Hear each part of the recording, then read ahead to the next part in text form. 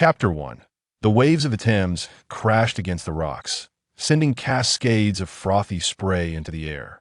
The sky was mottled with patches of somber gray mist, and in the distance, the towering Big Ben loomed amidst the industrial haze, unchanged from 50 years hence.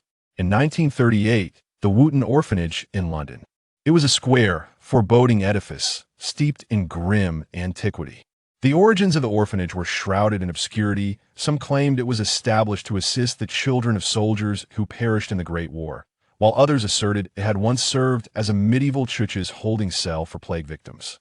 The myriad speculations only underscored one undeniable truth. It was in a state of disrepair. A tangle of wires hung ominously in the sky, while ramshackle buildings lay haphazardly strewn across the gray stone ground, devoid of any aesthetic appeal. A large iron gate completely separated this place from the bustling streets outside, and a noxious white fog permeated the air, with rusty manhole covers bubbling forth steam. Even rainwater struggled to flow past the clogged drains. In the basement of the orphanage, a small boy lay with his eyes tightly shut, seemingly in slumber. He appeared to be around 11, with short black hair and pale skin, his somewhat delicate features marred by a swollen forehead. He lay on the bed, occasionally twitching, as if enduring tremendous anguish. Knock, knock. A polite rap sounded from outside the door, yet the boy remained undisturbed. After a brief interval, knock, knock, knock.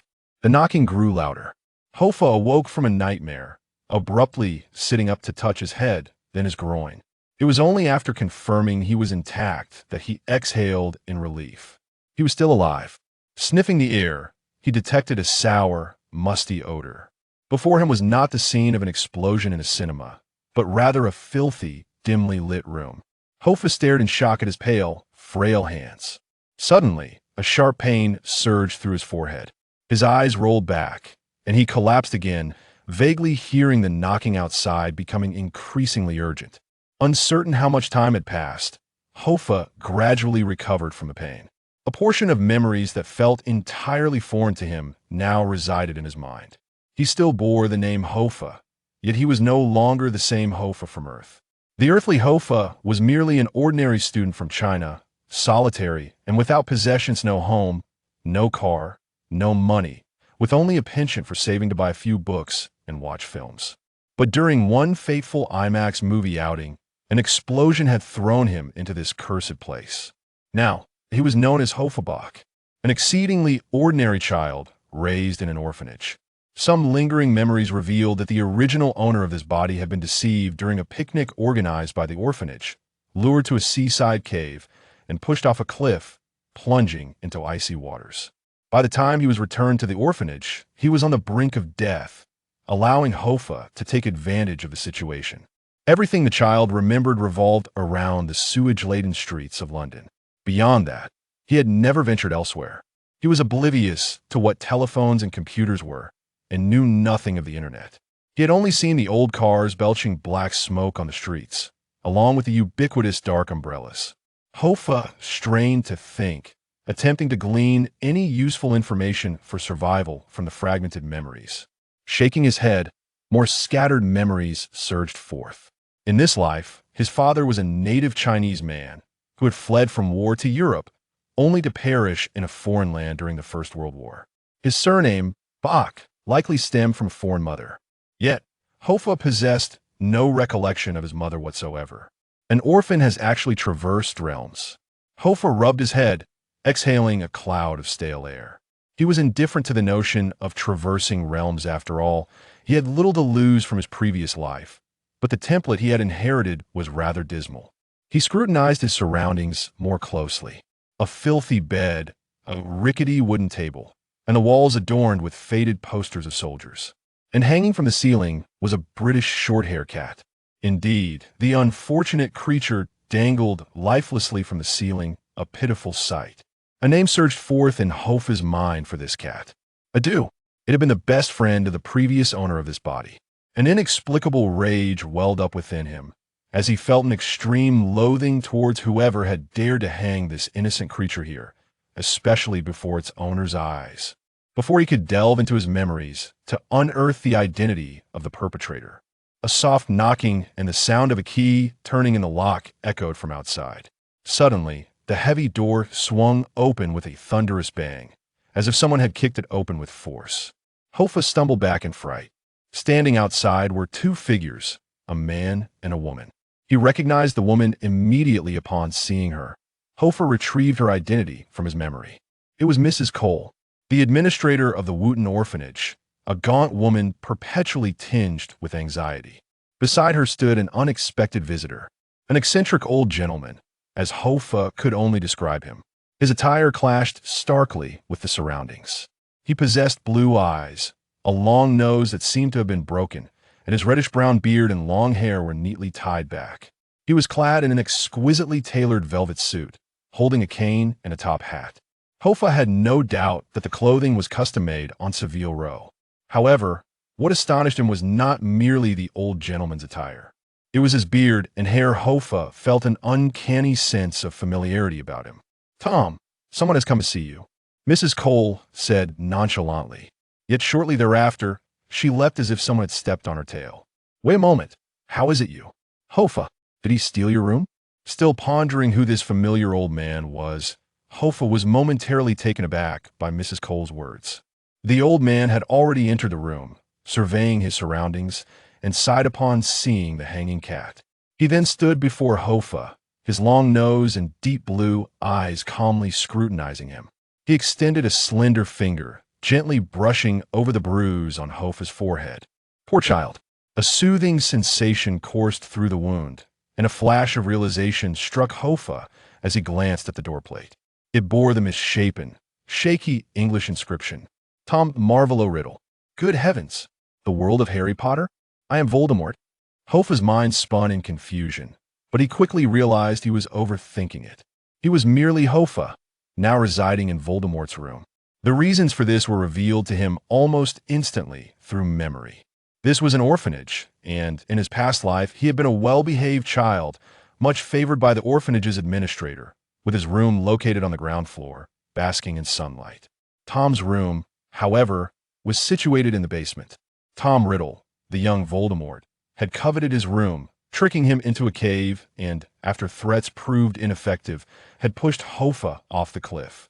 Before he could lament the tragic fate of his previous self, a flood of information regarding the world, the era, and the story surged through his brain, causing Hoffa's eyes to widen in astonishment. The old man tended to Hoffa's wounds momentarily before turning to Mrs. Cole with a sigh. "Take me to see Tom." Mrs. Cole nodded, preparing to lead him away. As they reached the door, Hoffa finally grasped the situation, pointing at the old man's retreating figure, nearly exclaiming, "D.D. Dumbledore." The reddish-brown, bearded Dumbledore turned in surprise, his brow furrowing with several lines, and his blue eyes widened in astonishment. The air fell into a profound silence. Hoffa quickly covered his mouth. Damn, he had been careless. In his shock, he had failed to restrain his tongue. After all, this was the world's foremost wizard, possessing 100 methods to expose his secret. While Hoffa believed Dumbledore would likely disdain such means, it was always prudent to exercise caution. Should he be discovered as having usurped another's body, who could predict how this mysterious magical world would deal with him?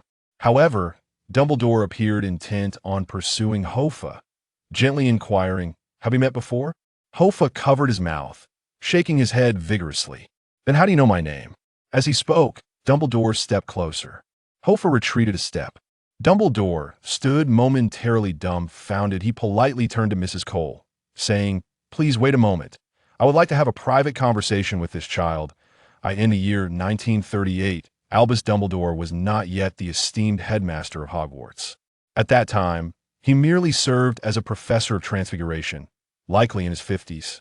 Yet, it was in this very year that he undertook a seemingly trivial action, one that would irrevocably alter the course of the wizarding world. He admitted the future Dark Lord, Voldemort, into Hogwarts, thus igniting Tom Marvolo Riddle's relentless pursuit of ambition. Hoffa, having perused the original novel, was once an avid admirer of its narrative.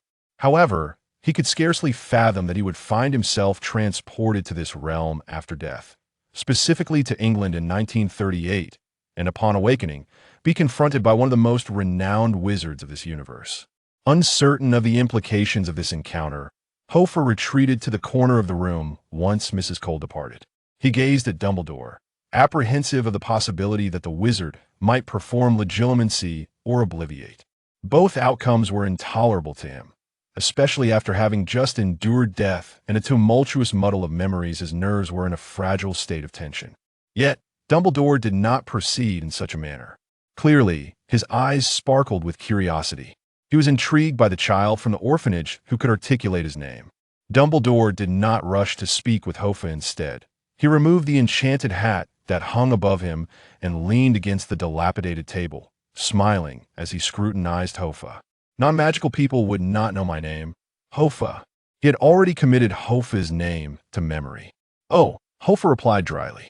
Having lived merely 20 years in his previous life, he felt no sense of superiority in the presence of a wizard who had accumulated decades of experience. You did not inquire what a non-magical person is, Dumbledore remarked, his blue eyes gleaming with delight. What is your full name? Hofar? Hofabach. Hofar sighed, deciding to be forthright. Before such a powerful being, he could only assume the role of an honest child. Bach sounds like a family name from France. Dumbledore mused thoughtfully, then produced his wand, resting it across his knees. Instinctively, Hofar shrank back, a flicker of wariness igniting in his eyes. Having regained composure from his initial shock, he now yearned for Dumbledore to depart, so he could gather his thoughts and confront this new chapter of his life. Dumbledore, perceptive to Hofar's trepidation, raised his wand and pointed it towards him. A surge of alarm coursed through Hofar, prompting him to retreat further into the corner. What does he intend to do? What is Dumbledore planning for me? Is it coming? A memory charm? A soul-binding curse? His mind was a tempest of confusion.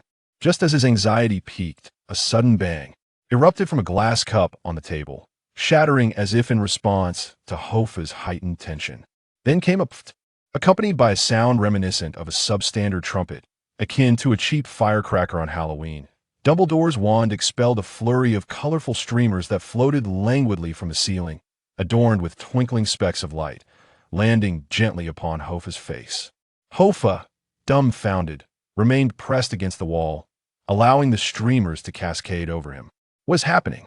This scene was entirely absent from the original narrative. How should I respond? Dumbledore cleared his throat lightly, retracting his wand as he muttered, "Am I truly so terrifying?" Hofar remained silent, glancing at the shattered cup and then at Dumbledore's cheerful demeanor. He was left utterly speechless. Did Beauxbatons send you an invitation, Hofar? Hofar shook his head silently.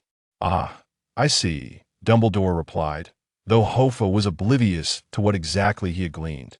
With that, he rose, placing a top hat upon his head, and gently addressed Hofar. Perhaps it is time for you to change your surroundings. By the way, I too have a fondness for short hair. Find a more suitable environment to lay this little one to rest. With a subtle wink at Hofar, he turned and exited the room. Once Dumbledore departed, Hofar gradually sank down against the wall. For a moment, his mind experienced a brief shutdown, and it took some time before he could ascertain his coordinates within time and space. London, England, in the year 1938, at the same orphanage as Tom Riddle. And now, Dumbledore's task was to recruit the future Dark Lord for enrollment. Before long, Hofar heard faint scurrying sounds from upstairs, reminiscent of a nest of mice gnawing at a table. The noise so subtle that it would have gone unnoticed without careful attention. Yet he understood what was transpiring. In 1938, when Dumbledore sought to admit the then 11-year-old Tom Riddle into Hogwarts, he had expressed disapproval of Tom's bullying of other children. In that moment, he had subdued Tom with a flaming wardrobe, compelling the future Dark Lord to undergo his sole act of contrition. The tale of Harry Potter is extensive, but if one were to pinpoint a true inception, perhaps this moment signifies the genuine beginning of the entire saga. After all, if Tom Riddle had not entered Hogwarts, he would not have become Voldemort. Had Voldemort not slain Harry Potter's parents, the subsequent events would never have unfolded. Now, this historical moment transpired right above him. Faint murmurs of conversation drifted from upstairs and a boy exclaimed, "I have no money," Dumbledore replied. "That is easily remedied." Hogwarts possesses a fund specifically designated for those requiring assistance in procuring textbooks and robes. Some of your magical tomes may have to be secondhand, however. The boy inquired, "Where can I buy magical books?" Dumbledore responded, "In Diagon Alley, I have brought your list of books and school supplies, and I can assist you in gathering everything you need." The boy asked, "Will you accompany me?" Dumbledore affirmed, "Of course, if you—" The boy interjected, "I don't need you." 5 minutes later, the conversation concluded with the sound of a door closing, just as Hofar believed the initial meeting between Dumbledore and Voldemort had come to an end. Dumbledore's voice resonated once more from above. "By the way, the child whose room you took is also a wizard. If you are familiar with London, I hope you can lend him a hand." Tom Riddle let out a mocking laugh. "Hofar, just him." Dumbledore ceased to respond and departed. Downstairs, having overheard everything, Hofar collapsed on his bed, uncertain if he should cry or laugh. Undoubtedly, he possessed magical talent, having just undergone a test by Dumbledore in a completely unexpected manner. Regardless of the portrayal in novels, the current Dumbledore appeared far more formidable and astute than Hofar had imagined, perhaps due to his relative youth. Conversely, Voldemort was far more terrifying than Hofar had anticipated. His predecessor had perished at the hands of the 11-year-old Tom Riddle, merely for the sake of a room. Had Dumbledore been aware that he was facing an 11-year-old murderer, he likely would never have invited him to Hogwarts. Lying sprawled on the bed, Hofar sighed. Habitually, he reached for his phone to send a WeChat message, venting his frustrations about reality. Yet upon searching his pocket, he could only manage a bitter smile. There were still over 70 years until Jobs unveiled the iPhone 4. That fellow was probably still a single-celled organism, and it was best for Hofar to abandon any thoughts of playing with a mobile phone. Once he had gathered his thoughts, Hofar cradled the cat that Tom Riddle had hanged and dug a small grave for it in a corner of the orphanage. Gazing at the pile of pebbles he had arranged as a marker, Hofar pressed his hand to his chest and softly declared, "I will live well with a piece of you with me." Before long, the sound of mealtime echoed throughout the orphanage. Hofar adjusted his mindset. Banishing the gloomy expression from his face, he possessed magical talent and was likely to attend Hogwarts. Was that not the very dream of his childhood in his previous life? With that thought, what was there left to complain about? His meal consisted of a slightly yellowed slice of white bread, 2 strips of bacon, half a broccoli, and a glass of orange juice. This was Hofar's first meal in London in 1938. The orphanage's fare was hardly lavish, merely sufficient to stave off hunger. Coupled with the notorious negligence of British cooks, Hofar found the bacon particularly overcooked, just as he struggled to swallow the bacon in his mouth. A plate was placed heavily in front of him. Clang! Hofar, with half a strip of bacon in his mouth, looked up to see a tall boy with dark hair, pale skin, and strikingly handsome features, at least. Hofar thought him far more attractive than himself in this life, that he was the ordinary neighborly boy type, while the other was the sort of handsome lad who could easily attract talent scouts in the streets.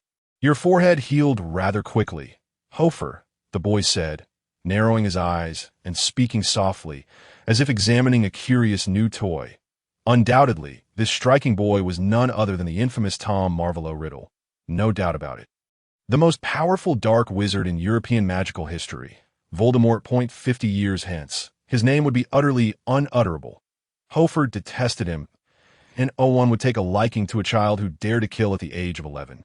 One willing to resort to any means to achieve his ends, and this child showed no sign of remorse. Yet Hofar, having matured, felt no fear. At this moment, he was not yet Voldemort, merely a child.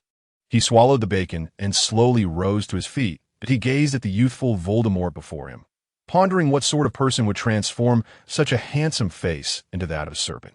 "Get lost, Tom," Hofar said calmly, his demeanor matching the others. Tom froze for a moment, then his face drained of color, a glint of red flashing in his eyes, resembling a ferocious beast. However, unexpectedly, he did not rush at Hofar or cast a spell. Instead, he smiled slightly and leaned closer, as if the earlier brutality had merely been an illusion. "You and I are of the same kind, Hofar," he whispered, gesturing to the other children at dinner, "unlike these fools."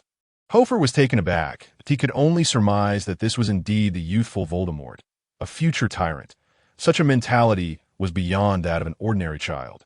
Just moments ago, he had pushed Hofar off a cliff, and now he sought to forge a connection. It was no wonder he could command such a vast army of Death Eaters in later years. Truth be told, had he not been privy to a glimpse of the future, he might have been beguiled by Tom's captivating smile. "Tom, if you wish to be my friend, I can take you to a magical place," he said, extending his left hand toward Hofar with an inviting smile. Yet Hofar merely scoffed at the outstretched hand. "I will go to Hogwarts on my own, but I shall not shake the filthy hand of one who slaughters innocent creatures." No sooner had he spoken than a look of revulsion crossed Tom Riddle's small face. The lights in the orphanage flickered ominously, the atmosphere grew tense, and the orange juice in the children's plates exploded. Cries erupted. Hofar furrowed his brow, sensing the intense magical energy, though he had yet to engage with magic. His instincts alerted him to the terrifying potential radiating from Tom. Pale-faced, Hofar did not retreat. He was merely an ordinary person in his previous life, yet he was a person of conviction, regardless of whether this individual was destined to fail. Hofar would not extend his hand to him. Tom withdrew his hand. The lights above returned to normal. Mrs. Cole rushed into the hall, soothing the weeping children like a tea that moment. Tom had returned to his usual demeanor. "I will be watching you, Hofar," he said coolly before turning to leave. His tone was calm, yet the murderous intent was unmistakably raw. Hofar scoffed softly, shaking his head as he tossed the remaining piece of bacon into his mouth. Offending the Dark Lord on his very first day of rebirth. What a grave misstep. To be honest, Hofar disliked making enemies. The traditional Eastern education of his past life ingrained in him the importance of maintaining a low profile. Yet precisely because of this, he was eager to distance himself from Voldemort. It was wise to stand in line and quietly amass wealth, unlike someone like him, who brazenly opposed the world with grand ambitions. No matter how extraordinary one's talent, one could still meet a grim fate. Even without Harry Potter, the outcome would be the same. Reflecting on this, Hofar couldn't help but shiver. Although Voldemort was fated to fail, he had no desire to become a casualty of the Wizarding War. This was not the era of Harry's birth. His father had yet to be born. Hofar had no means to ride on the coattails of the protagonist and benefit from the aura of the savior. Furthermore, he was entirely oblivious to the historical trajectory, unable to opportunistically seize treasures like the Philosopher's Stone, the Chamber of Secrets, or the Prisoner of Azkaban. Those were concerns of half a century hence. At present, he was shrouded in uncertainty. The path ahead loomed chaotic and undefined. Tom Riddle did not seek trouble with Hofar. In fact, after receiving the invitation to Hogwarts, he had exhibited an unusually low profile. Hofar, too, was not foolish enough to provoke him. His focus lay solely on eating, exercising, and familiarizing himself with the surroundings that a month later, Hofar had thoroughly explored the vicinity of the orphanage. The approximate location of the leaky cauldron had been somewhat discerned by Hofar. At this moment, he was clutching a paper map of London, making his way towards the tavern. Adorned with a worker's cap and wearing soiled socks with his Dr. Martens boots, he resembled a child laborer selling newspapers. The streets of London in 1938 were far from the opulence of later years. The roads were paved with gray bricks, riddled with potholes that old-fashioned cars, with their canopies, chugged along, belching dark exhaust. Their hues were monotonous, starkly contrasting with the vibrant colors of future automobiles. Many famished individuals wandered about, brandishing signs in search of work, while disheartened youths smoked idly at street corners. This was the aftermath of the 1929 economic crisis. And the decline of the once great British Empire was glaringly evident in the wake of the First World War.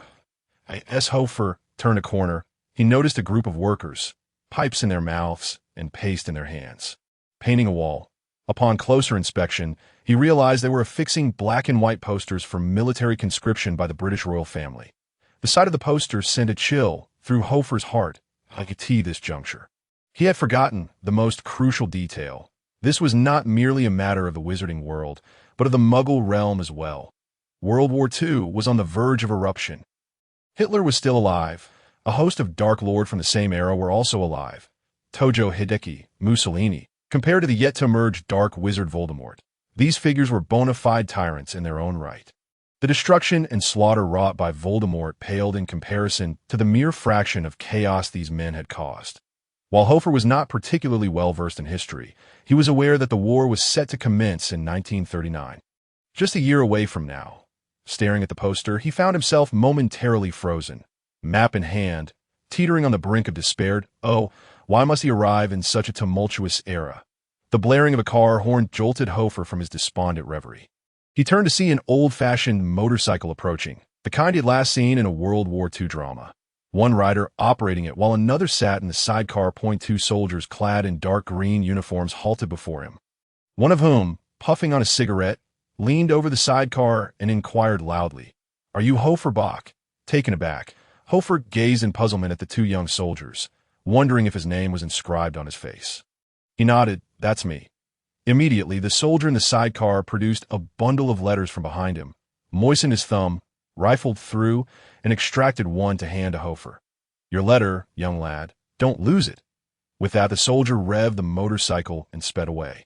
Astonished, Hofar turned the letter over in his hands. The IT read, "Mr. Hofar Bach, 532 meters west of the Leaky Cauldron on Bonington Market Street, London," inscribed in emerald green ink, without a postage stamp, the parchment possessing a weighty, sheepskin-like texture. Hofar's mouth fell agape as he watched the two soldiers vanish from sight, flipping the letter over to reveal a wax seal adorned with a crest, a shield encircled by a lion, an eagle, a badger, and a snake, with a capital H emblazoned in the center. While he had anticipated receiving a letter since that day Dumbledore had spoken to him, he had never imagined it would arrive under such circumstances. He gazed skyward in bewilderment, pondering how these individuals could locate him with such precision. Setting aside his doubts, Hofar's heart raced as he tore open the letter. What he had long imagined in his previous life had now materialized into reality, igniting a surge of exhilaration. "Dear Mr. Bach, we are pleased to inform you that you have been accepted to attend Hogwarts School of Witchcraft and Wizardry. Enclosed is a list of required books and supplies. The term begins on September 1 SD, and we await your owl's reply by July 31 SD. Sincerely, Professor Adalberto Agashak, Deputy Headmaster." Hofar read the letter repeatedly, each pass affirming its authenticity, yet simultaneously revealing its differences from the tale he knew. Three significant revelations emerged from its contents. First, his headmaster was not Dumbledore, but a man named Adalberto Agashak. Second, the deputy headmaster was not Minerva McGonagall, but an unfamiliar figure. Third, the Muggle world was not entirely divorced from the wizarding realm, as evidenced by the knowledge of wizards' existence within the royal circles. The two soldiers he encountered could very well have been wizards themselves. Otherwise, they would not have so nonchalantly handed him this peculiar letter. Of course, it was also possible they had been enchanted. However, upon seeing the title of Imperial Honorary Wizard bestowed upon Professor Agashak, Hofar felt that his earlier conjecture held more weight. It was no surprise that those in the upper echelons of society possessed information superior to that of the common folk. With such a vast community of wizards, it would be impossible for the Ministry of Magic to conceal all traces of their existence without the cooperation of Muggle elites. Mentally noting the invaluable information he had gleaned, Hofar drew out the second sheet of paper. This one appeared rather mundane, merely listing the essential textbooks and equipment required for Hogwarts, similar to what he had encountered in his previous life. Yet, as he read through it, a jolt of realization struck him. He had no money. Indeed, he was in a state of true poverty, utterly destitute. His sustenance relied solely on the orphanage's support. He had inherited no wealth from deceased parents and had no idea where to apply for Hogwarts Hardship Fund. In this world, he lacked even a relative like Uncle Vernon. Surely, he couldn't ask the orphanage staff for funds to attend Hogwarts. They were just as unfortunate, having struggled to raise him, standing on the streets of London in 1938. Hofar felt the biting wind of reality wash over him, leaving him chilled to the bone that a penny could thwart a hero. Even a time traveler could feel utterly helpless at this moment. Was it truly necessary for fate to dangle hope before him only to snatch it away? Sighing, Hofar tucked the letter into his pocket. There was no choice. He had to attend Hogwarts. It was the childhood dream of his past life. Even if it meant begging or working, he would gather the funds for tuition. Gritting his teeth, Hofar set his course for the Leaky Cauldron. If he must beg or toil, he would do so in the wizarding world. After all, galleons were non-existent in the Muggle realm. The sole silver lining was that he now possessed the precise location of the Leaky Cauldron, situated between a tailor shop and an umbrella store. The tavern was surrounded by oblivious muggles who passed by without a glance. Hofar stowed the map in his pocket and stepped inside. The legendary establishment was just as described in the books, dark, dilapidated, and teeming with a motley assortment of patrons. Wizards sipped their drinks while witches smoked, and a few beings resembling goblins played cards in the corners, tables overflowing with coins. The only difference was that the proprietor behind the bar was not as hunched and ancient as he had imagined. Though a receding hairline hinted at a troubled fate, he was not yet bald. The tavern's walls were adorned with a series of dark, captivating oil paintings. Each figure within them seemed to come alive. Hofar gazed slowly around, and at the end of the gallery, he spotted the portrait of an elderly woman. Clad in a wooden hairpin and puffing on a pipe, she resembled a landlady. Upon noticing Hofar, she exhaled a cloud of smoke and scowled. "What are you staring at, you little pauper?" Hofar grimaced in response. Below the painting, a plaque read, "The Leaky Cauldron was founded by Daisy Dotteridge," not wishing to engage in a dispute with the painting. Hofar approached the bar where the young proprietor, Tom, was busy polishing glasses. He merely glanced up at Hofar as he entered, then returned to his task without further acknowledgement. Hofar recalled the bustling atmosphere when Harry Potter first stepped into the tavern and contrasted it with his own unremarkable entrance. Lamenting how one could feel so small in comparison to the legendary protagonist, he watched longingly as goblins at the card table clutched galleons, then steeled himself before the bar. The counter was quite high, forcing Hofar to rise on his toes, clearing his throat to say, "Hello." The bar owner, Tom, responded in a manner that was neither warm nor cold, simply indifferent. "Hello," said Hofar. "I would like to inquire if you are hiring." Only then did Tom set down the glass he had been polishing and cast a slightly surprised glance at Hofar. "What did you say?" Hofar clarified, "Excuse me, I am seeking a short-term job." Tom, astonished, exclaimed, "Merlin's beard, are wizarding children really out looking for jobs at such a young age?" Hofar felt a surge of frustration, yet recognizing the circumstances, he sighed, "What can I say? There's an economic crisis outside." After all, Tom grimaced and shook his head, "I'm afraid we do not hire minors." With that, he turned to the other side of the table and resumed polishing the glass. Undeterred, Hofar followed him. "Wait a moment. Do you know of any other shops in Diagon Alley that are hiring?" Tom's demeanor soured. He frowned and slammed down the cloth. "Hey, you little rascal, why aren't you at Hogwarts studying? What makes you think it's so easy to find work?" Hofar seethed inwardly, cursing silently. "Oh, you think I want to be here? If I had the money, would I be bothering you?" This old man was so short-sighted, treating Harry Potter with such enthusiasm while regarding him as if he were a plague. Eager to shove him out the door, Tom's voice drew the attention of several wizards nearby, one of whom was a tall, hunchbacked witch who turned around, puffing on her pipe, and smiled. "Little fellow, are you in dire need of money? Would you like to accompany your sister to Nocturne Alley?" Before she could finish her sentence, Hofar hurriedly replied, "No, thank you for your kind offer. I prefer to search in Diagon Alley." He certainly would not agree to accompany someone who looked old enough to be his grandmother, who had the audacity to refer to herself as sister, clearly a strange character. The tall witch pouted and blew a puff of smoke in his direction. Hofar, maintaining a humble demeanor, turned to Tom and requested, "I wish to go to Diagon Alley. Could you assist me in opening the door?" Opening doors was indeed Tom's duty. He operated a bar here, and he was, in a sense, a gatekeeper. He did not refuse. Simply stating, "Follow me."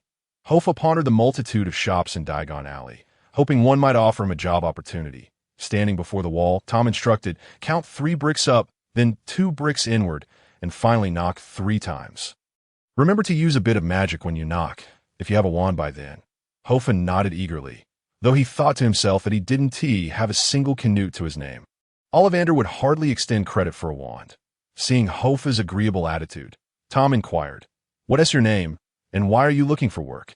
Hofar sensed a potential shift in fortune and quickly replied, "My name is Hofar, and I am seeking work to earn some money for books. In the bar's hall." One of the goblins playing cards suddenly perked up their ears and glanced over. Tom, however, frowned. "If you're out of money, just write to Hogwarts to apply for a grant. They aren't lacking in funds. Moreover, if you intend to seek work in Diagon Alley, I advise you to abandon that hope. All the shops there are registered with the Ministry of Magic and do not employ anyone under 16. Hofar's recently ignited hope was abruptly extinguished akin to a balloon bursting, deflating with a soft hiss. He, too, wished to write to Hogwarts for assistance. The letter had even expressed anticipation for his owl's reply, yet the issue was Hofar had no owl. Certainly, owls could be purchased in Diagon Alley, but he had no money, none at all. Just as Hofar began to feel despair creeping in, a goblin jumped down from a stool and squeezed through a group of chatting wizards. The goblin waved. "Wait a moment, young wizard. What is your name?" Curious, Hofar turned, observing a goblin wearing a monocle, clad in a leather jacket and polished shoes, with a suit draped over one arm. He stood about half the height of a normal human, nearly matching Hofar's stature. With a tuft of stylish blonde hair and 2 earrings adorning his ears, compared to the other portly goblins, he appeared quite agreeable. My name is Hofar." "What of it?" Hofar inquired. The goblin nodded, adjusting his monocle. "Surname Bach, is it?" "Indeed," Hofar replied, quite surprised. "Why have you only just arrived?" "I've been waiting for you for 3 days." The goblin complained to him. "My name is Ender. I look forward to working with you." He extended his hand skillfully, reminiscent of a salesman. Hofar shook his hand, his heart racing as he scrutinized the goblin's employee-like appearance, wondering what he had done to warrant a goblin waiting 3 days for him. It was well known that these creatures were notoriously stingy. Had he perhaps borrowed money from him? Yet Ender quickly explained, "A wizard asked me to wait here for a child named Hofar." With that, Ender coughed and rummaged through the pocket of his trousers, producing a crumpled letter from a pile of copper coins, which he handed to Hofar. "This is a letter from the wizard who asked me to deliver it to you." Hofar quickly took the letter and examined it, noting it bore no signature, just a series of swirling English words. "Last time, I didn't prepare 2 grants. I had Ender take you to Gringotts to collect it. He is a decent goblin. Treat him well," it read in terse language. But Hofar instantly recognized the handwriting. It was Dumbledore. He hadn't forgotten him after all. Hofar felt a warmth spread through him, relieved to know someone in the world still cared about him. At least he wouldn't have to find work now. After reading the letter, Hofar regarded the goblin before him with increasing fondness. Wait, why was this fellow suddenly rubbing his hands together with such a greedy grin? Hofar inquired suspiciously. "What are you laughing about?" Ender adjusted his glasses and replied, "The situation is as such, but there's been a slight complication." "What complication?" A sense of foreboding rose within Hofar. "The complication is that this fellow has been playing cards in my establishment for 3 days and has lost for 3 days in a row." It was Tom who answered, the bar owner crossing his arms and sneering before turning away, no longer caring to engage with Hofar, gazing at the embarrassed goblin, then back at Tom's retreating figure, and finally at the goblins at the card table collecting money. Hofar felt as if several dementors were kissing him, with wisps of his soul gradually escaping from his pores. "Are you implying?" "My grant money," Ender confirmed. "Indeed, it has been lost in my unfortunate gambling." "Are you even human?" Hofar exclaimed, gripping Ender's collar in frustration. "Why would you gamble away my grant money?" Ender was taken aback, hurriedly patting Hofar's visibly tense hand. "Isn't this just a roundabout investment? It's just a small sum. It's not a big deal to— Oh, how could we goblins possibly be short of money? Look at you all flustered." Hofar, panting with exasperation, released his grip, nearly driven to the brink by the goblin's audacity. "Are you serious? Trust me," Ender insisted, thumping his chest, "that I promise to secure you books and a wand before sunset, as long as you follow my lead." Hofar shot the goblin a cold glare, finding him increasingly untrustworthy, wondering how Dumbledore could have enlisted such a character for assistance, claiming he was a decent goblin. "What must I do?" Hofar asked. "First, we must go to Diagon Alley," Ender replied with a grin, extending a slender finger to tap 3 times on the wall before them. The wall immediately quivered, as if alive, swiftly parting to reveal a wide archway leading to a winding cobblestone path that seemed to stretch endlessly. At that very moment, a peculiar sound echoed in Hofar's mind. Ding! Upon discovering the wizarding secret realm, the system activated. This system serves as a compulsory education framework, existing solely for 2 purposes. First, the host must complete a 7-year magical education at Hogwarts. If unable to fulfill this requirement, coercive measures may be employed if necessary. Second, It assists the host in better exploring and documenting this world. Upon completing an exploration of Secret Realm, the system shall bestow rewards. Currently, in the wizarding market of London, upon completing 50 out of 100 explorations, one shall receive 1/3 of a spell fragment. This fragment, imbued with peculiar energy, can enhance one's spellcasting abilities after acquiring 3 pieces. Upon completing 100 out of 100 explorations, one shall obtain the knowledge of the Great Sage. This knowledge is enigmatic, and its potential power remains unknown until one possesses it. Hofar stood frozen for a moment. Though fortunately, his heart had grown considerably resilient after a series of upheavals, he meticulously reviewed the information in his mind multiple times. It was not particularly strange for him to possess a system. Its functions seemed quite standard, complete tasks turn rewards. Yet the system's name appeared rather peculiar. Compulsory education system, mandating a 7-year magical education. Hofar felt an unsettling sense of oddity. Could anyone truly refuse to study at Hogwarts for 7 years? Even the formidable Voldemort had dutifully spent 7 years at the school before departing, underscoring its allure. Yet this system ominously stated that if he failed to comply, coercive measures would be taken. It was amusing. He had never skipped class in his previous life that he attempted to inquire of the system, but it remained silent. The sole alteration was the emergence of an empty green bar within his consciousness upon acquiring the system. It displayed, Current Realm Exploration 0/100. Observing the vacant bar, Hofar understood that he must continuously engage in explorations to earn rewards. The rewards were twofold: spell fragments and the knowledge of the Great Sage. However, for the time being, he remained oblivious to the purpose of these 2 items. Satisfied that he had not misread, Hofar exited his mental realm. In Duo's view, Hofar stood vacantly for quite some time, leading him to believe it was Hofar's first visit to Diagon Alley, leaving him utterly astonished. After a brief wait, he nudged Hofar. "Stop staring. Let us go. We have much to accomplish after studying the system." Hofar nodded to Duo, and the 2 stepped into Diagon Alley. In stark contrast to the desolation and tension of the Muggle world outside, the wizarding realm radiated an aura of leisure and vibrancy. Each shop window displayed an array of materials, baskets brimming with crimson feathers, azure bat eyes, and an assortment of curious silver instruments. Various auspicious wind chimes adorned the doorways, each with small mouths that chimed melodiously whenever someone passed, singing not of commercial enticements, but rather enchanting ancient verses that Hofar could not comprehend. Some shops were discreet, requiring him to enter for the exploration bar to increase. For instance, a corner shop bore only a small wooden cabinet holding a broom. Had he not scrutinized closely, Hofar might have mistaken it for a storage shed. Upon entering, he discovered it was a lavishly decorated wizarding restaurant bustling with house elves. Notably, one establishment left a profound impression on Hofar, a shop named Polius Weather Blankets, where the golden letters on the sign were accompanied by a line of smaller text. Are you still troubled by acclimatization issues? Are you distressed by day-night reversal? For merely 50 galleons. Select your favorite weather. Ideal for home use or travel. Only 50 galleons. What are you waiting for? Hurry and purchase. A weather blanket? Hofar had never encountered such a shop, nor did he recall it from the original texts, prompting him to enter without hesitation. Inside, he was astounded to find that the shop indeed sold weather. The blanket on the left depicted a thunderous storm, complete with a dark cloud pouring rain.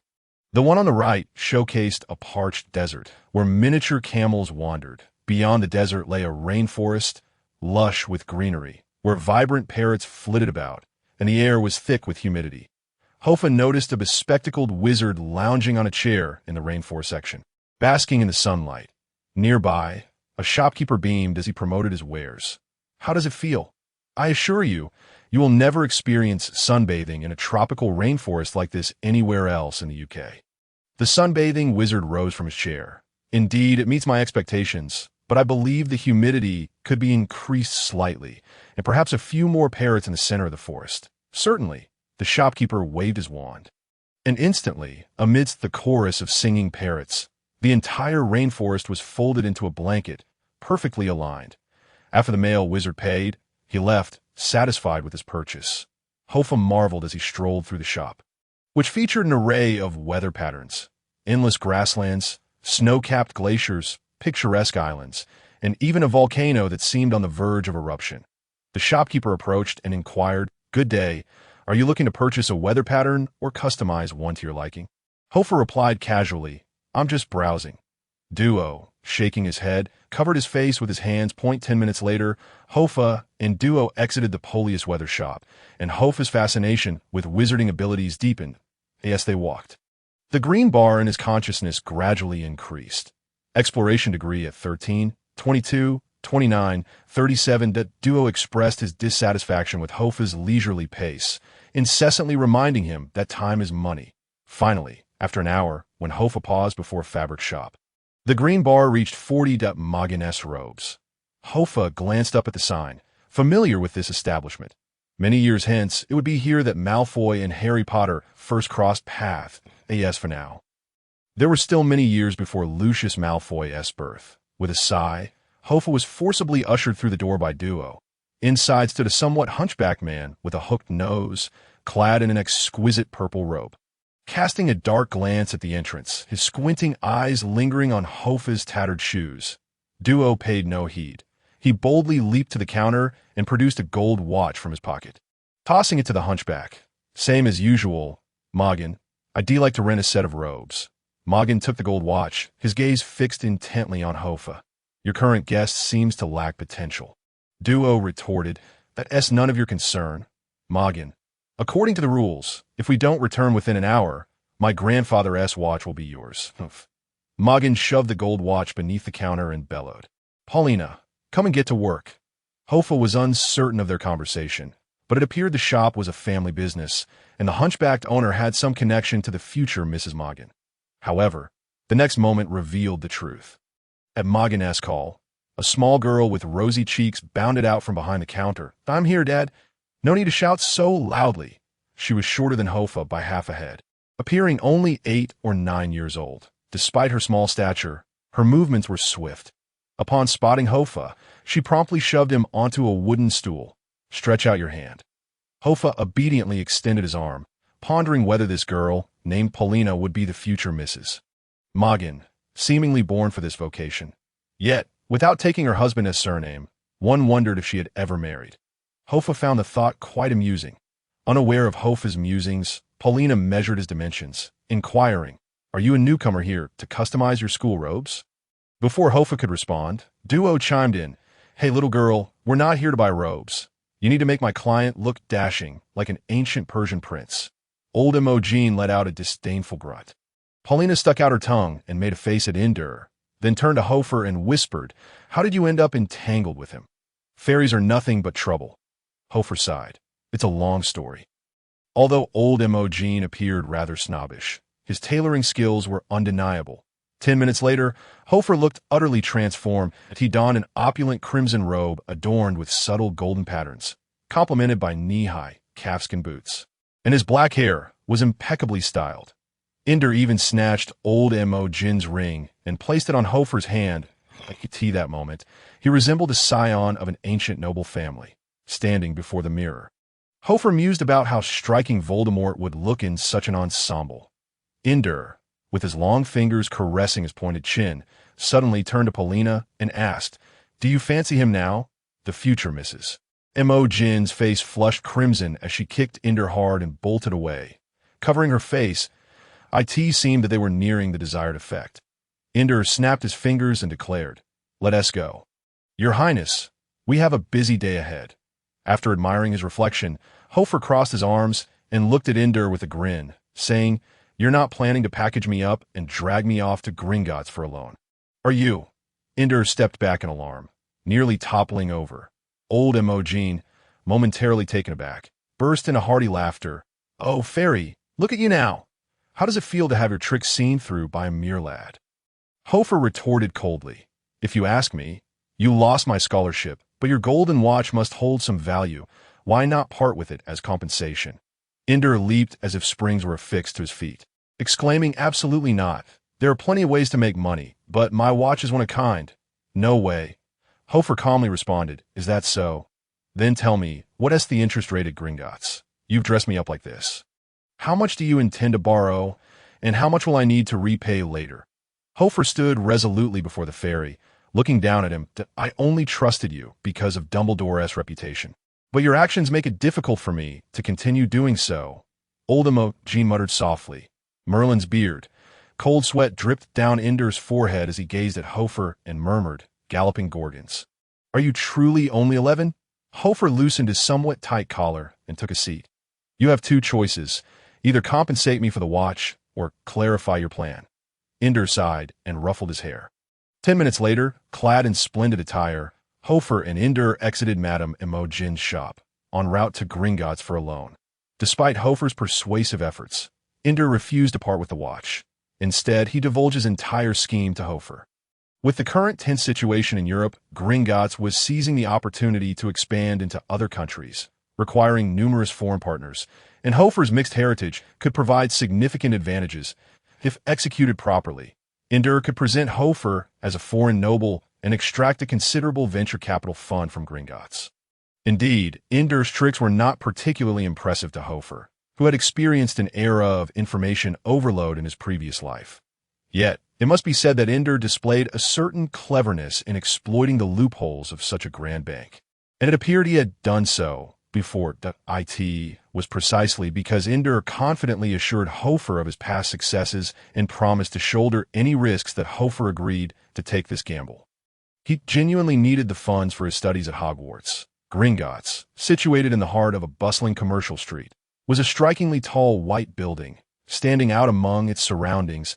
In any world, banks exude an air of grandeur. Before the gleaming bronze doors stood two solemn-faced goblins clad in crimson and gold uniforms.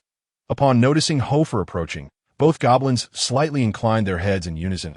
It is said that this establishment was the very first in Diagon Alley. One goblin and one human entered Gringotts together. Upon arrival, Ender, now dressed in a suit, held his head high, completely shedding his earlier crass demeanor. Passing through the second silver door, adorned with cautionary slogans, Hofar read, "Welcome, stranger. However, beware of the fate that befalls the greedy. Those who seek to gain without effort shall face the harshest penalties. If you wish to plunder wealth that has never belonged to you, thief, you have been warned. Beware of the retribution that may come your way." These inscriptions were in Old English, evoking a sense of antiquity. The once calm Hofar felt his heart race like a drum upon reading these warnings. Here he was, embarking on a scheme to deceive the bank for the sake of his education. How utterly mad! Yet looking at Ender's confident demeanor, Hofar had no choice but to steady his nerves. At this point, complaining was futile. He needed to play his part well to gain further trust in banking. Trust equates to wealth. Ender instructed, "Your name is now Sylvis Spencer, a descendant of French nobility. Understand?" Hofar retorted sarcastically. "You certainly came prepared." After passing a group of goblins incessantly weighing gems, Hofar and Ender arrived at the counter. Ender's lips moved silently as he whispered, "Sylvis doesn't speak English from now on. Leave everything to me, understood?" Hofar nodded, dumbfounded. Ender then turned to a bespectacled, balding old goblin at the counter. "This guest has come from France, representing his family to discuss investment matters. Here is the proof of the Spencer family's overseas holdings." As he spoke, Ender produced a piece of paper from seemingly nowhere and handed it to the goblin. The old goblin's expression turned grave as he interlaced his fingers, casting a scrutinizing glance at Hofar before nodding slightly in acknowledgement. Hofar reciprocated with a restrained nod. The old goblin then retrieved a magnifying glass to examine Ender's document closely. Hofar seethed with frustration upon seeing the paper. Ender had clearly anticipated this moment, possibly from the very beginning, scheming to con money and deliberately losing Hofar's tuition in the process. After studying the document, the old goblin beckoned, and a goblin secretary approached. The old goblin instructed, "Take them to room 103. The goblin secretary promptly nodded and escorted Hofar to the elevator, pressing a few buttons. The antiquated sliding door elevator ascended smoothly. Hofar recalled that Harry Potter and Hagrid had descended to the underground vaults during their first visit to Gringotts. While he was now ascending with Ender, this unfamiliarity made him uneasy. Upon reaching the 10th floor, the elevator opened. Ender immediately bowed at the entrance, adopting a servant's demeanor to allow Hofar to pass first. Emphasizing his noble status, Hofar silently scoffed, recognizing Ender as a consummate con artist. Fully committed to the ruse, he did not refuse, instead mimicking the aristocratic airs he had observed in films from his previous life. Stepping down with measured grace, the corridor exuded the scent of fine roses, with a plush red carpet underfoot and walls illuminated by gilded magical lights, creating an atmosphere of opulence. The goblin secretary ushered Ender and Hofar into room 103 before retreating. Despite the daylight outside, a fire crackled in the room's fireplace, and the walls were adorned with silverware and oil paintings. Dim yet luxurious. "Mr. Ralpha, look who I've brought this time." Ender joyfully cleared his throat and proclaimed loudly. Before the fireplace, a wheelchair turned to face them. In the chair sat an ancient goblin, frail and on the verge of death. Draped in a red blanket, his head trembled slightly, and his nose was as long as Hofar's forearm. Hofar swore he had never seen such an aged and incapacitated goblin. He was akin to the Stephen Hawking of goblins. Ender approached and audibly kissed the old goblin as balding forehead. Wooden horse, Hofar was suddenly seized by a chill. The old witch grinned, pointing towards a nearby crimson sofa. Hofar quietly took a seat. Induo moved to a nearby cabinet and, with an air of familiarity, poured himself a glass of red wine while speaking. "Rafa, the wizarding community in France is currently facing a predicament. Germany's ambitions have become unstoppable. This Mr. Sebastian is willing to mortgage some of his family's properties in France in exchange for the protection of the British Ministry of Magic." Rafa muttered, "That's alarmist rhetoric. Induo, you always sound like a rusty bell." Induo handed over a piece of parchment. "Believe it or not, this is the deed. Take a look." Rafa took it, glanced at it, and then murmured, "Delphina Spencer is indeed a no-man's land." The old witch shot a glance at Hofar, uncertain of his relation to Miss Delphina's. Induo patted his chest, assuring, "Brother, blood brother, the sole heir of the Spencer family. Rest assured, there will be no issues." The old witch nodded. "But what about the price?" Induo raised a finger point. 10,000 galleons, plus a security agreement. "That is the cost. If feasible, you can acquire substantial land, including the Bordeaux port, to be settled within 2 years. The murky eyes of the old witch brightened as she looked at Hofar in silence. Induo added, "Don't worry, he won't speak English." The old witch immediately began a haggle with Induo. Watching the two bicker before him, Hofar smiled outwardly, but inwardly cursed, wondering how this deceitful creature could have earned a decent reputation in Dumbledore's eyes. After all, Dumbledore was one of the few wise figures in the world of Harry Potter. Had this creature grown so brazen that even Dumbledore could be deceived? Or was it that Dumbledore was not yet old enough, having suffered a great loss at Induo's hands, thus becoming so astute? Finally, the haggling concluded. The old witch looked expectantly at Hofar. Induo, with a sullen expression, approached Hofar and whispered, "Isn't that old fellow's nose quite ridiculous?" Nod for yes, shake for no. Hofar silently observed the old witch's enormous wine-stained nose for a moment. Ultimately, under the old witch's eager gaze, he gravely nodded. The old witch broke into a satisfied smile. Induo stood up and cursed. "Damn it, 5,000 it is that you're more ruthless than a miser." Ding, with a clear chime. 10 minutes later, Hofar and Induo stood at the entrance of Gringotts. A thick gold coin flipped between Induo's slender fingers, and he held a small leather pouch and smiled at Hofar. "So, I told you, didn't I? Goblins are never short of money." Hofar glanced at the small pouch, which seemed modest, but inside it held the non-detectable extension charm, containing at least 5,000 galleons. 5,000 galleons. It was likely more than what Harry Potter had in his vault. Hofar inquired, "So those property deeds, were they all forged by you?" Induo shrugged. "What else? Did you really think you were some French aristocrat?" Hofar sighed. "Aren't you afraid of them coming after you? This is blatant fraud. Kid, if your vision is far-reaching enough, you'll never worry about galleons," Induo replied with a grin, striding ahead. "Times are changing. Before these greedy bastards can transfer their business, that land will turn to ashes. All prosperity will vanish in a thin AI, or by then. The authenticity of the deeds will be utterly meaningless." Hoffa stared in shock at Duo's retreating figure. If it were a regular 11-year-old child, he would have no clue what was being said. But Hoffa understood. The Second World War was imminent, and France would be among the first to fall, becoming a battlefield. It mattered not if Duo sold fake deeds to goblins. Even if he presented the deed to Versailles, those goblins would not benefit. This fellow was merely playing the timing for war profits. Confused, Hoffa hurried after him. Hey, how do you know? What gives you the confidence to predict war? Or what if these guys discover it before the conflict begins? Duo turned his head, a peculiar glint flashing across his face. Of course. I know. I'm a goblin from the Black Goral Island in Germany. As for being discovered, rest assured, no one dares to trouble a first-year student at Hogwarts. Saying this, Duo tossed Hoffa a small leather pouch.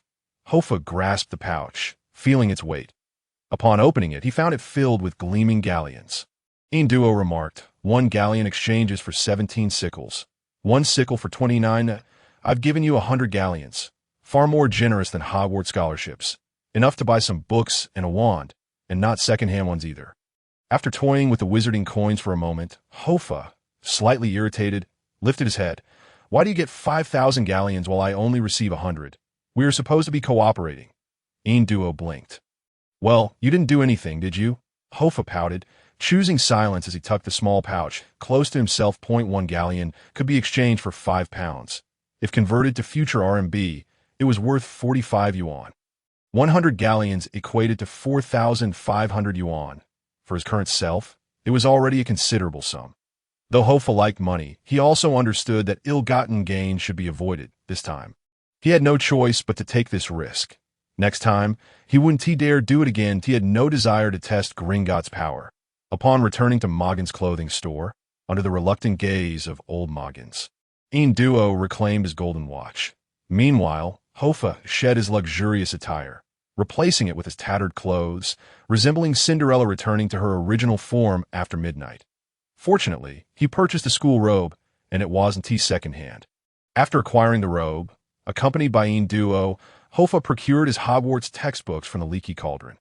Although he yearned to dive into reading them immediately, he knew the time was not yet ripe.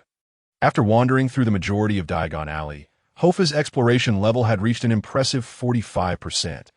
Just a further 5% increase would grant him the first reward from a system, a third of a spell fragment. However, more exciting than the spell fragments was something else he eagerly anticipated, his wand, the object of his dreams. Under Duo's guidance, Hoffa arrived at the shop that would make any Harry Potter fan green with envy, Ollivander's Wand Shop. As described in the books, this place, shrouded in mystery, appeared rather unremarkable than a small storefront, a peeling gold sign, dusty windows. As he approached the entrance, suddenly, Duo reached out, blocking the eager Hoffa. The reason became immediately apparent to Hoffa. A tremendous surge of magical energy erupted from within the store, accompanied by manic, euphoric laughter.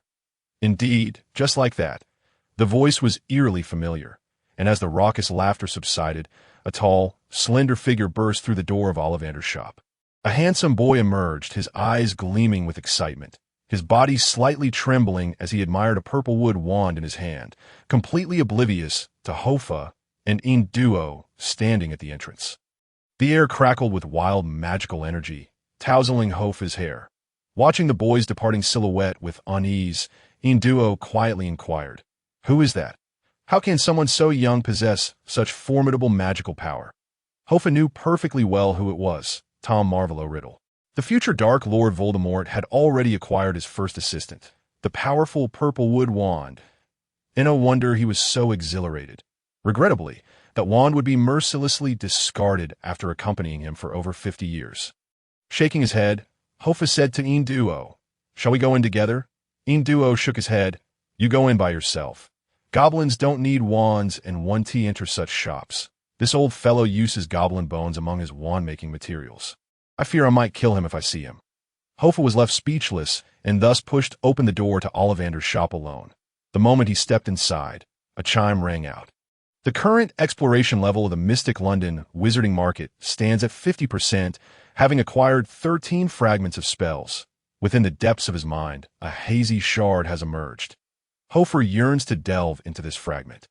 Yet it remains utterly elusive. He is compelled to abandon this thought and instead confront the present scene before him. Before his eyes, thousands of boxes are densely packed from the floor to the ceiling. The air thick with an atmosphere of silence and solemnity. Ollivander's wand shop is a family establishment with a lineage of wand making that dates back to 382 BC. The very name Ollivander signifies one who possesses an olive wood wand.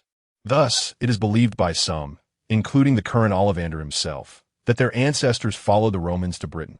The present owner of the Ollivander shop is Garrick Ollivander, contrary to the portrayal of him as an aged man in text set 50 years later. He appears to be a vigorous middle-aged individual, albeit with a somewhat dazed expression. Ollivander remains oblivious to Hofar's arrival, his mouth agape as he stands amidst a disarray of wooden boxes, lost in a recent shock. It is not until Hofar waves his hand in front of his eyes that he jolts back to reality. Ah, hello, Garrick Ollivander exclaims, quickly rubbing his face in an attempt to regain composure. Forgive me, I was momentarily distracted. You have no idea what just transpired. Hofar calmly replies, I am aware that I wish to purchase a wand. Ollivander mutters, of course, anyone who enters my shop is here to acquire a wand. Do you favor your left hand or your right? My right, Hofar responds, raising his arm. Ollivander proceeds to take his measurements, first from shoulder to fingertip, then from wrist to elbow, shoulder to floor, knee to armpit, and finally around his head. As he measures, he explains, each Ollivander wand is imbued with potent magical essence. This is its quintessence that we utilize unicorn hair, phoenix feathers, and the heartstring of a dragon. Hofar chuckles lightly. Do you recite the same spiel to every customer? Ollivander, interrupted, bristles slightly. Impertinent child. I'm a businessman. Do you comprehend? A businessman. With that, he hurriedly begins to tidy the scattered boxes, swiftly thrusting wand after wand into Hofar's hands. Holly, phoenix feather, 11 inches. No. Unicorn hair, rosewood, 13 inches. No. Dragon heartstring, walnut, 9 inches. No, still no. Beech villa hair, 10 inches. No, of course not. What was I thinking? As Ollivander rambles, he continues to shuffle through boxes, the wand spinning like a carousel in Hofar's grasp. Yet he finds himself holding these wands as if they were mere sticks of wood, devoid of any extraordinary quality. Apple wood, 17 inches. No. Acacia, 14 inches. No. Cedar, 9 inches. No. Ash, no. Pear, no. Fir, no. Cedar, no. Cherry, no. Blackthorn, oh, still no. As time inexorably ticks by, the pile of empty boxes beneath him grows ever higher. And Hofar can scarcely suppress a yawn.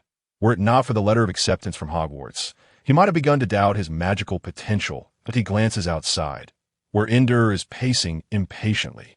Finally, as both Ollivander and Hofar find themselves standing amidst a waist-high mound of boxes, Ollivander, now breathless, asks, Are you truly a wizard, or are you merely a dunderhead? Drowning in boxes, Hofar replies helplessly, Would you like to see my Hogwarts acceptance letter? Oh, Ollivander huffs in irritation. How could this happen? It shouldn't be. This turn of events also catches Hofar off guard. He had not anticipated such a disconnect with so many wands. Yet to attend school, he must possess a wand. Hofar scratches his head, hesitantly inquiring, Are there any other wand makers in Diagon Alley?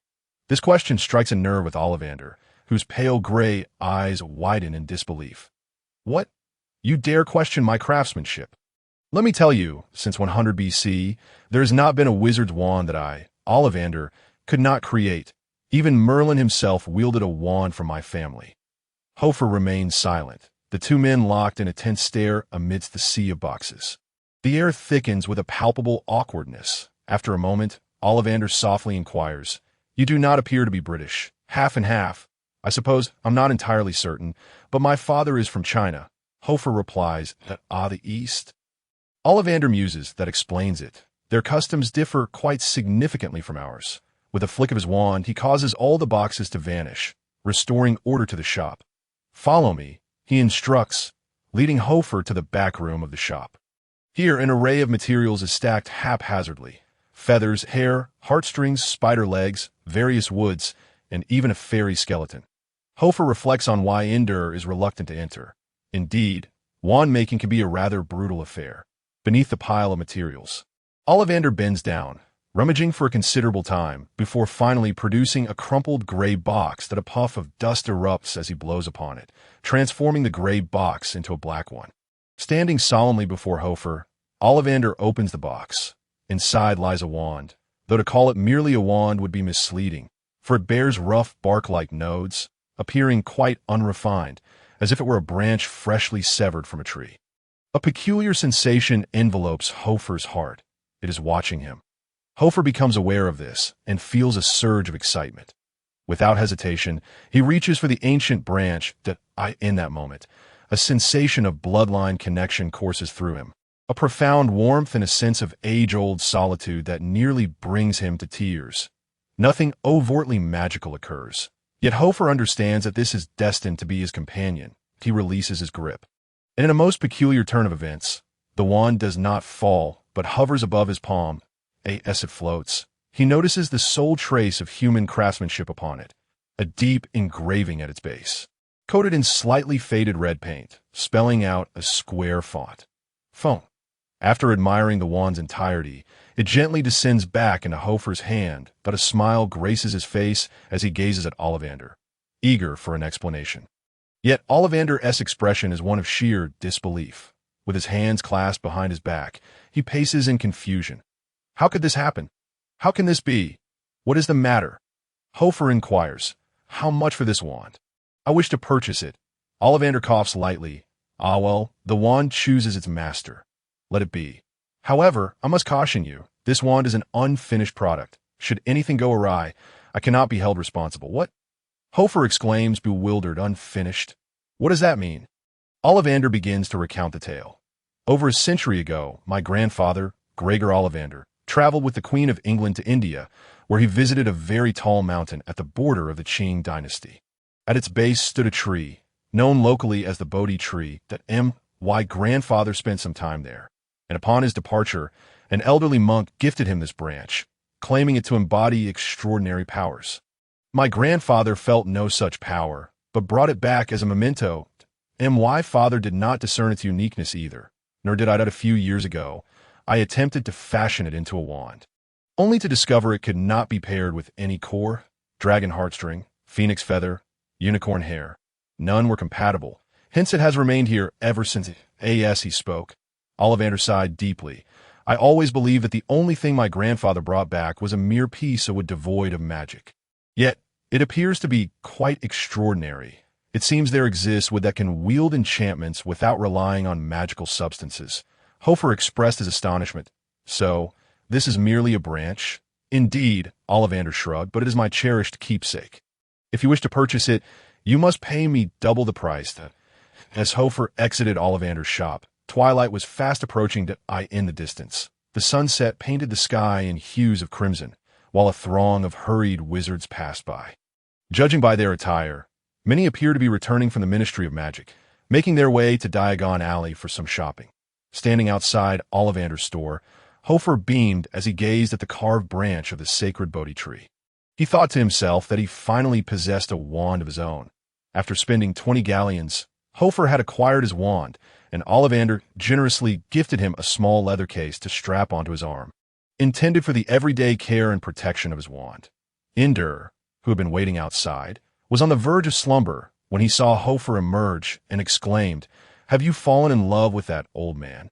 You've been in there for ages." Hofar, feeling jovial, chose not to engage in a quarrel. He tucked away his wand and patted the fairy's shoulder. "Come now, young sprite, don't be so impatient. How about we share a drink?" "Drink what?" Inder retorted. "I waited for you to tell you that I kept my promise. I said I would ensure you had your books and wand before nightfall. And now I have fulfilled that promise. Thus our contractual relationship has concluded." "Wait." Hofar paused. "Where are you going?" "Wherever I please," Inder replied. As I mentioned, I hail from the fairy realm of the Black Golan Island in Germany, and now I must return home. Hofar, feeling lighthearted, couldn't help but add, "Just be careful not to get caught up in a war." "What, do you think a conflict is imminent?" Inder scrutinized Hofar with a glance. "The folks here in England certainly don't seem to think so. There's a term among muggles. What is it?" "Appeasement." Inder tilted his head in thought. "Appeasement," Hofar sighed. "It's unfortunate, but everyone desires peace, even if it's merely a figment of imagination." "Exactly, appeasement. You seem to possess quite a bit of knowledge." Inder mumbled. "Rest assured, I too have no fondness for warfare." With that, He raised his finger. Hofar took a step back, wondering if he was about to cast a spell to depart. However, there was no reaction. Ender regarded Hofar, his expression wavering. "Can you navigate to King S Cross Station?" Hofar nodded. "I can. The platform is nestled between the 92 platforms. You must run continuously to pass through." Hofar chuckled, well aware of this information. Yet hearing it from this fairy felt oddly peculiar.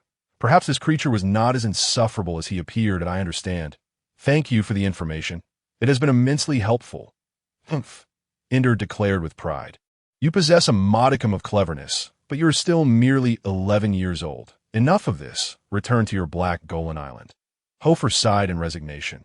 Ender lifted his finger, then lowered it again. Hofar was perplexed. "What are you up to now?" The fairy performed an astonishing act. He removed one of his silver earrings and clamped it onto Hofar's ear with a snap, causing him to wince in pain, nearly shedding tears. Hofar glared at Ender. "What on earth?" Ender laughed heartily. "I admire a lad so young, daring enough to seek employment. If you ever wish to find work, seek me out. Do not waste your time in Diagon Alley. There are no profits to be made here." With that, he snapped his fingers, and the fairy S form vanished into thin air, leaving Hofar nursing a bleeding ear, cursing, "You rascal," that night, after Ender's departure. Hofar did not return to the orphanage. Instead, he rented a small room at the Leaky Cauldron and enjoyed some wizarding barbecue and fresh fruit for dinner.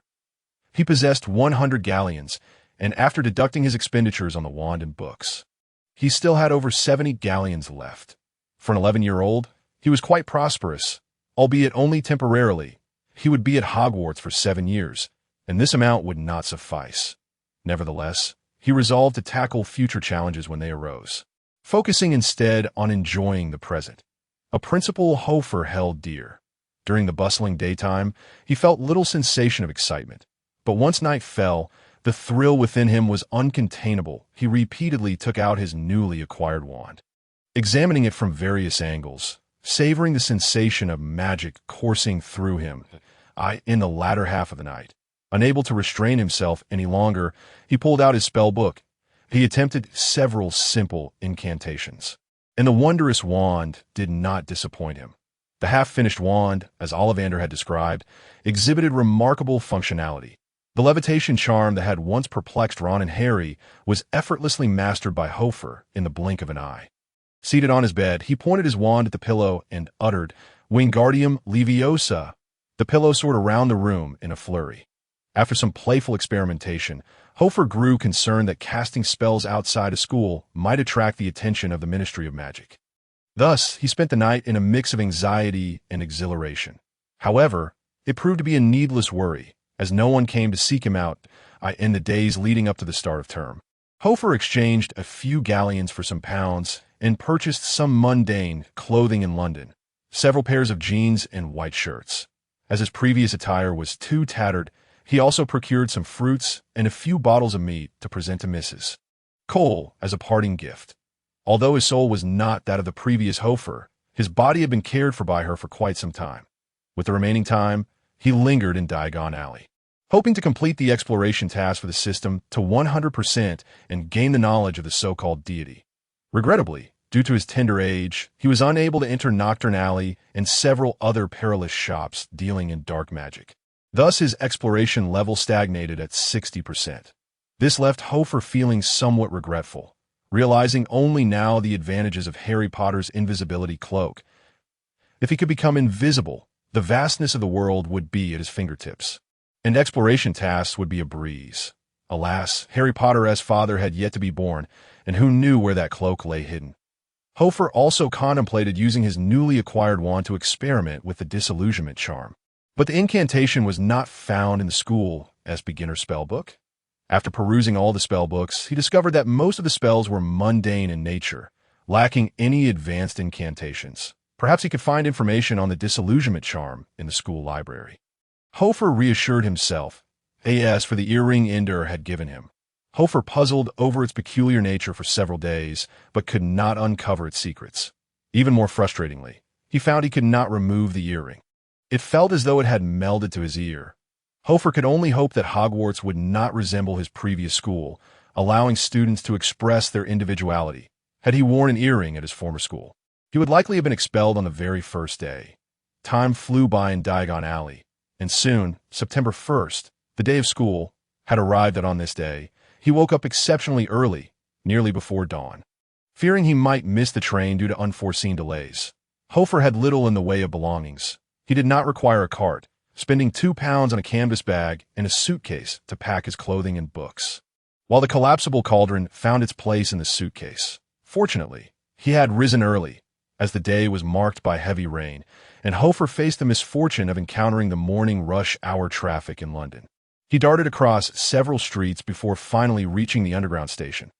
Thankfully, this world had a subway system, which, although not as developed as those in later years, still provided a direct route to King's Cross Station. The London Underground of 1938 lacked the splendor and efficiency of later systems like those in Beijing or Shanghai, and its speed was far from swift in the subway. There existed a few knitted cushions that exuded an overwhelmingly pungent stench reminiscent of excrement. Soldiers clad in green helmets and shouldering Mauser rifles swayed unsteadily within the carriage. They huddled together, exchanging laughter and banter, while some curiously scanned their surroundings. They appeared quite youthful, likely freshly recruited by the British Royal Forces, preparing to report to some unknown destination. Hofar, with his bag slung over his shoulder, observed these soldiers from a corner, his heart brimming with profound reflections. He couldn't help but ponder that in a few years' time, many of the soldiers he saw now would likely no longer be around.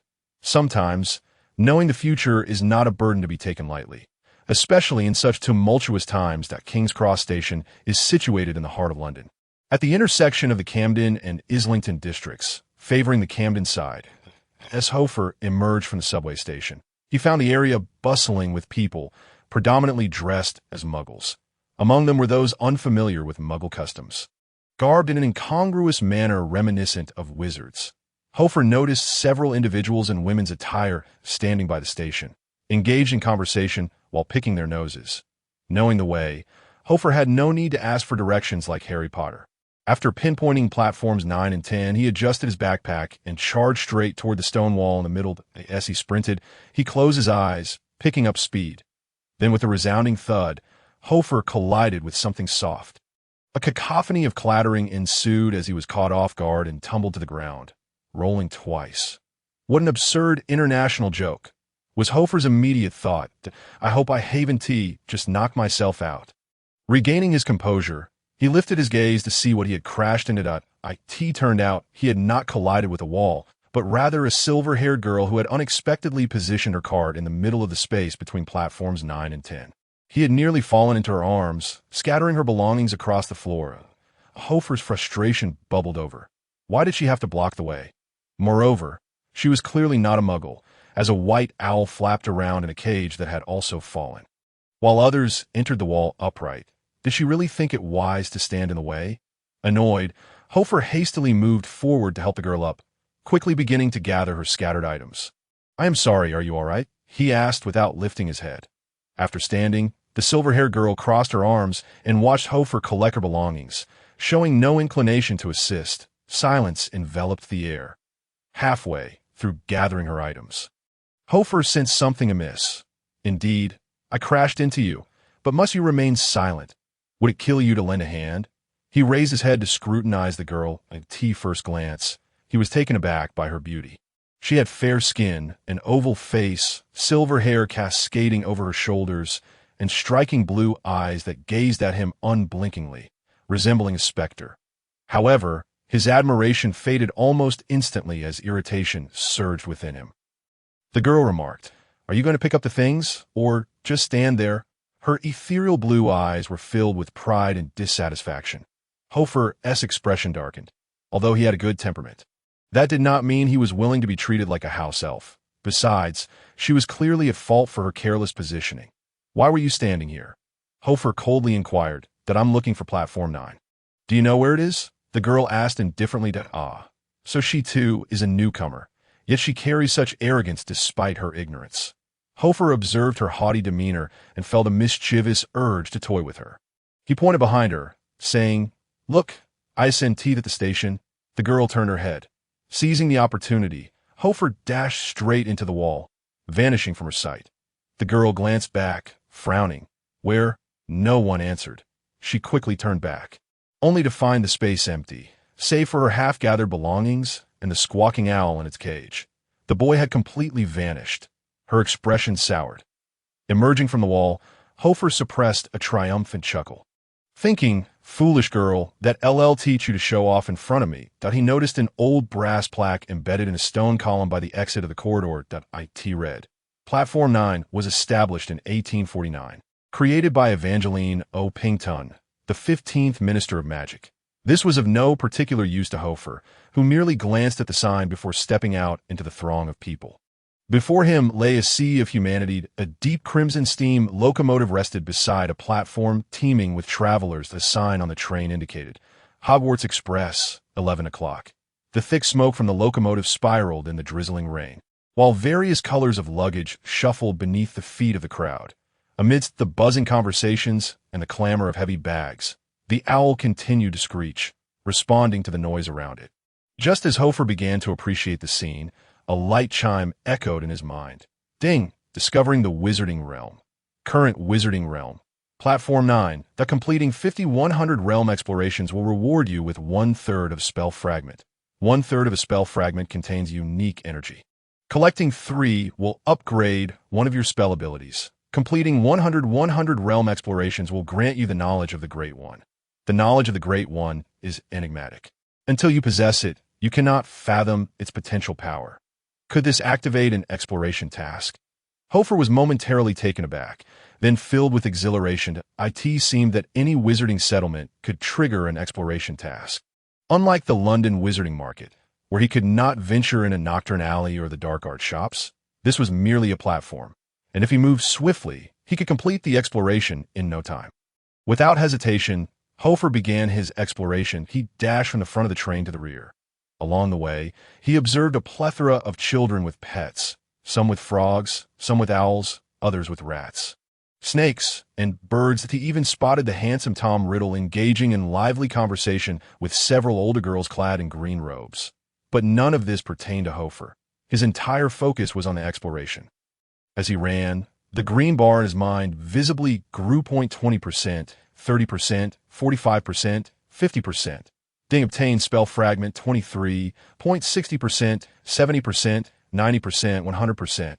Ding acquired the knowledge of the Great One. Standing at the rear of the steam train, Hofar felt a sudden chill wash over him as a surge of unknown knowledge flooded his mind.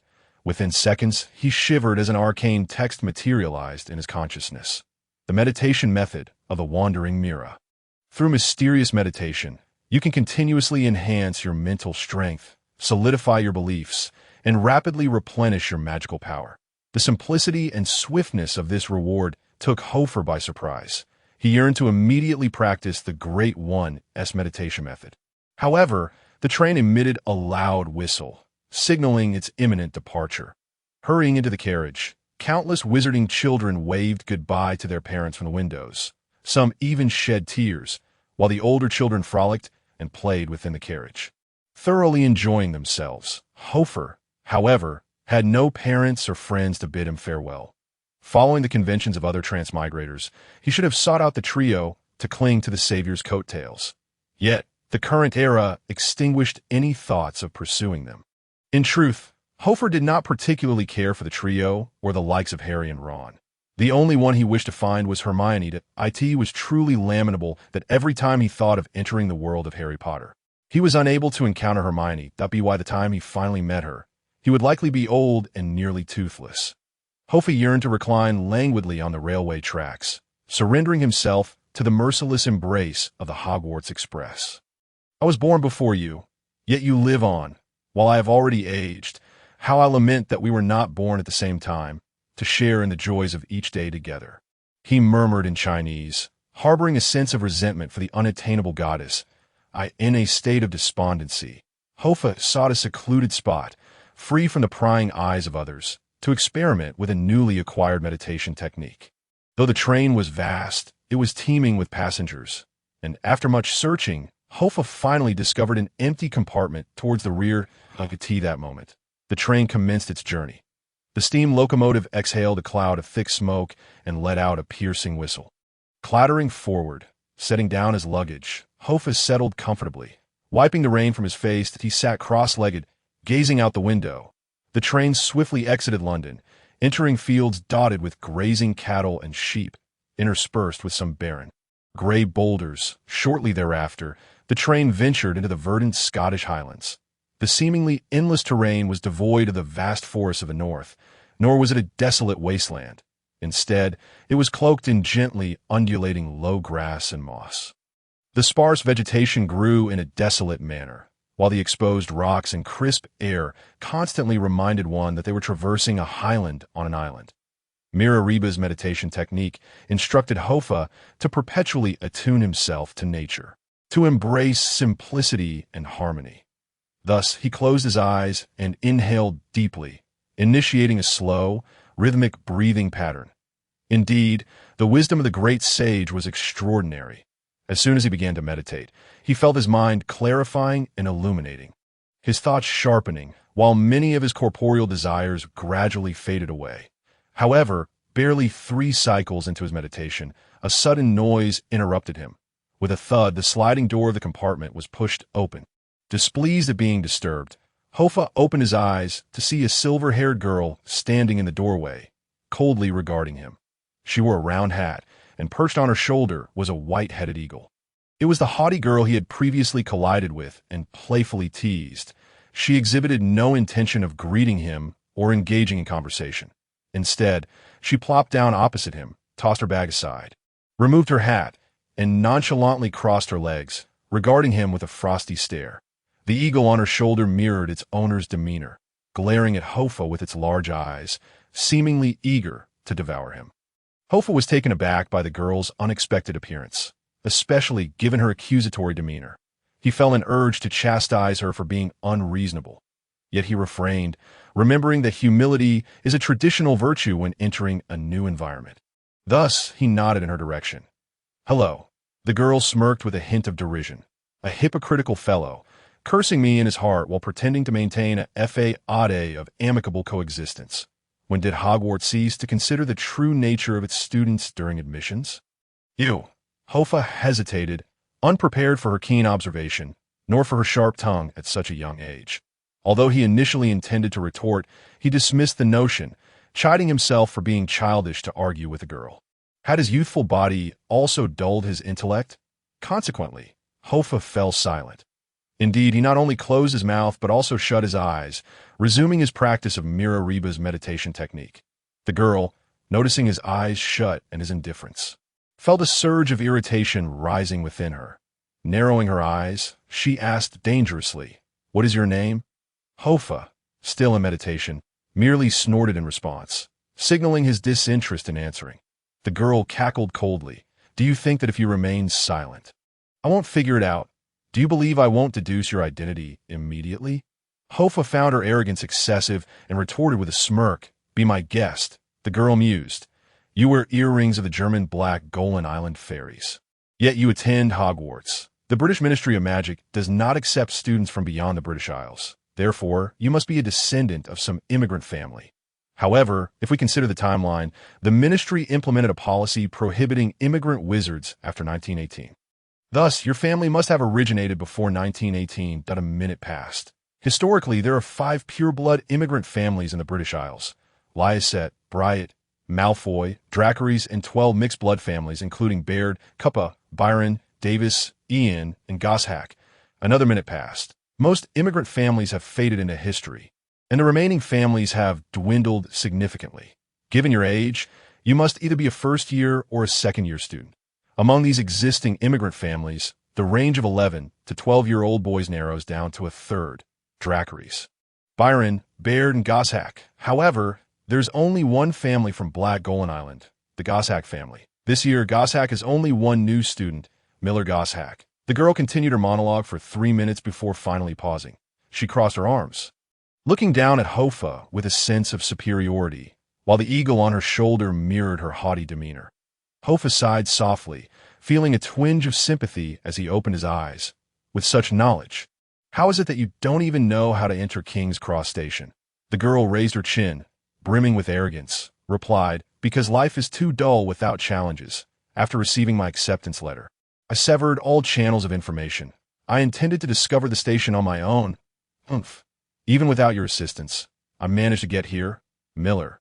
Hofar shrugged, offering a faint smile. Indeed, he then resumed his meditation. Hofar had already discerned her character, proud and self-absorbed.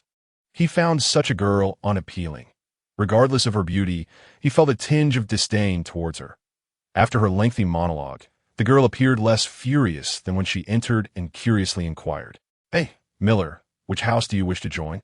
Hofar was reluctant to engage with her, especially since he wasn't named Miller. Nevertheless, her question had occupied his thoughts for days, and he realized he did not even know which house he would be sorted into. For Hofar, the ideal outcome would be to enter Gryffindor, as that house was imbued with the aura of a protagonist, with Dumbledore himself being a Gryffindor. Yet in the absence of Hermione, he felt indifferent about joining Gryffindor. After all, he was well acquainted with Gryffindor from his past life, and he had a desire to explore other houses. To be honest, Hofar believed all four houses had their merits. He wouldn't even mind being sorted into Slytherin. He had heard that their common room was located beneath the Black Lake, which was intriguing. Out of politeness, Hofar replied nonchalantly, "Gryffindor, I suppose, Gryffindor?" Humph. The girl shook her head as if she had heard something amusing. Her eagle mimicking her actions. Those arrogant fools, who believe themselves to be chosen ones, yet possess empty minds, wielding their wands like brutes. I can't believe you actually fancy such a house. It's truly pathetic. Hofar was rendered speechless. Was it truly appropriate to speak so disparagingly of the protagonist's house? Moreover, she had the audacity to critique others while exhibiting such blatant arrogance herself. This girl was undoubtedly a quintessential Slytherin. And what of Slytherin? Hofar inquired, expecting her to boast about Slytherin after disparaging Gryffindor. To his surprise, she tossed her hair back and sneered. Those fools who would gladly place their family tree on an altar to worship it. Possessing ambition, yet lacking humility, resorting to unscrupulous means to achieve their goals. Such individuals, even if they succeed, cannot escape the fate of being despised. They are truly ignorant. Hofar's eyes widened in astonishment. And Hufflepuff? The girl chuckled, just about to respond when a cacophony of clattering noises erupted from outside the compartment. A woman, gentle in appearance and clad in an apron, pushed the door open. "Hey, would you like to buy some snacks? I have plenty of delicious treats here." Hofar jolted upright, momentarily forgetting about the haughty girl beside him, his attention now captured by the prospect of snacks on the train. Upon entering the realm of HP, how could one possibly resist indulging in the delectable snacks aboard the train? The petite cart pushed by the attendant was adorned with an array of undeniably mouth-watering treats: chocolate frogs, pumpkin pasties, cauldron cakes, and licorice wands. With his finances momentarily secure, Hofar, much like Harry, eagerly purchased one of each item, returning to his seat with a sense of satisfaction. Just as the amiable attendant was about to depart, a silver-haired girl abruptly called her back. "Wait a moment. Are you a graduate of Hufflepuff?" The attendant turned in surprise, her face lighting up with delight as she exclaimed, "Oh, how did you discern that?" The girl shrugged nonchalantly. "Just curious. You may carry on with your duties." The attendant smiled and replied, "All right, feel free to call me if you need anything." After the female attendant left, Hofar's interest was piqued. He offered the girl a chocolate frog and inquired, "How did you figure it out?" A hint of acerbic sarcasm graced the girl's lovely face. Only graduates of Hufflepuff would take on such menial work.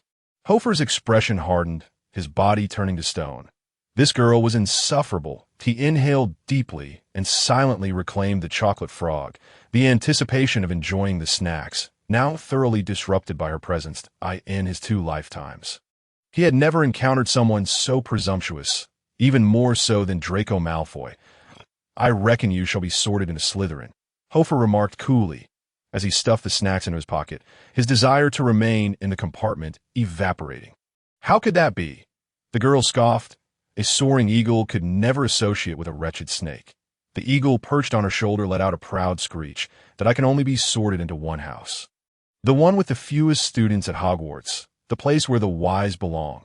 "Whatever makes you happy," Hofar replied, hastily packing away the food. He then turned without a backward glance and exited the compartment, shutting the door behind him as he left. Hofar had no desire to listen to her prattle. He was uncertain which house he would be sorted into, but he had definitively concluded which house he most wished to avoid. Any house that welcomed this girl was one he wanted no part of.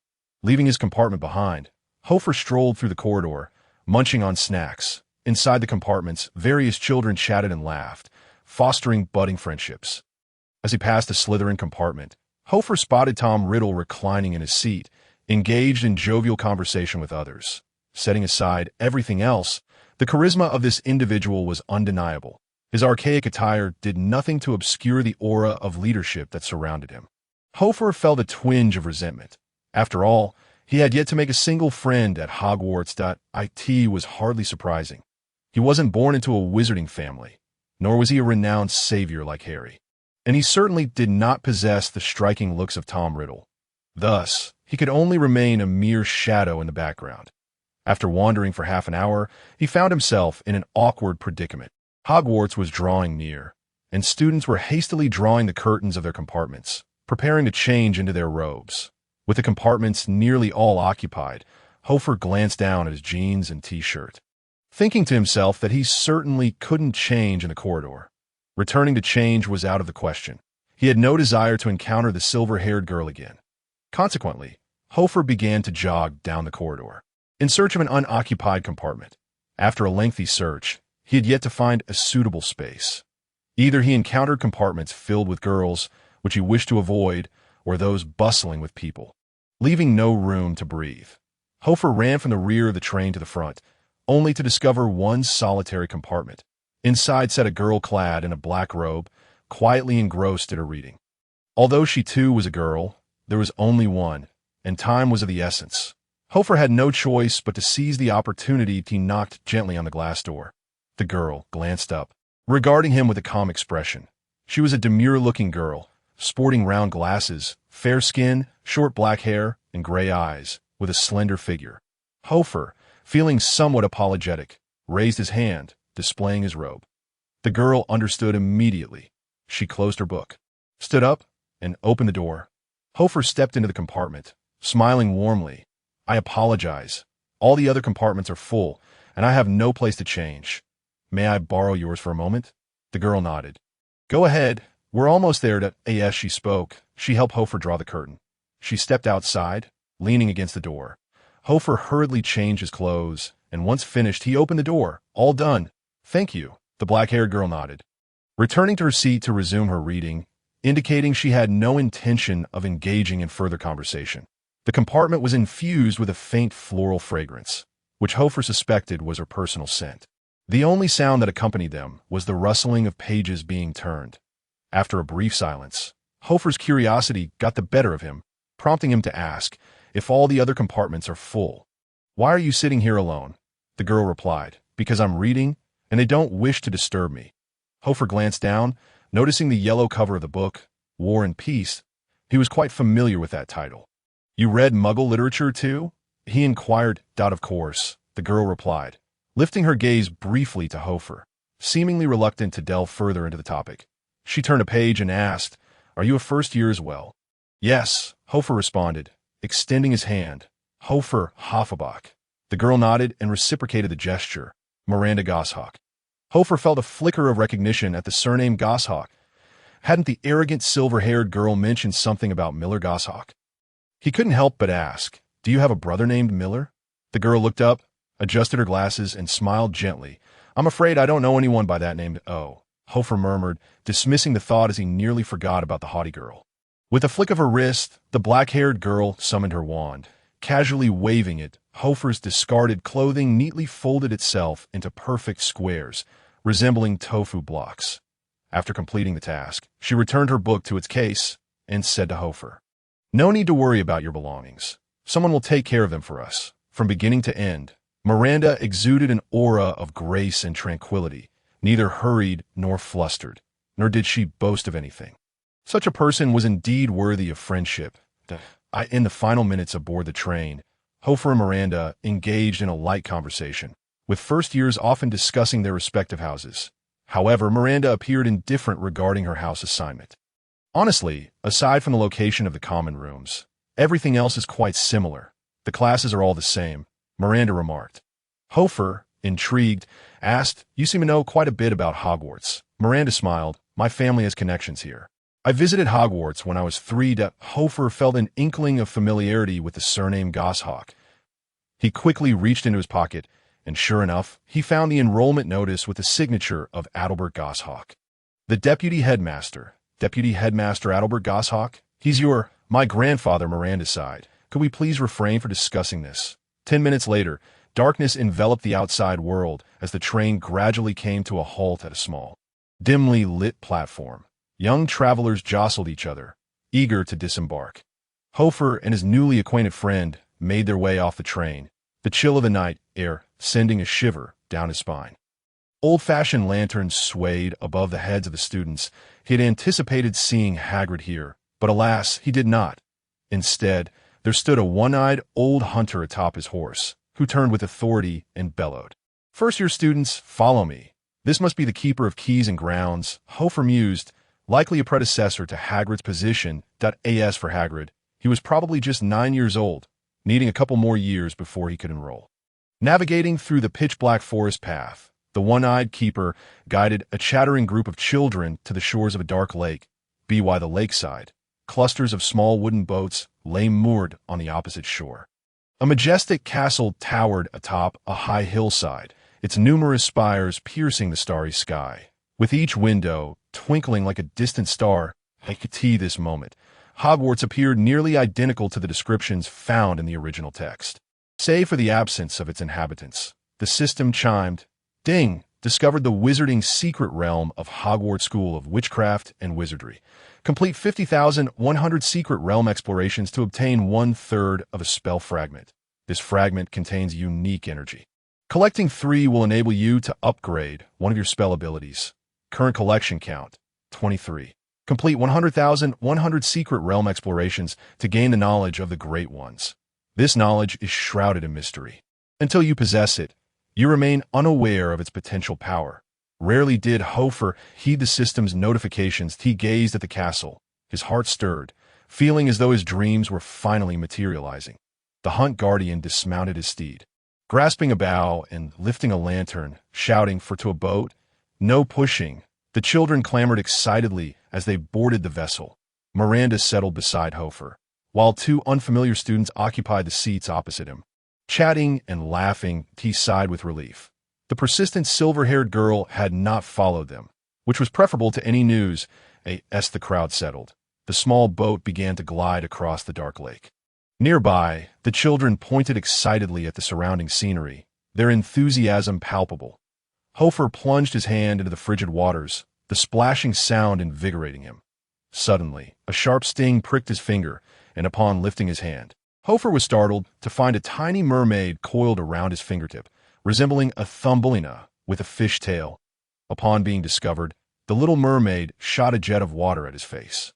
Hofar quickly withdrew his hand from the lake, and the mermaid released her grip. Miranda smiled and remarked, "A Scottish lake sprite, a marvelous creature. Upon reaching maturity, they can grow to human size. There are many here." Hofar grimaced, deciding against further immersion in the lake's depths. As they drew closer to the castle, a hush fell over the group, the only sound remaining that of the water.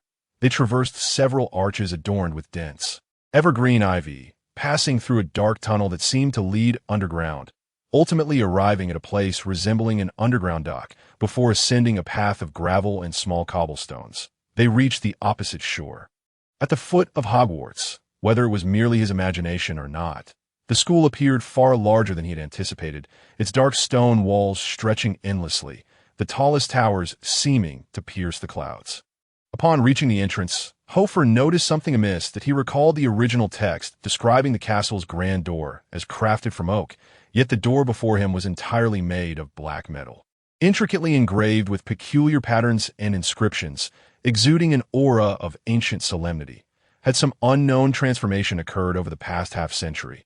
Hofar pondered, stroking his chin thoughtfully. The door swung open automatically, revealing a lavish marble staircase, up which a throng of individuals streamed. The one-eyed elder dismounted at the base of the staircase. Joining the new students, he extended his hand to halt them in the entrance hall, instructing, "Wait here, and do not speak." However, his words bore little weight. The cluster of children, gathered closely, could hardly contain their chatter. They whispered and giggled amongst themselves. Hofar wished to converse with Miranda, but she merely shook her head slightly, signaling him to refrain from speaking like the others. Sure enough, mere seconds later, a voice rang out, silenced at the sound of this dry, aged tone. The surrounding children fell silent, as if someone had pressed the off button on a volume control.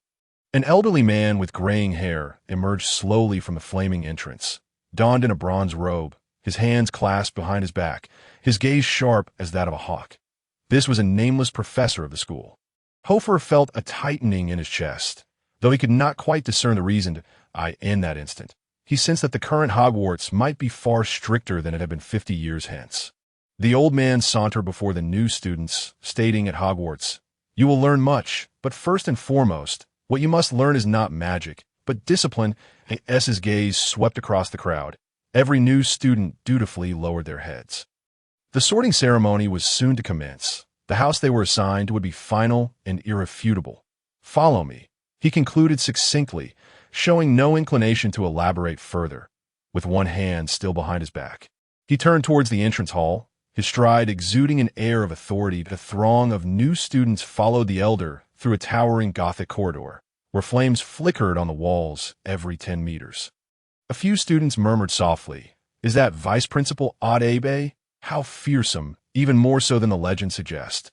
"Hush," someone quickly urged them to silence, their expressions filled with trepidation, shrinking back slightly. Abe Goshawk, so it was. Hofar cast a sidelong glance at the composed Miranda.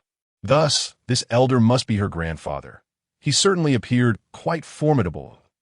As he contemplated this, Hofar observed his surroundings. There were no ghosts wandering about. The atmosphere was only punctuated by the footsteps of the new students, while the eyes of the portraits adorning the walls slowly followed their movement, yet remained silent. Passing through the corridor, the group of new students arrived at the Hogwarts Great Hall. The hall, solemn and dimly lit, was adorned with a deep blue carpet. The surrounding sounds grew slightly louder, yet remained subdued, markedly different from the free-spirited chatter aboard the train. Here, there was no romanticism as depicted in later novels, no hundreds of roaring candles, nor the enthusiastic welcome of prefects. The illumination was provided solely by braziers lining the walls, which ignited as the new students traversed the hall, casting a warm glow. Above, the vaulted ceiling shimmered with thousands of bright stars, slowly rotating in the darkness, reminiscent of ancient and arcane astrology, profound and rigid. Hofar scanned the staff table, where a white-bearded old man sat, his gaze sharp and discerning, his figure frail, with thinning hair. This was Amando D. Pet, the current headmaster of Hogwarts. With just a glance, Hofar discerned that this man was nothing like Dumbledore. There was no kindness in his eyes. Only scrutiny. It was said that a new ruler brings new subjects, and it was no wonder the entire school exuded an air of rules and ordered, of course. Hofar also spotted Dumbledore, seated on the left side of the staff table, engaged in a quiet conversation with a portly man with dark hair beside him. Upon recognizing the man, Hofar instantly understood his identity. Slughorn, the head of Slytherin House, the man who had imparted the secret of Horcruxes to Voldemort. Now returning to the same position after over 50 years, as they approached the giant eagle statue at the front of the staff table, Vice Principal Abe Goshawk turned around. Beside him stood a blue stuffed high stool, upon which rested a tattered, gray hat. "Form a line," Professor Goshawk instructed coolly.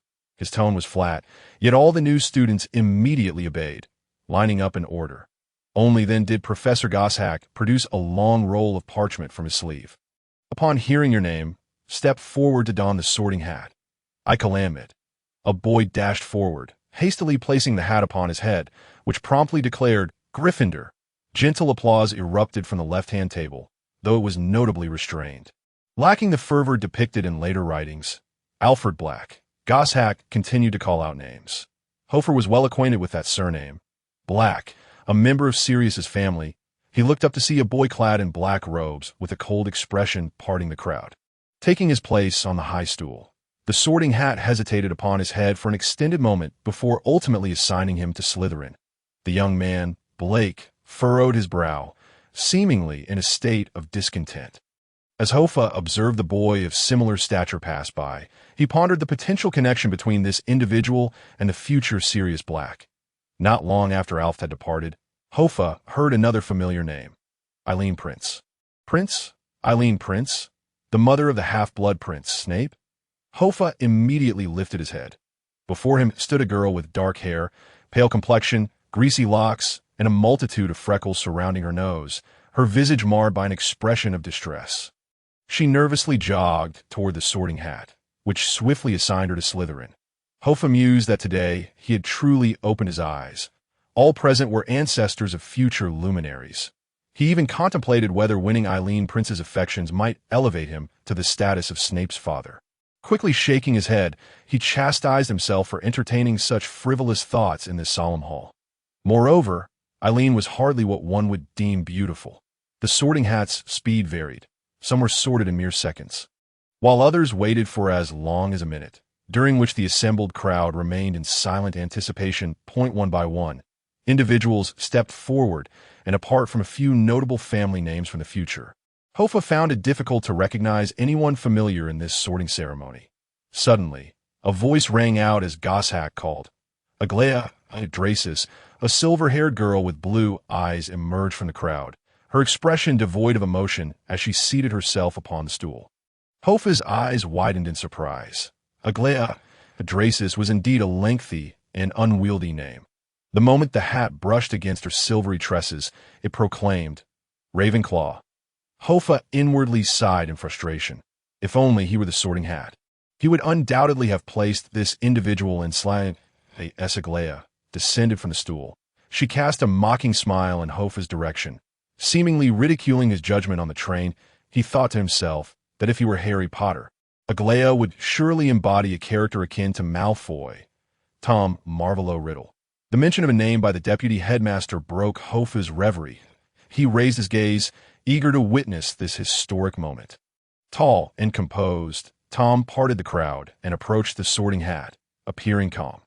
Yet, Hoffa perceptibly noted the tension in his tightly clenched fists, veins bulging on the back of his hands, revealing his inner turmoil. In an instant, the hat declared, Slytherin. The table on the far right erupted in applause, more fervent than that of others, in this solemn atmosphere. Such enthusiasm was remarkable. Within a mere afternoon on the train, Tom Riddle had garnered the favor of most, and as he set the hat down, Hoffa detected a glimmer of relief on his face. How peculiar! Even Voldemort could exhibit such emotions.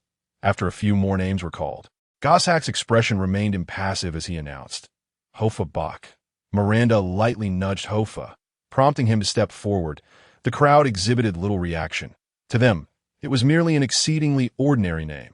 However, one individual's eyes widened in disbelief.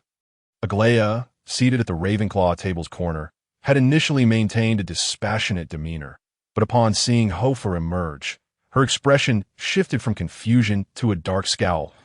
An overwhelming surge of indignation coursed through her, and she slammed her fist upon the table, drawing the attention of nearby Ravenclaws. Bastard! Aglaia hissed through clenched teeth. She realized that this boy was not merely a Miller Goshawk, but rather Hoffa Bach. In her eyes, Hoffa's prior disregard for her on the train constituted the utmost insult. Unbeknownst to him, his actions had already offended a Ravenclaw, and as he took a seat upon the stool, he felt a twinge of anxiety as he donned the hat. Casual as it may seem, he could not help but feel nervous at this moment. The instant he placed the hat upon his head, it sighed softly in his ear, lamenting the rarity of encountering such a challenging student. Courage? Yes, and a good heart. And intelligence? Certainly. And ambition? Not lacking in the slightest. All four houses seemed to suit him well. Hoffa was at a loss for words. Interpreting this as a roundabout critique of his lack of distinguishing qualities, as time ticked away, it felt as though he were delaying longer than anyone else. After a full 3 minutes, Hoffa remained seated, while Goshawk cast a sidelong glance at him. The hat continued its musings. First, let us eliminate Hufflepuff. You are not well suited for that house. Next, I will also dismiss Slytherin. Though you possess ambition, it falls short of their standards. Hoffa's breath quickened. That leaves Gryffindor and Ravenclaw. The hat pondered. Let me think. Hoffa felt a surge of anxiety. Ravenclaw was tolerable under normal circumstances, but after encountering that silver-haired girl, he truly wished to avoid sharing a house with someone like her. Suddenly, inspiration struck him as he recalled Harry Potter's experience with the hat, which had also struggled to decide between Gryffindor and Slytherin. Ultimately, Harry had made his own choice, opting for Gryffindor. Thus, Hofar decided to follow suit, mentally repeating, "Not Ravenclaw, not Ravenclaw, not Ravenclaw." Consequently, the hat bellowed in a voice that echoed throughout the hall. Ravenclaw, with no protagonist's fortune to guide him. Hofar felt tears welling up. He lamented his dismal fate. Starting from the bottom was one thing, but what of the promised respect for his choices? The hat seemed utterly indifferent to his preferences. After the hat's decision, a subdued round of applause arose from the second row of the left-hand table. Notably quieter than the applause for Tom Riddle, it was likely the quietest applause in history, tinged with a sense of relief that his prolonged sorting had left others hungry.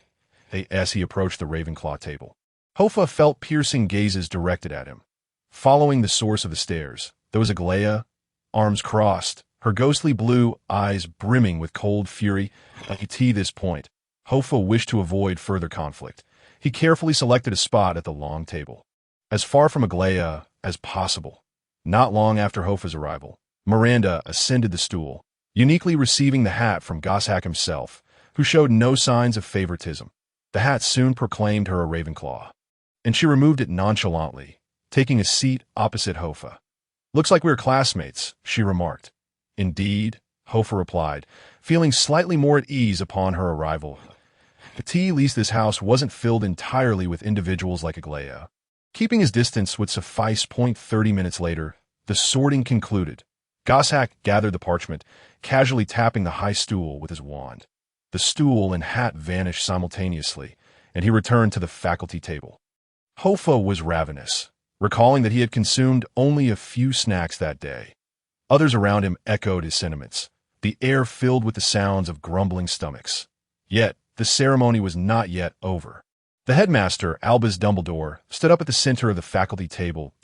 As he rose, flames erupted around him, illuminating the entire hall. Hoffa inwardly scoffed, thinking him quite the showman. With a piercing gaze sweeping the room, he cleared his throat and solemnly stated, "First, I must emphasize the age-old rules. Those wandering at night without permission will be placed under observation. That a second offense will result in expulsion. Entering the Forbidden Forest unauthorized will lead to the immediate destruction of one's wand and expulsion. Breeding prohibited creatures will entail a month of labor." Dumbledore continued to elaborate on various rules for nearly 10 minutes. "My goodness," Hoffa muttered, covering his face with his hands, lamenting why he had found himself transported to the year 1938. In stark contrast to the era of Dumbledore, Hogwarts at this moment resembles a rehabilitation school for internet addiction. At long last, the regulations have been articulated. Albus Dumbledore cleared his throat twice.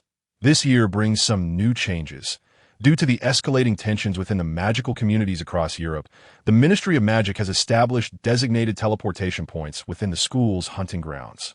Students in their 6th year and above may, upon obtaining approval, proceed to specialized areas for Auror training. Having delivered his address, the venerable headmaster took his seat. A synchronized round of applause erupted at the dining table. Hofar joined in the clapping, gaining a deeper understanding of the current state of affairs at Hogwarts. And no wonder the atmosphere is so stringent. It likely correlates with the impending onset of the Second World War. Indeed, during the time of Harry's birth, the world enjoyed a semblance of peace, with little upheaval. Indifference was tolerated, allowing the school to maintain a relaxed demeanor. However, in this era, indolence may equate to courting danger. As the applause subsided, a sharp chime rang out. Suddenly, an abundance of delectable dishes materialized before Hofar. Appetizers galore, fresh oysters, crab meat, foie gras, an assortment of chilled fruits, and Russian caviar, alongside various fresh juices, mimicking the upperclassmen around him. Hofar swiftly served himself a portion. The flavors were exquisite, igniting his appetite. Minutes later, the appetizers vanished, only to be replaced by the main course. Roast beef, battered lamb chops, grilled pork chops, London broil, chicken wings, creamy baked cauliflower, lobster au gratin, cabbage, mashed potatoes, croissants, and muffins. The variety was overwhelming. Hofar could scarcely keep count. They say British cuisine is lacking, yet he found himself pleasantly surprised. One could easily presume that Hogwarts house elves were imported from abroad. As the feast commenced, the earlier somber ambience gradually dissipated, and the surrounding students began to engage in cheerful banter. Hofar savored his meal while listening to the upperclassmen discuss a myriad of topics. From Quidditch to national affairs, from gossip to prominent figures in the wizarding world, he was thoroughly engrossed in both the food and the conversation. The Ravenclaw upperclassmen spoke with remarkable insight, truly deserving of their reputation as the wisest of houses. The ghosts emerged from the castle's various corners, and though Hofar did not catch sight of the poltergeist he longed to see, he did observe a stunning female specter in a flowing robe. Adorned with a crown, gracefully gliding past the Ravenclaw table, exchanging pleasantries with others. She was Helena Ravenclaw, the daughter of Rowena Ravenclaw, one of the 4 founders, commonly known as the Grey Lady. Her beauty was captivating, marking her as the fairest ghost at Hogwarts. Hofar mused that Ravenclaw had much to offer.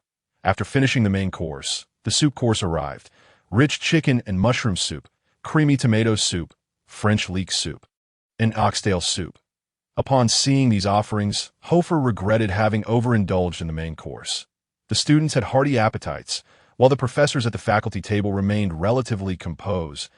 As the banquet progressed, Hofar noticed that Albus Dumbledore had exited midway, followed closely by Vice Principal Goshawk, both appearing to be in earnest discussion, their expressions grave. Hofar turned to Miranda and inquired, "What subject does your grandfather teach?" Miranda delicately sipped her juice and replied, "He is the head of Ravenclaw House and teaches charms.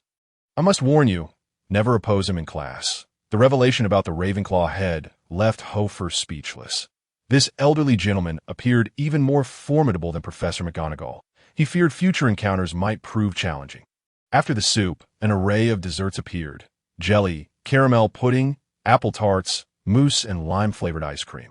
Hofar found himself utterly stuffed and could only reluctantly take a small portion of the lime ice cream, resolving to exercise restraint at the next feast. Once the meal concluded, a familiar figure rose from the faculty table. None other than the youthful version of Dumbledore. As he stood, the students erupted into enthusiastic applause, far more genuine than during Dumbledore's earlier address. Regardless of the time, Dumbledore's popularity remained unparalleled. He tapped his glass and cheerfully announced, "Shortly, the heads of houses will escort their respective students back to the common rooms. However, before we proceed, we have an important task at hand." The student from the 4 houses clapped and cheered. "Sing! Sing!" The enthusiasm from Gryffindor was particularly fervent, while Ravenclaw's students smiled. Miranda leaned over to Hofar and whispered, "He is the most remarkable transfiguration professor in history, capable of transforming into hundreds of different animals." Hofar, taken aback, asked, "Is that truly the case?" "Indeed, the Agmonize Act was drafted with his assistance," replied an upperclassman beside him. At the faculty table, Dumbledore waved his wand, causing all remaining juice in the students' cups to burst forth as colorful streamers. Those preparing to sip their drinks were caught off guard, erupting into laughter. Dumbledore exclaimed, "Ready, sing!" Thus the entire assembly joined in a rousing chorus. "Hogwarts, Hogwarts, Hogwarts, Hogwarts, grant us the gift of knowledge." Whether we are balding elders or children with scraped knees, our minds are eager to embrace delightful ideas. For they are now empty, filled only with air. Although Hofar did not know the lyrics, he swayed along with the melody, tapping his feet in rhythm. After the singing concluded, the atmosphere reached its zenith. Dumbledore opened his arms wide and proclaimed amidst the thunderous applause, "Do not forget, even in the most challenging times, there is magic and music to accompany you." As the banquet came to a close, the 4 heads of houses led their students out of the hall, heading toward their respective common rooms. Interestingly, Hofar was more familiar with the Gryffindor common room than some of the older students. Yet he knew nothing about Ravenclaws. Their head was a familiar face, Phileas Flitwick, someone Hofar knew well.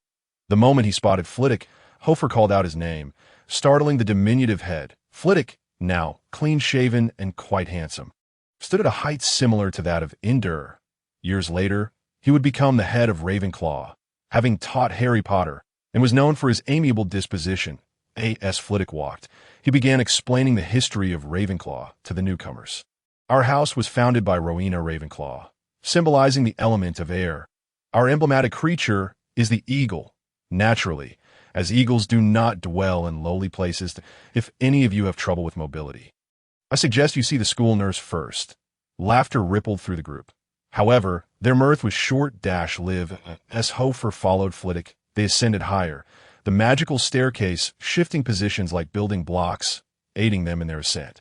Finally, upon reaching the top of Ravenclaw Tower, some newcomers, afflicted with a fear of heights, hesitated to look down, for all they could see were distant flickers of light below. Hofar estimated the tower stood at least 300 meters tall, and merely gazing down made him feel dizzy.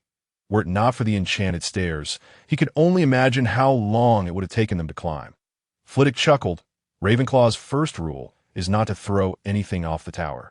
The new students offered nervous chuckles in response. The head led the trembling newcomers across a narrow sky bridge until they arrived before a grand portrait of a knight. The armored knight slowly bowed, and beside the portrait stood a statue of an eagle perched on a copper ring. Upon the group's approach, the eagle unfurled its azure metallic wings and posed a riddle. To disregard me is to perish, yet to embrace me is to thrive. Within you, I am the source of life.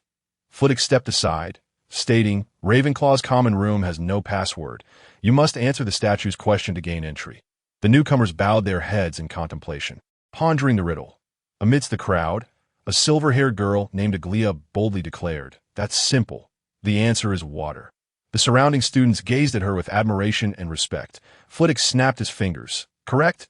Unfortunately, as I am not a professor, I cannot award you any points. The metallic eagle folded its wings. The knight stood upright, and the portrait gradually swung open, revealing a hidden blue corridor beyond.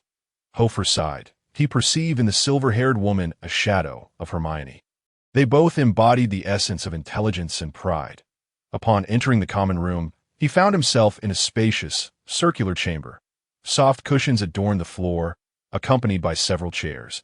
The walls were graced with elegant arched windows, draped with billowing blue and bronze silk, through which Hofar could gaze at the night sky, where stars sparkled brilliantly like lanterns scattered across the firmament. In the distance, mist-shrouded mountains stretched endlessly, while the wind caressed the wispy, creamy clouds, creating an atmosphere of serene tranquility. The ceiling formed a dome, adorned with stars, while the deep blue carpet below echoed this celestial theme. The room contained tables, chairs, and bookshelves, with a half-length statue of Rowena Ravenclaw occupying a niche across from the door. A door beside the statue led to the dormitories above. The environment was remarkably peaceful. Some upperclassmen sat cross-legged on the cushions. Some were reading, others engaged in chess, while a few simply closed their eyes, possibly in meditation. Noticing the newcomers, the older students merely nodded in acknowledgement before returning to their pursuits. Hofar approached the window, gazing out at the starry expanse, leaning against the railing as a gentle breeze swept by. The air was infused with the distinctive fragrance of honeysuckle unique to the night. In that moment, the meditation technique of the Miragiba practitioners instinctively activated within him. Embracing this innate sensation, Hofar seated himself on a cushion by the window and commenced his meditation. He pondered that perhaps the Sorting Hat had made the most fitting decision for him. With each breath, his fingers twisted into peculiar shapes. His mind, like a spider's web, spread throughout the Ravenclaw Tower, though it remained confined to the common room.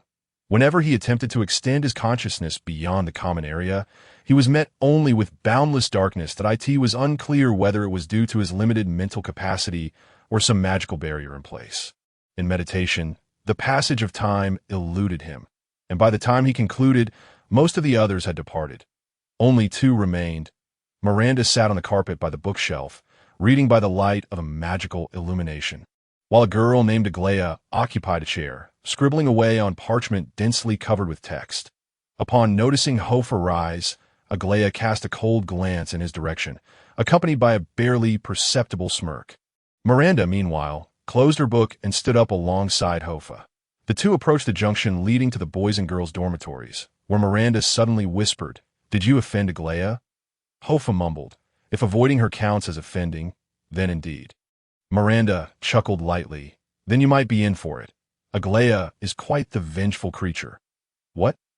Hofar exclaimed, slightly taken aback. She's a vengeful spirit. While she may not be a purebred, she certainly possesses vengeful blood. The surname Delores is French, which is a trait she shares with you. Having said this, she bid him good night and entered the girls' dormitory, while Hofar made his way into the boys' dormitory. The dormitory was situated at the top of the tower, featuring 4 poster beds, and his roommates were already fast asleep. Deep blue velvet curtains adorned the bed, and his backpack lay beside it. As Hofar undressed and climbed into bed, a flicker of doubt crossed his mind. Why did that silver-haired woman choose to study in England instead of Beauxbatons? The following morning, just as dawn began to break, Hofar woke. Ironically, he had never been a particularly diligent student in his past life. Achieving only mediocre grades, he belonged to the category of students who would exert just enough effort to score 80, without a hint of desire for a 90. However, upon arriving at Hogwarts, he found himself unexpectedly motivated to learn. Was it due to a curiosity about magic? Not quite. It was because World War II was looming, and unless he could escape to America or Australia before its onset, there was no safe haven on this planet.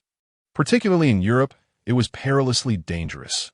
Avoidance was not Hofar's preferred solution, so his only option was to diligently study magic before the war broke out, striving to acquire some means of self-preservation amidst the chaos of bullets and bombs. He deemed that to secure such means, he must thoroughly explore Hogwarts, attain a second mastery of knowledge, and gather fragments of spells. Everything else would be mere embellishment. On his bedside table lay a class schedule, and Hofar picked it up to examine that on Monday there were only 2 classes, Charms and Transfiguration. The first class was Charms, where the freshmen from each house would meet their respective head of house, without any other students present. The second class, Transfiguration, would be attended with freshmen from the other 3 houses. Hofar recalled that Harry and Ron often arrived late, and given Hogwarts' unpredictable environment, he had no intention of being tardy. Thus, while his roommates lingered in bed, he rose early. The shared washroom for Ravenclaw was located to the east of the dormitory, a very tidy place shared by both boys and girls. IT was divided into 3 tiers. The top reserved for prefects, with the lower levels designated for ordinary students. Everywhere was adorned with blue or teal tiles, and rows of faucets carved with eagle heads. Hofar had purchased a toothbrush, but forgotten to bring a cup, as he deemed it too bulky during his time in London, carrying only a single bag. Habitually, he followed certain thought patterns from his past life, believing that cupping water with his hands would suffice. As he brushed his teeth sloppily, he leaned his head under the faucet. When he raised his head, cheeks puffed with foam, he caught sight of the last person he wished to see. Aglaia, indeed, had arisen early, holding a cup and various small items, clad in a starry blue morning robe, standing behind Hofar like a specter. Observing Hofar's actions of bringing only a toothbrush and using his hands to fetch water, she wore an expression of disdain, as if she were suffering from a morning constipation. Hofar thought to himself that this was truly Murphy's Law. The more one wished to avoid someone, the more likely they were to encounter them. With only the 2 of them present in the washroom, the awkwardness was palpable. Aglaia disdainfully muttered, "Barbarian." Hofar suppressed the urge to draw his wand and transform her into a crow, maintaining an impassive expression as he spat out mouthwash, splashed his face, and strode out of the washroom. In that moment, he vowed that no matter how much she provoked him, he would not utter a single word to that girl. After freshening up, Hofar waited in the common room for a while. His classmates gradually rose, leaving the room in cheerful groups, chatting and laughing. However, Hofar did not see Miranda come down. Perhaps she had risen even earlier than he. Thus, he decided to head to the Great Hall for breakfast on his own. Yet, upon reaching the Ravenclaw table, he still did not spot Miranda. Perhaps she had already gone to class, he mused while sipping his oatmeal. This girl certainly woke up early. Breakfast at Hogwarts had a rather hotel buffet-like ambience, plentiful and delectable. The only drawback was that the dining area was not solely populated by humans. Midway through breakfast, a sudden influx of owls descended from the castle's skylights, carrying letters and parcels, each seeking its respective owner. Some young wizards were quite adept at managing their owls, while others, particularly girls, indulged their pets to the point where the owls wandered about the communal platters. When Hoffa fished out a feather from his milk oatmeal, his appetite vanished, prompting him to hastily gather his things and leave, that he feared that lingering any longer might subject him to the legendary spectacle of a bird rain. In his previous life, Hoffa had experienced teachers coming to classrooms for lessons throughout elementary, middle, and high school. However, here, young wizards had to learn to navigate to different classrooms from an early age. After finishing breakfast, Hoffa trailed behind the upperclassmen, traversing several corridors before finally locating the charms classroom. Upon his arrival, he found the room completely empty. Before the walls inscribed with ancient spells stood a massive clock, ticking away relentlessly. Hoffa scratched his head, feeling he had ample time to spare. Consequently, he exited the classroom. Seizing the opportunity to explore other areas of the school, he opened his system panel. Current realm: Hogwarts School of Witchcraft and Wizardry. Current exploration level: 0.1%, 0.1%. Hoffa was astonished. He had already traversed the Black Lake, the Great Hall, and the Ravenclaw Tower, in addition to today's classroom. Yet his exploration level remained at a mere 0.1%. How vast must this school be? In stark contrast to the King's Cross Station, where one can earn rewards after merely a few steps, Hoffa pondered the grim reality that he might not attain a second grand scholarly achievement this year. After surveying several classrooms, he noted that his level of exploration had scarcely changed. Such a minuscule area was utterly trivial in the grand scheme of Hogwarts. Moreover, upon entering a room filled with an array of unknown animal skeletons and specimens, a robed old man brusquely ushered Hoffa away. "You are not yet of age to attend the care of magical creatures class. Off you go," he insisted. Thus, Hoffa, somewhat disheartened, returned to the charms classroom, contemplating that his quest for the disillusionment charm needed to be prioritized. Exploring within the confines of the magical school without the ability to become invisible was nothing short of a fool's errand. Numerous areas were off-limits to first-year students. With the sternness of Principal Armando Dippet, there was no savior's light to guide him. Should he be discovered for his reckless explorations, he would surely face detention. After a while, the classroom filled with students, a lively group of children chattering excitedly. They compared their wands, eagerly probing each other for their wand's secrets. Hoffa laid his wand across his lap, and when asked about it, he amiably replied that its core was made from unicorn hair. Knowing they could not disassemble it to verify, the commotion persisted for 5 minutes as Hoffa kept a keen eye on the large clock in the center of the room. Tick-tock. The second hand completed its circle. And as the minute hand reached the 9, the door swung open. An elderly man clad in bronze robes entered with impeccable timing. Pushing open the classroom door, it was Vice Principal Ed Bigoshak. Upon entering, he waved his wand, and the door slammed shut. The noise in the classroom ceased abruptly. The air was thick with tension. Hoffa observed the old professor's stern, almost acerbic demeanor. He was suddenly reminded of the future headmaster, the diminutive Professor Flitwick, who was also the head of Ravenclaw. However, Flitwick possessed a far more endearing quality. Goshawk stood with his hands clasped behind his back, inhaling deeply, his gray eyes scanning the first years. One student was absent. Who was missing? The Ravenclaw students exchanged glances, and Hoffa sensed something was amiss. He glanced around and, to his astonishment, discovered that Miranda was not present in the classroom. Had she truly arrived late? Was that wise? Seeing no one speak, Professor Goshawk withdrew a piece of parchment and began to call the roll. "Aglia Moises, present," replied the blue-eyed girl with a hint of indifference. "Esmeralda, present." "Antonio Corlin, present." Hoffa quickly responded. "Present." After calling out a dozen names, the old man's gray eyes swept over the room. "Miranda, Gosha," silence, and one replied. The students lowered their heads, and Hoffa felt a wave of awkwardness wash over him. He wondered how many were aware that Miranda was his granddaughter. She certainly wasn't doing him any favors. Professor Goshawk, however, remained unfazed by the silence. He set down the parchment and said, "First day tardiness results in Ravenclaw losing 50 points. A collective gasp echoed through the students. Losing 50 points on the very first day of class. Was this truly the head of Ravenclaw? But that was not all. Professor Goshawk continued, who was closest to her in the dormitory. Among the bowed heads, the silver-haired Aglia slowly raised her hand. Goshawk remarked, knowing she was late yet failing to summon her, Ravenclaw loses another 20 points. The surrounding students were left agape. Hofar was astonished. This old man was even harsher than Snape.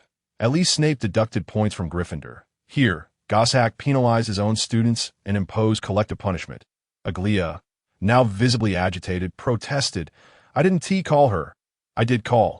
But she didn't want to attend your class. What am I supposed to do? Drag her here? Yet the old man offered no opportunity for explanation. After the deductions, he waved his wand, and all the pages of their books flipped open automatically.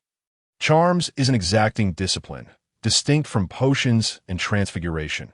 It is an ancient wizarding art transmitted orally, only grasped by those of rigorous intellect. Feel the magic within you. Control the incantations with your spirit, not merely your tongue. Hofar cast a sidelong glance at Aglia, who was sulking with her arms crossed, visibly frustrated. Despite the inexplicable deduction of 70 points from the house, Hofar secretly relished witnessing Aglia's discomfort.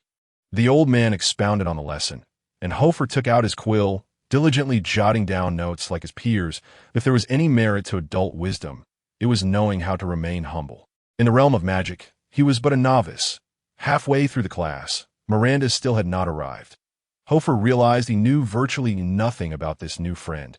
Perhaps beneath her gentle exterior lurked a rebellious spirit. The first class offered no opportunity for Hofar to experiment with his wand, as it was a theoretical lesson focused on incantations and movements. Additionally, with Goshawk's strictness, no one dared to attempt spells themselves. They could only watch him perform various charms in awe. Following the charms class was Transfiguration, a joint session attended by all four houses. Hofar was filled with anticipation for this class, with Dumbledore himself teaching. Such an opportunity would only arise in this era. In a few years, once this great wizard became headmaster, only Harry Potter would partake in such an honor. Lost in excitement, Hofar hurried along. Suddenly, a languid voice broke through his reverie. Dumbledore's class is truly something to look forward to. Hofar turned around, and lo and behold, it was Miranda, appearing beside him as if she had just materialized through apparition. Her formerly neat black hair was now tousled, resembling a bird's nest, and dark circles under her eyes hinted at a lack of sleep. Had she spent the entire morning napping? The surrounding Ravenclaw students cast furious glares at Miranda, their eyes blazing with irritation. Aglia, already fuming, had drawn her wand. Stepping forward, her eyes glinting with barely concealed menace, she seemed ready to confront Miranda. Sensing an impending conflict, Hofar quickly ushered Miranda into a nearby corridor and whispered, "Have you lost your mind? Just yesterday you told me not to oppose your grandfather in class. And now look, Ravenclaw lost 70 points on the very first lesson. 50 for you and 20 for Aglia." Miranda's eyes widened in surprise. "Aglia lost points too? Just because she didn't drag you here?" Hofar replied in a hushed tone. "Hey, if you plan to sleep in, at least show up to class." Miranda shrugged. "These folks are way too uptight. We can earn those points back. What is the big deal? Besides, that house cup can't be eaten. Why fight over it?" With that, she casually pushed open the door to the corridor. However, to their surprise, the corridor had transformed into the entrance to a washroom. The previous passage had vanished entirely, and in the brief moment of conversation between Hofar and Miranda, the terrain had completely altered. Hofar stood agape, bewildered by the sudden change. He certainly did not wish to be late for Dumbledore's first class and leave a poor impression. Miranda's expression grew slightly serious as she asked Hofar, "What day is it today?" Hofar scowled. "It's Monday. Are you still half asleep?" Horrified, he realized, Monday, those wretched magical corridors. "Quick, follow me." As soon as he finished speaking, Miranda seized Hofar's hand and dashed into the washroom. She quickly scanned the area, then pushed open the third stall, revealing a deep passageway. A secret passage. Miranda beckoned Hofar. "Come on." Hofar was perplexed as to how Miranda knew of such a concealed route, but with no other options. He followed her into the hidden corridor. Once inside, Hofar found himself sliding down what felt like a magical slide, akin to those found in a kindergarten.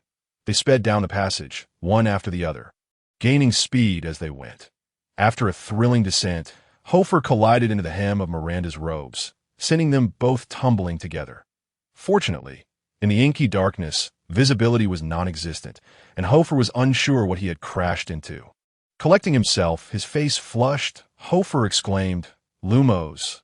In a hushed tone, she uttered her words, and her wand emitted a brilliant light, revealing that they stood within a stone-slabbed tunnel. "Follow me," Miranda said calmly, leading Hofar swiftly through the secret passage. After a tumultuous 10 minutes, they finally emerged into the castle's interior, where expansive oil paintings seemed to converse in the stairwell. Amidst the murmurs, the staircase beneath them shifted positions restlessly, akin to an agitated gear. Just beneath Hofar's feet, the staircase swayed precariously toward a solid wall, seemingly intent on crashing against it. Without hesitation, Miranda grasped the staircase and leaped into the air. Hofar, taken aback, could only watch in shock as she jumped from a height that was at least 7 stories. Was she seeking her own demise? However, mere moments after her descent, a staircase materialized out of thin air, catching Miranda deftly. "Jump!" she urged Hofar, who muttered a curse under his breath, lamenting the madness of the school. With that, he leaped over the railing amidst the cacophony of the oil painting's chatter. After falling 2 meters, a moving staircase suddenly pivoted and caught him, seemingly intent on preventing his demise. Following Miranda, the duo navigated through the shifting staircases. Remarkably, they descended the height of 7 stories by bounding and leaping. Upon touching the ground, Miranda forcefully pushed open a wooden door that was part of a moving wall. Before them, the corridor continuously altered its position. The doors spinning like a lottery wheel. Miranda, resolute, opened them one by one. The corridors in stood a black iron door. Hofar attempted to push it open, but Miranda halted him. "Wait a moment." Hofar paused. 10 seconds later, a wall collided with the opposing wall, as if to declare, "Hey, this is my territory, butted on this wall was an oak door," and without delay, Miranda tugged Hofar inside. After they vanished through the door, the previous wall was rudely shoved aside by another wall. Upon entering, they found themselves in a transfiguration classroom. The circular room featured a ring of desks, filled with children, while a tall man with reddish-brown hair leaned casually against the lectern. The children turned in surprise to gaze at the newcomers. Hofar's heart sank. Had they arrived late? Dumbledore regarded the two with keen interest. He glanced at the clock and chuckled. 3 minutes late. According to the rules, I should deduct 3 points from you. However, today is a holiday for the stairs, so I shall award you 3 points instead. Now, quickly find a seat. Hofar exhaled in relief. A holiday for the stairs. No wonder those fellows were so eager to run about. With all 4 houses attending class together, and with the ever-popular Dumbledore teaching, the prime spots near the lectern were already occupied. Miranda settled into a corner and beckoned Hofar to sit beside her. Reluctantly, he complied, despite the fact that a silver-haired girl had already claimed the spot. With the lesson underway, he could not afford to be picky and sat down with a stiff resolve. Aglia shot a disdainful glance at Hofar and Miranda, scooting an inch to the right to express her distaste for the pair. The 2 Gryffindor boys beside her blushed crimson, rendered speechless by embarrassment. The trivial conflicts among the children bored Hofar, who took out his notebook and focused intently on the lesson. In Hofar's mind, becoming an animagus was one of his essential goals.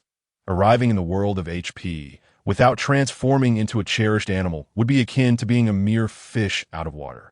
Naturally, if he wished to become an animagus, he could not afford to miss Dumbledore's transfiguration class. Once all the students were seated, Dumbledore nodded in satisfaction. Clearing his throat, he tapped the lectern with his wand, which immediately roared in response. Roar! It transformed from a 4-legged table into a 4-legged lion, startling the students in the front row, who recoiled in surprise. With another flick of his wand, the lunging lion morphed mid-air into a small black and white badger. Sniffing curiously, the badger suddenly sprouted wings, transforming into a majestic eagle amidst the astonished gasps of the onlookers. The eagle soared, circling the classroom 3 times before gracefully landing. As it descended, its legs elongated and merged, ultimately transforming into an elegantly coiled spotted python. Hissing softly, the serpent returned to the lectern, and with a flick of Dumbledore's wand, it reverted to its original form. All the students were left in awe, including Hofar. In his previous life, he had witnessed countless impressive magical effects in films, but this precise and authentic transformation was beyond anything he had ever encountered. Since becoming headmaster, Dumbledore had seldom showcased his mastery of transfiguration, leaving many unaware of his true prowess as a transfiguration master. As the students gazed at him in astonishment, Dumbledore began to speak slowly. Transfiguration is, without question, the most intricate and demanding of all magical disciplines. The challenge lies in altering the structure of an object without compromising its essence. This has been a subject of eternal debate among wizards throughout the ages, observing the attentive faces of the students. Dumbledore waved his wand again, causing the curtains to rise. The classroom dimmed, and several projection screens descended around them. This is the first transfiguration class. I shall teach you not magic, but rather the most vital quality of transfiguration, caution.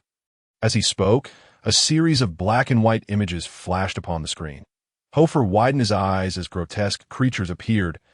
In the realm of transfiguration, some wizards have ventured further than most could fathom. All the grand transformations you can conceive have been attempted by various wizards. However, while some succeeded, far more have met with failure in their pursuit of knowledge. The root cause of these failures is invariably a lack of caution. The images came to a halt, revealing a hand-drawn depiction of the Great Sphinx of Giza. In 2000 BCE, the Great Transfiguration Master, the Sphinx, reached the pinnacle of transformation. Regrettably, he ultimately confused the distinction between structure and essence, resulting in his transformation into a half-man, half-lion beast, losing his sanity in the process. The projection shifted again to reveal a wretched creature with the head of a woman and the body of a bird. In 1000 BCE, the greatest witch of ancient Greece, the Siren, sacrificed her sanity in her pursuit of flight, stripping herself of her humanity and becoming a monstrous hybrid. Even today, her descendants wander the Greek peninsula in torment. The images transformed once more into a hand-drawn figure of a half-man, half-bull creature. In 13 CE, the renowned wizard Minotaur, during a duel with a human, attempted to transform into a bull but was tragically overwhelmed by rage. Thus, he was condemned to a life as a creature neither human nor bull, subsisting on his own refuse. As the calm voice of the man at the lectern narrated these tales, the pallor of the students deepened. Hofar was astonished to discover that some of the mythological creatures he had read about were indeed real, and most were tied to the intricacies of transfiguration. In his previous life, he had only glimpsed the allure of becoming an animagus, unaware of the perilous stories lurking behind the scenes. After recounting a succession of failed transformation cases, the classroom fell silent. Suddenly, a hand shot up high. Dumbledore nodded. "Tom, please speak." Tom Riddle rose slowly, his demeanor respectful as he inquired. "Sir, what does it mean to change structure without altering essence?" "To me, it seems that if the structure changes, the essence must inevitably follow a crucial question, Tom," Dumbledore replied calmly. "Every transfiguration master holds differing opinions on this matter. However, in my view, essence pertains to your intent and inner self. With your inner goal as your guiding star, and by embracing love and compassion, you can maintain your identity amidst the complexities of transformation. Of course, this principle applies only to the biological transformations of animagi." Tom politely replied, "Thank you, sir," and took his seat, leaving Hofar unable to discern his expression in his previous life. While engrossed in reading, he was uncertain whether Voldemort was an animagus.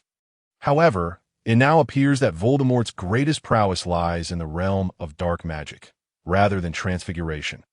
After elucidating the quandary surrounding Tom Riddle, Dumbledore instructed each student to approach the front and retrieve a small piece of wood, tasking them with transforming it into various shapes using their wands. Once the wood was taken, Hofar observed as the students eagerly brandished their wands, incessantly striking the wood. Instantly, the classroom was illuminated with a kaleidoscope of joyous colors. Some students were chanting incantations as they cast spells upon the wood. Some pieces ignited with a loud crack, while others morphed into puddles of muck under the wand's glow, and some even sprouted legs and scurried away. Dumbledore's voice rang out, urging the students to maintain composure, avoid chaos, and keep their objectives clear in their minds. Yet his admonitions fell upon deaf ears. The young wizards, in their collective exuberance, were utterly at a loss. The students from Ravenclaw and Slytherin retained a semblance of calm, while those from Gryffindor and Hufflepuff were on the verge of demolishing the ceiling. Among them were two Gryffindor boys beside Aglia, one of whom had fashioned the wood into a pig's head, while the other caused a loud explosion, leaving his face smeared with soot and his hair standing on end. Aglia displayed a look of disdain and mockery. Shifting her position slightly to the left, Miranda, silent and composed, withdrew her wand and tapped the piece of wood to her delight. It began to levitate and gradually transformed in mid-air. Ultimately, it morphed into a rather unsightly creature resembling a head eagle, which, although far from perfect, could just barely be considered a head eagle. Miranda turned to Hoffa and remarked, "Dumbledore must award me at least 5 points for this." "How ridiculous," retorted Aglia, crossing her arms and sneering. "Are you satisfied with conjuring such rubbish?" Miranda, with a gentle and polite demeanor, regarded Aglia as if to say, "If you think you're so capable, then by all means, show us." The silver-haired girl, exuding pride, withdrew a wand that shimmered with silvery light and pointed it at the wood. Then, to Hoffa's astonishment, the wood began to grow and extend across the table, transforming into an exquisite tree sculpture. The carving was remarkably lifelike, adorned with minuscule leaves, the intricate patterns on which were clearly discernible. Once her transformation was complete, she stowed her wand and shot a derisive glance at Miranda. Miranda observed Aglia's tree sculpture, then glanced back at her own head eagle and shrugged. "Well, you are impressive." She refrained from engaging Aglia in a dispute, not even displaying anger. Hoffa felt a twinge of admiration for Miranda. To remain unperturbed in the face of such ridicule was commendable if it were him. He would likely have reacted differently. Aglia remarked to Miranda, "But you're not too shabby. Some are too timid to even attempt." As she spoke, she held her head high, casting sidelong glances at Hoffa, eager to witness his humiliation. Sensing her insinuation, Hoffa's expression darkened. He lifted his wand and gently tapped the small block of wood before him, envisioning a wooden sword. Magic flowed from his wand as he focused his mental energy into the wood. Suddenly, he experienced an extraordinary sensation, akin to molding a piece of clay out of thin air. Under the influence of his magic, the wood seemed to possess remarkable malleability to sew. That was it. Purpose and structure. Hoffa pondered, closing his eyes. He envisioned a gleaming blade in his mind. The wood began to elongate under his mental guidance, stretching and flattening. During this transformation, Hoffa furrowed his brow. Something was amiss. There wasn't enough detail. Merely shaping the blade did not suffice. Thus, he began to contemplate the form of the hilt and the guard. Above the table, the wooden sword grew increasingly recognizable. Initially, just a rough shape. Gradually, the patterns on the hilt began to emerge. Miranda murmured a quiet compliment, while Aglia scoffed, muttering something dismissive about it still being mere wood. Once the carving was complete, Hoffa opened his eyes and gazed at the small sword before him, his expression revealing little joy. "You truly have talent. You've accomplished it," Miranda exclaimed in awe. Hoffa shook his head and closed his eyes once more, feeling that something was still amiss. After all, he aspired to transform into an animagus. Simply altering the wood into a wooden sword was far from sufficient. After all, what was the difference between that and crafting a wooden sword out of clay? The wooden sword remained wood, devoid of any true transformation. This was not magic, not wondrous at all. Essence, transformation, objective. The keywords Dumbledore had mentioned echoed in Hoffa's mind. No, a sword should be forged of iron. Its purpose should be for slaying, while a wooden sword could only serve as a toy. Thus, Hoffa concentrated his thoughts, immersing himself entirely in the current wooden sword, striving to perceive more intricate details. Yet, it was futile. He could sense every fiber of the wood. Yet the essence of the wood eluded him, let alone the transformation. Was it a lack of mental acuity? Hoffa's brow knitted in concentration, and suddenly he recalled the meditative techniques of the Miragiba traveler. Meditation could enhance one's mental prowess. Hoffa glanced around, noticing that everyone was struggling with their own pieces of wood, oblivious to his presence in the corner. He emptied his mind, closed his eyes, and entered a meditative state. In that moment, his consciousness magnified exponentially under the influence of meditation, and if he so wished, he could perceive the entirety of the classroom without need of sight. However, Hoffa did not. He devoted all his mental energy to the wooden sword. Seeking to uncover its essence, his powerful mind, like a spider's web, delicately infiltrated the wooden sword, weaving through its fibers, cells, and even the nucleus, reaching the very essence of the organic material. Suddenly, a resounding explosion echoed in his mind. The black and white world burst into a vivid tapestry of color, as if he had transcended into another dimension. Countless minuscule particles danced around him, shifting and transforming, an endless array of colors swirling and dispersing before his eyes. The magic propelled Hofar through an entirely unknown realm. A new world of transfiguration unfolded before him, and he felt elation, a sense of power that bordered on omnipotence. Yes, this was it, in the real world.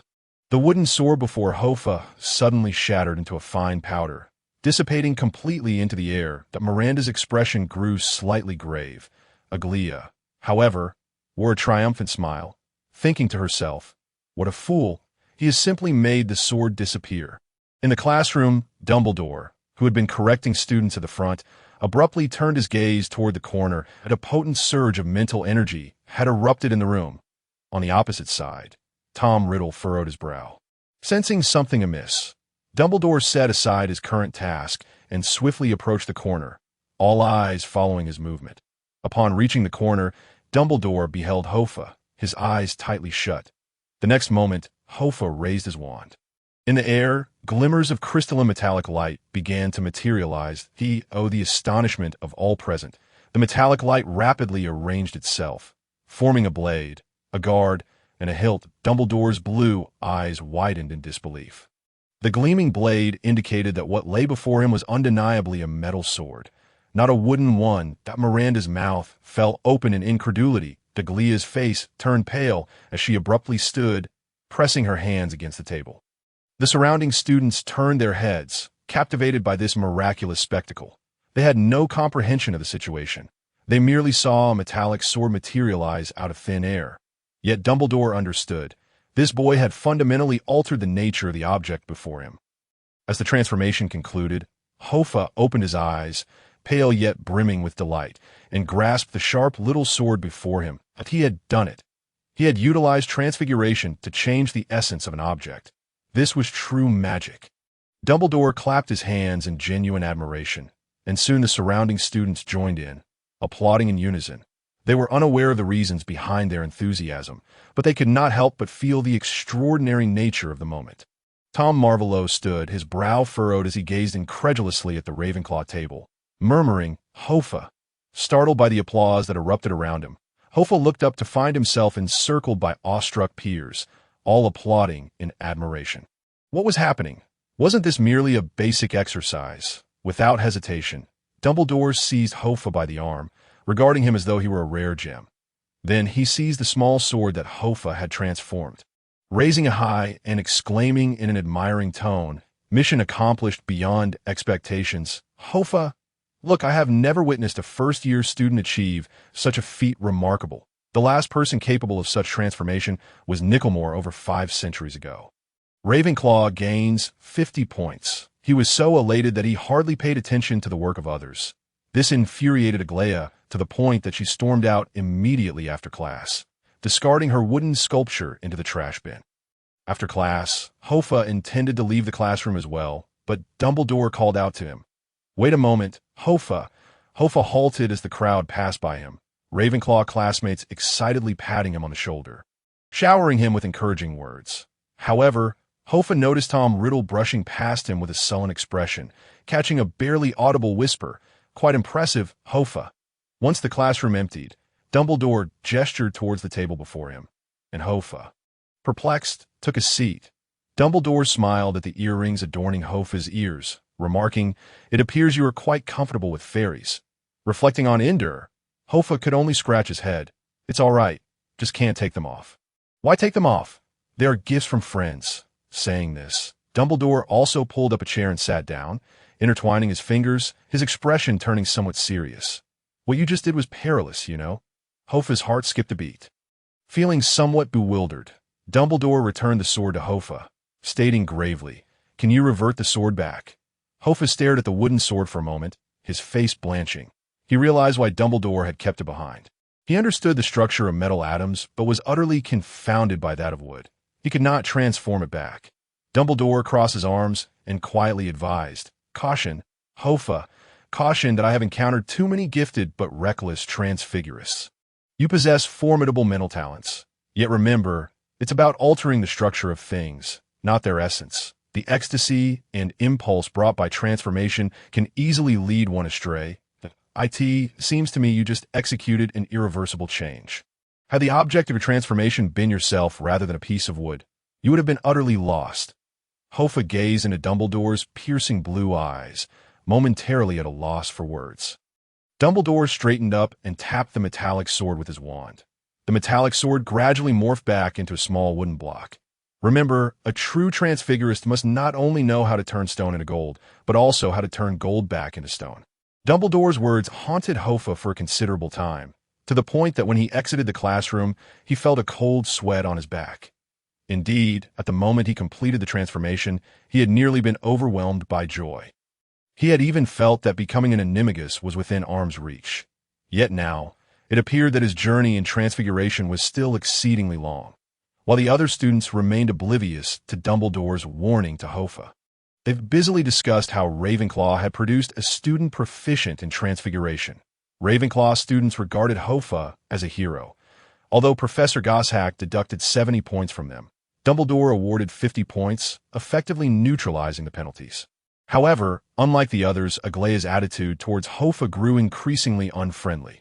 Regardless of the time, she only bestowed upon him a scornful glare that on Tuesday, during her biology class, she deliberately swapped Hofar's mushroom plant with a potted Venus flytrap, eager to see him embarrass himself. Fortunately, Hufflepuff's head, Herbalobble, timely alerted him, sparing him from disaster. Otherwise, he might have lost his nose to that dreadful plant that on Wednesday, during astronomy class, she publicly ridiculed Hofar for confusing Jupiter's moons, Io and Europa. Hofar suspected this girl had never faced adversity in her life and was suddenly encountering a setback, hence harboring resentment towards him. Yet, the more she acted this way, the more Hofar ignored her. Treating her like a clown, he attended classes during the day and meditated in the gentle breeze of the common room at night. Whenever he had free time, he ventured to the library, searching for methods of the disillusionment charm.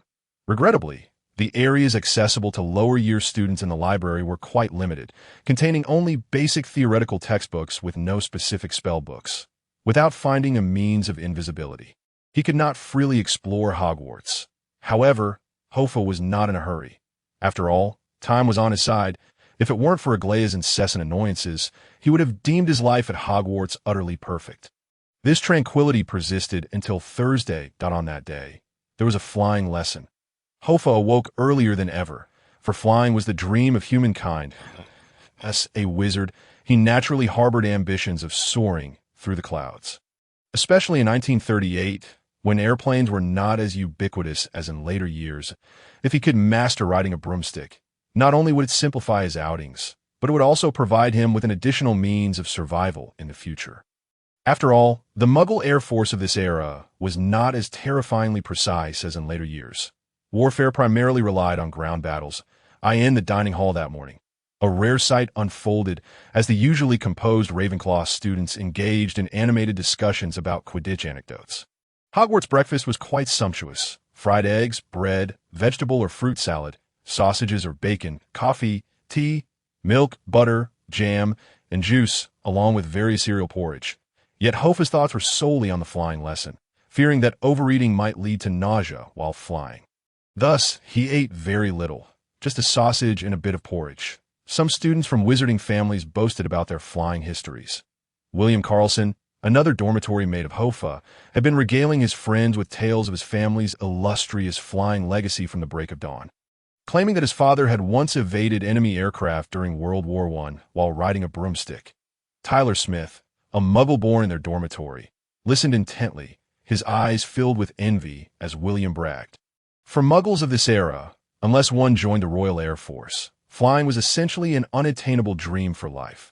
The Ravenclaw students were relatively composed, while at the Gryffindor and Slytherin tables, groups of students huddled together, erupting into boisterous laughter. Most of the laughter came from boys, as Quidditch was predominantly a boys' game in this era, with girls rarely participating. After breakfast, a throng of students hurried out of the hall.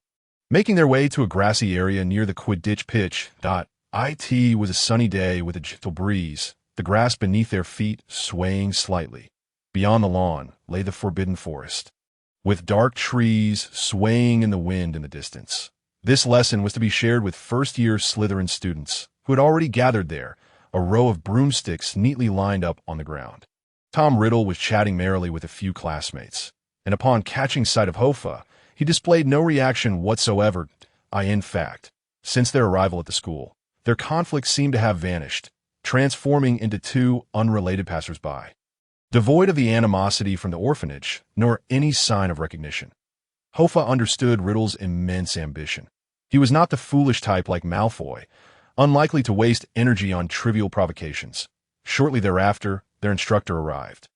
Hofar had already heard during breakfast from his dorm mates that the Quidditch teacher was named Periolilio, a former beater for the Irish team in the 1920 Quidditch World Cup, where they achieved an impressive semi-final placement. Periol was a tall man with long arms, his brown hair curly and his demeanor vibrant. Upon seeing the newcomers, he whistled. "What are you waiting for? Line up by height." The crowd stirred, a cacophony of 11-year-olds shoving and jostling one another. Periol impatiently intervened, pulling various children out and rearranging them into different positions. Hofar had initially stood beside Miranda, but Periol separated them because Hofar was half a head taller. He was pushed next to someone else. Yes, it was Aglaia again. They were of similar height. Upon seeing Hofar being nudged over, Aglaia let out a cold huff. The originally warm sunlight and gentle breeze made Hofar feel quite comfortable. Now, standing beside Aglaia, he felt a profound sense of discomfort. Observing the students arranged in an arithmetic progression of heights, Professor Polio appeared exceedingly pleased. It was only then that he whistled and commanded, "Extend your right hand and place it above the broomstick. Then say, 'Rise, rise,'" echoed the chorus of voices. Hofar also extended his hand, shouting, "Rise." Yet nothing occurred. Consequently, he intensified his tone. "Rise." Still, there was no response. He felt a wave of confusion wash over him. What was happening? Turning his head, he noticed that some brooms quickly responded, such as Tom Riddle, who stood directly opposite him. The moment he spoke, his broom obediently flew into his palm. Even his roommate, William, did not boast. His broom leapt up swiftly into his grasp. Some children's brooms languidly rolled on the ground, exhibiting clear reluctance. For instance, Miranda's broom seemed hesitant, inching up slightly only to descend again, yet at least it was moving. But his own broom remained utterly still. Unyielding, Hofar tried twice more, yet to no avail. "Muggle," came a mocking voice from beside him. Hofar noticed Aglaia on his right, wearing a smug smile, arms crossed, utterly motionless. Thus, Hofar uttered the only sentence he would say to her all week. "What are you so pleased about?" "Yours and team moving hither." It? She elongated her tone, as if relishing the moment. After saying this, Aglaia shot him a scornful glance. One arm still crossed over her chest while the other hovered above her own broomstick. Without uttering a word, her broom suddenly soared into her hand, and Hofar could practically feel the broom's eagerness to be ridden by her. Hofar widened his eyes and looked again at his own broom. "Rise!" A gentle breeze rustled the tattered branches, yet remained motionless, akin to a lifeless salted fish. Hofar's expression darkened as he raised his hand. Polio noticed him. "What's wrong, child?" Hofar replied, "Professor, my broom is broken." The surrounding students turned their gazes toward him, and Polio widened his eyes as he extended his hand from a distance. Rise that Hofar's broom shot away from him like lightning, landing in Polio's grasp. Upon inspecting it, Polio remarked discontentedly, "What are you talking about? This broom is in excellent condition." With that, he tossed the broom back to Hofar. Hofar extended his hand once more. Rise that it fell silent again. "Ha ha!" Aglaia laughed heartily, her sweet demeanor inciting a deep-seated irritation in Hofar. She declared, "A flying muggle, a non-flying wizard, someone utterly devoid of flying talent. Such individuals are exceedingly rare throughout history, but you are undoubtedly one of them. In Britain and across Europe, flying is an ancient and elegant art, and Quidditch is a sophisticated social sport. It represents those exceptional individuals among the crowd with the ability to dominate. And you shut up. If you don't speak, No one will think you're mute, Hoffa interjected, his face ashen, abruptly halting Aglaya's tirade. At that moment, he no longer wished to maintain the facade of peace with her. His disdain for the girl reached its zenith. He drew out his wand, pointing it at the broom on the ground. Wingardium Leviosa! Under the effects of a levitation charm, Hoffa's broom shot upwards like a scruffy mutt. Trembling in agony as it was forced into his hand, Hoffa sensed its unwillingness but gripped it fiercely. Then, something Hoffa never anticipated occurred. Aglaya raised her hand.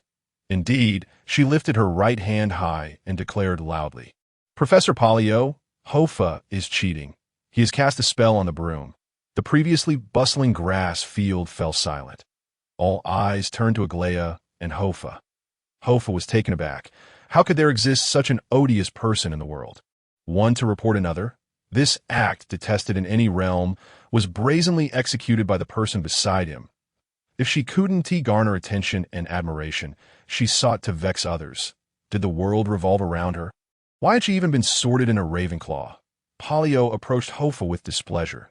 "Did you really cast a spell on the broom?" "Indeed," Hoffa sighed. "What spell?" "The levitation charm," Hoffa replied. Polio inhaled deeply before exhaling. In Quidditch matches, casting spells on brooms is a serious infraction. Are you aware of that? I was not, Hoffa stated flatly. Considering this is your first offense, I want to deduct points. However, you may sit this lesson out and observe from the side. Polio said regretfully. Hoffa tossed the broom aside, stowed his wand, and strode to the periphery, folding his arms in silence. He was so incensed that words eluded him. The capriciousness of life once more caught Hoffa off guard. He was not Harry Potter, devoid of any flying talent, let alone the aptitude for Quidditch, and he didn't even know the rules of the game on the grass. Polio whistled, demonstrating to the students how to ride a broom. Students began to rise into the air. Some wobbled on their brooms, while others zipped about with great speed. Aglaya was the most adept in the crowd, effortlessly soaring without needing to grasp the broomstick. Her arms crossed. It seemed as though she could direct the broom with mere thought. In the distant sky, fluffy clouds floated by. Hoffa leaned against a tall tower, chewing on a blade of grass, observing the flurry of activity above him, feeling for the first time a profound sense of alienation from this land. Aglaya had a point. In the wizarding world, Quidditch was indeed a game reserved for the gifted. It was akin to the sailing competitions at Ivy League universities in his former life. If one were not part of the elite circle, they might not even be invited to play. Reflecting inwardly, Hoffa understood why that broom had disregarded him. It simply didn't wish to partake in the Quidditch sport. He merely yearned to fly. The rules of Quidditch struck him as utterly nonsensical, especially the notion that catching the golden snitch could instantly alter the game's outcome, a sheer embodiment of individual heroism. Comparatively, he found himself more enamored with the muggle sport of football, where every player mattered. This moment, he pondered many things, recalling the scene in a previous life where Hermione had a fierce argument with Professor Trelawney over divination. Trelawney had dismissed Hermione's efforts, claiming she lacked the gift for divination. The truth was, one could not possess both emotional and rational prowess. Hermione would never become a seer, and Hoffa would find it equally challenging to excel in Quidditch. Indeed, those with talent were a rarity in the world, particularly in sports.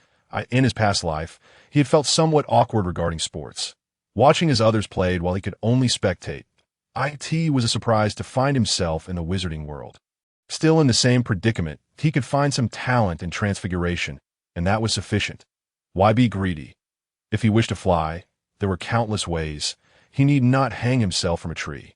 The imperative now was to diligently focus on learning and development. Only those who survived the impending war would be entitled to pursue their own happiness. Seeking fleeting glory among a group of 11-year-olds was utterly meaningless. With this realization, Hoffa's mood settled, and he spat out the blade of grass, calmly leaving the playground in the sky.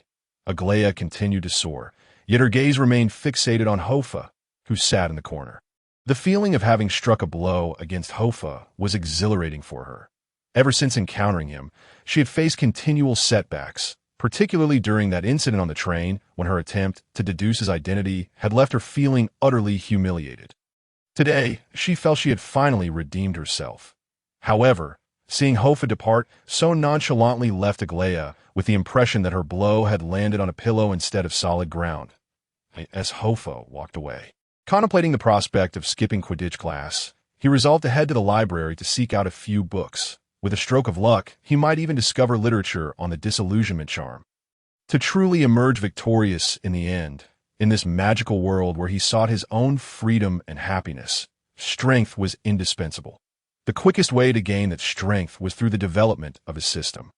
Yet, for now, the only wizarding realm Hoffa could explore was Hogwarts. Thus, the pressing matter at hand for Hoffa is to discover the incantation for the disillusionment charm, to return to the castle's library. He must first traverse the school's hunting grounds, a vast expanse of lush green lawn, stretching several kilometers, nestled between the forbidden forest of Hogwarts and the castle itself, resembling a sprawling emerald carpet that rustles softly in the gentle breeze. As he made his way, Hoffa suddenly noticed an abundance of magical runes on the ground, meticulously arranged and emanating a soft blue glow, suggesting the presence of a functional magic circle. Curiosity piqued. He continued to observe the intriguing array. Suddenly, he spotted a gathering of several figures in the distance. Judging by their attire, they were upper-years students of Hogwarts, engrossed in a heated discussion, as Hoffa had taken a shortcut. He happened upon this group and paused to listen. The voices of the older students grew increasingly agitated. Are we not allowed to live? Who is responsible for this? Why has the ministry sent anyone after several days? Principal Dipit has promised to handle it personally. Hoffa edged closer to the group, peering over the shoulders of a few upperclassmen. Behind them, the once orderly array of runes had been violently disrupted, leaving gaping holes in the grass and a chaotic array of craters and scratches on the ground. This is a transportation circle, Hoffa thought in surprise, recalling Principal Armando's remarks during the opening feast about the ministry establishing a designated teleportation point in the hunting grounds, allowing sixth-year students and above to receive permission to travel to special ministry locations for advanced aura training. The upper-year students continued to argue, their expressions fraught with concern, predominantly worrying about their academic standings and the tasks they were unable to complete. I am running out of credits. What am I to do? I'm in a worse situation. If I fail this task, I may not graduate this year. Can't we find another way to reach the ministry? Must we use the teleportation circle? No. Didn't TU hear Principal Dipit? We must follow the school's arrangements. After listening for a while, Hoffa approached a silent upperclassman with crossed arms and quietly inquired, "Excuse me, what are you all doing here?" The older student glanced down and noticed Hoffa, who was scarcely taller than the height of his ribs. He promptly leaned down and whispered, "What year are you in? And what brings you here?" "I'm a first year just passing through," Hoffa replied. "ISNT this the ministry's teleportation point." Indeed, the upperclassman said anxiously, but unfortunately, some unknown individual has sabotaged this teleportation point, preventing us from accessing our training. The thought of someone daring enough to vandalize the teleportation point struck Hoffa. He intended to ask more, but suddenly, several figures approached briskly from a distance. The older student hastily nudged Hoffa. "Quick, we must leave. Professor Goshawk is coming. We can't let him see you here." Hoffa turned to see a figure clad in bronze robes. The thought of the professor's stern demeanor sent a shiver down his spine, and he hurriedly made his way back around the hunting grounds toward Hogwarts. This incident was merely a minor interlude for Hoffa. The identity of the saboteur held no significance for him. Upon returning to Hogwarts, he made a beeline for the library, as his system exploration rate lingered at a mere 0.5%, having not even uncovered 1% of Hogwarts, and he needed to learn the art of invisibility or stealth quickly.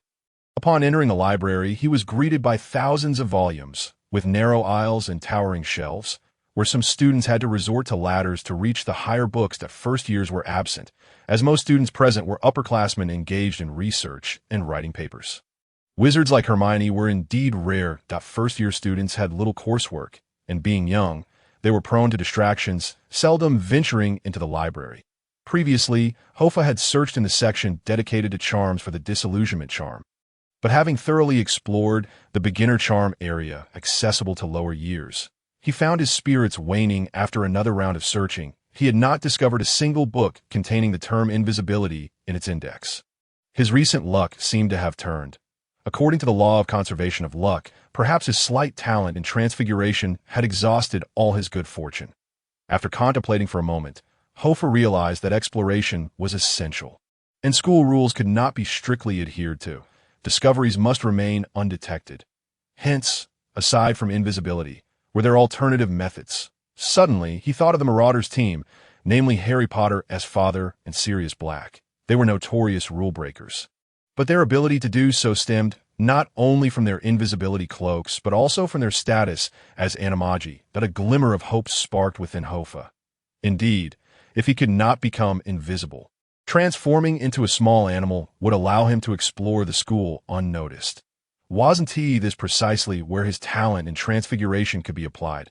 With this thought taking root, coupled with his burgeoning interest in transfiguration, he left the charms section and ventured into the realm of transfiguration literature. The section was situated adjacent to the potions area, occupying a vast space, though the selection of books suitable for first-year students was limited. Hofar pulled out a few titles of interest: Beginner's Guide to Transfiguration, Transformation of Matter and Magic, and Fundamentals of Quick Transfiguration. After perusing several volumes, Hofar found them somewhat uninspiring. The content mirrored what was covered in class, and the explanations fell short of Dumbledore's eloquence. Only someone like Filch would find them worthwhile. Undeterred, he continued to browse, discovering some books that offered valuable insights while others did not. In the midst of his exploration, Hofar lost track of his surroundings, becoming engrossed in the pursuit of knowledge as he wandered deeper into the library. Suddenly, he heard a faint whispering near his ear. "Look at me. No, it is you who should look at me. My knowledge surpasses yours. No, mine exceeds yours, but mine is far more useful." Hofar jolted upright, only to find no one beside him. All the books lay quietly on their shelves, yet the murmurs persisted in their heated debate. "Come, child, I can lead you to greatness." Greatness? Hofar pondered. Was reading merely for glory? Foolish creature. Tisk, short-sighted. Knowledge itself is desire. Oh, damn. Be quiet. Let him choose for himself. The whispers continued, and Hofar widened his eyes in disbelief. Were the books arguing? Why could he hear their voices? Did every wizard experience this? Confused, he stepped closer, and the cacophony of voices grew denser, each book disparaging the others while extolling its own virtues, as if vying for his attention. As Hofar moved slowly along the shelves, he noticed a thick, old tome wedged in the third row. Instinctively, he felt a connection to this book, for while the others clamored, this one exuded a quiet confidence. He carefully extracted the hefty volume, which was nearly the size of his chest. Oh, damn it, good luck. Another one has slipped away. In that moment of choice, the surrounding books fell silent. Hofar examined the confident tome closely. Its cover was crafted from the hide of an unknown creature, possessing a peculiar texture and faintly emitting the scent of charred remnants. The book appeared singed, its cover adorned with faded silver lettering that proclaimed, "Anatomy of All Things, Structure is Key by Morgan Le Fay." What an audacious claim! Hofar scoffed. He opened the book, and with just one glance, he was captivated. Within its pages lay a meticulously illustrated diagram of a lion's anatomy. From various perspectives, encompassing hair, nerves, and the flow of magic, the pages reveal that the foundation of transformation lies in understanding. The metamorphosis of a cat and that of a lion bear no magical distinction. The only difference resides in the depth of one's comprehension of the target transformation. To transfigure into a cat, one must possess a profound understanding of felines. To metamorphose into a lion, one must have an equally deep grasp of lions. The same principle applies to animagi. Hofar felt a slight breathlessness, as if the book could see through the thoughts in his heart. It plunged directly into the subject, starkly contrasting with the veiled, flamboyant tricksters outside. Without hesitation, Hofar turned the page. The second page illustrated a magnificent eagle, showcasing every bone and feather to perfection. Through magic, it traversed back and forth between subject and object. The greatest challenge was not merely understanding the target, but delving deeply into oneself. Those who cannot dissect their own being cannot become true masters of transformation. Hofar was astounded by the words on the pages, resonating within him like the toll of a great bell. Awakening his senses, Just as he intended to turn the page once more, an elderly librarian with a gray beard sprang forth, abruptly snatching the engrossing tome from his hands. "Hey, young man, do you have a professor's signature?" Hofar's initial anger surged, but upon noticing the glaring red words above, restricted section, he realized he had violated school regulations. Entering the restricted section of the library required a professor's signature. Seeing Hofar's silence, the librarian crossed his arms defiantly. "You come to the upperclassmen's area without a signature. If the spells within that book backlash, who bears the responsibility? Me or you? Out, out, out." He waved a feather duster, shooing Hofar out of the library. Standing at the entrance, Hofar kicked a nearby Roman column in frustration as he felt utterly discontented, thinking how misfortunes seemed to plague him, rendering him inept in all matters. Being interrupted while engrossed in reading was the most aggravating of experiences. Had that old man arrived a moment later, he might have unveiled the secrets of becoming an animagus. After a moment of vexation, Hofar began to contemplate a solution, but he was determined to obtain that book. Yet with so many regulations at Hogwarts, where could he procure a professor's signature? At that moment, he recalled the original story, where Harry and Hermione ventured into the restricted section for the polyjuice potion recipe. However, they had encountered that fool Lockhart. Who could he approach for a signature now? Dumbledore was out of the question. That man was far too clever. As for Goshawk, there was no way. He was exceedingly stern, even with his granddaughter. With a furrowed brow, Hofar exited the library, only to find that night had fully descended. Unbeknownst to him, he had lingered in the library far too long that a pang of hunger struck him, prompting a hurried dash to the great hall that he had missed the meal and could only hope there was still some food left. Unfortunately, upon entering the hall, he found it sparsely populated, with only a few remnants of desserts left on the tables. Hofar thought to himself how truly unfortunate his day had been. After consuming a bit of leftover dessert, Hofar returned, empty-handed and with a growling stomach, to the Ravenclaw common room. Within the common room, an unusual clamor erupted, as a group of children eagerly discussed Quidditch. At the center of the crowd stood Aglia, her silver hair shining, basking in the adoration and admiration for her exceptional flying talent. Like stars orbiting a planet, they surrounded her, bombarding her with questions about flying techniques. Spotting Hofar enter the room, Aglia amplified her voice, guiding her admirers through their flying queries like a proud little swan. "Guylan, your waist is too bent. Your center of gravity is too far forward. It's a miracle you can even fly at all. William, your grip is flawed. Your habitual motion should have your left hand controlling direction and your right hand wielding the broom. If you continue to use your right hand for direction, you will suffer greatly in matches. Tyler, you performed well today, but I sense you still harbor some fear of flying not fear the skies. You are not a muggle." When she mentioned the someone, her voice rose once more, unmistakably pointed. Hofar chose to disregard her, treating her words as mere folly, since meditation in the common room was futile. He intended to retreat to his dormitory for some solitude.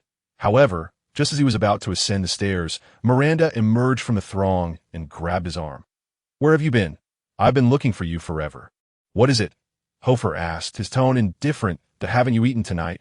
Miranda produced a paper-wrapped parcel. Upon receiving it, Hofar discovered it contained food. Though it was merely a few chicken legs and some bread, warmth filled his heart.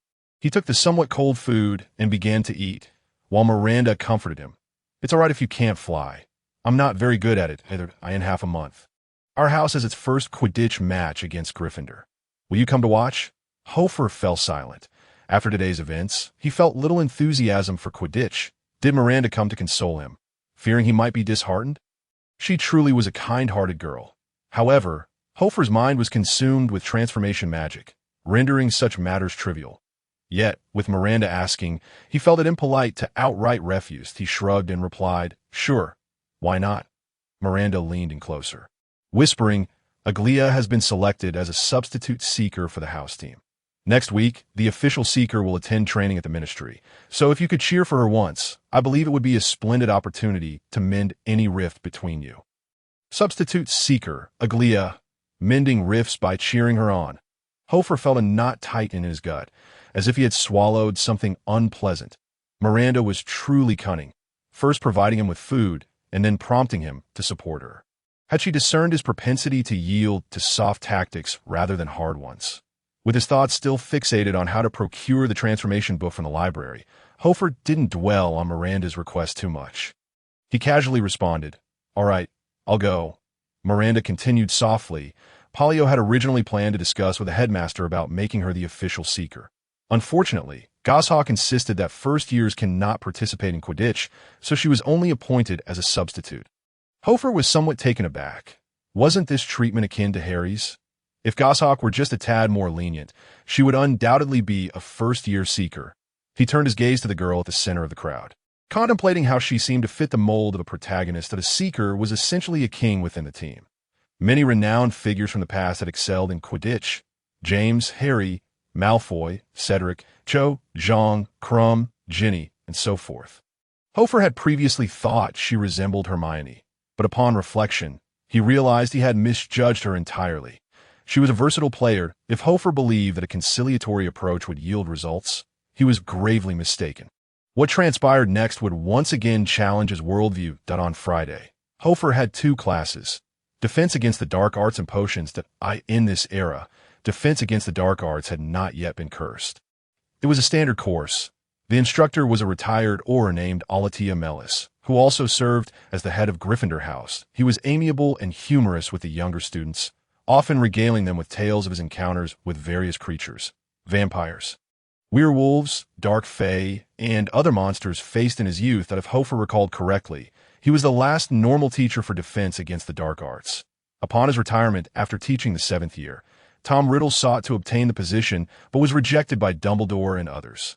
In retaliation, Riddle cursed the position, ensuring that no teacher could remain in it for more than a year thereafter. After completing the Defense against the Dark Arts class in the morning, the afternoon brought Potions class. The Potions professor was Slughorn, the head of Slytherin House. As Hofar ate lunch, a sudden idea struck him regarding the library's signature. Compared to the later Snape, Slughorn was quite affable. He might even divulge secrets about Horcruxes to Voldemort. He also entrusted his unbearable memories to Harry Potter. However, the prerequisite for all of this is that you must earn his recognition. Indeed, Slughorn only associates with those students he deems valuable, those he perceives to have potential, regarding them as the most treasured additions to his collection of life. After his retirement, he was willing to re-emerge from obscurity just to become Harry's teacher. In simple terms, this man not only judges by appearances, but also possesses a certain snobbishness.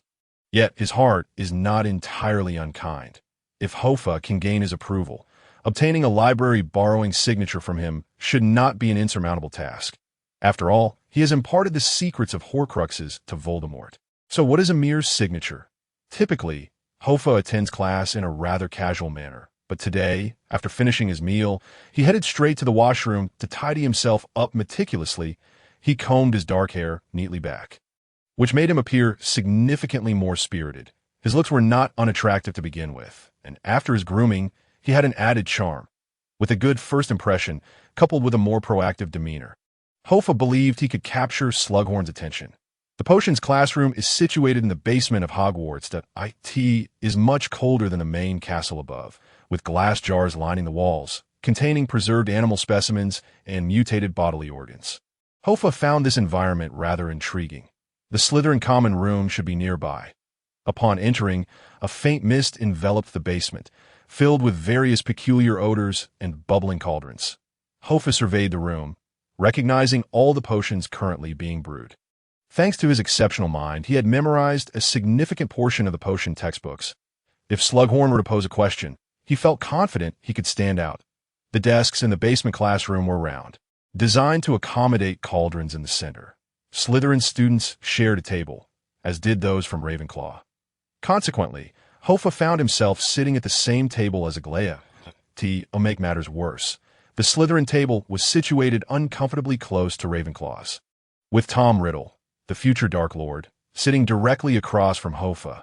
The feeling of being caught in a vice was disconcerting, yet he refrained from showing it. Not long after settling in, the door to the underground classroom swung open, and although Slughorn had yet to make his appearance, his rotund figure was already visible. Shortly thereafter, a man appeared, smoking a silver-piped meerschaum. His tightly fitted jacket made him appear significantly younger than he would in 50 years. He was not bald, yet he was indeed more corpulent. He exuded a cheerful demeanor, resembling a colossal smoking walrus. Upon entering the basement, Slughorn's eyes scanned the students, lingering a moment longer on Aglaia and Tom Riddle. As they were the most striking in appearance, he then picked up the attendance sheet, glancing over it before beginning to call names. Hofar mused that Slughorn's purpose in taking attendance was likely to ascertain whether any of his students hailed from prominent families or were descendants of renowned wizards. Thus, he was slightly taken aback when Slughorn called out Tom Marvolo's name, casting an additional glance at Tom in the crowd. The Gaunt family S. Marvolo was certainly a notable figure.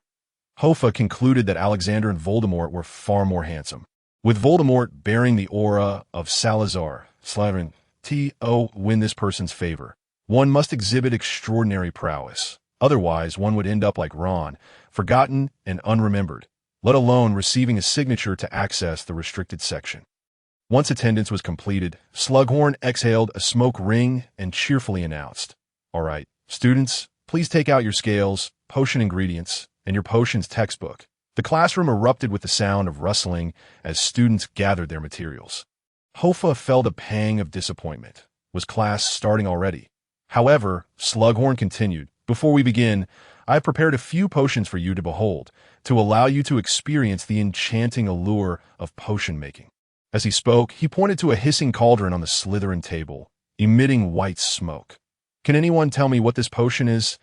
A surge of excitement coursed through Hofar, and he shot his hand into the air. Slughorn, noticing the raised hand, nodded in delight. "Excellent. Please share." Hofar stood and declared, "The anti-cold potion, composed of daisy roots and licorice juice in a ratio of 1:9, further supplemented with seal fat and rat spleens. Predominantly utilized in the Nordic and Siberian regions." "Correct," Slughorn boomed. "In your name?" He had indeed not remembered Hofar's name. "Hofar Bach, sir." "Bach, is it?" "Excellent." Ravenclaw earns 5 points. Slughorn nodded at Hofar, allowing him to take his seat. Hofar felt a surge of joy. It seemed he had made a favorable first impression on Slughorn, and after completing the course, he might even secure a signature.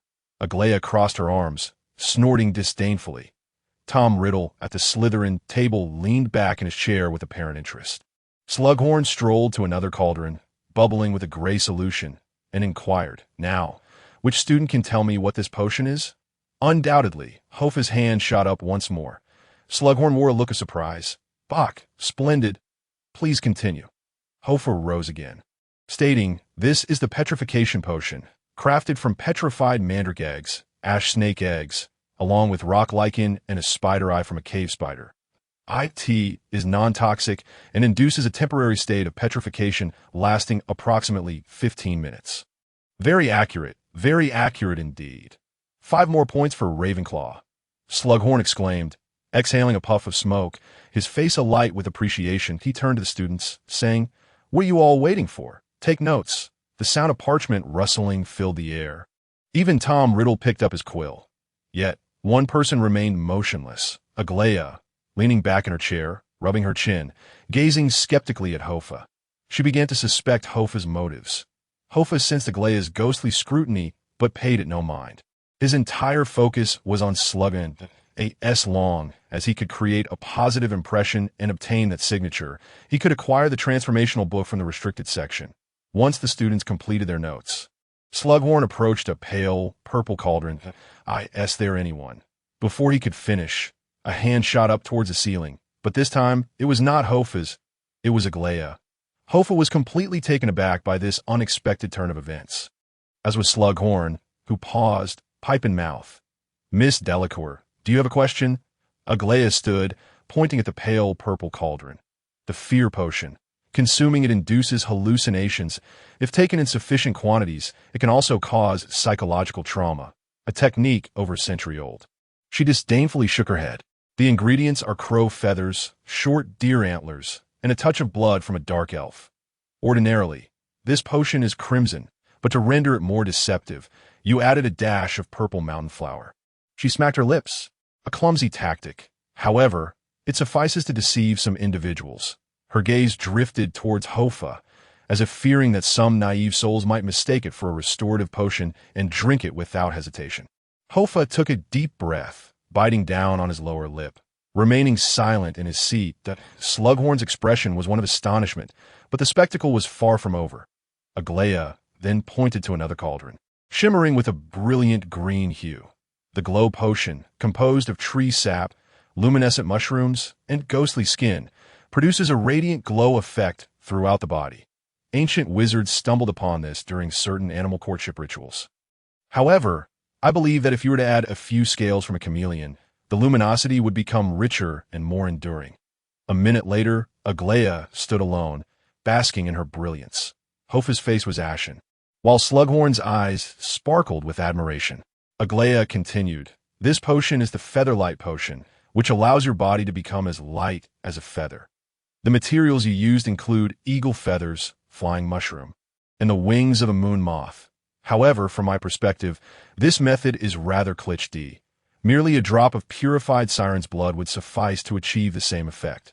1 minute later, Aglaia, the wolf repellent potion, while effective against werewolves, could also benefit from a touch of the wailing death knell. The IT would yield similar results for those wretched individuals among humanity with nefarious intentions, a point you have unfortunately overlooked. 1 minute later, Slughorn is sweating profusely. Of course, I do not mean to imply that the potions brewed in this basement lack merit. For instance, I find your sleeping draught quite exceptional. It not only induces slumber in depressed wizards, but also allows them to feel as though they have drifted into sleep naturally. Aglaia gestured towards a cauldron of colorless, transparent liquid, offering her praise, which elicited a look of relief from Slughorn. Yet, she continued, "However, due to the irresistible potency of the sleeping draught, it is classified as a controlled substance by the Ministry of Magic and ought not to be present in classrooms for younger students.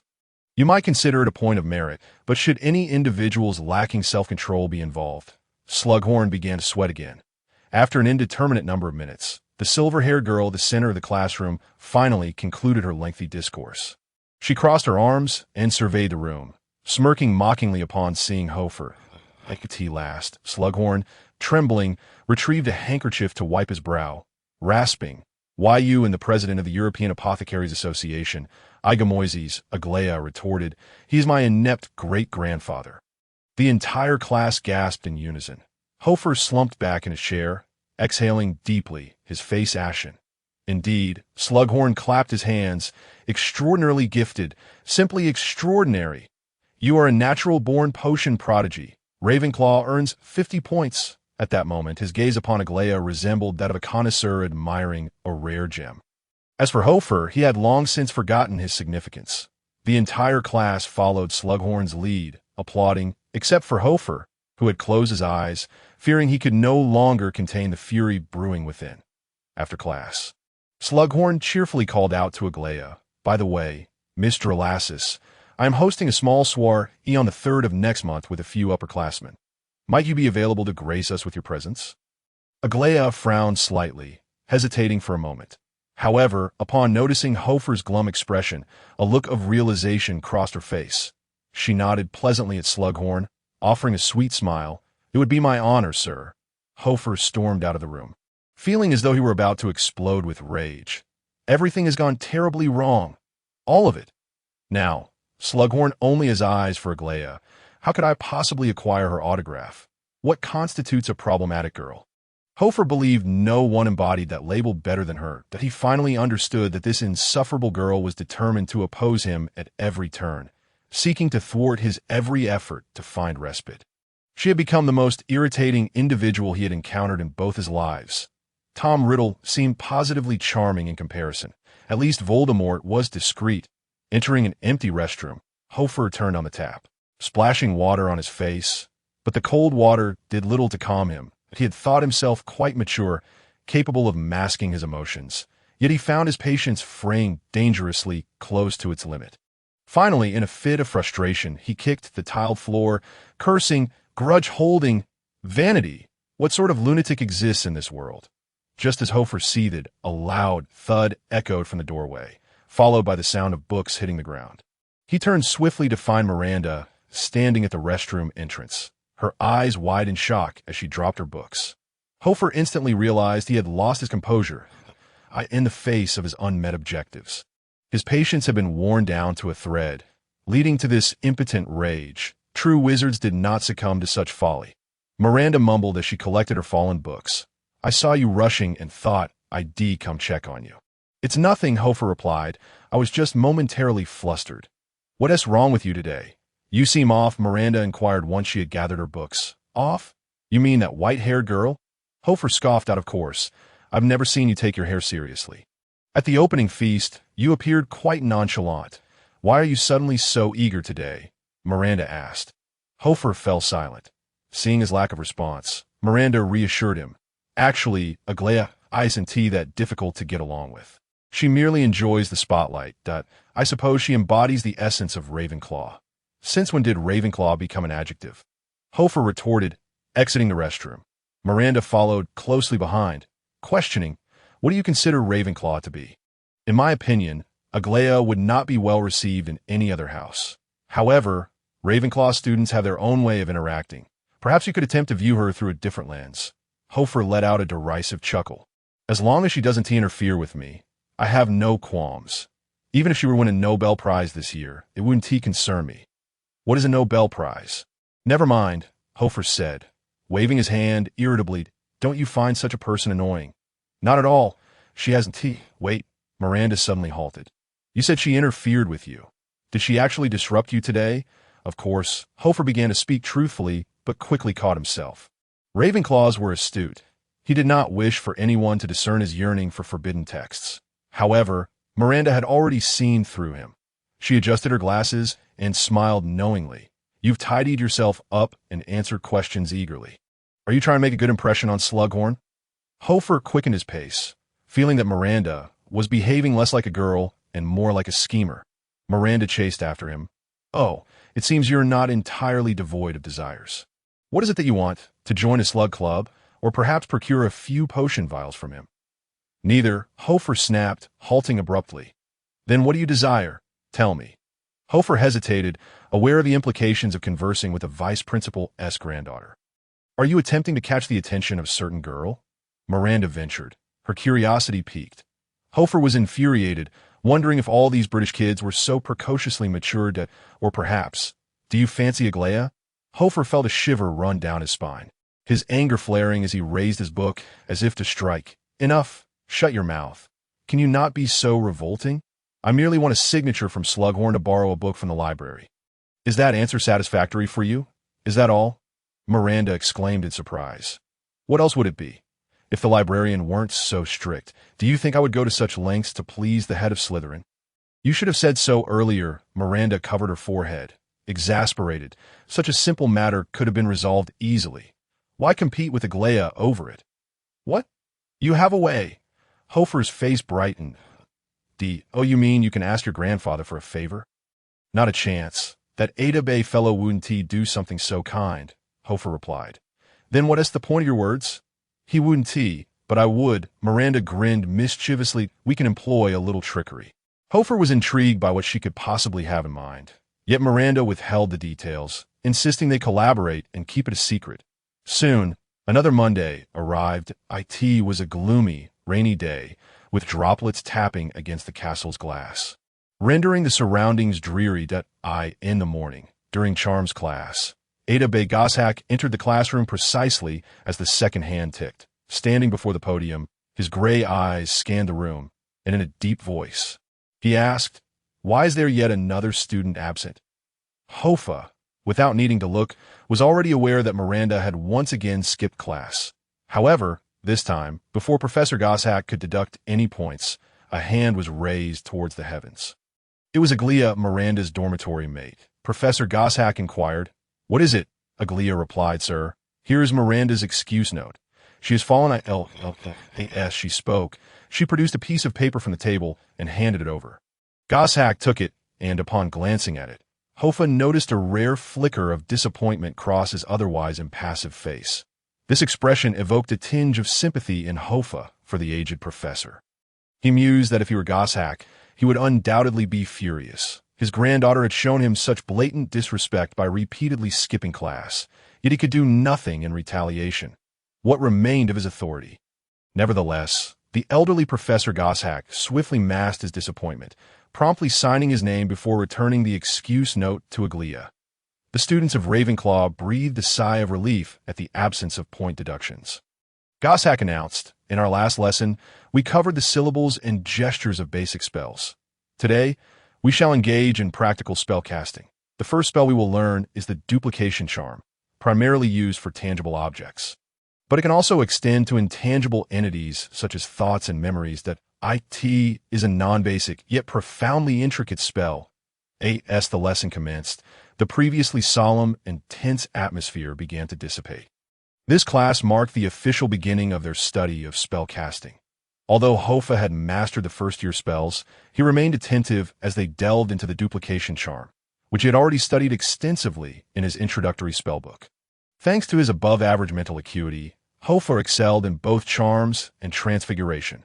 Ultimately, he succeeded in duplicating a small iron sphere into 2 and then replicated those into 4. That his deft skills garnered Professor Goshawk's praise, earning 10 points for Ravenclaw.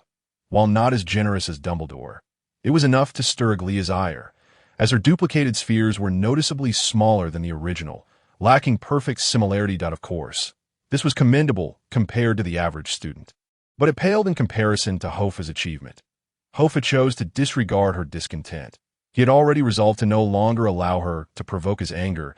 He perceived this as a stumbling block on his path to maturity, a test from the grand will of the universe. However, after class, as he approached the corner staircase on the 4th floor, he spotted Aglia standing with her arms crossed beneath the statue of the sycophant Gregor, coldly glaring at him. Hofar assumed her displeasure stemmed from his points accumulation for the house, so he ignored her and continued on his way. "Halt!" Aglia's icy voice called out to him. Reluctantly, Hofar turned around. "What is it? What is your relationship with Miranda?" Aglia questioned. Hofar replied coolly, "What are you implying? Why did she leave this for you?" As she spoke, Aglia raised a finger, pinching a note between it. Hofar scoffed. "I may not comprehend your words, but what Miranda chooses to leave for me is none of your concern." Aglia immediately displayed a look of disdain, self-important. "I have no interest in your affairs." With a flick of her finger, she discarded the note as if it were tainted, turning her back and walking away. Hofar's resolve strengthened. He lazily drew his wand and cast a levitation charm, retrieving the note back to his hand. Upon opening it, he discovered it was indeed Miranda's excuse note. "I have fallen ill and am currently at the hospital wing. Please excuse me for the morning."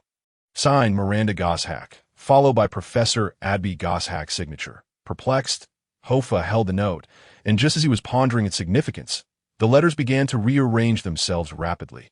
They transformed into a message: application for borrowing any book from the library. No time limit. Hofar's mouth fell agape. Miranda had promised to help him obtain a note for borrowing books from the library. He had not anticipated her clever ruse of feigning illness to secure Professor Adby's signature.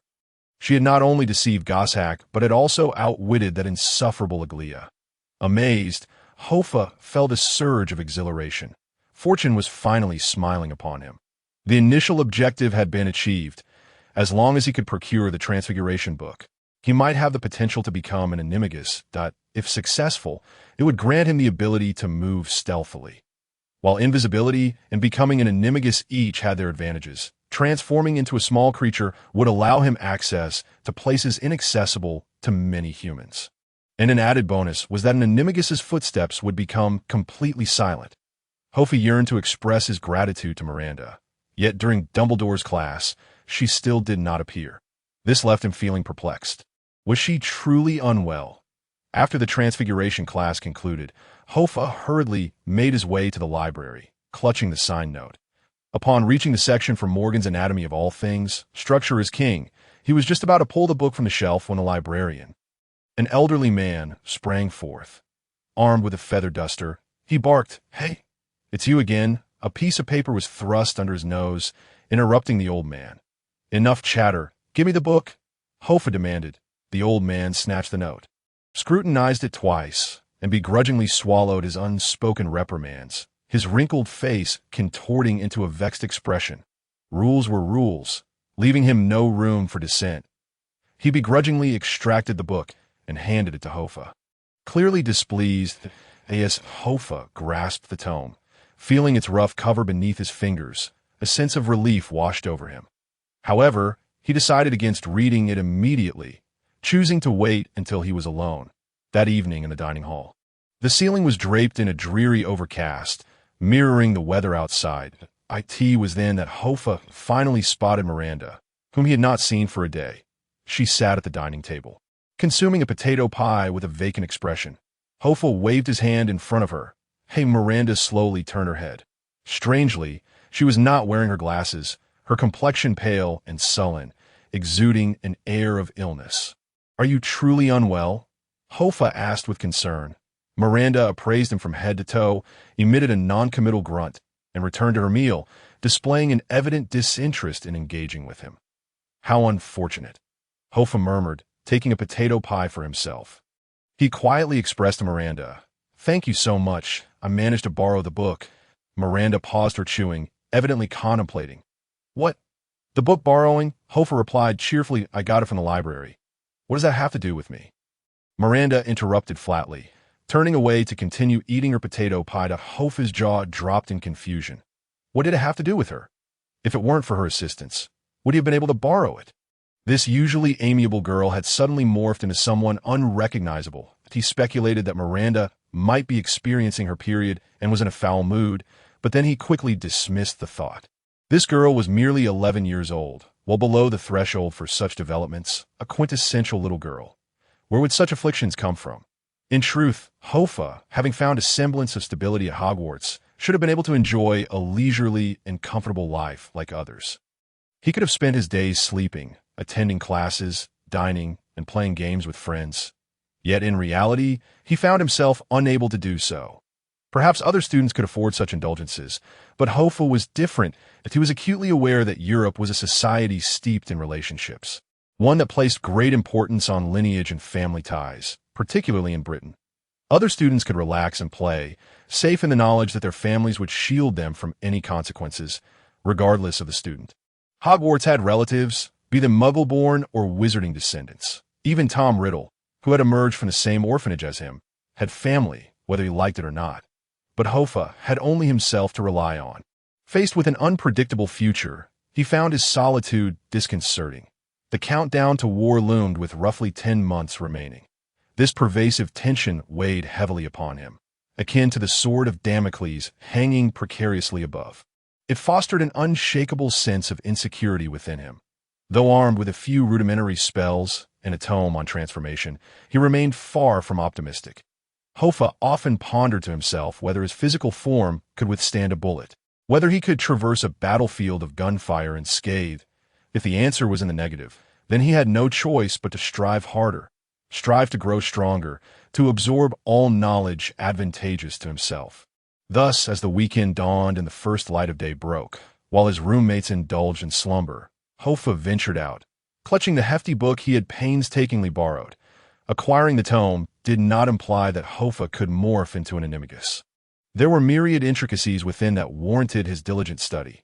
Yet, compared to the absence of guidance, this was a monumental leap forward. Now, with some free time at his disposal, he was determined to delve into the transformation magic contained within this mysterious manuscript. After a simple breakfast, Hoffa intended to depart when he spotted Professor Mellis of Gryffindor at the base of the clock tower, meticulously checking the number of students heading to Hogsmeade. Hogsmeade was a pure wizarding village nestled near Hogwarts School of Witchcraft and Wizardry, and also served as the headquarters during the Goblin Rebellion of 1612. The school mandated that only third-year students and above could visit on designated Saturdays, and they required a guardian's signature for permission that a group of third years stood on the lawn, clad in their typical attire, each face radiating exuberance.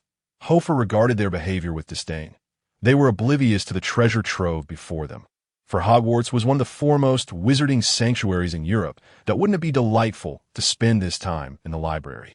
Mastering a few spells, a wizard, whether virtuous or malevolent, ought to possess a formidable spirit of solitude, able to endure loneliness and resist temptation, dedicating most of their energy to exploring the universe's truths and the profound essence of philosophy. Of course, he had no need to go to the library. What he saw was cradled in his arms. Stretching his legs, Hofar clutched the book and jogged along the hunting grounds towards the Black Lake. The tranquil waters mirrored the undulating hills and castles along the shore, shimmering with silver waves, while clouds in the lake resembled blooming snow lotuses. In the distance, he could see some stone drainage channels dating back to the era of King Arthur. Upon discovering a secluded patch of grass by the lake, blessed with ample light, Hofar, brimming with excitement and anticipation, eagerly opened the hefty tome he had so painstakingly borrowed. However, after flipping through its pages, the smile and enthusiasm faded from his face, replaced by calm seriousness. He realized he had been overly optimistic. This book was reputed to be an exhaustive guide on transformation, elucidating the process of becoming an animagus with remarkable clarity. Each step, each flow of magical energy was detailed, yet the clearer it became, the more Hofar sensed the arcane complexity of transformation magic. Transforming into an animagus was no trivial low-level spell. It was an arduous and sophisticated secret of transfiguration, involving numerous steps and countless magical transitions, all to be executed in rapid succession. Even those with exceptional talent required no less than a year of diligent practice to achieve success. Tea leaves for now. The task of exploring the school remained unattainable. Hofar lifted his gaze from the book, his brow furrowed. His curiosity was not driven by an interest in the secrets lurking within Hogwarts. He was not Voldemort. With an obsession for collecting an insatiable ambition, with the specter of war looming, and faced with an uncertain and treacherous future, Hofar felt the weight of urgency. The vast knowledge of the system's deity was his alone. He had only recently acquired a fragment of magic, 23, and it was imperative to gather them swiftly. Otherwise, confronting the horrors of war without any cards to play would be untenable. Was he truly to seek out the disillusionment charm? Hofar felt a twinge of frustration. The Agamones required substantial time, and the disillusionment charm was elusive. The inability to embark on his task of exploring the school was becoming increasingly problematic. This is vexing, Hofar murmured to himself. Cradling the book, he practiced a few meditation techniques to calm his restless spirit, resolutely immersing himself in study. Regardless of the pace, action was preferable to inaction. By the shores of the Black Lake, Hofar succumbed to a state of solitary learning that he frequently retrieved prepared parchment and quill to jot down notes, occasionally wielding his wand to practice movements and the flow of magic. Mastering the process of animagus transformation was arduous. Yet the pursuit of knowledge brought him joy as the sun ascended higher. The morning light faded, and the shapes of clouds morphed. The morning slipped away in the midst of Hofar's studies by noon. Hofar felt a pang of hunger. However, disinclined to waste time, he opted not to return to the school, instead gathering some berries by the lake, munching while gazing at the castle's reflection in the distance. Allowing his eyes to relax, and resolved to continue his magical studies in the afternoon. Suddenly, a voice called out, "Hofar!" Hofar jolted upright from the lakeside, turning his head to see nothing but the rustling branches stirred by the breeze. He glanced at the lake, where waves lapped against the pebbles. Had he imagined it? Hofar muttered, flipping a page in his book. Yet just as he was about to resume reading, the voice called out again. "Hey, Hofar, are you deaf?" Hofar sprang to his feet, closing the book and drawing his wand, scanning his surroundings with caution. Who was speaking? His expression darkened as he inquired. "Who are you?" "Simpleton, stop searching. It's me." Only then did Hofar realize something was amiss. The voice was unnervingly close, akin to a whisper in his ear. He touched his ear and felt the coolness of his silver earring. He recognized the voice's owner. Hofar exclaimed in surprise. "Is that you?" "Ender. Who else could it be?" Ender replied lazily. "What? Have you made so many friends at Hogwarts that you've forgotten the voice of your partner?" Hofar, both relieved and exasperated, realized that this mischievous fairy had equipped him with a Bluetooth earpiece. No wonder he left any contact information when departing. Ender could be considered his first friend in this world. The voice within the earring inquired with curiosity, "If I recall correctly, you should be on break today. How does life at Hogwarts feel?" "Huh." Hofar chuckled as he popped a berry into his mouth, jestingly retorting, "Why are you so concerned about me? Have your schemes for swindling money been exposed?" "Not quite," Ender sighed. "However, I have something urgent for you that requires your assistance." It's very important. Can you meet me now? Meet? Hofar was taken aback, glancing around him. How can I meet you? I'm at Hogwarts, Ender asked. Do you know Hogsmeade? I'm at the Three Broomsticks in Hogsmeade. Can you come before dark? Hofar was astounded. Have you lost your mind? How can I go out? I'm only a first year. If the school discovers I'm in Hogsmeade at this time, I could be expelled at— Oh, come now, the fairy chuckled. Rules are meant to be broken. Every Hogwarts graduate I know has broken at least 10 rules that could have led to expulsion, yet they all graduated without incident. Let me tell you, there are many secret passages in your school that can facilitate your escape. Don't be ridiculous. Hofar interrupted the fairy sharply. I'm only 11 years old, the same height as you. IDB discovered the moment I stepped out of the passage, let alone talk about meeting up. Ender exclaimed in surprise, Wait, you've been at Hogwarts for almost a month, and you don't know any deceptive spells? For example, the disillusionment charm, the blur charm, or the polyjuice potion. His mention of spells only heightened Hofar's frustration. Hey, can you do them? If you can, teach me. If you teach me, I'll go wherever you want. Teach you? Ender was taken aback. Fairy magic cannot be learned by human wizards. You have your own system of spell casting. Then what's the point of saying anything? Hofar retorted, exasperated. If you can't, I'm hanging up. Hey, the fairy hurriedly replied. Don't rush. While I can't teach you, there are people at your school who can. The unexpected turn of events left Hofar momentarily stunned, before he exclaimed in delight. Who is it? I don't know exactly who it is. Ender replied. But my previous partner once told me that he participated in a club while at school. The club in question is one that specializes in spells. Upon joining, each president rewards the members with a spell of their choice. Provided they can pass the club's trials, the Hofar's eyes widened in astonishment. Is there truly such a club? Of course, came the reply. Hogwarts has many such organizations. Where can I find it? Hofar eagerly inquired. That I'm not sure. As I'm not a student of your school, the fairy replied tersely. However, I did give you an earring. My previous partner, a fellow named Neiman, also wore a fairy earring. You should inquire at the school's club registration office. You may find what you're looking for. Closing his book, Hofar sprang to his feet and made his way towards the school grounds, while Duo continued to chatter on about how he should remember to visit him in Hogsmeade if he learned any invisibility or confounding spells, as he would be waiting for him at the Two Brooms. Hofar, however, was no longer listening. His mind was consumed with thoughts of the disillusionment charm. Undoubtedly, the study and mastery of a Nimigus transformation demands an immense investment of time. Yet spells are different. Their learning can progress at a remarkable pace. If he could master the disillusionment charm, it would instantly shatter many of the rules that constrained him. Indua's voice faded into the background, filled with urgent exhortations that Hofar must come see him. But he offered no reply. Upon returning to the school and concealing his transfiguration textbooks, Hofar headed straight for the classroom designated for club organizations. Indua's words were indeed correct. At Hogwarts, numerous student organizations akin to clubs existed.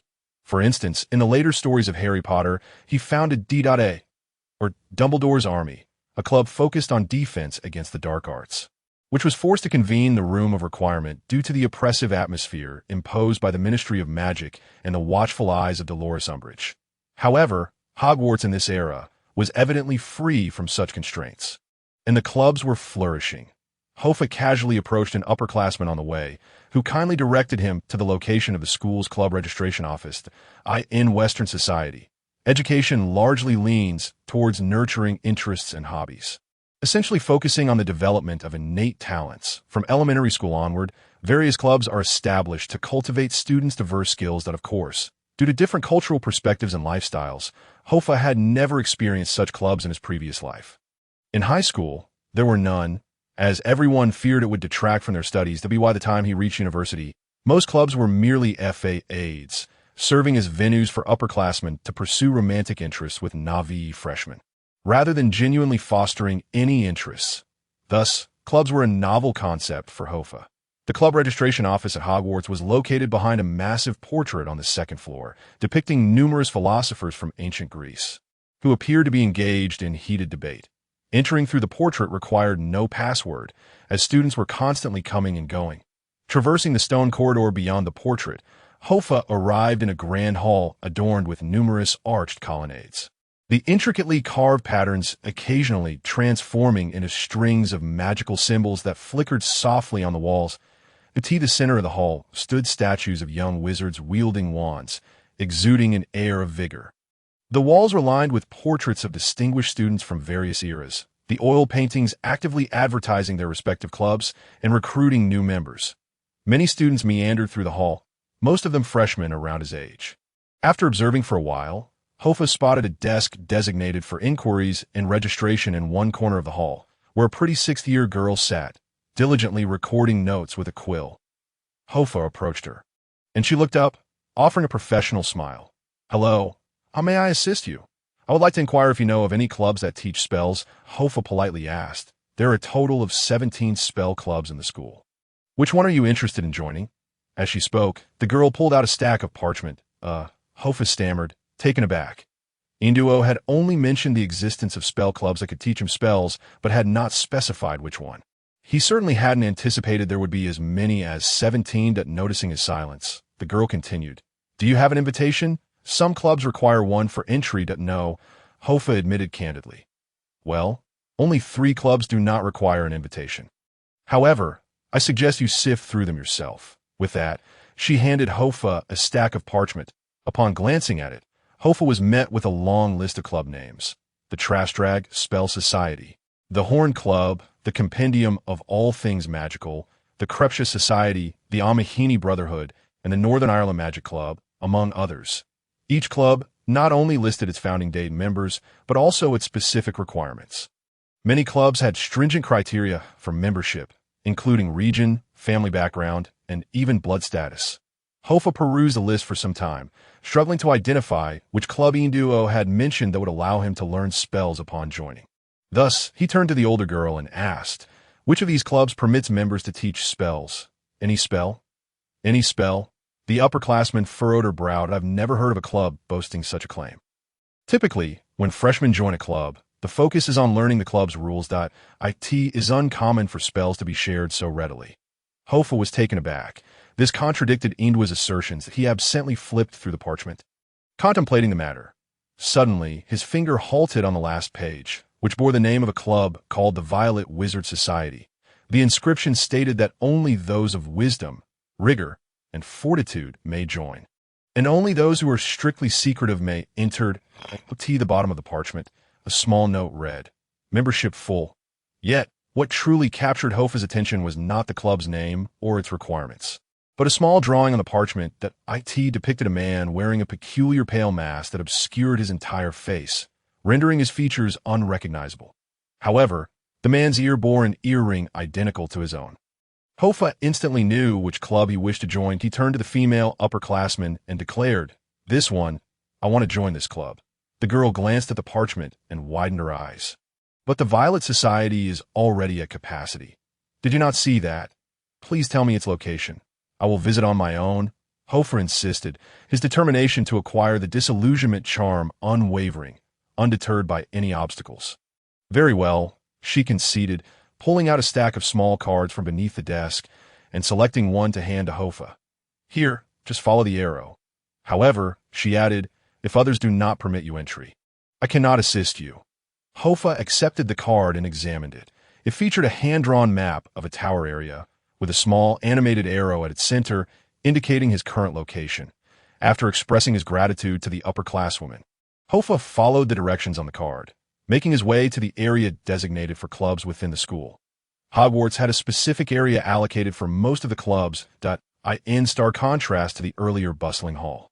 The club area was notably tranquil. It was a tall tower with a transparent glass top, and a radiant beam of white light connected the apex to the base, resembling the core of some arcane formation.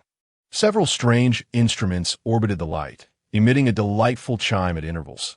The tower was adorned with numerous oil paintings, but these artworks were engaged in their own activities, remaining eerily silent. Occasionally, a figure from a painting would glance up at Hofar before returning to their work, ignoring him thereafter. Along the way, he also encountered several wizarding students standing before the paintings. Upon seeing him approach, they fell silent, only to recite the password and disappear into the paintings once he had passed. Without needing to be told, Hofar understood that behind each painting lay a distinct student organization. This realization filled him with a sense of awe and wonder. So many unknown chambers, so many wizarding factions, so many ancient secrets. If one had to explore every inch to attain the knowledge of the great deity, who could fathom how long this school itself would take to uncover its mysteries? Hofar, card in hand, slowly ascended the staircase of the tower, veering increasingly off the path. Eventually, he halted before a grand portrait of a woman, a witch adorned with a mask, cradling a bouquet of violets. This place was already quite secluded, with only a few oil paintings in the vicinity. As the figure in the painting caught sight of Hofar, it seemed to sense his approach. "What is it?" The figure inquired calmly. "Pardon me, I wish to apply for membership," Hofar replied politely. The woman in the painting set down her bouquet and stood, gradually vanishing into a passage within the oil painting. Before long, she returned, accompanied by another individual, a student wearing a pale mask, slight of build, her features obscured. The two traversed the painting together. The slender student approached Hofar, scrutinized him for a moment, and astonishingly emerged from the painting. Startling him greatly, he had assumed she was merely another figure depicted within. "What do you want?" inquired the masked figure, her voice distinctly feminine and youthful. Hofar, still shaken, regarded her warily, suspecting she might be under some profound enchantment. She appeared almost ethereal, standing directly before him, yet seeming to exist at a distance, hazy and indistinct, as if she might vanish with the slightest turn of his head. Hofar respectfully asked, "May I inquire if it is still possible to join the society?" "You wish to join?" The masked figure tilted her head. "Hasn't the student council informed you that the membership is full?" Her voice was equally insubstantial, lacking texture. "They did mention it, yet I still wish to try," the masked woman responded. "Then state your purpose." Hofar met her gaze, looking directly into the eyes hidden beneath the mask. "I seek to acquire a spell. I have heard that joining your society grants access to any incantation." The masked figure shook her head before nodding slightly. She let out a soft, enigmatic laugh. "Such an honest answer. Truly intriguing, though I wonder who conveyed that information to you. Nonetheless, joining the Violet Witch Society is not out of the question, but I must first present you with a small test." "What sort of test?" "Recite the requirements for membership. I assume you have perused them in the student council." Hofar replied, "Only those who are wise, rigorous, and resolute may join. Only those who strictly guard secrets may join." "Very well, you have a good memory." The masked woman stepped closer, circling Hofar once. "Prove to me that you truly embody such qualities." Hofar pondered. "Wisdom is not my strong suit. I am uncertain about being rigorous and resolute. But I believe I can uphold the secrecy. You are rather humble. Follow me." She clasped her hands behind her back and entered the painting, vanishing within. Hofar followed her through the painting, as if passing through a veil of gossamer. Yet he understood that this was a result of some enchantment. Had it not been for the masked woman leading him, he surely would not have passed this threshold. Upon entering, Hofar discovered the surroundings to be exceedingly dim. A stone staircase descended into the depths, the floor etched with peculiar markings. Every so often, a torch flickered to life. After navigating the steps, Hofar arrived in a square underground hall. This chamber was perfectly square, with a raised stone platform at its center, surrounded by neatly arranged glass boxes, and only a single cushion lay on the ground. Clean, unadorned, yet oddly unsettling. This was Hofar's first impression of the society. After bringing him inside, the masked woman ignored him, instead retrieving a bouquet of violets from the stone platform and approaching a row of oil paintings. The figures in these paintings were all adorned with various masks. Unlike the vibrant, animated depictions outside, they resembled Muggle creations, static and lifeless, suspended upon the walls, their glass surfaces cloaked in a thick layer of dust. Beneath each painting sat a transparent vase. Some contained fresh violets, while others held withered flowers, seemingly untouched for years. The masked woman replaced the old, dried blooms with the fresh ones. Her movements were slow, solemn, and mysterious. For reasons unknown, Hofar felt as though this was not merely a society classroom, but rather a sepulchre. The atmosphere was too eerie, devoid of life. The torches provided no warmth. An involuntary shiver coursed through Hofar as he scanned the area, searching for any other presence. Yet he found none, only the masked woman.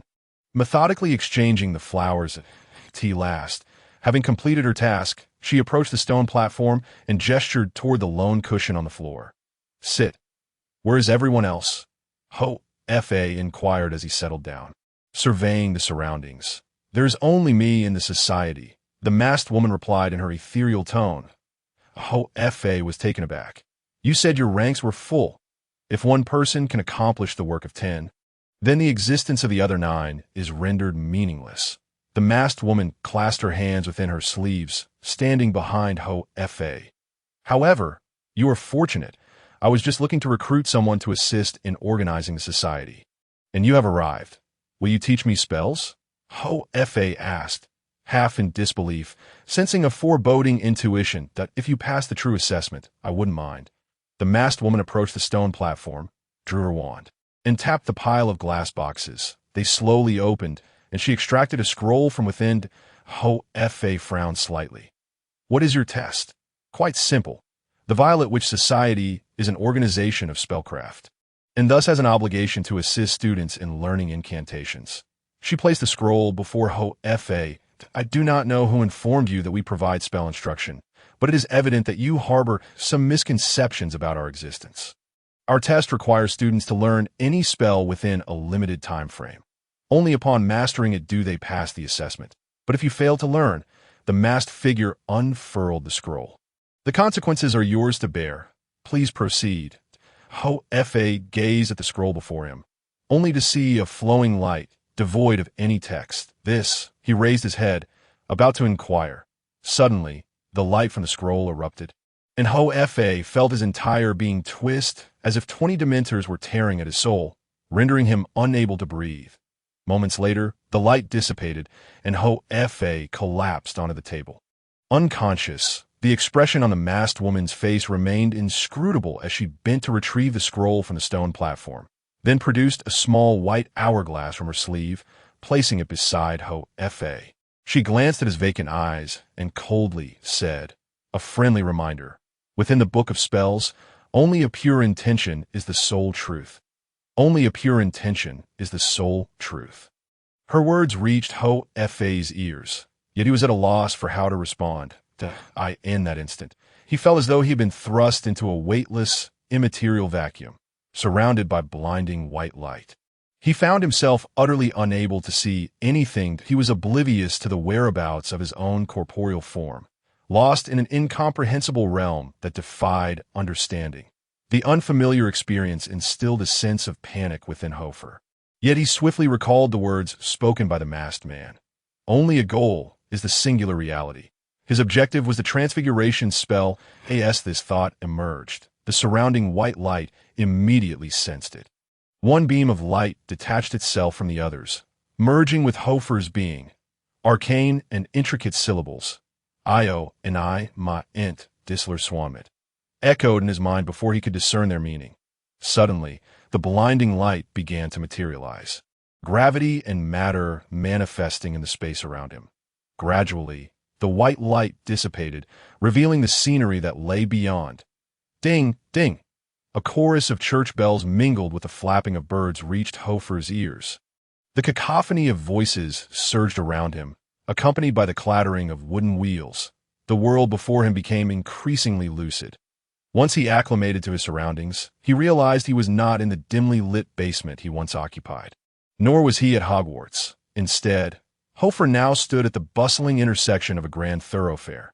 The sky was a vast expanse of blue, unmarred by clouds. It was a radiant morning, with black carriages drawn by 4 horses dashing past, their old-fashioned oil lamps ringing with a melodic chime. The last time Hofar had encountered such carriages was during his previous life while watching Pirates of the Caribbean. The people around him donned black-top hats and tailored suits, glancing at their pocket watches, while women dressed in extravagant yet antiquated Victorian garb strolled by, their voluminous skirts swaying as they carried baskets, reminiscent of maids or cooks. Surrounding these figures were towering villas, Grand entrances and imposing doors, adorned with circular arched windows and intricately carved stonework, exuding an air of opulence. The ornate columns and window cornices, paired with the towering spire of a distant church, indicated that this was far from the year 1938. It was more plausible to believe it was 1839 or even earlier. Upon closer inspection, Hofar discovered that this body was not his own. He was clad in a tattered gray robe, a colorful feather necklace dangling from his neck, and bone beads adorning his wrists, an unmistakable guise of a shaman. Most importantly, he had transformed into a black man, resembling a sorcerer sold into Europe through the slave trade. The scene left Hofar astounded. He attempted to move, but found himself utterly immobilized. The black sorcerer stood in the shadow of a tavern sign, seemingly awaiting something. That moment, an elegantly dressed older gentleman emerged from the villa across the street, several drivers hastening to open the carriage door for him. Once inside, the carriage rumbled away. Just as it departed, Hofar's body moved involuntarily, as if two souls resided within the black form. One was himself, and the other belonged to the original occupant. Hofar began to grasp his current predicament. It felt akin to playing a first-person shooter game, where upon death, one switches to a teammate's perspective. However, everything Hofar experienced was merely the memories of this black sorcerer. Hastening around the street corner, the sorcerer approached a villa, glancing up at its high-relief sculptures, his eyes narrowing as they shifted towards a nearby alley. Ensuring the coast was clear, he swiftly scaled the villa's ornate carvings. Climbing nimbly upwards, perched upon the windowsill, the black sorcerer drew forth his wand, a peculiar, curved instrument resembling an iron hook, and tapped on the window. Alohomra. The window flung open with a resounding crash, without hesitation. The sorcerer slipped inside. Hofar, observing the scene, realized this individual was a thief among sorcerers. Inside the room lay numerous items of evident value. Lavish gold watches, exquisite porcelain upon the fireplace, and even a comely European woman, adorned only in silk, sprawled across the floor amidst scattered, empty wine bottles, soundly asleep. This woman was likely the mistress of the older gentleman who had just boarded the carriage. They had likely engaged in some form of playful dalliance prior. Yet, the black sorcerer paid no heed to either her or the valuables. He rummaged frantically, searching for something of greater significance. Hofar, having glanced at the woman, quickly diverted his attention. While she was indeed attractive, to someone who had traversed the 21st century, she was not a source of fascination. Undoubtedly, the scroll presented to him by the masked figure at school was a device akin to Tom Riddle's diary or a pensieve. It chronicled real events, allowing him to witness them, aimed at conveying some message. However, how this related to his pursuit of the transfiguration spell remained unclear. After an exhaustive search, the black sorcerer found nothing of value. In frustration, he withdrew his wand and began casting it about the room. Upon bookshelves, porcelain, the floor, and even the woman sprawled on the ground. Suddenly, as his wand made contact with a marble globe, it began to rotate. The black sorcerer immediately retracted his wand, leaning closer to examine the globe intently. Finally, he gave it a vigorous turn, and a resounding rumble echoed across the opulent wooden floor. A hidden mechanism had been triggered. The dark door revealed an abyss, seemingly leading to an unknown realm. As the door creaked open, the inebriated woman slowly stirred awake. Yet, the black sorcerer remained oblivious, his excitement palpable as he advanced towards the dark passage. Illuminating his wand, he was met with a low, guttural growl emanating from the inky depths. An overwhelming sense of danger enveloped him, a feeling that resonated directly within Hofar's mind, as if he were the black sorcerer himself. Unsure of the cause, he instinctively sought to retreat. In that instant, the control over the black sorcerer's body shifted to Hofar, allowing him to take a step back. Just that single step, the energy was instantly locked onto him. Then a colossal scarlet tongue, nearly 5 meters long, shot forth from the darkness, piercing through the black sorcerer's chest, and simultaneously Hofar's OWN, an indescribable wave of genuine pain surged through Hofar's consciousness. This was no illusion. His chest had been impaled, blood gushed forth. The black sorcerer, or rather, Hofar, collapsed to the ground, The sound of the woman's terrified scream and the shattering of glass filled his ears as darkness enveloped him. Time became an abstract concept. Perhaps a second, perhaps a century. Ding, ding! The chime of church bells and the flapping of birds returned to Hofar's ears, amidst the clamor of the bustling streets and the turning wheels. He jolted awake from the agony, confronted once more by the lively thoroughfare, basking in the sunlight of that morning. The driver of a black carriage clattered past him, the oil lamps chiming melodiously. Nearby, an early riser haggled over vegetables at a wooden stall, creating a serene tableau of everyday life. Hofar was left in stunned disbelief. What had transpired? The vivid memory of his inexplicable demise lingered, blood pouring from his chest. The overwhelming sense of powerlessness felt all too real, the despair from the pain still constricting his heart. He sought to breathe, only to find himself unable, for control of the black body was no longer his.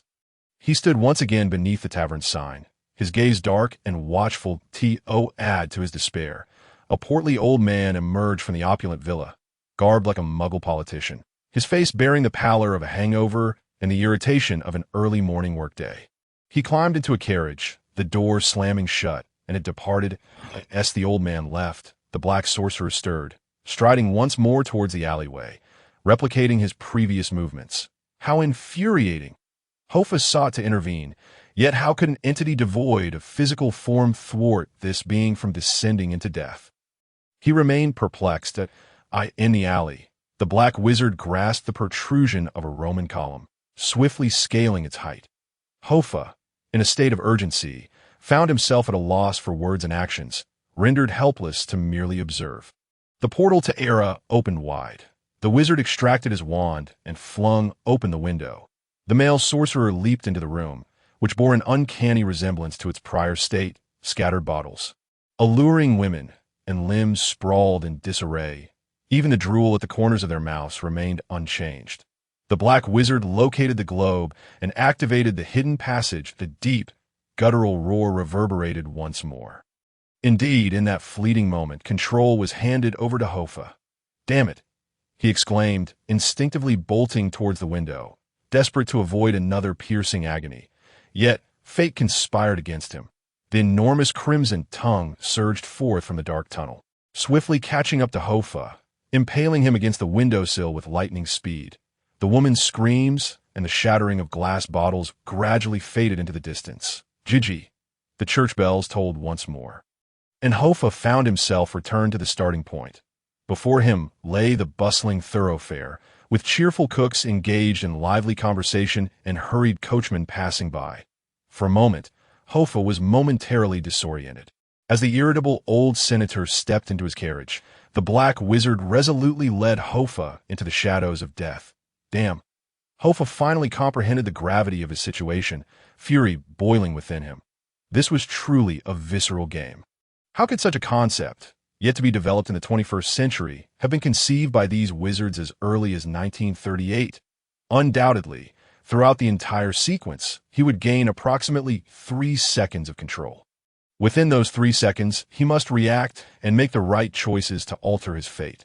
Otherwise, he would be condemned to endure the agony of death repeatedly. The masked figure had warned him to bear the consequences. Yet what magical artifact had she employed? The original text S. Riddle's diary bore no such power. Furthermore, what kind of madman kept a colossal magical creature within a villa? What exactly did this black wizard intend to steal? What was the truth of his fate? Did he ultimately perish or survive? Yet, no answers were forthcoming as the black wizard ascended the villa and opened the windows, entering the room and dealing with the mechanisms. Control returned to Hofar once more. Life and death hung in the balance. The low growl echoed through the dark passage. Hofar was no fool. He instantly recalled the incantation that mysterious voice had urged him to remember. Disillusionio Yuma ent. A sense of danger prickled at his scalp. But this time, Hofar did not flee. Instead, he commanded the black wizard to draw forth his wand. Disillusionio Yuma ent. In that instant, magical energy surged from the wand, coursing through Hofar's body as if a bucket of cold water had been poured over him. Hofar's form began to blur. This incantation was indeed the disillusionment charm. However, regrettably, as a novice in casting this spell, Hoffa faltered, mispronouncing several syllables and executing incorrect gestures. He did not truly vanish, but merely obscured his presence. Yet the red tongue seemed affected by the magic, misdirecting its path and piercing through Hoffa's left rib, tearing through his lungs and stomach. After a brief pause, the tongue withdrew with lightning speed. The pain was excruciating. Tears welled in Hoffa's eyes as he gasped, collapsing to the ground. Instinctively, he clutched the gaping wound in his chest, panting heavily as gastric acid seeped into his thoracic cavity, threatening to suffocate and poison him. This suffering surpassed the mere act of dying. Nearby, the woman screamed, hurling everything within her reach at Hoffa. Gradually, through his fading vision, he beheld a massive lizard slowly emerging from the darkness of the corridor, its head the size of a small car, with 3 bulging eyes and scales standing on end, resembling a merciless chameleon. In the next moment, the lizard opened its gaping maw, its tongue flicking out to ensnare Hoffa, dragging him into the jagged jaws filled with sharp teeth. The surroundings remained unchanged. Yet this time, Hoffa paid no heed to the church bells nor the scenery around him. The repeated brushes with death heightened his focus. Merely knowing the incantation proved insufficient. He must execute the spell in its entirety to escape this secret realm. Hoffa contemplated the details of the incantation he had just attempted. The disillusionment charm was undoubtedly not a simple spell, or else there would have been records in the library. When casting high-level spells, one must possess adequate concentration. He recalled the meditative techniques of Milarepa, which enhanced mental acuity, and without hesitation, he decided to experiment. Fortunately, the meditation technique proved effective even in this dire state. With the aid of meditation, all distractions were swept away, and Hoffa's resolve solidified to end the continuous cycle of memories. The black wizard ascended, entered the room, and opened the secret passage. Hoffa braced himself. As control returned to him, the wizard's gaze sharpened. The growl resonated, and the red tongue shot forth. Hoffa swiftly brandished his wand, calmly murmuring, "Disillusionio Yuma ent," like a cascade of icy liquid. This time the massive lizard's tongue grazed the wizard's midsection, wreaking havoc among the marble globe and other decorations within the room. Yet, crucially, Hoffa was untouched. Numerous transparent holes appeared in his body, gradually widening, and he vanished in a thin air like ice under the blazing sun. The enormous lizard slowly emerged from the secret passage, its length exceeding 8 meters. Grotesquely plump, with 3 bulging eyes scanning the surroundings. Yet it could not locate the black wizard concealed in the corner. Hoffa had succeeded. He had successfully cast the disillusionment charm. Adrenaline surged through him, igniting a sense of exhilaration amidst the life and death stakes. In his state of invisibility, Hoffa dared not stir, biting his lip to stifle any sound. However, in the next moment, a piercing scream erupted. "Ghost! There's a ghost!" The previously incapacitated blonde mistress clutched her silk garments, shrieking as she hurled the scattered bottles at Hoffa. She stumbled backward in a frenzy. Utterly beside herself, .1 bottle struck Hoffa's concealed form, shattering on the ground with a resounding crash that a chill coursed through Hoffa. He realized with dread that he had only remembered the disillusionment charm, completely neglecting this critical aspect. Cursing the misfortune, he braced himself as the giant lizard's eyes suddenly pivoted, locking onto the shattered glass on the floor. In the next instant, its barbed tongue, like a blade, sliced through the air in a sweeping arc crack, with a swift, decisive motion. When Hoffa returned to his initial position, he had regained his composure, even the agony of decapitation failing to affect him as he tirelessly practiced his meditation technique. His mind was as sharp as a blade. Yet, merely succeeding in casting the disillusionment charm was still insufficient. It appeared he had yet to fulfill the criteria for synchronization. Thus, he resolved to try once more. A minute later, he stood once again at the entrance of the tunnel. This time, he allocated a portion of his focus to keenly observe the woman in the corner. The roar resounded, and she awakened. Upon seeing Hoffa, she began to scream. Hoffa, expressionless, took a step aside, aligning himself, the woman, and the corridor in a straight line.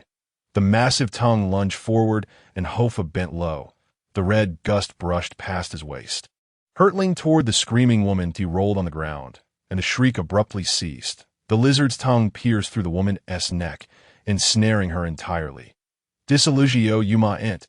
In that fleeting second, Hofar uttered the incantation. The lizard's tongue coiled around a lifeless body, and Hofar instantly became transparent, vanishing from sight. The three-eyed lizard savored the woman like a delicacy, slowly emerging from the tunnel, its eyes spinning wildly, as if puzzled. Just moments ago, there were clearly two individuals here, yet now, not a soul remains, observing the scales, shimmering in a sequential manner, as they glide mere centimeters from his line of sight. Hofar's concentration intensifies. He senses he cannot linger here much longer. Otherwise, should he be discovered once more, he would have to endure the excruciating pain anew. Initially intent on departing, he quickly reconsiders. If he were to leave, he would undoubtedly fail to fulfill the synchronization requirements. Someone has orchestrated the presence of this enormous lizard here, evidently to guard something of significance, likely the very object that the black sorcerer seeks to pilfer. Curiosity piqued, Hofar stealthily navigates along the crevice of the lizard's bifurcated tail, descending into the secret passageway, reassured that this is merely a memory, devoid of consequences, thus at the heart of the dimly lit chamber. He encounters a square stone pillar, upon which hangs a silver necklace. The necklace possesses an oddly peculiar design, resembling a key. Before Hofar can examine it further, a sudden force strikes from behind his head, seizing control of his body, propelling him upward. In his final gaze, he witnesses the black sorcerer extend a hand, grasping the necklace within his palm. With a gasp, as if awakening from a profound dream, Hofar bursts forth from that strange realm. He jolts upright, finding himself seated in a shadowy basement, the solid ground beneath him, his hands resting on a rudimentary platform, surrounded by flickering braziers. The chill of these lifeless objects imparts to him a gratifying sense of reality. Gazing at his hands, he feels no hindrance. He has returned to Hogwarts, to the secret chamber of the Violet Society. You may find it hard to believe, but he has just experienced death 4 times in succession. This ordeal he fervently hopes never to relive in his lifetime. The sole piece of good news is that he has now mastered the incantation for the disillusionment charm. The joy of finally acquiring a spell he has yearned for over several months is indescribable, overshadowing even the madness of dying 4 times. While he endured the heart-wrenching pain in the illusion, Hofar nearly uttered a curse. Yet upon his emergence, he feels it is only fitting to express his gratitude to the masked woman, for it was she who granted him the opportunity to learn the spell. Naturally, in his exhilaration, he also wishes to share his lamentations regarding the anguish he suffered in the illusion. However, upon rising, he discovers that the masked woman has vanished from the basement. The room is desolate, save for the faint crackling of the fire in the braziers. Whether in gratitude or in jest, he finds himself devoid of a confidant, leaving him with a sense of discomfort. Has she left? What does this signify? Or has she merely gone to visit someone while he remained in a stupor? Hofar attempts to locate her, but to no avail. The room, roughly 100 square meters in area, is square in shape, filled solely with stone and braziers, alongside a collection of scrolls tucked away in the corners, unchanged since his arrival, save for the absence of one individual. However, after searching the perimeter, Hofar notices a small hourglass beside the stone platform where in his previous haste to find someone, he had overlooked it. Picking up the hourglass, he sees that the sand has completely run out. Beneath the hourglass lies a note, inscribed with a few words. No need to search for me anymore. Hofar's expression shifts to one of perplexity. What is the meaning of this? What wrong has he committed? Why is he being told not to return? Did he not master the disillusionment charm? Yet she claims he has died too many times in her eyes and has not passed the test. What nonsense! Staring at the empty hourglass, Hofar finds himself utterly baffled. Has he succeeded or failed? Could she not provide some clarity? His mind races with confusion. Thus, his curiosity regarding the organization known as the Violet Society deepens.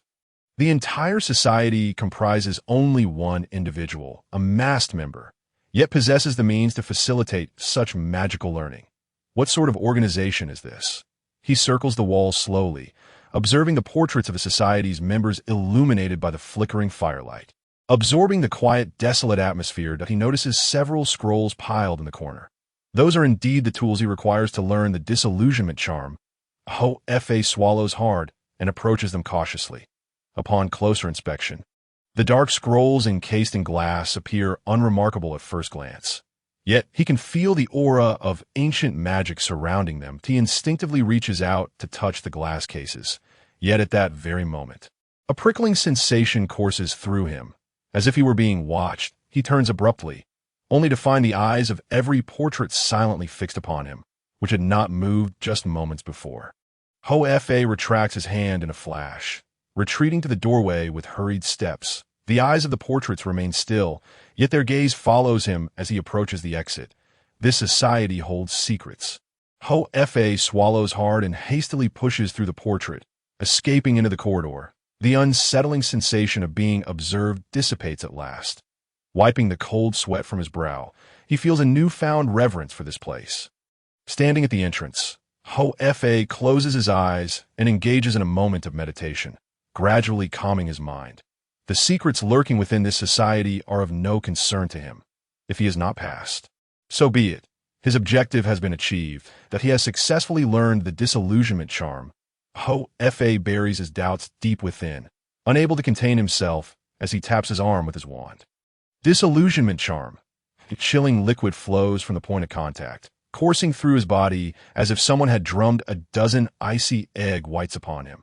Remarkably, his body begins to exhibit the same patterns and colors as the school's background wall.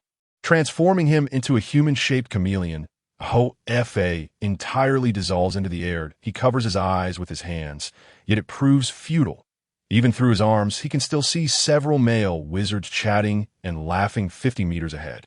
An exhilarating thrill surges within him, and he cannot suppress the urge to raise his arms in triumph. With a flourish of his wand, he strides boldly through the school.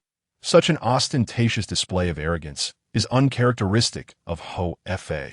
Yet he revels in his newfound confidence. As he passes by two upperclassmen, he overhears their conversation. Did the president change the password today? Yeah, it's blood-flavored underwear. Wow, the president has quite a peculiar taste. Hofar stifles a laugh, covering his mouth to suppress the sound, but a snort escapes him. The two students, perceptive enough, turn their heads in curiosity. Hey, it seems like someone is here. Are you blind? There's no one here with that. The two of them slip into a rather flamboyant painting of men, that Hofar thinks to himself that his previous deaths were not in vain. Now, should he wish, he can enter the society's classrooms that were once inaccessible. As their defenses seem utterly ineffectual, that it feels as if all the worlds have flung open their doors to him.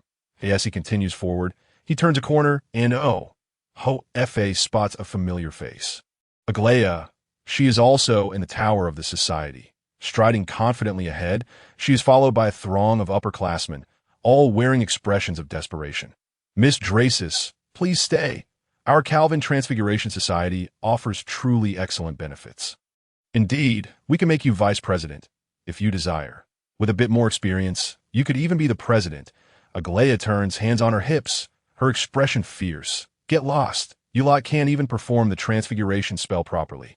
It's utterly pathetic. With that, she marches forward, grumbling, 13 transfiguration societies, and none of them are worth a damn. Hogwarts is a dreadful school. Then ouch! Amidst the gazes of her upperclassmen, Aglaia suddenly trips and falls to the ground. As if an invisible stone had caused her to stumble, she sprawls on the floor, utterly disheveled. The others gasp and rush to her aid. Are you okay? Miss Dracis! Miss Dracis! Aglaia springs up with lightning speed, her expression darkening. What did you see? A group of individuals exchange glances, their expressions reflecting uncertainty. Nothing was seen. Nothing at all. The moment a word escaped their lips, they would seal their fate, with a chilling threat left hanging in the air. She hurriedly departed. As she rounded a corner, a wail escaped her lips as she covered her face and fled. In the shadows, the lurking Hofar nearly succumbed to laughter. He had to lean against the wall to steady himself. What a delight! What pure exhilaration! 4 hours earlier, North Atlantic, Hebrides archipelago waters. This is the northernmost archipelago of Scotland and one of the most desolate maritime regions in the world. Here, tumultuous waves crash, desolate beaches stretch, and precarious cliffs rise, surrounded by vast expanses of uninhabited territory. The nearest city, Drambeg, lies over 100 kilometers away. This city was once a prison for exiling criminals during the Arthurian era, later seized by the infamous pirate Drake during the Age of Discovery, serving as his hideout from pursuers. And in the reign of George I, it became a tax evasion port for the trafficking of enslaved people. However, now, with the disappearance of pirates and the abolition of the slave trade, it has been reduced to a sparsely populated fishing village, inhabited by a mere 100 souls. Apart from seabirds and herring, virtually no other species dares to grace this area. Yet now, amidst this cliff-strewn maritime realm, an old diesel fishing boat sped through the waves. There were 4 individuals aboard. The captain, named Terry, was a quintessential Caucasian, with a prominent nose, thin lips, and a bushy beard. He wore tattered jeans, knee-high rubber boots, and his coarse hands and feet were adorned with a faded gray fishing cap.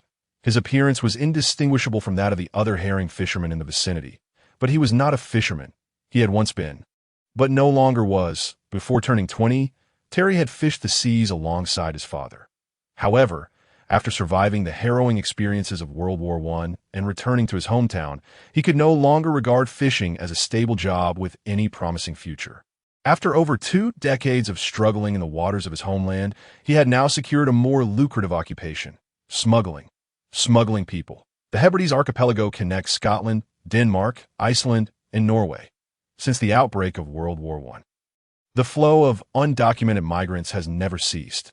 Thanks to the desolate environment, foreign drifters would often attempt to use Scotland as a landing point, hoping to travel to the British Empire in search of work in the more stable environment of England. Yet Terry knew that most of these aspirations were mere fantasies. After layers of exploitation, many of these migrants met their end far from home. Over the past 20 years, Terry had encountered all manner of clients. But this time, the guests he had were truly unprecedented. Through the misted rearview mirror, he saw 3 peculiar figures sitting upright on the deck behind him, their postures identical, seemingly unaffected by the sea breeze and splashes of water, which struck them as if they were striking the rocks. This demeanor was all too familiar to Terry. Only military personnel possess such rigid posture. Yet, to assert that they were soldiers felt odd to him. For all 3 were draped in voluminous robes, obscuring their features, topped with tall, pointed hoods. These were not the tattered garments of mere stowaways. Their robes were jet black and brand new, cinched with scaled belts. Even amidst the fierce sea winds, they remained impeccably arranged. Terry had witnessed numerous military units during the Great War, yet he had never seen a military outfit quite like this. The only identifiable mark was a red swastika emblem on each of their arms. This symbol seemed vaguely familiar to Terry. He had often seen in the newspapers over the past couple of years, associated with a workers' organization in Germany. However, he wasn't entirely certain, as the individuals depicted in the papers did not resemble them in attire. As the boat surged through another wave, a violent jolt rocked it. "Your guest from this morning, which direction did he head?" Suddenly, the tallest of the 3, who sat at the forefront, broke the silence. He remained utterly still, as if his posterior had been welded to the seat. Terry, caught off guard, struggled to respond. He had presumed these 3 would not speak English, as they had not uttered a word since boarding. "What did you say?" I asked. "Which direction did your guest from this morning take?" "I'm sorry, I don't know what you're talking about." Terry deflected the question back. Although he was a smuggler, he adhered to certain rules. His 40 years of life experience taught him that avoiding entanglement in conflicts was the wisest course. "Yes, that's so. It seems he offered you quite a sum." The hooded man spoke softly, his voice carrying an inexplicable magnetism that lulled the mind. Terry, who had just been on high alert, felt his gaze soften. "Oh, you mean that generous little fellow?" "Indeed, he paid me quite handsomely." "Which direction did he head?" "He also went to Handa Island, traveling along the Tay River towards the southern inland of Scotland.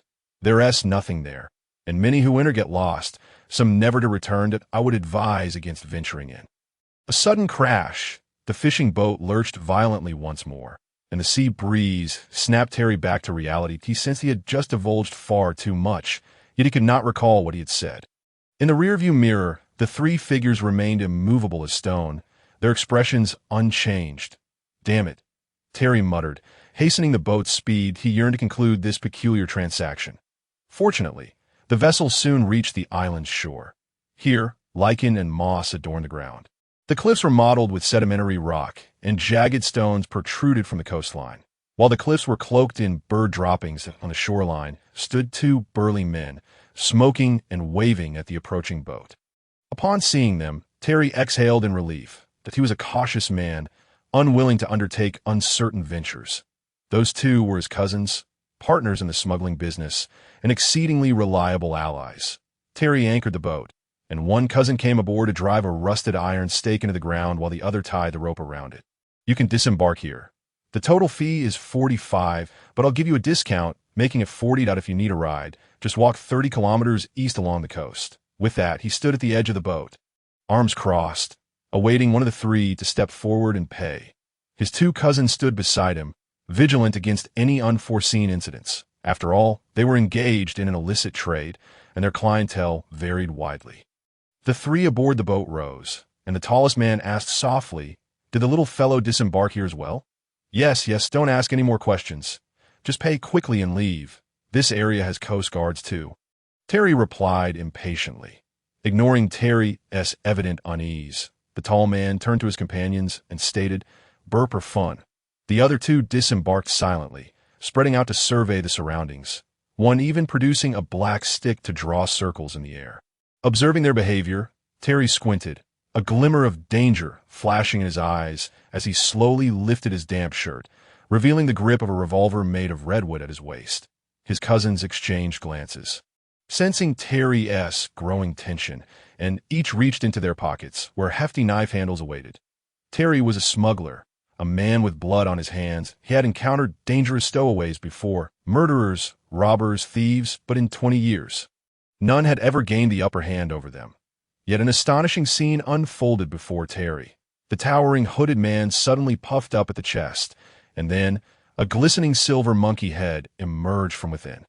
It possessed a shimmering silver coat and enormous eyes. With a few nimble movements, it ascended onto the shoulder of a tall man cloaked in a hood, casting a sympathetic glance at Lee before shutting its eyes and swaying its head in the air. Lee had never encountered such a monkey. He had never seen anything like it. His two cousins were equally taken aback.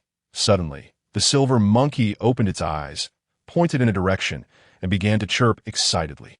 The hooded man nodded, and the other two men, wielding black sticks, promptly sheathed their weapons. The trio proceeded towards the direction indicated by the silver monkey, showing no intention of stopping to settle any accounts. Lee's anger flared. He swiftly drew his revolver from his waist with a click, aiming it forward. "Hey, stop! What are you doing?" His two cousins unsheathed their machetes with a clatter. However, the three men continued onward, their strides resolute and unwavering, entirely disregarding Lee's call. Lee's finger tightened on the trigger, a glint of menace flashing in his eyes. He was a veteran of war, unflinching in the face of bloodshed. Just then, something suddenly swooped down and landed on Lee's shoulder. Initially thinking it to be a seabird, he turned his head to find himself utterly stupefied that it was a creature unlike any he had ever seen. It had a butterfly-like body, yet was as large as a hawk, its entire form a vibrant green, adorned with purple, chitinous protrusions on its fleshy wings. It bore cold red eyes and sharp, hooked claws. Lee stood frozen in astonishment. The next moment, the creature opened its mouth, revealing sharp teeth and a purple tongue. With a shriek, it lunged at Lee's face, catching him entirely off guard. In a panic, he flailed, trying to pry the creature off his face. "Idiot, help me!" His two cousins were equally stunned, abandoning their focus on the three peculiar men to frantically assist Lee in removing the strange beast. The creature clung tightly, rendering even an adult's strength futile, as it opened its narrow mouth and its tongue pierced through Lee's skull. Ugh! Lee let out a horrific scream, feeling as if all his memories were swiftly drifting away, along with his emotions and reason. His two cousins grew frantic, tearing at the creature with wild abandon. That moment, two more bizarre creatures descended from the sky, landing on the shoulders of Lee's cousins. They exchanged a glance, instantly engulfed by overwhelming terror. Without a second thought, they fled in a panic. They did not run far before collapsing to the ground, thrashing and convulsing. Meanwhile, Tylee could no longer remember even his own name. In a final act of desperation, he squeezed the trigger madly. Bang, bang, bang. As the smoke cleared, the beach fell silent after a series of gunshots. Tylee lay motionless on the sand, as did his two cousins. The greenish-purple creature clung to Tylee's face on the deserted beach. A nauseating slurping sound could be heard as it burrowed half its body into the man's skull. At last, the grinding noise ceased. The greenish-purple creature withdrew its head, shaking off the blood that stained its body. Then spread its wings and swiftly pursued the distant figures of the remaining men, now mere specks on the horizon. Shortly thereafter, the other two creatures finished their feeding and rose to follow their master. Only the three bodies remained, sprawled on the desolate beach, each with a gaping hole the size of a bowl drilled into their foreheads. Their interiors hollowed as the tide surged. The bodies were swept away by the sea, rolling across the rocky shore until they vanished without a trace. As the saying goes, one who eats from another's hand is bound to that person. After acquiring the disillusionment charm, Hofar did not immediately explore the school. The lead to the charm had come from Ender. He still needed to head to Hogsmeade to accept Ender's invitation. Having just obtained the disillusionment charm and completed his first goal at the school, he was eager to find a suitable place to test his newly acquired spell. What better place than Hogsmeade? He had only gathered 23 fragments of his spell as of now. He was unaware of the specific utility of the system's spell enhancement capabilities. If fortune smiled upon him, or if time allowed, he hoped to complete 50% of his exploration in Hogsmeade and acquire the final fragment. However, Hofar encountered a dilemma. He was lost. He recalled the time when Harry Potter was in his third year and, unable to obtain his guardian's signature, had sneaked into Hogsmeade with the help of the invisibility cloak and secret passages. Now, he possessed the invisibility cloak and had a rough idea of the location of the secret passage, which should be concealed behind a statue of a hunchbacked witch in the fourth-floor corridor. Yet when Hofar arrived on the fourth floor, he was taken aback. Before him lay dozens of stairs ascending and descending, with 8 or 9 forks in the path. Some stairs even moved restlessly.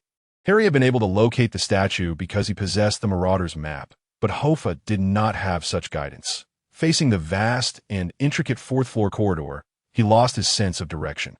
Fortunately, fortune smiled upon him in the form of a pearly-white beauty gliding gracefully past him. Her demeanor was haughty and elegant. Hofar recognized her. She was the ghost of Ravenclaw, Helena Ravenclaw. Hofar quickly stepped in front of her, raising his hand to halt her. "Miss Helena." The ghost floated through Hofar as if he were invisible, drifting towards the railing on the fourth floor before slowly turning to regard him. Hofar felt as though he had plunged into a bucket of ice water. "Bach," the ghost whispered, blinking her misty eyes, and surprisingly recognized him, perhaps because he was a student of Ravenclaw. Hofar hurriedly bowed and inquired, "Miss Helena, I am searching for a statue of a hunchbacked witch. Do you know where it is?" Helena pondered for a moment. "Oh, it's the statue that leads to the Honeyduke's secret passage." Shush. Hofar was startled and quickly placed a finger over his lips.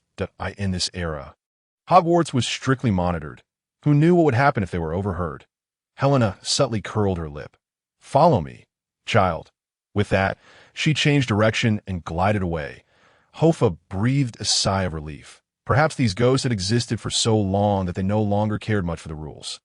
Helena led Hofar through a series of 7 twists and turns.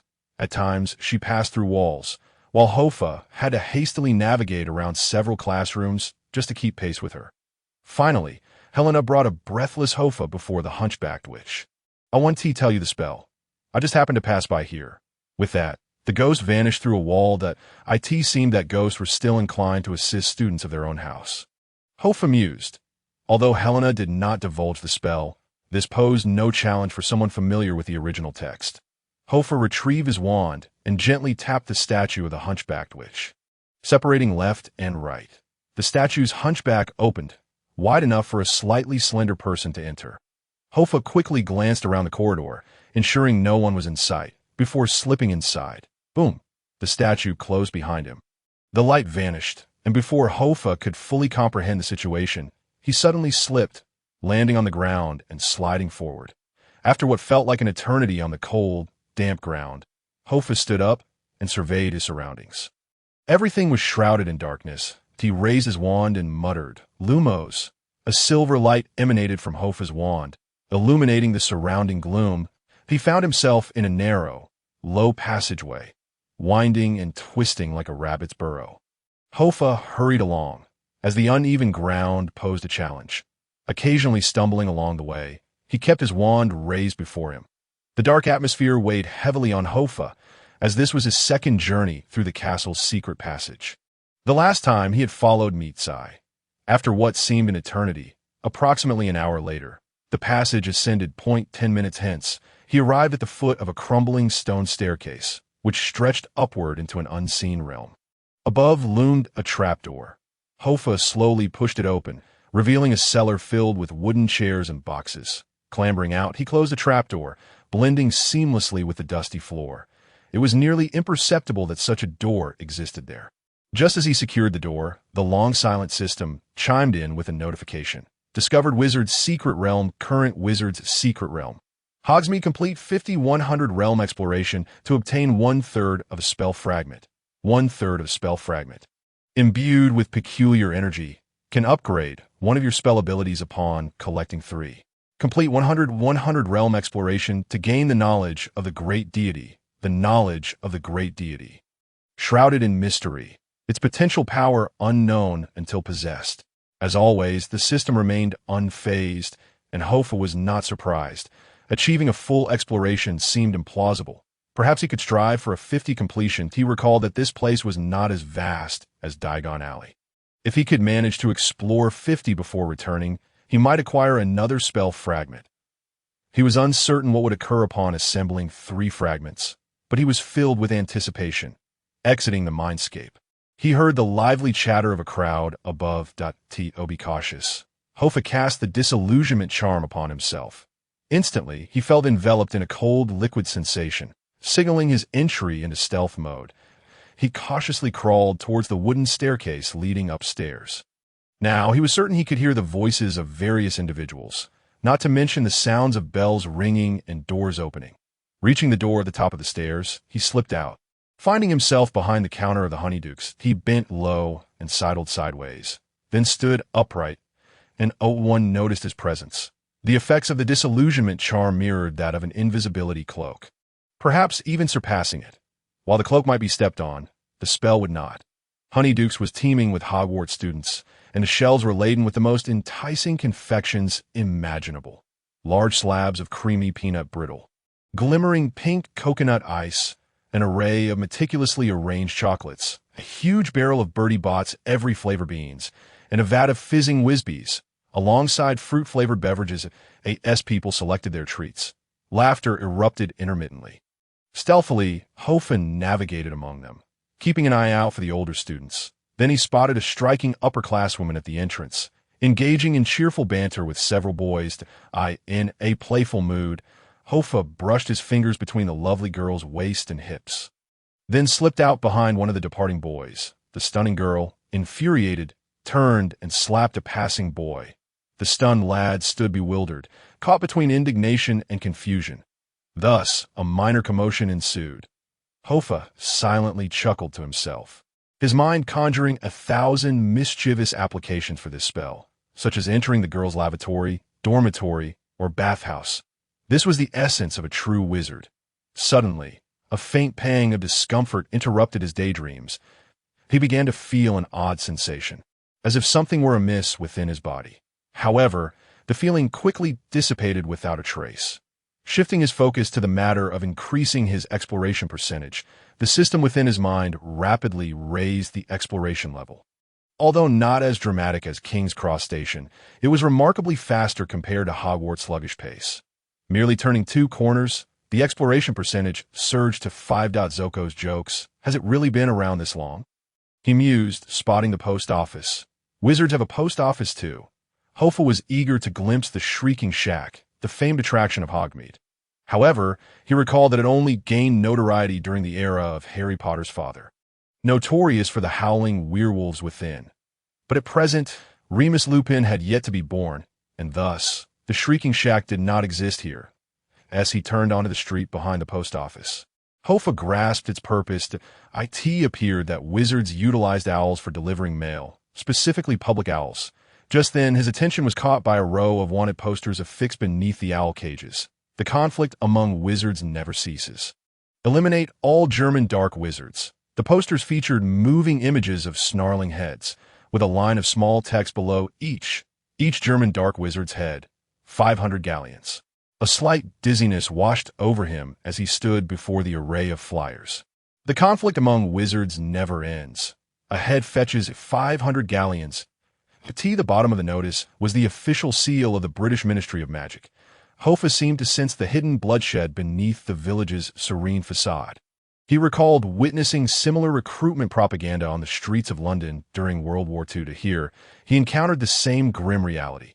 The flyers appeared quite new, likely posted only a couple of days prior. Had the shadow of war already encroached upon the wizarding world, or had conflicts between wizards from various nations never truly ceased? Finishing his perusal of the flyers, Hoffa's earlier levity was tempered. He recalled that Ender had summoned him for a matter of utmost urgency, though he was uncertain what that pressing issue entailed. Crossing the street, a few minutes later, Hoffa trailed behind a tall wizard into the leaky cauldron. Notably, this establishment would later be known as the Three Broomsticks, but only after Madame Rosmerta took over as owner. It was crowded and noisy, yet considerably more pleasant than the atmosphere of the Hog's Head. Warm and shrouded in mist, the haze emanated from the patrons' pipes, the light smoke intertwining with the candlelight along the walls, casting a dreamy golden glow. The surrounding walls displayed several paintings of boisterous arguments, most stained by spilled drinks. Altering their colors slightly, a burly man with a bushy beard tended to a raucous group of wizards at the bar. The large sign behind the bar boasted an array of alcoholic beverages: forgetfulness potion, valley water, nettle beer, sherry mead, elderflower wine, cherry syrup, and of course the frothy butterbeer, which Hoffa knew all too well. However, in his current state of invisibility, he could not pause to indulge in a drink. Hoffa carefully tiptoed through the crowd. Suddenly, a wave of dizziness surged again. Sensing something awry, he quickened his pace in search of Ender. The laughter from the crowd echoed loudly, nearly shaking the roof. 2 forgetfulness potions, put on my tab. A familiar voice called out, "You truly are the most generous goblin I've ever encountered. Goblins are never short on money. Hurry up, let us have another round." Hoffa turned to see a throng of people gathered, and in the center, the unmistakable sound of cards being shuffled. Finding an empty chair, he stood atop it. Indeed, it was him, the very same individual, who had resumed gambling. Ender sat casually at the table, clad in that familiar suit, while coins lay scattered across the surface. Nearby, several burly men guzzled their licorice beer, their faces flushed, mouths frothy with drink. Hoffa felt a twinge of annoyance. Was this truly what he had been summoned for? To be called away from Hogwarts only to find Ender indulging in reckless gambling. What on earth is going on in that fellow's mind? He leapt from his stool, struggling to weave through the elongated necks of several male wizards clad in robes. Yet, as Hofar stepped into the heart of the gambling scene, the sensation of dizziness intensified, compelling him to steady himself against a chair. Taking a deep breath, he attempted to regain control over his inexplicably dreadful state. In a hurry, Hofar seized the fairy's ear and whispered, "You had better provide me with a sensible explanation, or I shall test the dark curses I recently learned at Hogwarts upon you." Ender stammered, then casually tossed aside his playing cards, expertly laughing off the tension. "Oh dear, you all continue playing, continue. I've had too much butterbeer and need to visit the restroom." "Wait, is that for real? Wow, you're winning and going to the loo?" "Nature calls, brother." With that, Ender tugged at an invisible object and squeezed through the crowd. Amidst the raucous urging of his gambling companions, he cheerfully made his way to the restroom, only to abruptly veer away as he passed the staircase, dragging the unseen Hofar upstairs like the wind. "Come on, I'm having an exceptionally good run."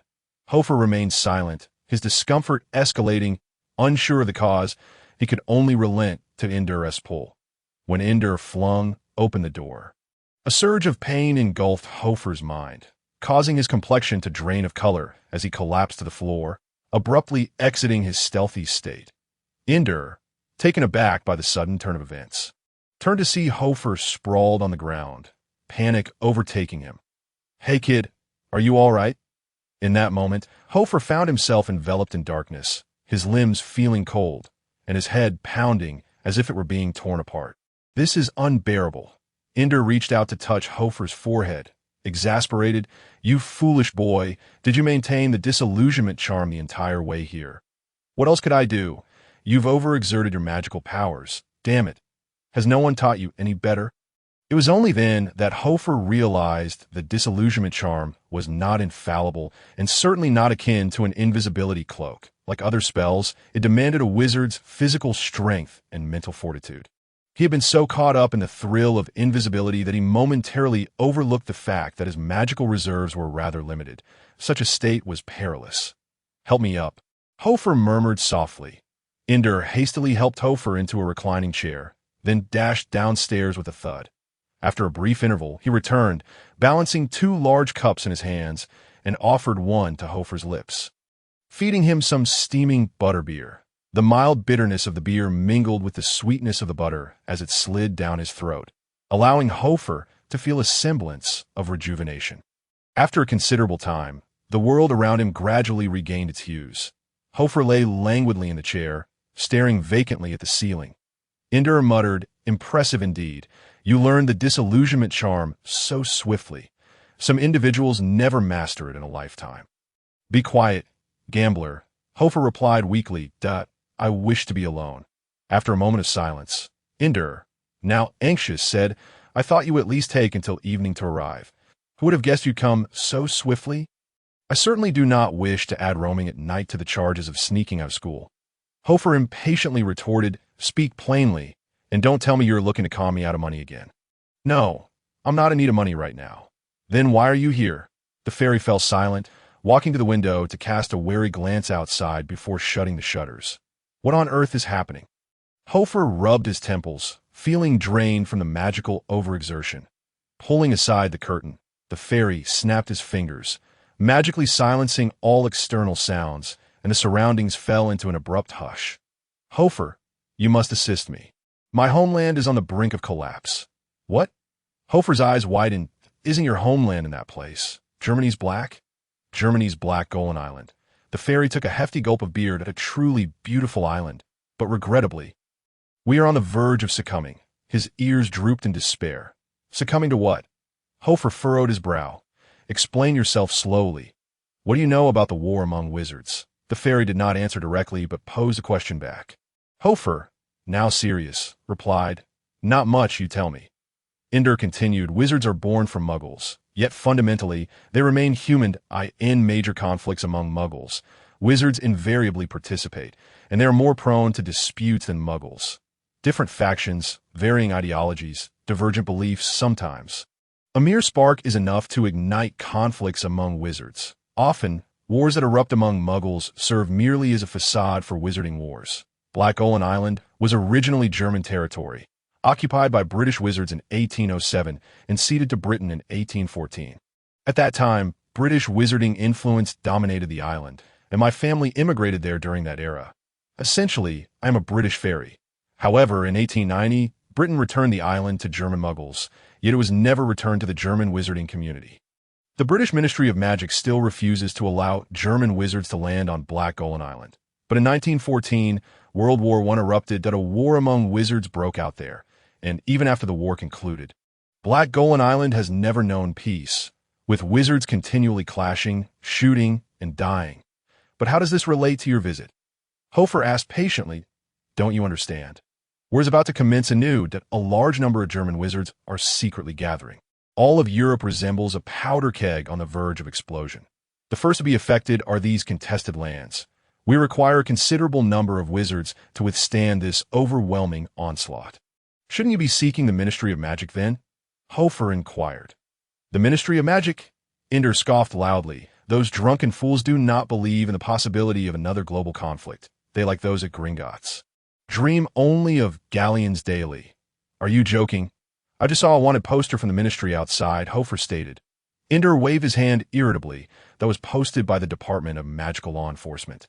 The Department of International Magical Cooperation does not share that view. The Minister of Magic, Hector Flitwick, has already dismissed the director over this matter. What do you expect me to do? Hofar fell silent. History has a remarkable tendency to repeat itself. In his past life, it wasn't until Chamberlain left office and Churchill took over that the British political sphere recognized the inevitability of war. Later, when Voldemort returned, the Ministry of Magic similarly refused to believe in the possibility of renewed conflict, even having "I must not tell lies" inscribed on Harry's arm. Ender stepped closer, gripping Hofar's shoulder, and my only hope is to seek out Headmaster Dippet at Hogwarts.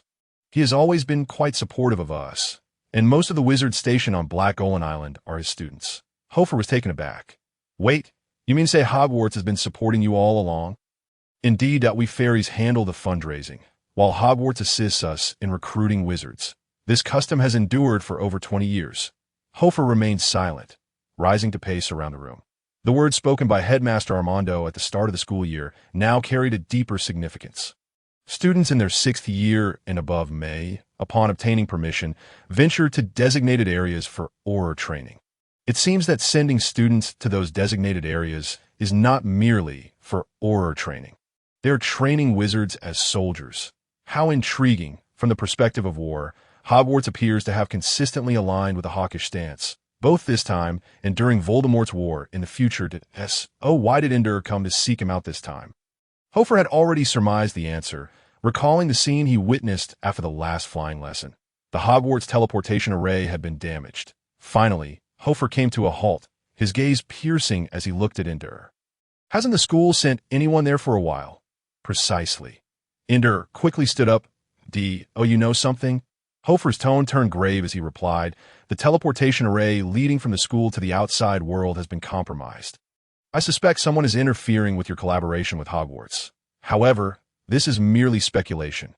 Truth be told, you should not have come to me regarding such matters. I am but a first-year student. Why not seek out? I have sought. Ender exclaimed irritably, I have tried, but suddenly everyone at Hogwarts has become unreachable that I cannot apparate to Hogwarts. The protective enchantments are too numerous. Hence, I have come to find you. About Dumbledore. Have you attempted to contact Dumbledore? Hofar thought of Dumbledore first. His surprise. Upon hearing Dumbledore's name, Ender immediately shook his head vigorously. Albus Dumbledore, I did not seek him. Although I am acquainted with him, I did not trust him entirely. His relationship with the dark wizard Geller Grindelwald is rather ambiguous. Grindelwald is currently in Germany, and I have no intention of seeking him out. Hofar furrowed his brow and slowly sat down, his fingers tapping rhythmically on the table. This was indeed a critical factor he had overlooked. Grindelwald, the lifelong friend and lover of Dumbledore. Before the rise of the Dark Lord Tom Riddle, he was one of the most formidable dark wizards of his era. Arguably the first generation of dark wizards. Moreover, he possesses the Elder Wand, one of the 3 Deathly Hallows, making his power far from negligible. Ender's distrust of Dumbledore is not without reason. After a moment of contemplation, Hofar inquired, So, what is it that you wish for me to do? Ender immediately replied, Take me to Hogwarts Castle. I must meet Headmaster Albus Dippet. Hofar was taken aback, repeating the question incredulously. What did you say? Take me to school to see Headmaster Dippet. Me. Take you to school to find the headmaster? Hofar pointed at himself, his eyes wide with disbelief. Ender affirmed, Indeed. Farewell. Hofar turned on his heel and began to walk away. He could not have anticipated such a request from a fairy. To take someone into the castle unlawfully? Especially considering he was merely a first-year student, such an endeavor was utterly impossible. Hogwarts is a fully enclosed school. Students require a guardian's signature to enter or exit Hogsmeade. Even after 50 years of Dumbledore's tenure as headmaster, such a thing would have been unthinkable, let alone during Dippet's era. Ender hurriedly grabbed Hofar's arm, exclaiming, Oh, please don't go. Hofar was furious that you have any idea how strict our school regulations are? Do you realize the risks I am taking by meeting you? And now you expect me to take you to find Dippet? Have you lost your mind? I'm just a first year. I'm nobody if they inquire where I encountered you. How shall I explain? Perhaps if I escort you to Hogwarts to see Dippet, I shall be expelled by tomorrow. They would snap my wand, and I would end up wandering the streets of London. That is merely your conjecture, your assumptions. Ender retorted impatiently, is it truly mere speculation? Hofar fixed his gaze on Ender, unblinking. Ender clutched Hofar's robes. The faint crackling of the fire in the tavern's hearth filled the air, casting flickering shadows on the wall, creating an eerie tableau, as both found themselves at an impasse. Finally, Ender released his grip, sorrowfully stating, "If that is the case, then you may leave. Consider me as having never known you as a friend." "What do you mean by that?" Hofar squinted suspiciously. "You hold yourself in higher regard than anything else. Do you comprehend the current situation outside? Do not label me with such grand accusations." Hofar was displeased. "You cannot even discuss this with any rational student, can you? Additionally, if you genuinely wish to access the school, why not seek out a student from a higher year? Did you not mention having former associates? They are all dead. All of them." Ender waved his hand in frustration. "The only Hogwarts student I know is you. The rest are deceased." Hofar was taken aback. "You are rather morbid, aren't you? Now, will you help me meet Dippet and provide assurance?" Ender began to pace restlessly around the room. "Am I not assisting you in finding a solution?" Hofar retorted loudly and irately. "If I truly intended to leave, I would have done so by now. Can't you devise a compromise? Must I choose between expulsion and my conscience? Are you out of your mind? Then what do you propose?" Ender ceased his pacing, looking despondently at Hofar. "First, taking you to see Dippet is impossible. That exceeds my capabilities. Abandon that notion. And then," Hofar inhaled deeply, "but I can lead you to the entrance of the secret passage. The rest, you must handle yourself. Not involve me, a mere first-year student, in your affairs." Ender was overjoyed. "As long as I can enter Hogwarts, I will not utter a single word about you. I can swear an unbreakable oath." "Stop right there." Hofar interrupted the fairy, raising his hand. "I do not require any foolish oaths, but your current approach is certainly unfeasible." Ender examined himself from head to toe. "What is wrong with my appearance? Should I change into my school uniform? Are you foolish? Since you cannot contact Hogwarts, it is evident that someone is sabotaging things behind the scenes. If you swagger in like this, are you not afraid of the hostile forces lurking about?" Ender's expression shifted to one of realization as he snapped his fingers and transformed. His body swiftly shrank, morphing into a badger the size of an arm. The badger was black and white, resembling a suit, with a tuft of striking yellow fur on its forehead. Most notably, the badger Ender transformed into had an earring on its ear. Ender clambered onto the table and squeaked, "This will suffice. No one will be able to discern that I am a fairy." "Are there animagi among fairies?" Hofar asked. Astonished, Ender shook his head. "Some fairies are naturally adept at transformation. A select few can even morph into plants and minerals. Do not envy me. Now, hurry and take me away." "Wait." Hofar shook his head. "I am currently drained of magic. Once I recover, I will invisibly escort you to the secret passage." Ender joyfully spun around on the table. "I knew I did not misjudge you." "Hofar." Hofar had no desire to engage further. Closing his eyes to gather his thoughts, to be frank, he was not keen on becoming embroiled in such matters. He was acutely aware of how stringent Hogwarts was during this era. It was no laughing matter. Newt Scamander, Rubeus Hagrid, these exemplary and kind-hearted students were not spared from expulsion for violating school rules. The only professor with whom he had a decent relationship was Dumbledore. Yet, therein lies the issue. During this era, Dumbledore was not even a headmaster, nor was he a head of house. His reputation in the magical community had not yet reached the heights it would achieve 50 years later. Should any trouble arise, Dumbledore would be unable to protect him, and it was unlikely he would come to his aid. Nevertheless, Hofar chose to comply with Ender's request, taking the risk of opening a convenient door for him. Influenced by many factors, beyond the emotional bond of friendship, Hofar had a more significant reason for acquiescing to Ender. He did not wish to display his gray nihilistic tendencies before anyone. For Hofar, the boundary between good and evil was blurred, that a single thought can lead to goodness, while another can lead to malevolence.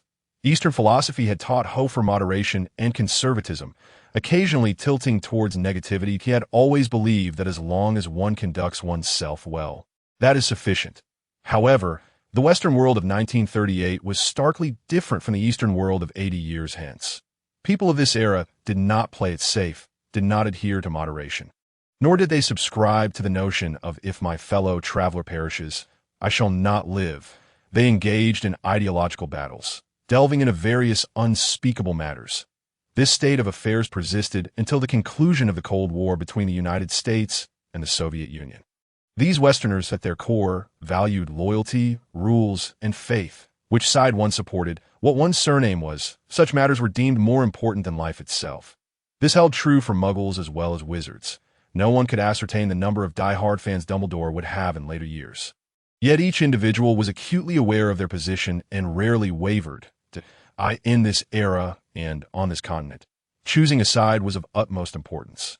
Anyone with a modicum of historical knowledge understood this. Here, Hofar had to learn to adapt to his surroundings, to learn to choose a side. One must also learn the virtue of selflessness. Departing from Hogsmeade necessitated the use of invisibility. With the aid of the meditation technique of the Traveler Milarepa, Hofar's magical energy was swiftly replenished. The consumption of the disillusionment charm was astonishingly significant. His meager magical reserves would only sustain him for approximately half an hour. Hofar had never overexerted his magic and was unaware of the duration required for recovery after such a depletion. He could only continue to breathe steadily. Ender did not disturb Hofar, instead resting his head on the table as time slipped by, moment by moment. Outside, the sky gradually darkened. The streets of Hogsmeade grew increasingly desolate, with pedestrians becoming sparse, as students had long returned to Hogwarts. Yet Hofar remained unresponsive. Suddenly, Ender's badger ears perked up as if he had heard a sound. He quickly transformed back into his original form and hurried to the curtains, parting them slightly to gaze at the darkened night outside. After lowering the curtains, he glanced at Hofar, his expression tinged with anxiety as he paced the room. That moment, a wisp of smoke began to waft through the air. Its origin unknown, it gradually ascended along the streets of Hogsmeade, slowly permeating the room where Hofar resided. Ender's countenance changed. He could no longer afford to delay. He rushed to Hofar's bedside, vigorously shaking his shoulders. Wake up! Wake up! Hofar! Hofar was roused from his magical restoration by Ender's urgent call, grumbling, "What is it?" Ender, somewhat flustered, replied, "Did I not mention that a group of German dark wizards has been tracking me? They are likely already in the vicinity." Hofar was taken aback, exclaiming, "Dark wizards in Hogsmeade? Are you jesting? Do they not fear?" Just then, a thin wisp of milky smoke drifted through the crack in the window. Hofar caught a faint whiff of burnt matter. The fairy hastily covered Hofar's mouth and nose, his expression one of extreme terror as he whispered, "Do not breathe. Water, quickly!" As he spoke, he tore 2 strips from the bed linens and handed them to Hofar. With a grave expression, Hofar drew his wand and uttered, "Clear waters like a spring." The crystal-clear fountain of water erupted from his wand, and Ender dampened the torn fabric, securing it over both their faces. Hofar asked in a low voice, "How many?" Ender pulled Hofar to the window and parted the curtains a fraction. 3. He whispered, "This mist is the venom of the poisonous bag of clouds, capable of inducing fatal neurological diseases. A mere trace is enough to fell the entire village. Its sole weakness is water." His words sent a chill through Hofar. The night had completely engulfed the sky, and the small town lay eerily silent. Approaching the window, Hofar beheld the mist rising from the ground, within which 3 towering figures moved slowly. They were cloaked in sharp black hoods, lanterns in hand, positioned at the crossroads of 2 streets. As a glimmer of light burst forth, a screeching owl took flight in terror. The post office had been shattered by a spell, debris scattering everywhere, but a strange language echoed from the depths of the fog. Cold and mechanical, reminiscent of a robot issuing commands. Hofar could not comprehend their words, yet he sensed that grave danger was imminent. The townsfolk exhibited no reaction, and the tavern below was shrouded in silence. The 3 figures dispersed, with one advancing toward the 2 broomsticks while the other 2 ventured in different directions. Ender leaned close to Hofar's ear, whispering, "Schmidt Rotroff, a dangerous dark wizard wanted by the British Ministry of Magic. A trusted aide of Grindelwald, especially skilled in magical zoology. You must not inhale the smoke here." Before Hofar could respond, One of the hooded men stood before the two broomsticks, inspecting the surroundings with his lantern. Pressed against the window's edge, Hofar noticed a large red swastika tattooed on the man's arm. Hofar maintained an impassive facade, though anxiety churned within him.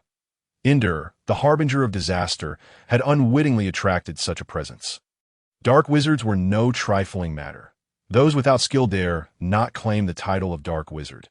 The sheer strength of these three individuals was sufficient to incapacitate all of Hogsmeade. It was beyond the capability of first-year student and a con artist fairy to contend with. "Do you have any plans?" Ender asked urgently. "Cannot you apparate away?" Hofar whispered, "No. The magical fluctuations of apparition are too conspicuous. They would certainly detect us." Ender replied in a hushed tone that I arrived by boat. Too fearful to apparate, for they would follow the magical traces, and once discovered, escape would be impossible. As Hofar observed the approaching tall figure, he clenched his teeth, declaring, "We cannot remain here. The secret passage is at Honeyduke's.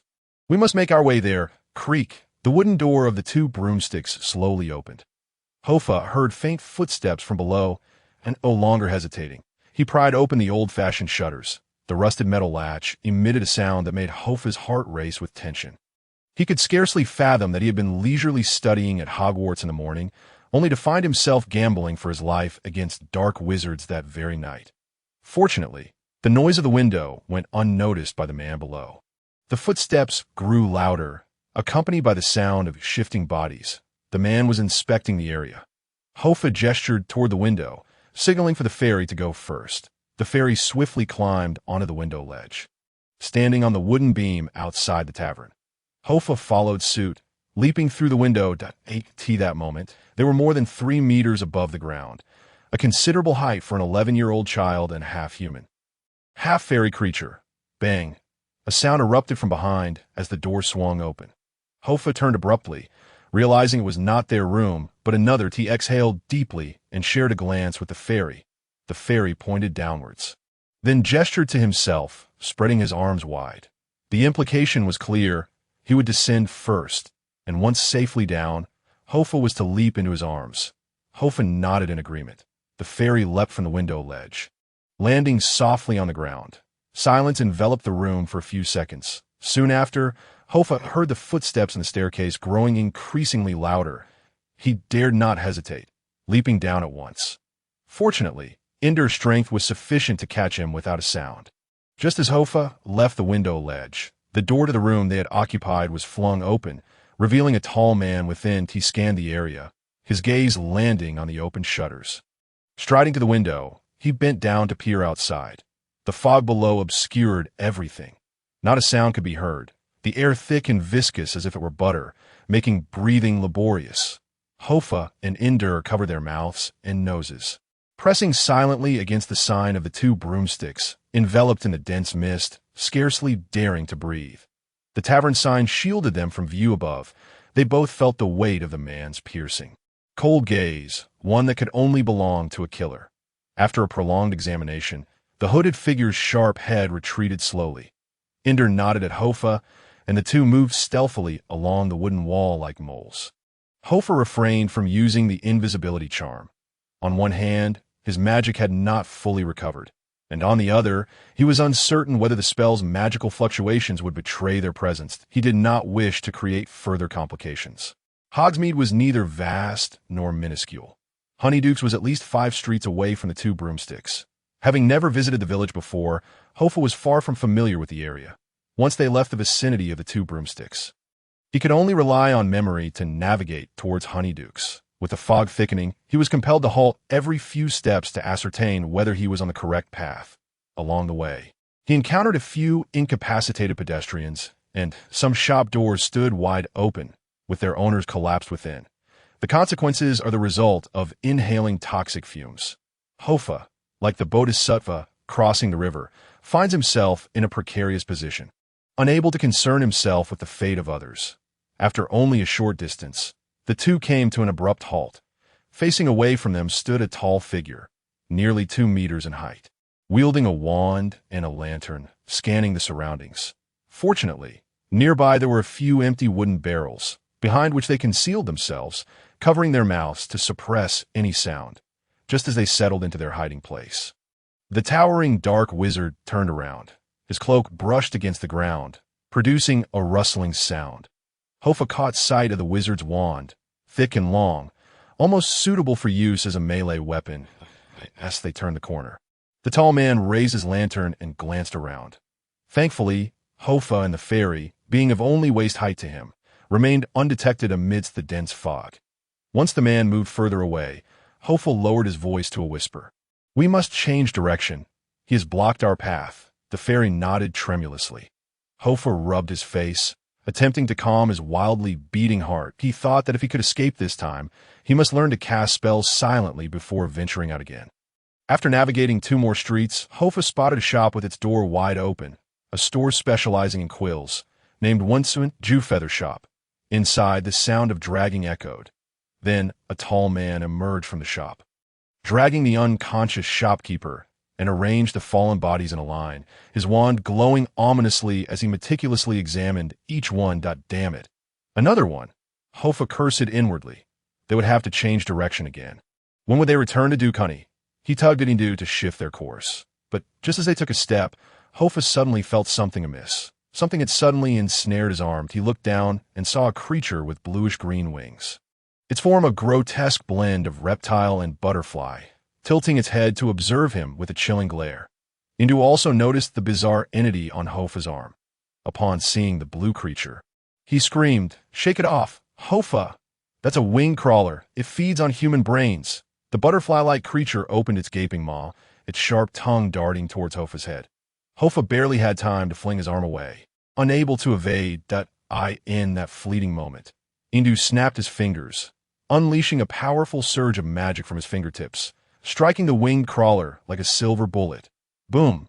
The creature was blasted mere centimeters from Hofar's face, crashing into the wall behind, shattering into pieces and spraying blue-purple blood everywhere. Hofar, having narrowly escaped, felt no relief. Instead, his face turned ashen. Everything was exposed. The hooded figure behind them suddenly rose, emitting a sharp cry. "Here, Dasa! Here, over there!" At the sound, the tallest hooded man spun around. He shook his long robe, and a swarm of winged crawlers erupted from beneath it, flapping noisily as they surrounded Hofar. "Run!" Indu shouted at this point. Hiding was utterly futile. Without a second thought, Hofar took off running as he sprinted. He struck his arm.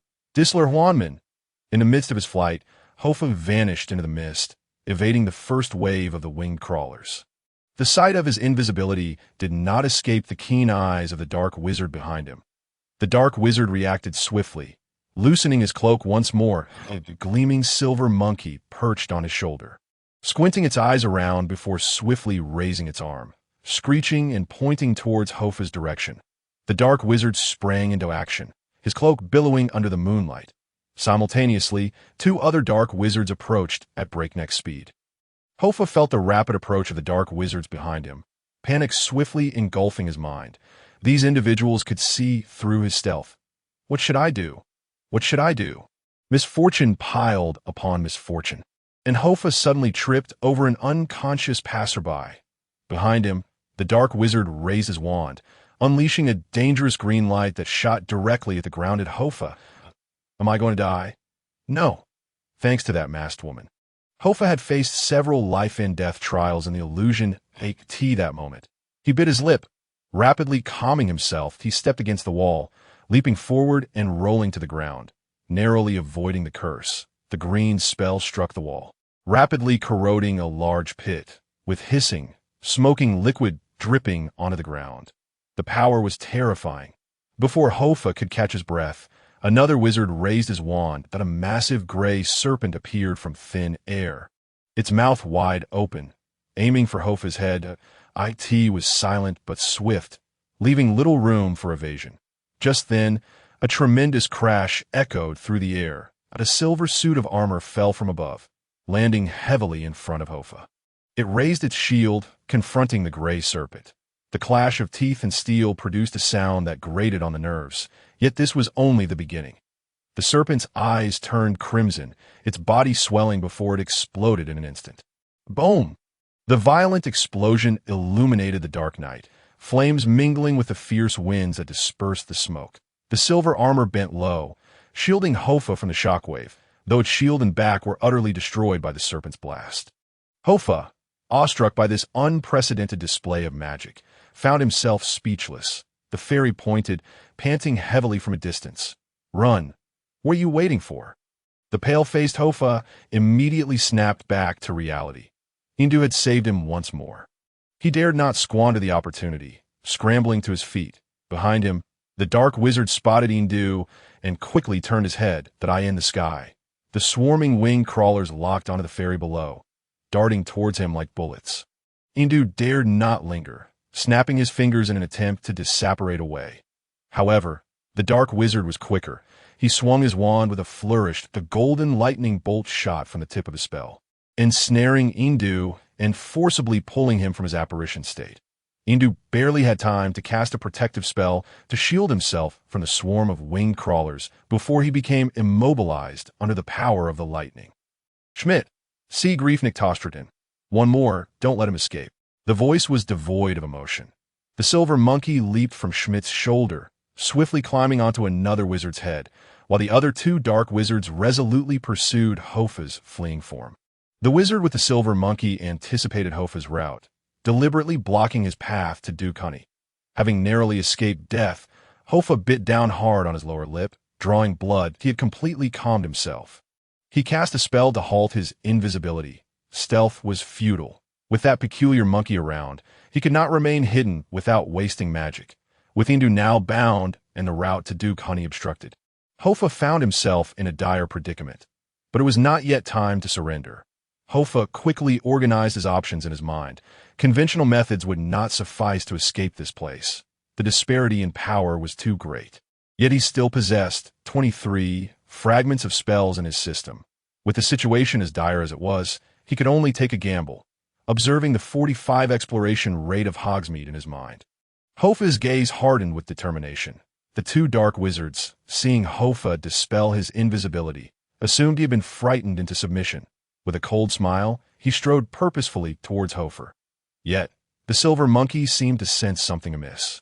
Chattering frantically above their heads, the monkey screeched.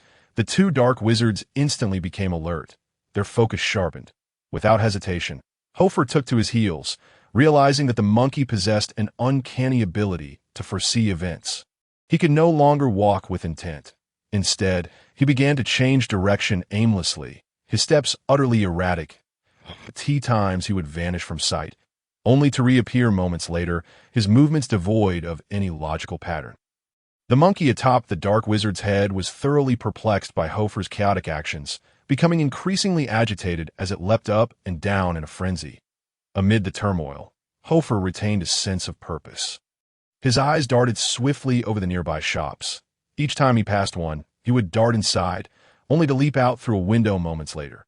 Davies and Band's shop. Hogsmeade Exploration Level 46100 Quidditch Supplies Shop. Hogsmeade Exploration Level 47100 Elegant Wizarding Apparel Store. Hogsmeade Exploration Level 49100 behind him.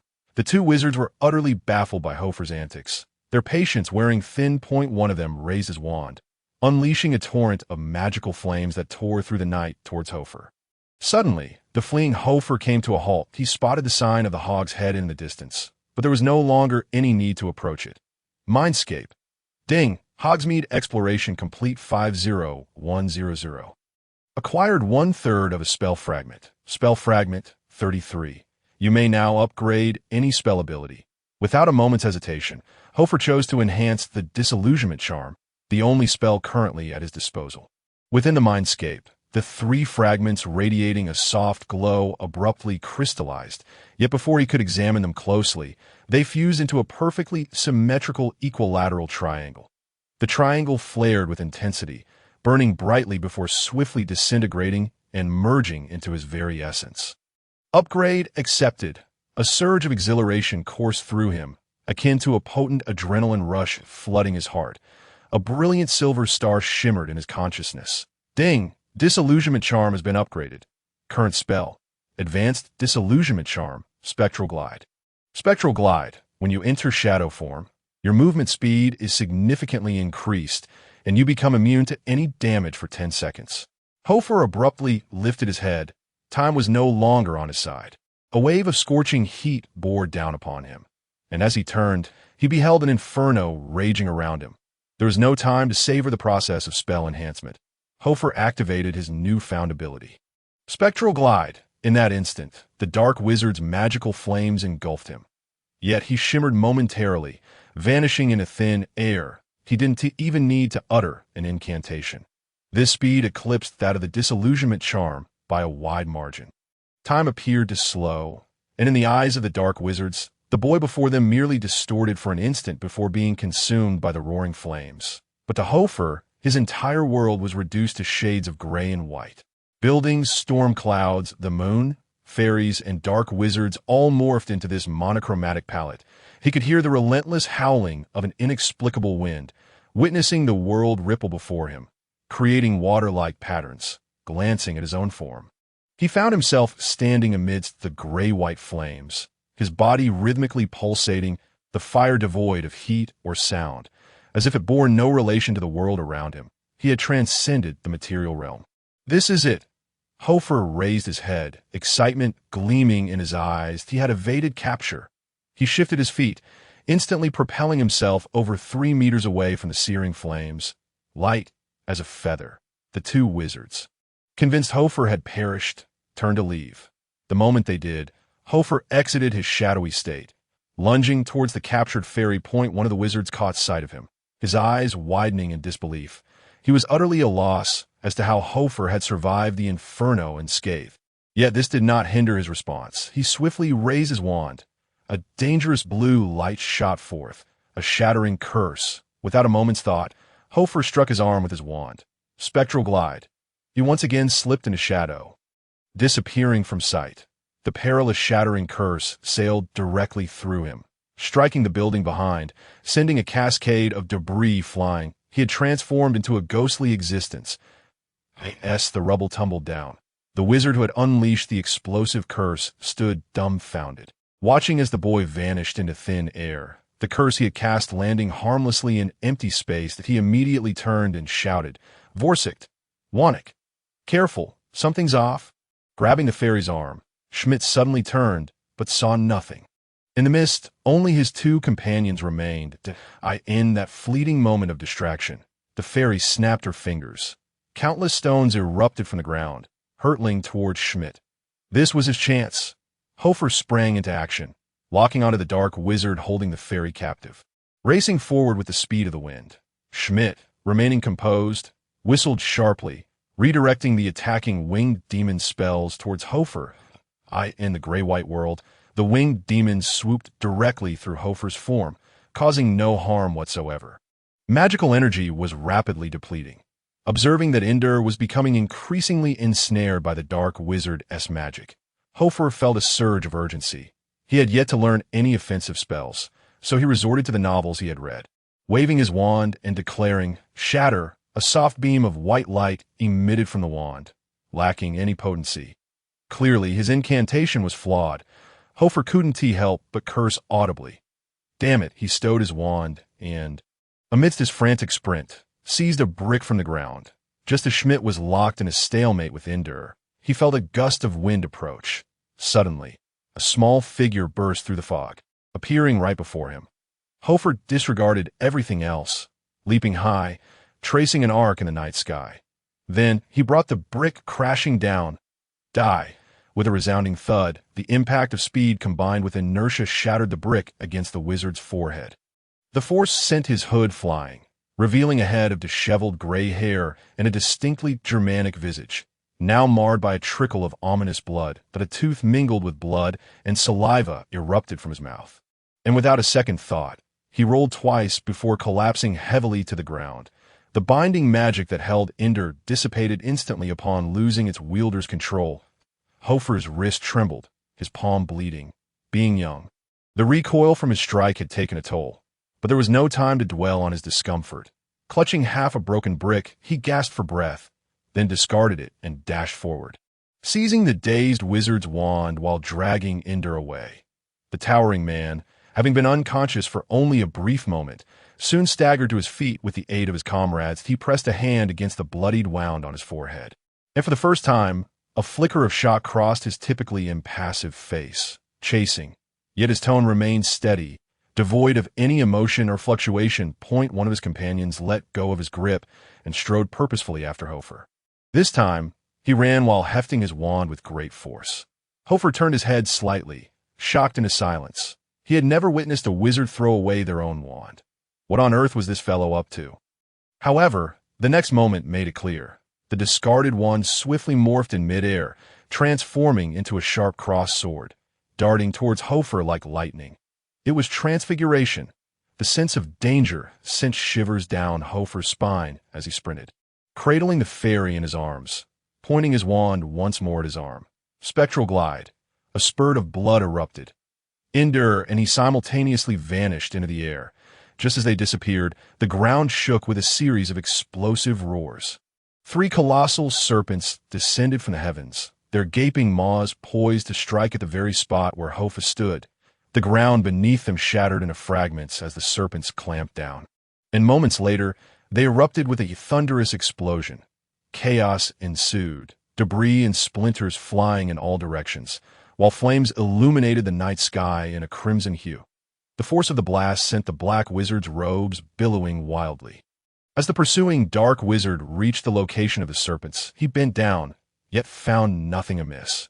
Raising his hand, the sharp crossed sword transformed back into his wand, resting once more in his grasp. While he erupted in a torrent of curses, the strain of the ghostly walk drained him significantly. 10 seconds later, as Hofar emerged from the mist once again, a trickle of blood began to seep from his nostrils. He had completely exhausted his magical energy, his pallor indicating his dire state as he collapsed to the ground. Induo quickly grasped Hofar's arm, dragging him upright, only to discover it was drenched in blood. He had entered the ghostly walk just a heartbeat too late, leaving a deep wound on his arm that exposed bone, blood gushing forth. He had narrowly escaped being felled by the perilous transfiguration curse. Induo clutched Hofar's arm, frantically rummaging through his pockets for potions to apply to the wound. Yet Hofar halted him. "Wait, not here," he said, his voice weak yet composed. Induo gazed at him in confusion. Hofar pointed at the bloodstains on the ground. "Do not allow the blood to vanish at the entrance of Dumbledore. They will follow." Understanding dawned on Induo, and he hastily assisted Hofar to a nearby witch's cosmetics shop across from Dumbledore. On the stone steps, he uncorked a vial of white potion, possibly a remedy, and applied it to Hofar's injury. As he treated the wound, he muttered incantations under his breath, with a tingling sensation and a sharp sting. A pungent white smoke rose, and the bleeding on Hofar's arm quickly ceased, the wound scabbing over. However, the vitality he had lost would take time to restore.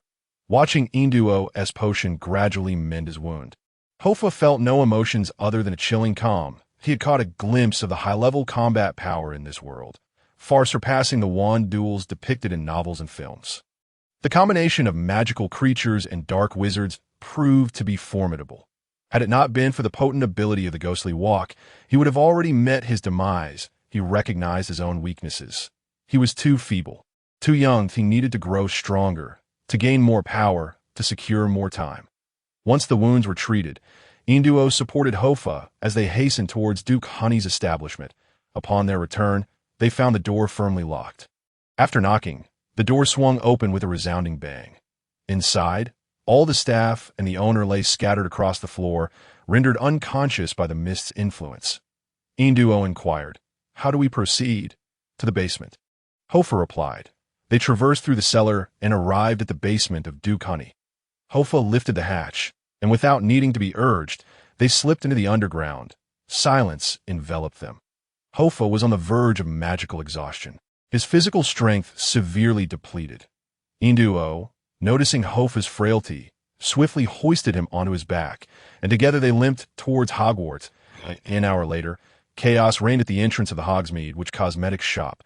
Several unconscious staff members lay strewn across the ground. 3 dark wizards congregated, 2 of whom raised their wands, scrutinizing the bloodstains on the floor, occasionally sampling them, then spitting out the remnants. Meanwhile, Schmidt sat on the stone steps, fixated on a broken brick, as if it were a specimen of an unknown species. Finally, a male wizard inspecting the blood straightened up that we can't track it. Not even the apparition monkeys can help. This is already within Hogwarts' protective radius. There are too many protective spells. Schmidt, wiping the blood from his face, remained expressionless. Upon hearing his subordinate's words, he stood, uttering a soft, "Oh." Another wizard cautiously asked, "Major, shall we retreat?" Schmidt lifted his head, casting a cold glance at the speaker. The horde of winged serpents hissed in response. The wizard promptly fell silent. After cleaning the blood from his face, Schmidt replied coldly, "If you go back, you will die. If you stay, you may live." Remembering the terrifying presence behind him, the wizard lowered his head. Murmuring, "Yes," the square-faced wizard interjected, "That boy is rather strange. I cast 4 or 5 spells on him, yet he showed no reaction. He must possess some valuable magical artifact. His identity is likely not simple." Schmidt articulated each word deliberately. "Once we capture him, we shall extract the secrets he holds." "What shall we do now?" one of the male wizards asked. "First, retrieve my wand. The British Ministry of Magic is surely aware of our intrusion." Schmidt instructed, donning his hood. "That boy is a student of Hogwarts. We must find a way to infiltrate the school." "How is that possible?" one subordinate exclaimed. "That school is surrounded by countless defensive spells. Penetrating it is impossible." "Oh, not worry," Schmidt replied coldly. "The school is not impenetrable. Grindelwald left a seed there, and it is nearly time to reap the harvest." In the dark, damp tunnel, droplets of water fell intermittently, creating a rhythmic patter. On the ancient, cracked stones, strands of phosphorescent fungi occasionally sprouted. Faint breaths echoed closer, as spider-like creatures scuttled away upon hearing the sound. A fairy helped the boy emerge from the shadowy passage, revealing Induo and Hofar.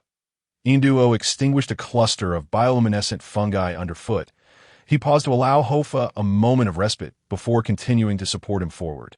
The journey to this point had taken Hofar an hour, but now, due to his weakened state, he struggled for nearly 2 hours, requiring frequent breaks. At last, they reached the base of the hunchbacked witch statue at Hogwarts. Hofar collapsed onto the ground, leaning against it, gasping for breath. As he weakly tore off his face mask, this moment, he finally felt a semblance of security. No matter how formidable the German wizards were, they could not follow him to Hogwarts. Even if they did, they likely would not fare well. While the adventure had been thrilling, he preferred the steadiness of this moment. Induo leaned against the wall of the secret passage, panting as he sat opposite Hofar. "Is Hogwarts just behind us? Where else would it be?" Hofar replied, "I've never been here before. The 3 houses are the most heavily fortified places in Europe." Hofar did not respond further. He slumped against the ground, catching his breath before coldly stating, "I brought you back to school. You may leave now and find whoever you wish." With that, he disregarded Induo's forlorn gaze, settling into a meditative posture to restore his magical energy. Gaining entry into the school would still require stealth. He could not truly feel safe until he returned to his dormitory. He had to eliminate any possibility of expulsion. As he meditated, Hofar reflected on the invaluable lessons learned from his battle. He had witnessed the control of magical creatures by Nazi dark wizards, the interplay of spells, and the use of transfiguration in combat. These were revelations he had never encountered in his previous life. This world was vast beyond his imagination and perilous beyond measure. Without a doubt, he was no match for them. Had it not been for the system, his mere 11-year-old magical prowess would have surely led to his demise. Relying solely on the scant information from the original text, he could never survive in this unpredictable world.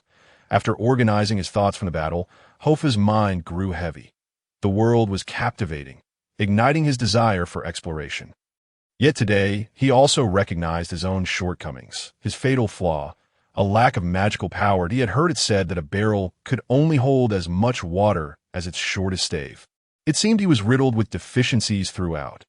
Aside from possessing a mental prowess that surpasses that of an ordinary wizard, in every other aspect, Hofar is remarkably similar to a muggle.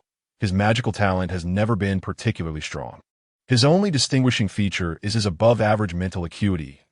He can typically master basic spells with ease and manages to wield transfiguration with remarkable finesse. However, Hoffa has come to realize that while his magical capacity suffices for academic examinations, it leaves much to be desired in combat situations. That it is no wonder that so few can become aurors or dark wizards. The magical expenditure in battle is an entirely different magnitude compared to that of everyday spells. Individuals like Voldemort and Dumbledore possess an inexhaustible reservoir of magic, seemingly able to expend it without limit. Even Harry, in later years, cast spells at will, never experiencing a shortage of magical energy. In stark contrast, Hoffa finds himself gasping for breath after casting just a few spells at present. Hoffa has access to two forms of invisibility, the standard disillusionment charm and the advanced spectral walk. The disillusionment charm merely renders him invisible, a state he can maintain for over half an hour. Conversely, the spectral walk, while extraordinarily effective in completely erasing his physical presence from this realm to evade any harm, consumes magical energy at a terrifying rate. Even when his magical reserves are full, he can only sustain the spectral walk for less than 30 seconds, roughly around 20 seconds. Within a mere half-day, he has meditated twice that he cannot fathom the dire consequences he would face had he not employed meditation to restore his magical energy. He might already be a lifeless corpse beneath the dark wizard's wand. Magic is the very foundation of all. Without it, even the most potent skills are rendered useless. Were he to possess an endless supply of magic, freely unleashing the spectral walk coupled with some combat spells would render him truly formidable. He must address his magical deficiencies. After nearly 3 hours of meditation, Hoffa gradually regained his strength as his depleted magical energy revitalized his body. He felt significantly better, at least no longer in the despondent state he had been in after the battle. He initially intended to return to his dormitory invisibly to rest, but upon rising, he discovered that Ender, the fairy, was already asleep against the wall of a secret passage, his head drooping in evident fatigue. Hoffa was taken aback and vigorously shook Ender's shoulder. "Hey, why are you still here?" Ender opened his bleary eyes. "What? Weren't you supposed to find Headmaster Dippet? It's already past midnight. Can you let me go back tomorrow? In this pitch darkness, how am I supposed to find my way?" Ender mumbled. Hoffa widened his eyes, recognizing the validity of Ender's words, yet he suspected this deceitful fairy was up to some trickery. "Fine, you can go tomorrow. I'm leaving," Hoffa replied coldly. But just as he took a couple steps, Ender clamped onto his pant leg. Hoffa turned around to see Ender had transformed into a badger, pitifully gnawing at his trousers. Hoffa ground his teeth. "What are you doing?" Ender replied. "I have nowhere to sleep." "You can't expect me to sleep in the passage, can you? Get lost. Weren't you sleeping just fine? That was because you're here. If you leave, this place will be pitch black and utterly terrifying." The badger shivered as he spoke. Hoffa clenched his jaw. He was certain this fairy was feigning helplessness. After facing off against dark wizards, it was evident that Ender possessed greater strength than he did. Hoffa persisted. No, with that, he turned to leave. Ender darted in front of him, blocking his path. "Just for one night. I promise I'll be gone by morning." Hoffa ignored him and tried to sidestep, but the silver badger wrapped its small paws around Hoffa's thigh. "Just one night, I beg you." Hoffa, now obstructed, rubbed his forehead in frustration, cursing his misfortune. "You swear?" "I swear." "Damn it, if you're still here tomorrow, I'll toss you off the top of Ravenclaw Tower." With that, he hoisted Ender onto his shoulder. After bypassing the statue of the hunchbacked witch, Hoffa entered the standard disillusionment state. It was now the dead of night at Hogwarts, if he were caught wandering the halls at such an hour. According to Headmaster Dippet's disciplinary measures, he would be placed on probation, and a repeat offense could result in expulsion. Hoffa had no desire to test the limits of the law. The school was shrouded in darkness. The wind outside whispered through the castle corridors, emitting a low wail, mingling with the distant chimes of midnight, enhancing the serene stillness. The only source of illumination was the moonlight streaming through the high windows, casting beams across the floor. The shadows of the stone sculptures above appeared grotesquely distorted, evoking an unsettling feeling. This nighttime Hogwarts felt like an entirely different world compared to its daytime counterpart. Despite Hoffa's careful steps, he could still hear the occasional stirrings of the portraits nearby. "Who goes there?" inquired one of the figures in a painting. Moreover, the suits of armor lining the corridors seemed to possess their own awareness. Whenever Hoffa passed by, their heads would turn, gazing at him through the hollow, darkened gaps in their armor, as if each suit contained a soul. Hoffa treaded cautiously, the only comfort being that Filch had not yet been born, sparing him the annoyance of encountering the bothersome squawking cat. Suddenly, a faint sound echoed behind him, as if someone had brushed against the armor. Hoffa spun around. In the dim light, he glimpsed a spectral figure racing past in the moonlight. Ender whispered, "I feel like there are others here." Hoffa furrowed his brow and peered back for a long moment before whispering to Ender, "This is a magical school. We should ignore everything." Navigating through the corridor, Hoffa reached the Ravenclaw Tower. The tower loomed high, and as Hoffa clutched the banister of the castle stairs, he ascended gradually. The castle stairs seemed to be asleep at this hour, offering no assistance in his ascent, forcing him to pause and rest after every few steps. After climbing for several minutes, Ender, resting on his shoulder, quietly asked, "Where exactly is your common room?" Hoffa gasped for breath. "Shh, just play your part as a badger." Ender fell silent. Finally, Hoffa, after some trepidation, stood atop the lofty tower, facing a grand portrait of a knight. Enter the common room. He faced one final barrier. Hoffa released his disillusionment charm, causing the knight in the painting to tilt his head and silently kneel on one knee. The accompanying metal eagle slowly spread its wings. "Look at me, and I at you. You have eyes, I have none. You can speak, I can speak. You have sound, I have none." With that, the eagle remained still, patiently awaiting Hoffa's response. Ender, transformed into a badger, gasped in astonishment, having never encountered such a peculiar riddle. "What kind of school is this?" Hoffa tapped Ender on the badger's head, urging him to be quiet. "I see you. You see me. You have eyes, I have none. You can speak, I can speak. You have sound, I have none. Are the riddles at night harder than during the day?" Hoffa spun around twice before frowning and looking up. "Mirror!" The eagle slowly folded its wings and bowed its head. Meanwhile, the knight in the painting stood up, revealing the passage to the Ravenclaw common room. Hoffa breathed a sigh of relief and hurriedly entered. Returning to the common room, the tumultuous day finally came to an end. Ender murmured in his ear, "Do you have to answer that every time you come back?" "Indeed," Hoffa muttered under his breath. "Didn't I tell you to keep quiet? Fool!" The silver-black badger fell silent. Hoffa traversed the dimly lit common room, bringing Ender back to his dormitory. Regardless of the task at hand, it is best to defer plans until tomorrow. The room was shrouded in darkness. Several roommates had already succumbed to slumber, their breaths forming a rhythmic symphony. Hoffa exhaled a sigh of relief, utterly exhausted, as he secured Schmidt's hefty wand within the confines of his wardrobe. Before he could bid good night to the fairy, he collapsed onto his pillow and drifted into sleep. That night, Hoffa experienced an exceedingly peculiar dream. He envisioned a shadowy figure guiding him through a twisted, dark corridor, perpetually seeking an exit, and no light, no hope. Cold, oppressive, and suffocating, as if submerged in an unfathomable ocean. The figure hovered nearby, neither too close nor too it seemed to face Hoffa, yet its face remained obscured. He yearned to catch up and discern the figure's identity, only to discover that its visage appeared to be split, laughing and crying in unison. The following day, Hoffa was awakened by a series of gentle scratches. Unlike the previous day, rising proved a more arduous task. Having overexerted his magical reserves twice the day before, he felt utterly drained. Upon opening his eyes, he beheld Ender, transformed into a silver badger, pushing against him with all its might. Ender murmured, "If you don't get up soon, I shall surely starve." Hoffa, momentarily bewildered, gazed at the ceiling before shifting his attention to the badger beside him, still grappling with the remnants of his dream and the lingering irritation of being in bed. Suddenly, he sat upright. "What the devil are you still doing here?" As soon as the words escaped his lips, he hastily covered his mouth and scanned the room. Fortunately, it was nearly noon, and the dormitory was empty, devoid of any presence. Ender replied, "I'm hungry. I tea this." Hoffa felt his own stomach grumble in agreement, recalling the tumultuous day he had endured without a morsel to eat. "Let us go for lunch, then."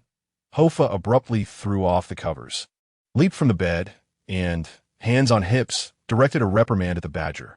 "Did you not assert that you would leave at dawn? Did you not claim I would surely not see you in the morning? Can you not utter a single truthful word?" Ender, somewhat sheepishly, scratched its head with a tiny paw. "Your roommates were far too boisterous. They dashed about incessantly, and I dared not emerge from your blanket." Hofa's expression darkened. "But they're gone now that I'm starving. You little rascal, are you so inconsiderate as to not offer your friend a meal?" Hofa inhaled deeply, chuckling. "I have yet to encounter someone so shameless as to linger in another's abode for a meal." Despite his words, he scooped up Ender, cradling it close as he dressed, washed, and descended the stairs. Unlike the night before, he dared not place Ender upon his shoulder, opting instead to tuck the badger within the front of his robe. It was a Sunday, and upon entering the common lounge, Hofa observed first-year students congregated, chattering and laughing that a few upperclassmen were unusually engaged, wielding their wands to orchestrate a duel between two books floating through the air. The surrounding freshmen erupted in applause. Ender poked its head out from Hofa's embrace. "Are these your classmates? They certainly exude youthful vigor. Yet you, why do you appear as if you have resigned to the weariness of old age?" Hofa, startled by Ender's sudden emergence, hastily tapped it with his wand. "Silence! Who granted you permission to speak? Eat quickly, and then be off." As Hofa noticed Miranda's gaze drifting toward him from the crowd, he swiftly pushed open the lounge door and made his way to the dining hall. Presently, the challenge of extricating himself from the company of this fairy, while maintaining both elegance and dignity, weighed heavily upon Hofa's mind. Indeed, they were friends, but having Ender linger by his side would inevitably lead to complications. This creature lacked the discretion of a certain Peter, who could remain silent for years on end. Instead, it sought to insert itself into every commotion and felt compelled to comment on everything.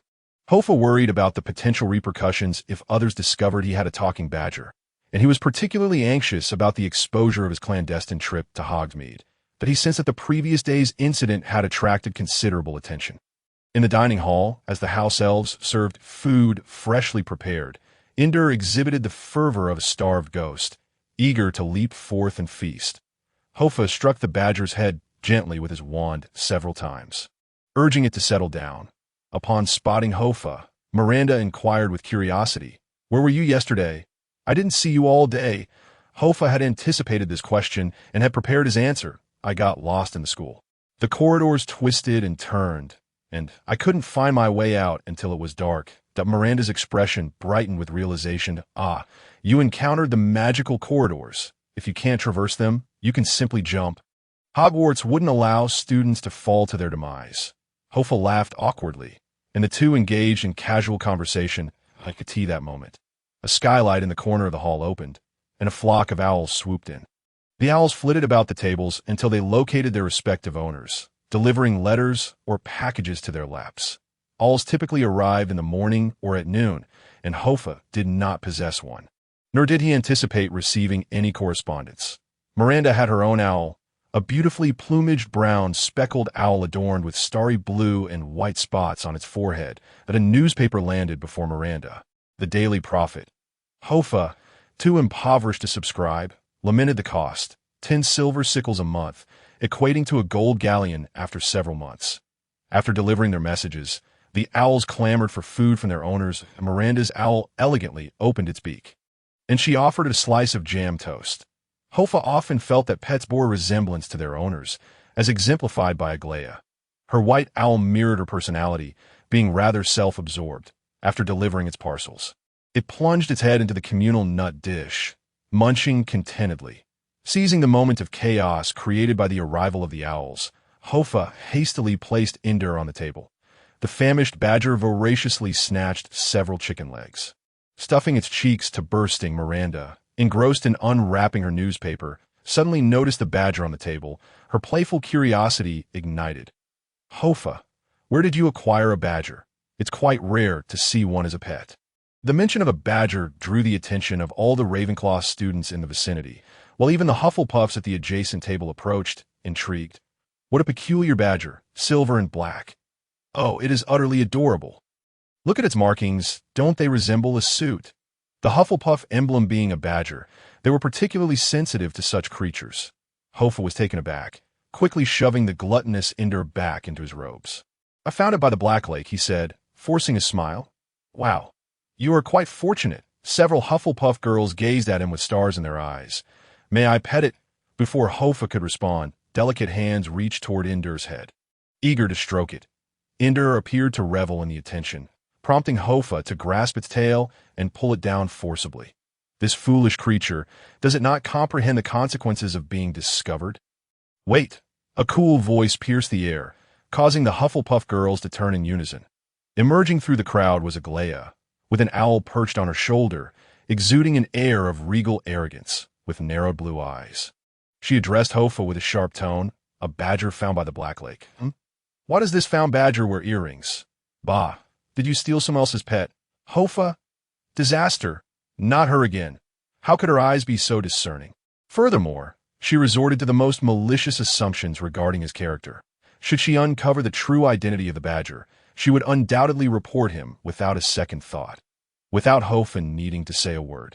Ender instinctively nestled deeper into his garments, trembling in fear. Hofar held Ender firmly, projecting a facade of confidence. You slander me without basis. What evidence do you possess that I have stolen anything?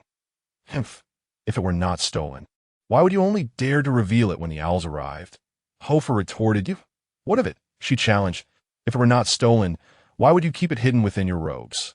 Hofar felt the madness rising within him. He finally grasped the true meaning of the phrase to add insult to injury.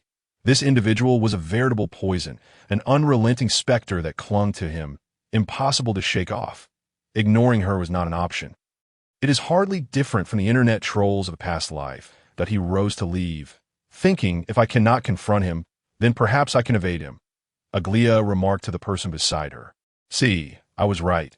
He is feeling guilty, confronted by her aggressive demeanor. Hofar clenched his teeth and turned away.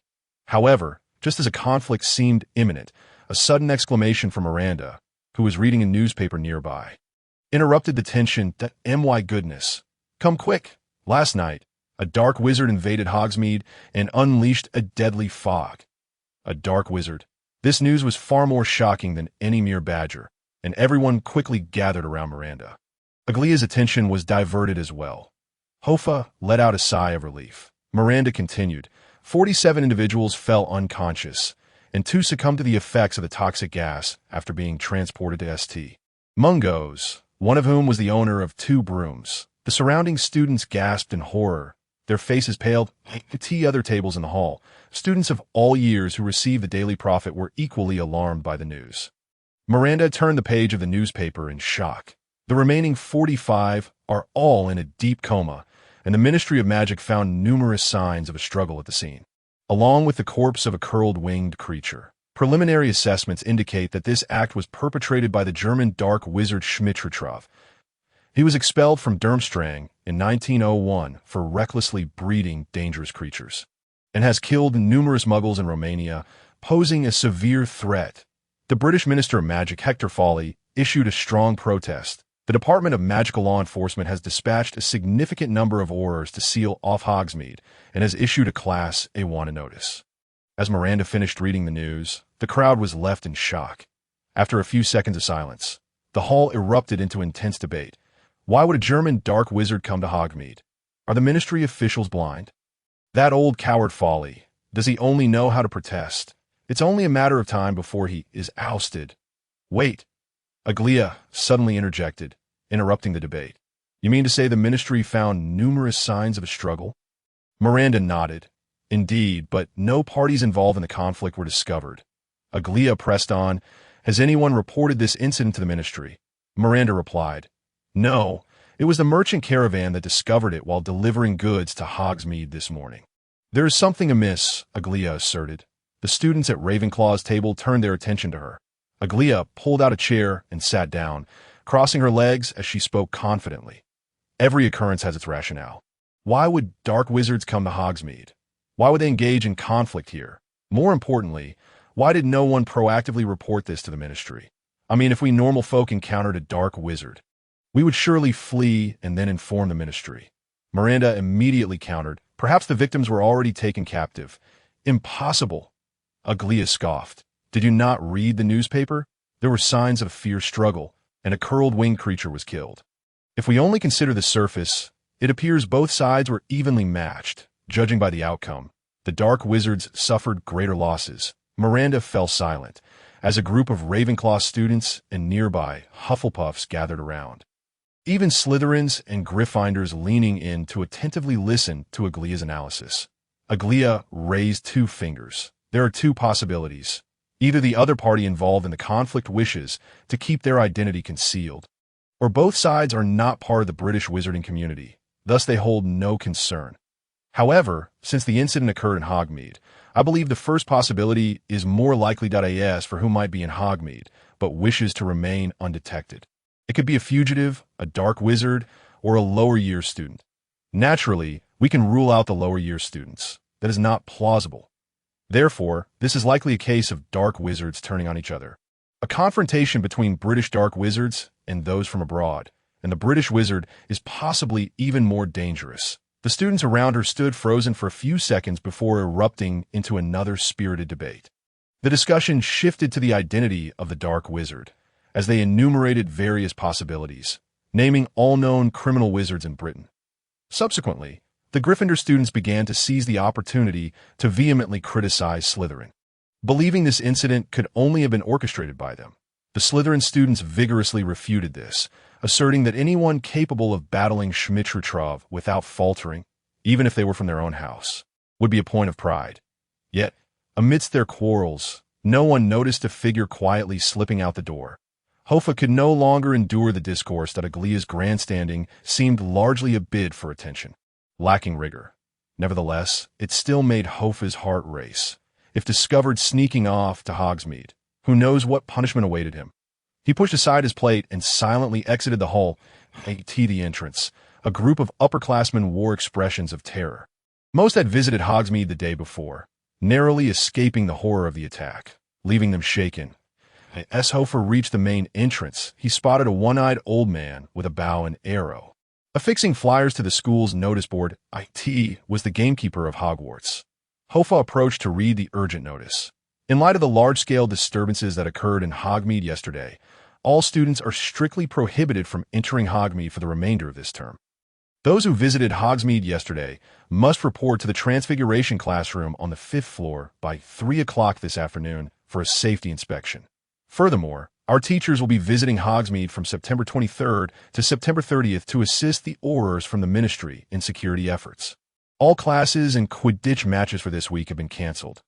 Amon Dippet read the notice carefully twice, and Hofar felt a heavy weight settle in his chest.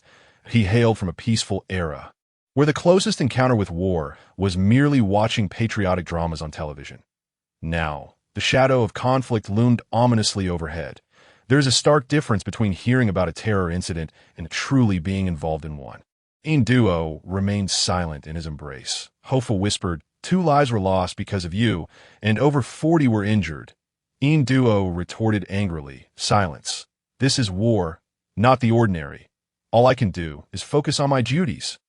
Hofar pursed his lips, remaining quiet, feeling far from at ease. Ruthless decisiveness, cold-heartedness, self-serving interests. It seems these esteemed qualities do not reside within him. He is merely an ordinary person. After a moment of simmering frustration, Duo frowned again. Take me to your school's apparition point. I must ascertain the reason Hogwarts ceased its assistance. He did not refuse Duo's request as Hofar stepped out of the castle. The sky was overcast, and a light drizzle began to fall, rendering the grass somewhat muddy. The last time he had visited the grounds was during flying lessons, where many upperclassmen had gathered. Now, all the students were in the hall, discussing the attack in Hogsmeade. Leaving the grounds deserted, the grass still bore the familiar blue runes. Duo leapt from Hofar's chest and swiftly traversed the grass, searching among the runes. In a short while, he emerged from the grass like a fox, sharply calling out, Hofar, come quick. Hofar hurried over. Duo pointed angrily at the ground. The apparition point has been damaged. Why is there not a single person from Hogwarts to attend to this? Hofar's eyes widened in shock as he beheld the grass flying up. Countless runes shattered into pieces. The ground was strewn with traces of destruction and fire. It was evident that a significant act of vandalism had occurred here. He could not help but bend down to touch the ravaged grass beneath him. The signs of damage were remarkably fresh, with the torn blades still oozing sap, clearly indicating that the destruction had taken place not long ago. Certainly within the last day, that a grave expression settled on Hofa's face as he silently took a few more steps. Arriving at the spot where he had attended his flying lesson, the signs of damage here had been repaired. The blue runes were firmly etched into the ground, and the bare brown earth stood as a scar, narrating the violent acts it had endured in less than a week. This place had been vandalized more than twice. Induo leapt on Hofa's shoulder and whispered, "The traces of destruction were left a few hours ago. The magical fluctuations have yet to dissipate. It is possible the perpetrator has not ventured far. We should return." Hofa glanced around, observing that the rain-soaked hunting ground bore no signs of anyone else. Save for the dark shadows of trees in the forbidden forest, the sky loomed low, with distant mountain peaks shrouded in dense clouds, trapping him in an immense shell akin to a giant egg. Standing alone in the hunting ground, Hofa felt an oppressive solitude, as if he were isolated from the world. An eerie atmosphere pervaded the air, evoking a distant memory. What was it? Something important yet forgotten lingered in the recesses of his mind. But he could not recall it. "Let us go," he finally said, casting one last glance at the damaged teleportation circle before returning to the castle. Upon entering a deserted classroom, Hofa locked the door behind him and retrieved Induo from his pocket. Placing him on the table, Induo immediately inquired, "Who did this? Do you have any clues?" Hofa shook his head. Truthfully, the moment he saw the signs of destruction, his mind had immediately conjured the image of a future Voldemort. Tom Marvolo Riddle. After all, this individual was the mastermind behind every tale in the Harry Potter series, and the violent spells cast at the scene were beyond the capability of an ordinary wizard. However, this suspicion swiftly faltered due to the lack of motive. Tom was currently in a phase of low-key operations, seeking to garner goodwill. Hofa felt he had no reason to vandalize the school's teleportation circle. But if it were not Tom, then who could it be? The teleportation circle had been damaged repeatedly without ever being discovered. It had to be someone from within the school.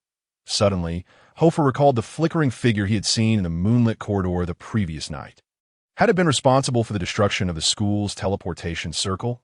As Hofa pondered, Induo anxiously paced back and forth on the table. After a lengthy contemplation, Hofa asked, "So, what do you intend to do?" Induo's face contorted in frustration. "No, you must take me to see Headmaster Dippet quickly." The moment he uttered those words, the atmosphere grew progressively colder. Hofa regarded Induo with an impassive expression, his attitude unmistakable.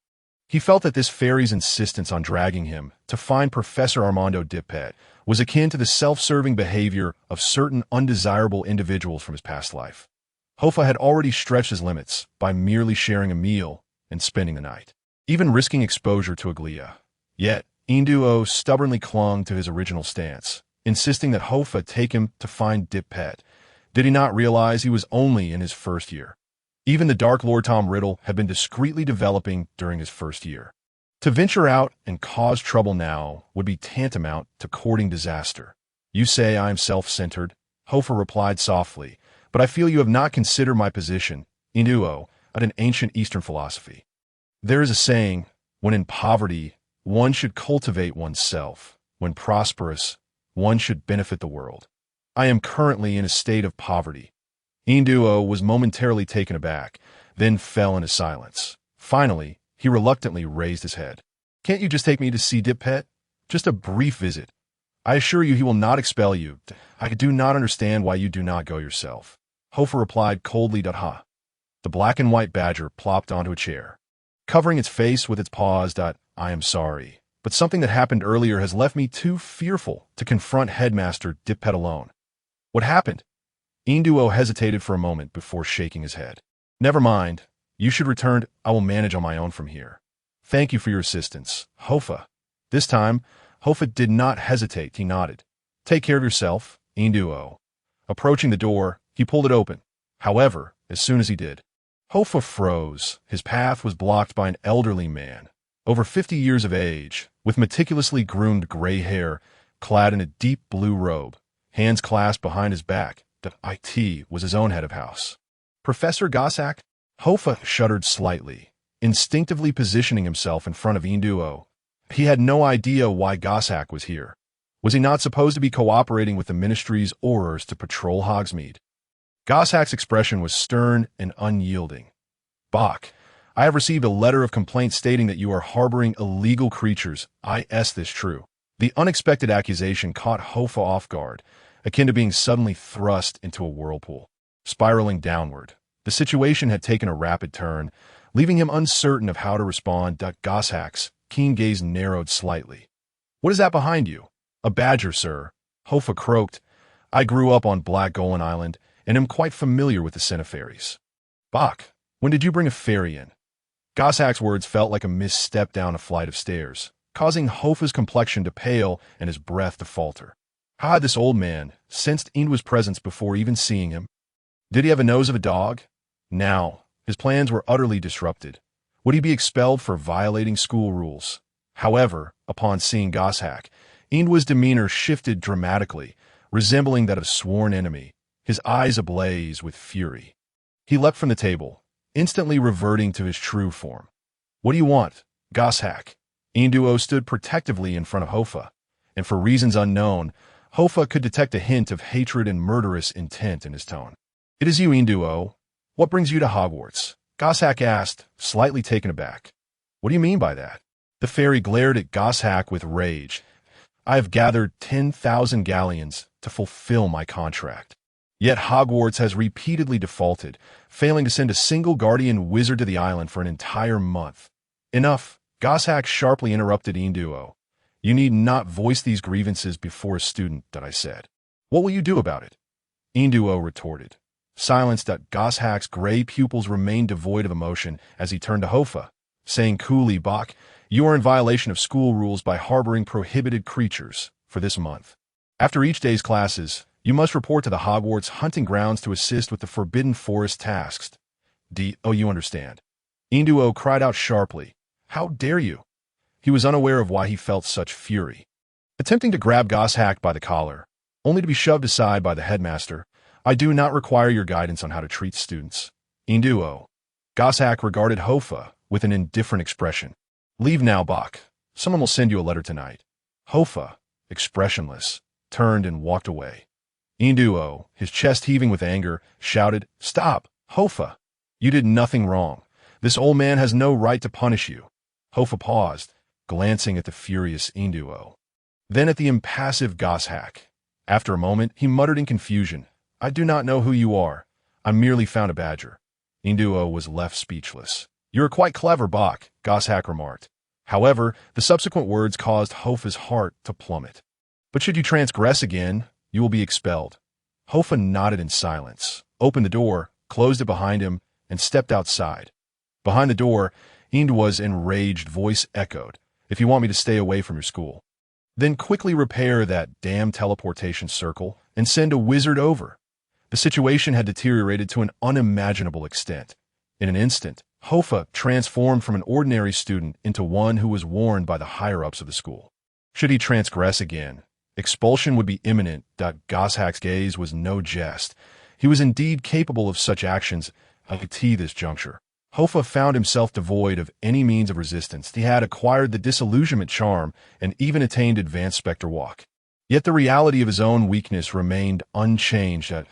In that moment, Hofar came to the sobering realization that he was not a savior. He possessed neither fame nor a halo of glory. At merely 11 years of age, he lacked the accumulation of experience, the substantial resources, and the genuine power to defy the rules. He could easily surmise who had reported him, but strangely, he felt no anger, only a numbing apathy. His disdain for Aglaia had reached its zenith. Were she a boy, Hofar would have likely resorted to physical confrontation without the use of magic. Alas, Hofar found himself at a disadvantage due to his gender. He could only accept the school's directives, treating them as an indispensable lesson. Throughout the day, he sat in class with an impassive expression, refraining from engaging with anyone. He pondered his future plans. Firstly, he must fulfill all tasks assigned by the school to mitigate the adverse effects of the Hogsmeade incident and revert to being an inconspicuous ordinary student. Secondly, he could not allow anyone to suspect him of any violations of school regulations. All dubious plans must be halted, be it exploring the school unlawfully or delving into forbidden knowledge. Everything would have to be temporarily set aside. Caution was paramount. Expulsion? Such a fate was inconceivable. At merely 11 years of age and without kin in the European continent, he had no choice but to rely on Hogwarts for his survival. During dinner, Hoffa managed to regain his composure. He engaged in light-hearted banter with his classmates, appearing no different from his usual self. Halfway through the meal, a senior approached him, handing him a letter.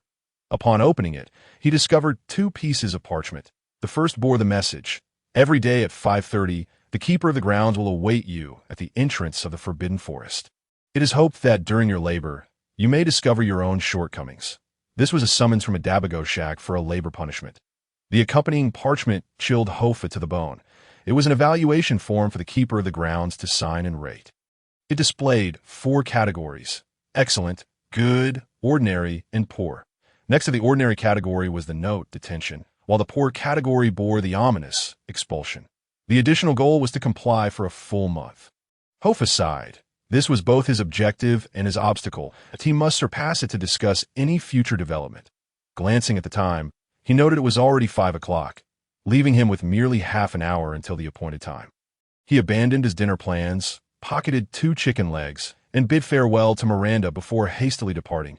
Outside the castle, a hazy crescent moon had risen, casting a dim light over the darkening sky, while a gentle breeze tousled Hoffa's hair. The rain continued to fall in a soft drizzle, soaking his school robe. The rainfall at the edge of the Forbidden Forest was considerably lighter, where towering trees stood, their leaves exuding the scent of decay. Just as he reached the forest's edge, a flurry of crows suddenly burst forth from the darkened woods, cawing as they soared past the moon, as if they had sensed something ominous. The hunting grounds were desolate, and Hoffa paused at the entrance of the Forbidden Forest. It was only when the cawing subsided that he caught sight of several carvings upon a tree, reading, "Jadajo, do not disturb."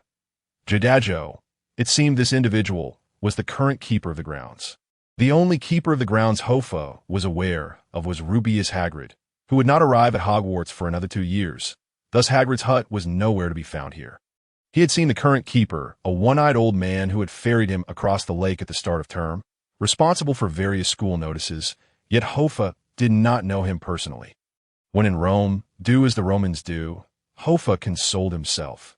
Incendio, with a soft incantation, a silver light illuminated the darkness. Hoffa raised his wand, directing it toward a narrow path that gradually faded into the depths of the shadowy woods. Peering into the Forbidden Forest, he could discern nothing. Tightening his robe around him, he stepped into this familiar, yet foreign woodland. He had anticipated that following the path would lead him to the keeper named Jadajo. However, as he walked, he sensed something amiss. Upon reaching an oak tree, the narrow path beneath him bifurcated into 3 distinct routes, each leading in a different direction. What in the world is this? Hoffa muttered to himself. Pulling out the note Goshawk had given him to examine, he bore no map of the Forbidden Forest. There was no choice. A task was a task. He had to reach the keeper before 5:30, or he would be late. Stowing the note, he approached the intersection and called out, "Mr. Dago, are you there?" His voice echoed through the vast woods, yet no reply came. Hoffa furrowed his brow. Was he to choose only one path? Yet the 3 routes appeared indistinguishable. He approached the oak tree at the center of the intersection. Upon closer inspection, he discovered some rudimentary, yet vivid carvings upon the tree. There were 3 images, each corresponding to one of the paths. To the left, a tower illuminated by lightning. In the middle, a robed woman holding a balance. To the right, a peculiar figure hanging upside down from a tree. Hoffa contemplated. These symbols seemed reminiscent of something he had encountered in his divination textbook.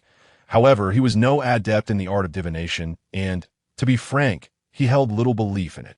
The obscure and cryptic phrases uttered by his divination teacher struck him more as the ramblings of a madman.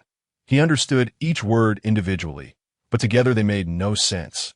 Faced with this peculiar junction, Hoffa found himself at a loss. He sheathed his wand and stood before the 3 paths, tapping the ground with his hand. You mean him big fool, Snow White marrying him.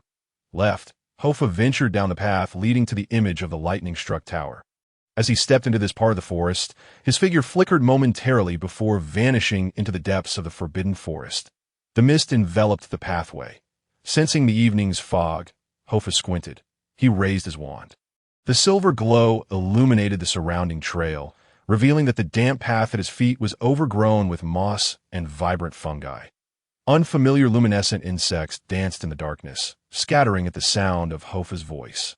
Not far along the path, a massive tree that could be embraced by two people appeared once more, firmly obstructing Hofar's way.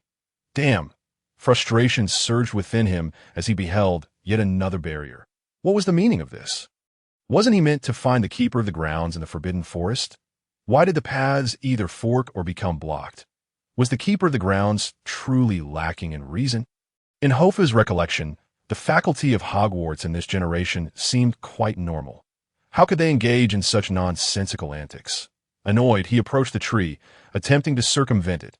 Yet upon reaching the side, he discovered three identical carvings upon the bark, a tower lit by lightning, a robed woman with a scale, and a peculiar figure hanging upside down. That Hofar's impatience grew colder.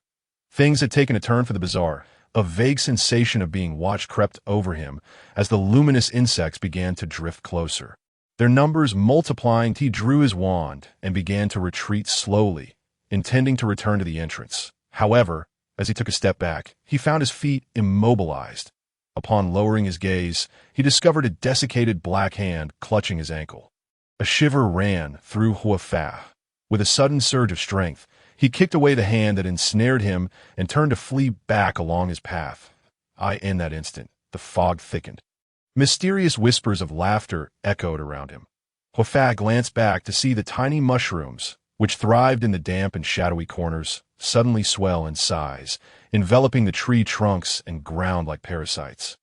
As the mushrooms grew larger, some of their patterns split open, continuing to divide, their designs resembling small faces, some beaming, others menacing. While a few gazed at him with a look of profound grievance, they surged towards him from all directions, sending Hofar's heart racing. The unforeseen transformation exceeded his expectations, and the abrupt crisis caused him to break out in a cold sweat. Forcing him to regain his composure, he changed direction and began to run anew. However, after just a few paces, the swollen mushrooms exploded with a resounding pop, scattering slime everywhere, and countless black hands emerged densely from within, firmly pinning Hofar down. Fireflies clung to his face, attempting to burrow into his skin. Without hesitation, Hofar entered a state of ghostly stride. In an instant, he detached from the material realm, entering a shadowy world of only gray and white. Yet the black hands did not vanish. Rather, they thrived, growing more vibrant from the ground. From the perspective of the shadow world, the entire forest seemed to transform, writhing as if it were a living creature. The black hands grasped at Hofar within the shadows, while the mushrooms remained fixated upon him, with countless insects burrowing into his cheeks, distorting his visage into something grotesque and menacing. Damn it! Hofar's mind raced. Detaching from the material world had not liberated him from this peculiar magic. It appeared to be a spell targeting the mind rather than the body. Realizing this, Hofar's expression turned grave. He refrained from wasting any more magical energy and promptly exited the ghostly stride. The black hands nearly engulfed him, dragging him slowly underground, their muted voices bubbling with excitement. Hofar closed his eyes, channeling all his energy into a meditative state, purifying his spirit while rapidly contemplating strategies. Magic involving illusions that could affect the mind was often associated with dark arts, a point Professor Mellis of Gryffindor had elaborated upon in class. That it could be a defensive spell or purely dark magic. The distinction between the two was razor thin. Given that he was less than a few hundred meters from Hogwarts Castle, Hofar doubted anyone could cast such intricate dark magic here. It had to be some bizarre form of defensive magic. As he fully engaged in meditation, Hofar's mind sharpened. The surrounding scenery and black hands began to blur, and some of the hands gripping his arms even let out piercing shrieks, emitting wisps of white smoke. It was as if they were grasping not a person, but a branding iron.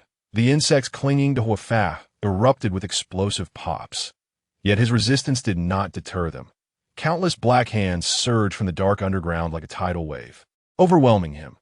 Hofar kept his eyes shut, his spirit radiating like a spider's web, every tendril of his mental touch transforming into a steel needle, piercing through each black hand or monstrous insect. The entire mental realm morphed into a battleground, a clash against the unknown magic. Just as the battle grew increasingly intense and the outcome uncertain, a powerful force surged from an unknown source. A man reached out, crossing the boundaries of illusion and reality, grasping Hofar's shoulder and forcibly pulling him from the grasp of the black hands. Hiss! It felt akin to falling from a bed after drifting into slumber. Hofar jolted awake, his eyes snapping open, and he swayed slightly till he had completely regained consciousness. The mushrooms, the black hands, the writhing forest, the swirling insects, all had vanished.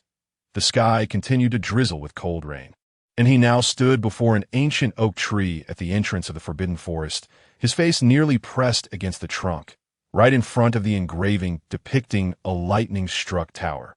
Hofar's complexion paled, his fingers growing cold. He realized he had wandered so far in his mind while his body remained utterly still, he had no idea when he had fallen into such an illusion. "You arrived early," came a hoarse yet steady voice from beside him. "Why did you come before the agreed time of 5:30? Hofar turned to see a weathered face belonging to a one-eyed old man in his 50s, who was scrutinizing him with arms crossed. "I received word to come at 5:30. I did not expect you to take the wrong path." The old man spoke slowly. "The wrong path?" Hofar's icy fingers began to warm, and his complexion gradually returned to normal. Undoubtedly, this old man, bearing a bow and quiver, was the gamekeeper of Hogwarts. "Why did you set such a trap at the entrance?" Hofar questioned, suppressing his irritation as he gestured towards the tree trunk. He thought to himself how fortunate it was that he possessed the meditation technique. Had he been an ordinary first-year student, he might have been frightened to the point of losing control. Such magic was no trifling matter. "This was not my doing. It was set by the centaurs of the Forbidden Forest," the old man replied nonchalantly, offering no further explanation. "What? Why would the centaurs do such a thing?" Hofar inquired. "Recently, the Forbidden Forest has been unsettled. They wish to lend a hand." The old man shrugged. "Follow me." With that, he tightened his grip on his bow and stepped confidently into the Forbidden Forest. Watching the old man disappear into the woods, Hofar followed closely, asking, "What do those three engravings on the tree represent?" "The past, the present, and the future," the old man replied curtly. "Stay with me, and you will be safe. Do not wander off." "What?" The old man's pace quickened, forcing Hofar to hasten to keep up. "What do you mean by past, present, and future? Could you clarify?" "I do not know. I have no interest in centaur magic." "If you wish to find out, I suggest you ask a centaur," the old man said, clearly disinclined to engage in idle chatter. Hofar fell silent, continuing to walk in silence behind him as he followed the old man. Nothing of the previous bizarre occurrences transpired, and the surroundings appeared far more realistic. There were no forks in the path, nor any of the earlier absurdities, just an ordinary forest. After approximately 3 minutes, visibility improved, and Hofar spotted a faint light within the woods, accompanied by the crackling sound of fire. The old man led Hofar to a clearing where a campfire blazed, unloading his bow and arrow before gesturing toward a stone across from the fire. "Sit down. Tonight we'll be busy, and we will depart after dinner." Opposite the fire lay a round stone, sheltered by trees, with a dry ground free of rainwater. The tin pot simmered over the flames, wafting a subtle aroma of meat into the air. Hofar complied and sat down, momentarily silent as he took the opportunity to study the old man across the fire. Joy to go, he thought, noting that this was the least wizard-like individual he had ever encountered. Clad in animal hide, with only one eye, he bore several steel daggers at his waist, a wooden bow on his back, and 2 dead hares hanging from a nearby rack. Were it not for his presence at Hogwarts, Hofar would have assumed he was merely an unremarkable village hunter. Joy de Gueux remained silent. In fact, he had been quite taciturn ever since Hofar's arrival. He busied himself with the fire tongs, poking at the stones, hardly glancing at Hofar. Silence stretched for about 5 minutes before Hofar retrieved a piece of parchment from his pocket. "Sir, this is my assessment form." He politely handed the document across the fire to whom the old man took the assessment form, stowed it in his pocket without a glance, and resumed tending to the stones and coals. Hofar cautiously inquired. Ahem, I asked, Mr. Go. What task do I have tonight? Just call me Joyda, the man replied, not raising his head. His accent did not resemble that of the English, but rather seemed akin to an American one. Hofar momentarily found himself at a loss for words, opting to remain silent. After about 20 minutes, the aroma of meat grew more pronounced. Prior to his arrival, Hofar had consumed only a small potato pie and a few drumsticks. With an empty stomach, he could not help but salivate as the enticing aroma wafted through the air. Joy produced a spoon from behind him and opened a tin can, stirring its contents. Inside lay a savory stew of rabbit meat and beans, a vibrant red that was simply tantalizing. The old man sampled a bit of the dish and retrieved a wooden plate from behind him. After serving a portion, he handed it to Hofar, who gratefully accepted it. With the first spoonful of beans, a wave of warmth spread from his mouth to his belly, delightful in every way. The beans were exceedingly tender, and the rabbit meat exquisite. This was a far cry from the meals prepared by the house elves at Hogwarts, coarse yet distinct in flavor. As Hofar savored the beans, he mused that a bowl of white rice would make the meal utterly perfect. Joy, lacking any rice, broke off a piece of whole wheat bread and shared a bit with Hofar, before filling a bowl with beans for himself. Hofar dipped the bread into the rabbit gravy and swallowed, the warmth in his belly gradually dispelling the unease and fear brought on by the centaur's magic. Are you the student named Hofarbach? Joy inquired between bites. Hofar nodded, his mouth full of beans, mumbling, yes, that you've arrived at an inopportune time. Tonight's task is rather perilous, requiring us to venture deeper into the Forbidden Forest.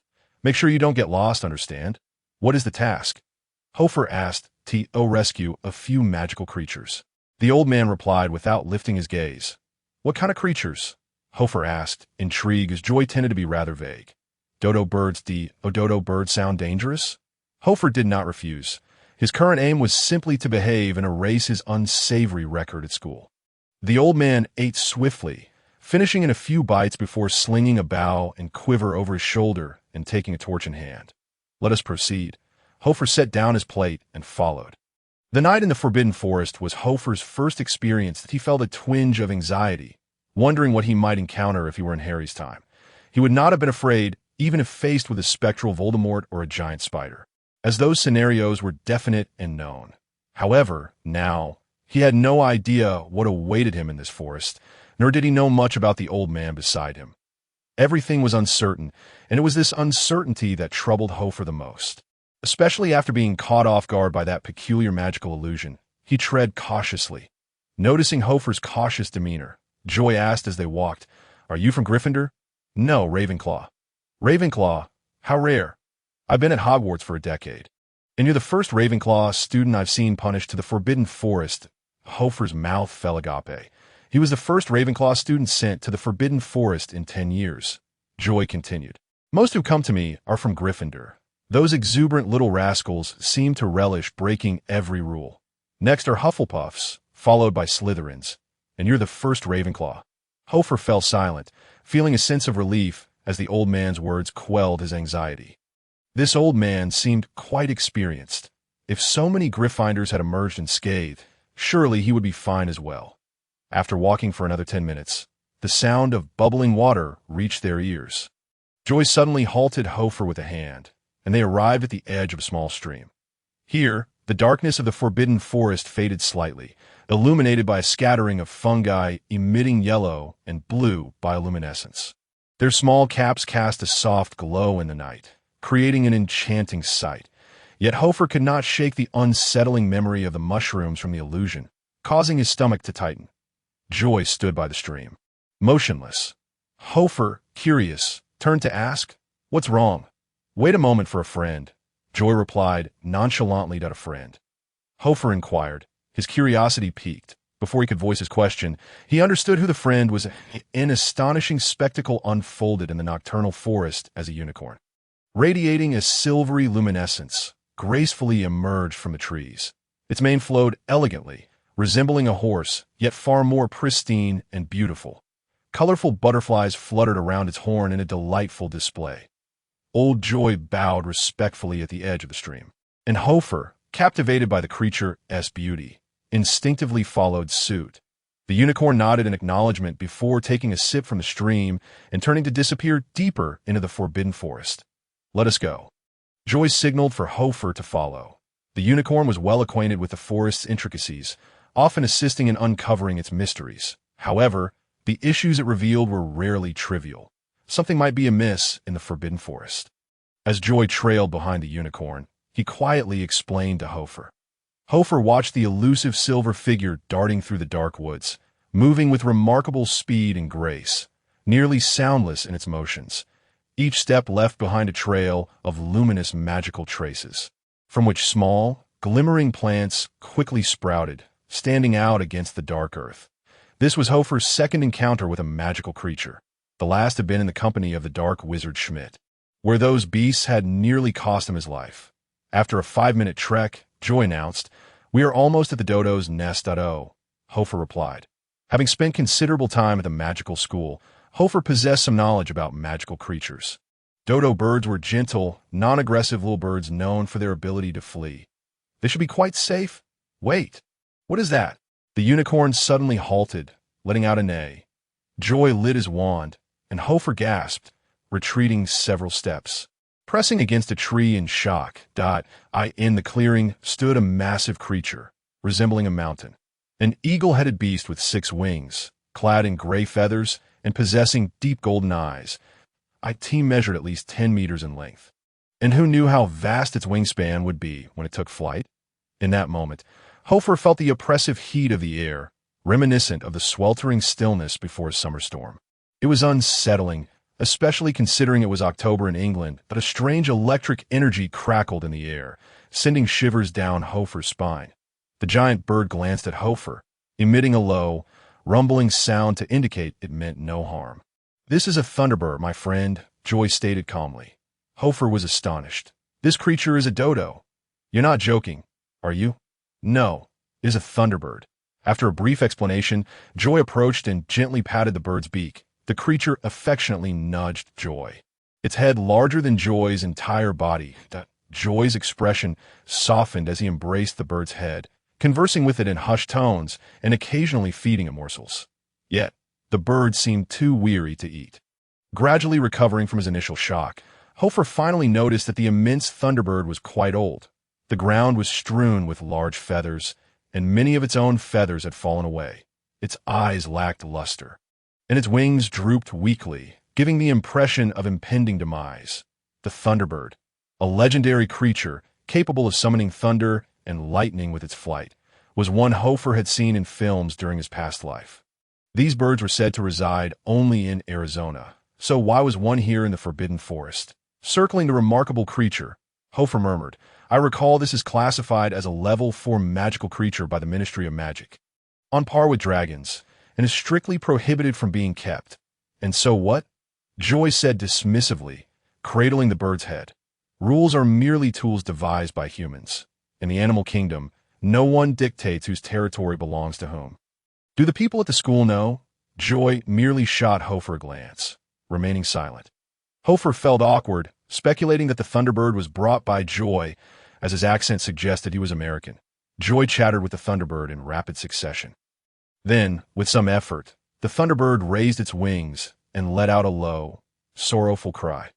Hofar approached and discovered that nestled beneath the massive wings was a small, natural nest, littered with the nests of various ground-dwelling birds, adorned with feathers of vibrant reds and blues scattered about.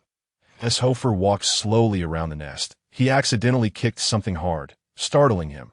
Upon closer inspection, he discovered a rigid, lifeless bird. It was the size of a hen, its eyes wide and bulging, and its once vibrant plumage had lost its luster. The deceased dodo. As Hofar circled around the nesting area, he inhaled sharply. Behind the cold fir tree that concealed the thunderbird, he found dozens of vividly colored, round, flightless birds sprawled across the ground. All the dodos were dead, their bodies stiff and aligned in a single direction, a faint aura of death hanging in the air. It seemed as though they had been struck down in an instant while attempting to flee. The unicorn circled Hofar, moving slowly past, its demeanor tinged with sorrow, reluctant to linger in this grim scene. After nudging a few eggs scattered on the ground, it swiftly dashed away, disappearing into the thicket. Joy, brandishing a glimmering wand, approached, and upon witnessing the scene, his expression grew somber. He began to rummage through the ground, his brow furrowed, occasionally bringing his hand to his nose as if to catch a scent. The time of death could not have exceeded 48 hours. Damn it! The Thunderbird let out a low, frustrated croak, its tone rife with indignation. Joy raised his head and said to the Thunderbird, "This is not your fault. You are old." Only then did the Thunderbird cease its calls, thoughtfully stroking his chin. Joy murmured, "To think even the unicorn and Thunderbird were deceived. Truly, the perpetrator is formidable." Just then, a series of soft popping sounds echoed through the air, reminiscent of soap bubbles bursting. Hofar looked up to see a small figure flickering erratically in the air, appearing in different locations with each flicker, akin to a headless fly in chaos. It was a young dodo, very much alive. This was a creature that could not fly, but possessed the ability to teleport. The bird darted into the bushes, trembling. Noticing Hofar's gaze, it emitted a pitiful cry. Both Joy and Hofar stood up, but the bird grew even more frightened, flickering several times before crashing into a tree, tumbling to the ground. Another living one. Joy immediately aimed to capture the creature, but the young dodo let out a startled pop and teleported to a tree, trembling and refusing to descend, overwhelmed with fear.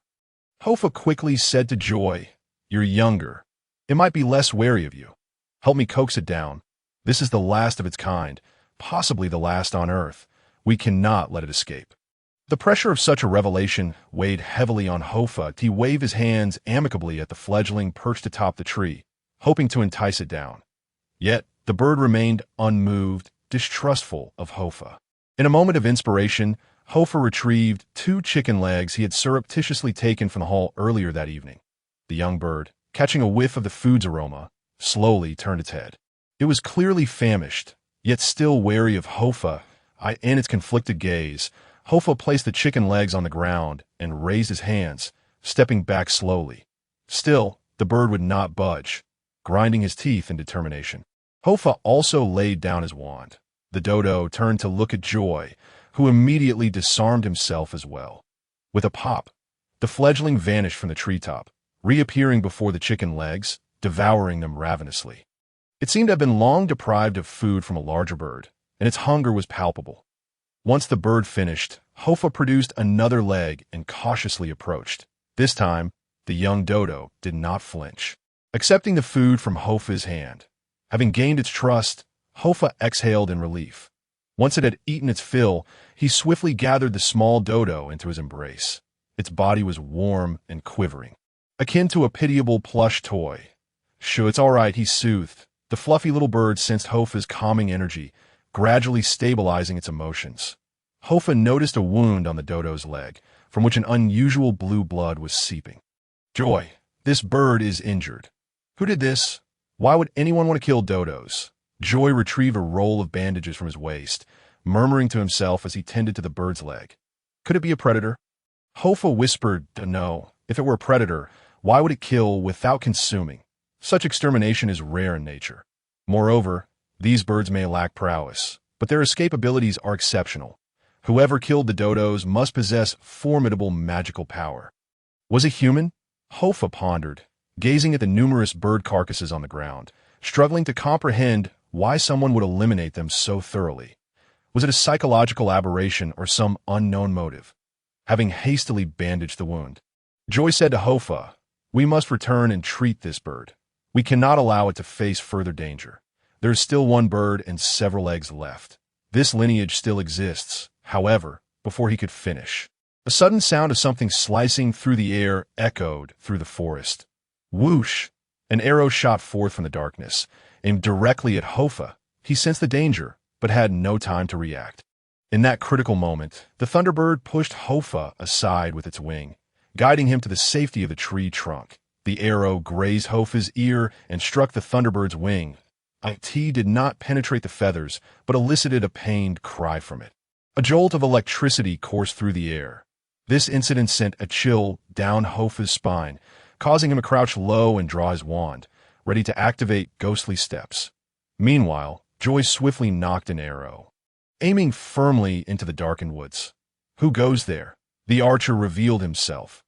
Accompanied by the rhythmic sound of hooves, a centaur gradually emerged from the shadows of the forbidden forest. He was a tall, imposing figure, an elder centaur with a long, gray beard and well-defined muscles. A group of centaurs followed closely behind him, each one drawing their bows with an air of heightened vigilance.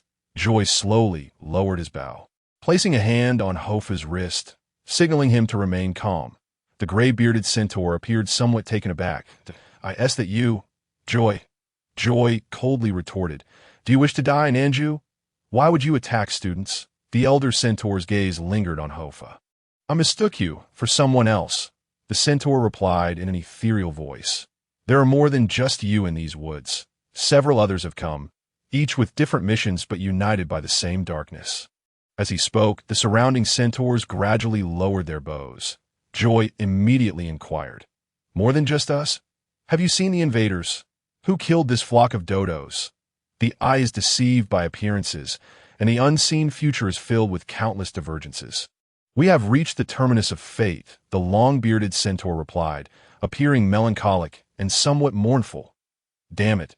What are you talking about?" Joy exclaimed. The centaur shook his head.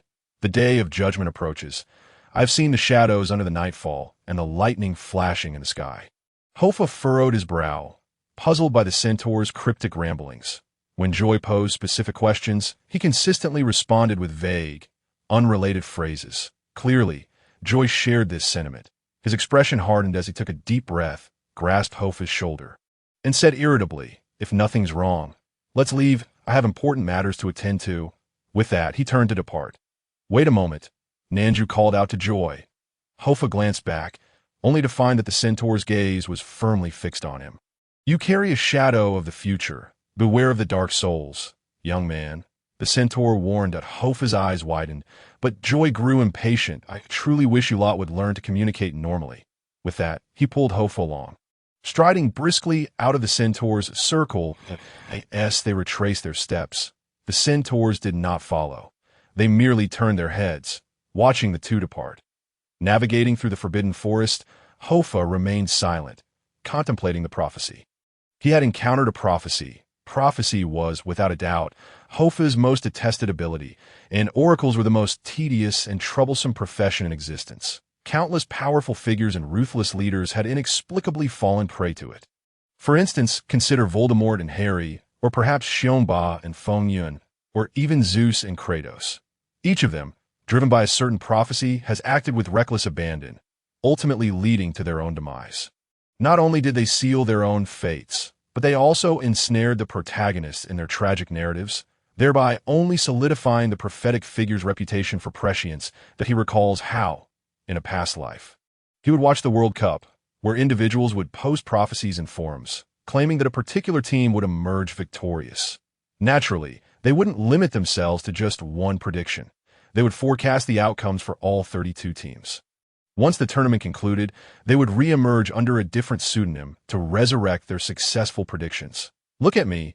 I am the oracle," they would proclaim, and soon, admirers would flock to worship the so-called oracle.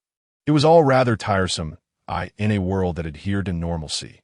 If someone were to suddenly inform Hofar, "Hey, you seem to have a shadow beside you. Beware of dark souls," Hofar would likely dismiss them with a slap, retorting, "What nonsense! Are you indulging in melodrama?" However, this realm is far from ordinary. The wizarding world is rife with enigmas, and who can truly ascertain the validity of prophecies? At the very least, the prophecies concerning Harry Potter have largely come to fruition. The words of the centaur lodged uncomfortably in Hofar's throat, leaving him perturbed. Returning to the spot where he first entered the forbidden forest, Hofar couldn't help but inquire of Joy. What did those centaurs mean?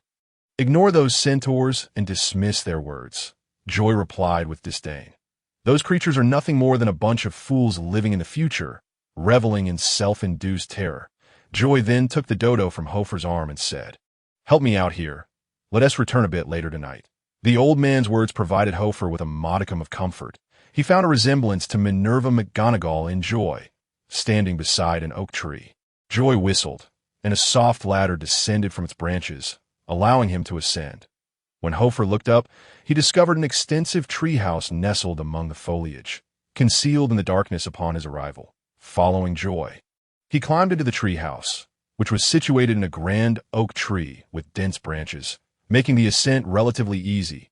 Soon, Hofar found himself standing on a wooden platform amidst the treetops, where each step echoed with a gentle thud. He felt a flicker of admiration for the old man, who had constructed a treehouse in such a secluded and wild place, truly a testament to his ability to endure solitude. He pushed open the door. A cacophony of chirps filled the air, revealing a space cluttered with feathers and stray threads. A group of chick-like creatures, startled by Hofar's entrance, huddled in the corner, their enormous eyes wide, skin smooth and pale gray. With slender legs and flat feet, a cluster of tree frogs curiously observed him from 8 as Hofar passed by. The creatures mistook him for an intruder, pelting him with small clumps of earth. Hofar was at a loss, having never attended a class on magical creatures. Fortunately, Joy arrived just in time, whistling to silence the ruckus. Upon Joy's entrance into the treehouse, the chick-like beings lined up and scurried out from the corner. Timid and skittish, "Are you well-versed in magical creatures?" Hofar inquired. "Well-versed? Of course, I make my living from it," Joy replied, crossing his arms. "There isn't a creature in this world that I do not know." After casually stating this, he placed a young bird on the table, gathering herbs and a potion bowl to grind. "Help me remove its bandage. I need to administer some medicine," Joy instructed.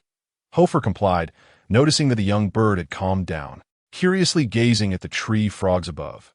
After unwrapping the bandage, Hofar asked, "Are you aware of a type of monkey, all shimmering silver with large eyes, that can always discern the location of its enemies?" "The phantom monkey," Joy nodded. "I am indeed familiar with it. It is an exceptionally rare and unique creature, possessing a certain ability to foresee the future. Its fur can be used to craft invisibility cloaks." "How do you know of it? Have you seen such a creature?" Hofar quickly shook his head. "No, I've only read about it in books. I'm just a bit curious." He certainly did not want anyone to discover his encounters with dark wizards. Old Joy remained unsuspecting. He handed Hofar the prepared potion. "Clean the wound and apply it evenly." Hofar followed the instructions, fetching some clean water to wash the wound on the dodo's leg, revealing a blue hue. Joy passed Hofar a towel, sighing, "Dodo blood is blue. They possess a certain spatial magic, allowing them to move through shimmering portals. The school raises them for a significant purpose. Now that they're in trouble, I fear I shall bear the responsibility." "What?" Hofar was taken aback. "They belong to the school."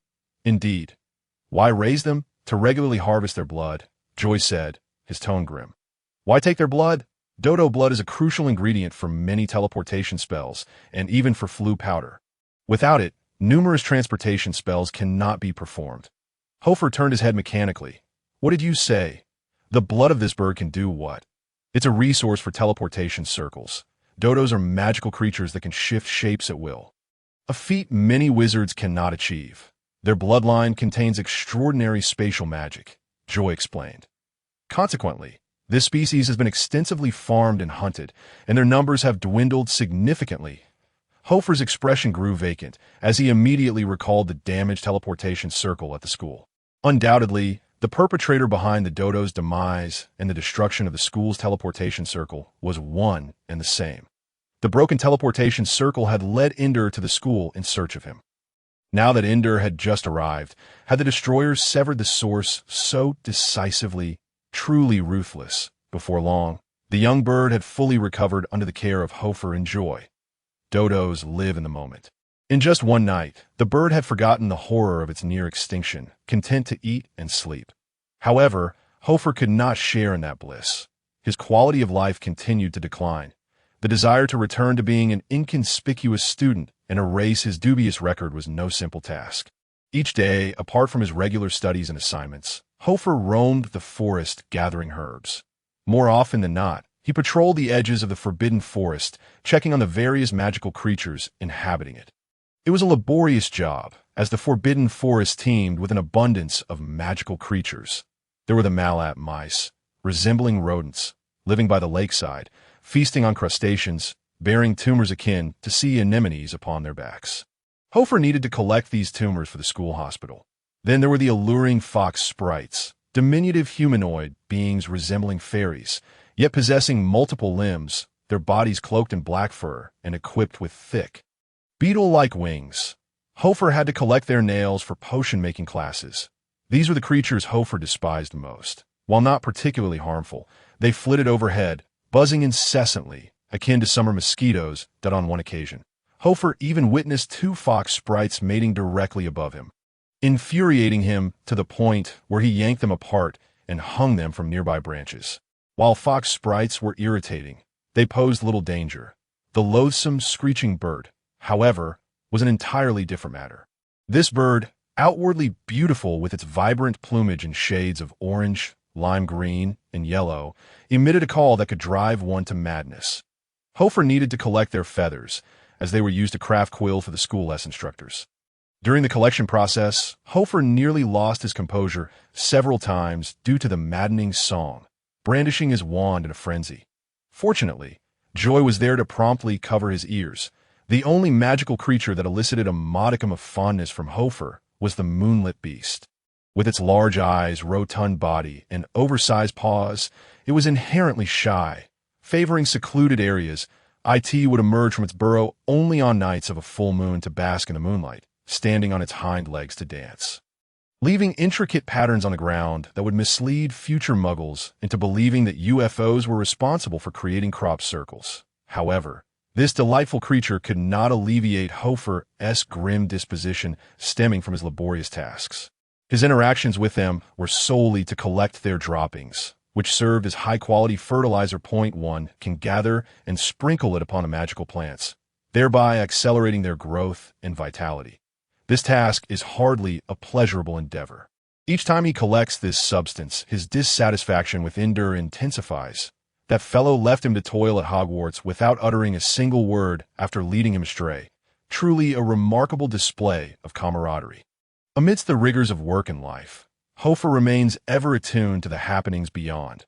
Whenever Miranda's daily prophet arrives, he eagerly leans in to peruse its contents, hoping to catch wind of news regarding the capture of 3 dark wizards.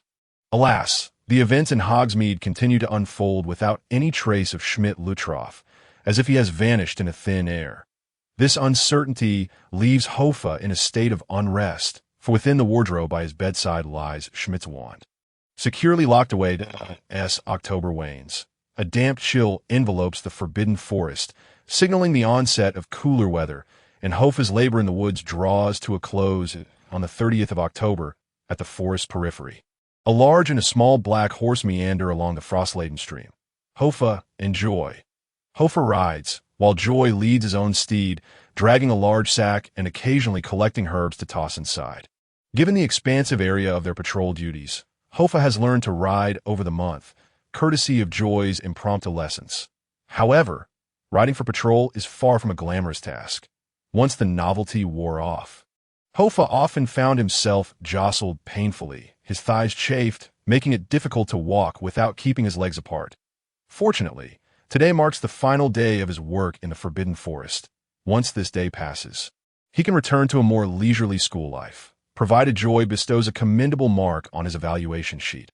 Hofar harbors no doubts regarding this, as their relationship has grown quite amicable over the month.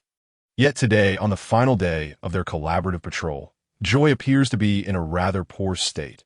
With a vacant gaze, he trudges ahead of the horses, mechanically bending to collect various plants to toss into the sack, as if he were a marionette on strings.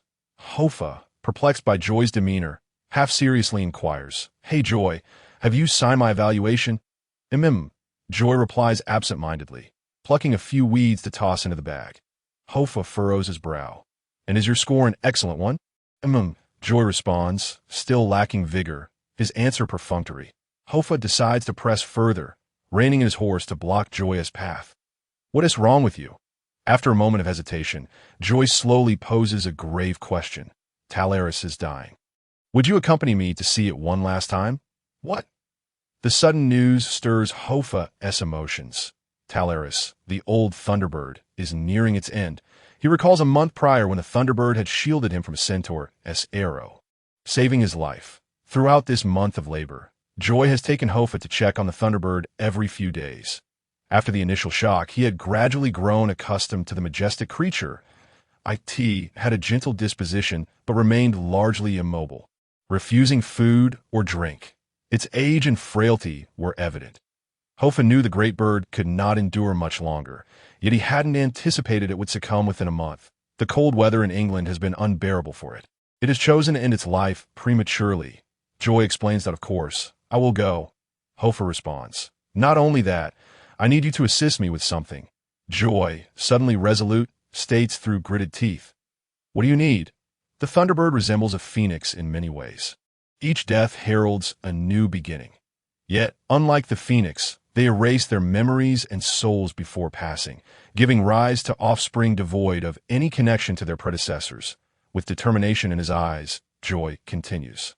I can no longer communicate with it directly, but you can. Your spirit is stronger than most. None can persist in the centaur's magical illusions for as long as you. That I hope you can help me speak with Talaris. Urging it not to erase its soul. At least, let retain a fragment of its memory. Hofar pauses, taken aback by the request. You want me to have a conversation with Talaris? Indeed, I do not wish for it to forget me. For over 30 years, we have shared countless adventures, and if possible, I would prefer it not to take such a step. Does it not understand your heart?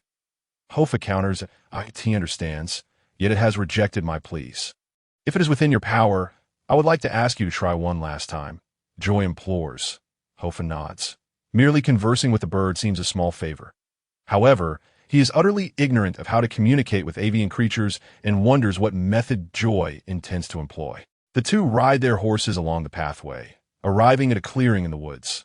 Their previous visit had been under the cover of night, obscured from view. This time, in daylight, Hofar sees all too clearly, and a profound sense of desolation washes over him. The Thunderbird that had once saved him is now gravely weakened, in a far worse state than before, nearly emaciated. Its skin is a pallid gray, gaunt and frail, with its skeletal structure painfully protruding. It resembles a pelt-clad fossil, feathers strewn about the ground. As the cold wind sweeps through, its abdomen rises and falls faintly. The sight tugs at Hofar's heartstrings. Perhaps release would be a mercy for the creature. Joy leads Hofar toward the Thunderbird, which appears utterly oblivious to their presence. Its senses dulled by age. Joy, gritting his teeth, reaches out to caress the bird's frail body. Pausing momentarily to murmur incantations, an inexplicable wave of magic begins to flow through the as he chants. Joy produces a small knife and slices through the Thunderbird's slackened skin, but a droplet of blood gathers at Joy's fingertip. Then, with a swift motion, he severed his own pinky finger. Hofar gasped sharply, his back arching in shock, goosebumps prickling his skin. What on earth is this fellow doing? Is he truly so unfazed by self-harm? The crimson flow from the severed digit mingles with the Thunderbird's blood, and an ominous wind begins to howl. Even from several meters away, Hofar can feel the immense magical power contained within that droplet of blood. Joy's complexion pales to an alarming degree, his hair dulling. As though a decade has been stripped from him in an instant, It seems extracting that single drop has drained him of all his strength. He approaches Hofar, takes his hand, and kneels, trembling as he smears the blood across Hofar's hand, forming an intricate symbol that a chill runs through Hofar's body. Must it require such sacrifice to merely speak with the bird? Having completed the ritual, Joy nearly collapses from exhaustion. This is an ancient sacrificial magic, enabling you to communicate with souls. Please, ask Talaris if it can retain even a sliver of memory. Just a little will suffice. Hofar nods, understood. But you must remember, before your eyes close, you must return that if you cannot see it, do not force it this. Hofar is left bewildered. Return? Is he not already within the forbidden forest? Why speak, as if embarking on a journey? What exactly do you want me to do? Go to the... Joy begins, but before he can finish, the Thunderbird convulses violently beneath them. Joy swiftly shoves Hofar aside and moves to restrain the old bird's beak. Old friend, let us begin that I will take good care of you, he spoke. Like a dying Thunderbird basking in its final moments, it summoned every ounce of strength to rise, lifting its head high, with 6 enormous wings casting a shadow that obscured the sun. Faint echoes of its former grandeur flickering to life. with its head held aloft, its throat undulated with effort. Ultimately, it expelled a viscous egg, the size of Hofa's head. This act drained the Thunderbird of its last reserves of power, and it collapsed heavily to the ground. In its dying moments, it weakly yet affectionately nudged its head against Joy's side twice, gazing at Joy, who was panting heavily, the deep golden hue of its eyes brimming with reluctance. Meanwhile, Josh knelt beside the bird's beak, gently caressing its head. Moments later, the majestic creature ceased to breathe, its golden eyes losing their luster. Joy remained motionless on the ground, burying his face in the creature's neck. Witnessing this poignant scene, Hofar felt a pang of sorrow. Who says animals lack emotions? Sometimes, the bond between humans and animals can be more genuine and pure than that between humans themselves. However, before Hofar could dwell on his melancholy for more than a few seconds, the blood-red eye on the back of his hand seemed to come alive. He blinked. Suddenly, Hofar felt an immense weight pulling down his eyelids. With a crash, he fell to the ground, as if someone had yanked at his hand with great force. His vision fading into pure white. An unseen door swung open with a thunderous roar, and a fierce wind swept Hofa's consciousness away. His awareness, propelled by this mysterious force, traversed layers upon layers of space. Countless worlds flashed before his eyes, myriad dimensions lining up beneath his feet, as if his surroundings were composed of old-fashioned film strips. In this haze, Hofar suddenly felt that this sensation resembled that of flying powder, though he had never actually used it.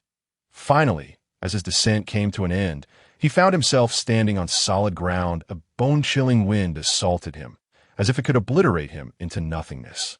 Caught off guard, he shivered violently, clutching his shoulders, almost crying out in agony. Yet soon enough, the meditation technique of the Merijiba traveler within him began to operate automatically, time and again. The meditation flowed through his cold body like warm blood. Resisting the merciless chill, Hofa's spirit began to coalesce repeatedly, the pain brought by the cold and the wind gradually dissipating, until he finally managed to pry his eyes open. The first sight of this place left him dumbfounded. Before him lay an endless abyss of ice and snow. Icy blue dominated the scenery, with the cold wind being the sole climate present. Snowflakes fell diagonally from the dim sky, vanishing into the unfathomable depths below. Everything here was shrouded in a misty haze, inexplicable and surreal. Hofar extended his hand, and a snowflake landed upon it, revealing an image of a boy wearing a crown, celebrating a birthday. The vision lasted only a few seconds before melting away with the snowflake. He observed a few more, each one different. Every single snowflake here represented a fragment of memory. Wiping away the snow on his hand, Hofar widened his eyes. Surveying his surroundings, he found himself standing upon a bridge. This was a massive, straight stone bridge, emerging from an ethereal realm and leading to an unknown shore. At the far end of that shore loomed a colossal, indistinct eagle silhouette, so vast that words failed to describe it. As it glanced around, it emitted a faint glimmer, the only light in this abyss. Hofa's mouth gaped open as he sensed something behind him. Turning around, he beheld a 1 meter wide eye floating in the air, adorned with crimson tendrils, within which he faintly glimpsed the forbidden forest of Hogwarts. That was where he had come from at that moment. A long-lost system notification echoed in his mind. Amidst the howling wind, the system's alert resounded once more. Discover the bridge to Helheim, the realm of the dead. Complete 50 exploration of the realm to receive 1/3 of spell fragment. 1/3 of spell fragment. Containing unique energy. Obtaining 3 will upgrade one of your spell abilities. Complete 100 exploration of the realm to acquire the knowledge of the madman. The knowledge of the madman. To be handled with caution. Possessing it will inevitably lead you astray from your expectations. The knowledge of the madman. Hofar stood upon this straight path leading into the unknown void, gazing at the grotesque and bizarre eagle silhouette in the distance. He rubbed his forehead and muttered to himself, "Goodness, this is too fantastical." He felt a surge of frustration. Life had played another trick on him. Joy had asked him to inquire of the Thunderbird, and he had thought it would be as simple as visiting a dying distant relative in a hospital, holding their hand at the bedside, offering words of comfort, and listening for any unfinished wishes. Fulfilling his responsibilities as a junior. Yet, such a simple task had flung him into another world, casting him into Helheim, the legendary realm of the dead. If he couldn't return, would he be trapped here forever? Glancing back, he saw the massive, bloody eye slowly closing. While the movement was gradual, it was indeed happening. Looking at the back of his hand, the eye pattern there was also closing, synchronizing with the speed of the eye. Remembering Joy's words to return before the eye closed, without forcing it, he understood now that this eye was the passage back to Hogwarts. Hofar calculated the eye's closing speed, estimating he had about half an hour before it shut completely. Time was of the essence. He needed to act swiftly. Confirming his objective, Hofar braved the fierce wind and began to sprint along the stone bridge. As he ran, his body felt as though it were made of dust, scattering into tiny particles in the wind, leaving a long trail behind him like fine threads. Remarkably, this was his second time departing from his original world. The first was in the Violet Society's chamber at school, when he entered a book called the Spellbook. However, this experience was entirely different from the last. Previously, the system had not provided any hints, indicating that place might not exist or had long since vanished. Its authenticity was debatable, but this time, the system had offered a notification. Moreover, the reward had shifted from the knowledge of a great being to that of a madman. This place was undeniably real. Hofar gazed at the distant eagle's silhouette, a shiver running down his spine. He had read some ancient myths from Europe, and that eagle was Hrasvald, meaning the one who devours corpses, a giant transformed into an eagle, draped in eagle feathers, residing at the world's northernmost point.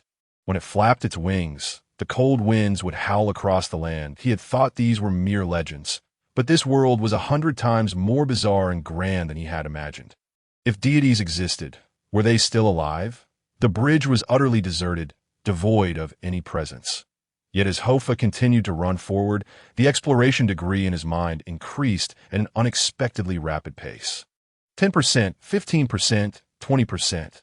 This immense bridge, seemingly endless and interminable, revealed no changes in the scenery, regardless of how far he ran.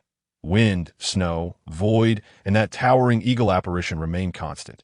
After approximately 10 minutes, as the bloody eye behind him shrank to a mere the system chimed in with another notification. Ding! Exploration of the bridge to Helheim has reached 50%. You have obtained spell fragment 13. Achieving 50% exploration grants you one spell fragment.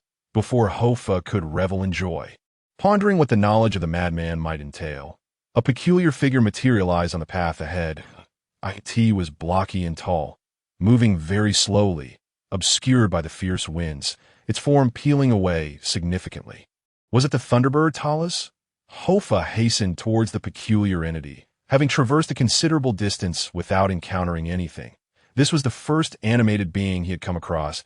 As he drew nearer, the shadowy figure became increasingly distinct. It was then that Hofar discerned it was a silhouette burdened with a stone tablet, its body adorned with iron chains, gaunt and emaciated, hunched over. The stone tablet upon its back loomed nearly 5 meters tall, exuding an aura of immense weight. That you, Terrace? Hofar murmured uncertainly, attempting to inquire, but as he turned, he was startled into retreating a step. Upon viewing the creature beneath the stone tablet, he noted its lack of clothing. The skin a deep shade of black, wrinkled and devoid of eyes, nose, or ears. Only a gaping mouth filled with writhing maggots. It emitted a pitiful, shuddering gasp, stooping lower as it passed by Hofar without so much as a glance or acknowledgement, let alone an answer to his question. In its agonizing state, it clutched its chest, trembling and struggling as it crawled toward an unknown destination in the biting wind. Hofar's gaze fell upon the stone tablet on its back. The inscriptions were incomprehensible to him. They were not of this world's script. Soon, he beheld a second figure carrying a stone tablet, followed by a third, then a fourth. They all traversed in the same direction. Some, like the first, burdened with only a single stone tablet, while others bore dozens, nearly immobilized beneath the weight. They crawled along the ground like snails, most of them grotesque in appearance, horrifyingly indescribable. Only a scant few moved forward without a stone tablet, their expressions vacant and indifferent. This bizarre tableau left Hofar's mind reeling. After several cycles of meditation, he collected himself and began to advance slowly, With each step forward, the number of these strange beings multiplied. "Terras?" Hofar called softly as he ran, seeking his target. Yet, all around him were faceless figures. Some were so hideously deformed they were unrecognizable, while others bore flat, featureless visages devoid of any discernible traits. Instinctively, Hofar felt that Terras was not among them, and certainly would not resemble this. He sought to shift his perspective, but just then, a frail figure bearing a stone tablet finally succumbed to the burden, collapsing to the ground. Yes, it fell. The iron chain snapped with a clatter.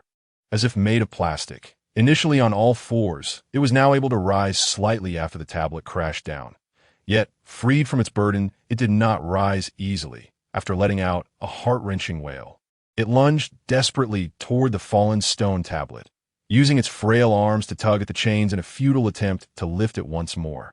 But the massive stone tablet remained immovable. In that instant, countless maggots poured from its body, scattering like monkeys fleeing a fallen tree, crawling over the ground. Some plummeted from the high bridge, while others slithered onto the bodies of the other shadowy figures. Burrowing within, once the maggots had vacated, only a hollow husk remained, and a gust from Helheim's cold winds scattered it into dust, vanishing entirely. This scene filled Hofar with dread. He had initially thought someone was punishing these shadowy figures by weighing them down. Yet it seemed circumstances were not as he had imagined. Before he could ponder the reasons further, another figure burdened with a stone tablet collapsed under the weight, repeating the cycle. This time, the figure was closer to him, and as some maggots departed the previous body, they fixated on Hofar. Although they had no eyes, he could feel their gaze upon him. It was a sensation of inexplicable ecstasy, greed, and jealousy, an unsettling emotion that electrified the air on that stone bridge.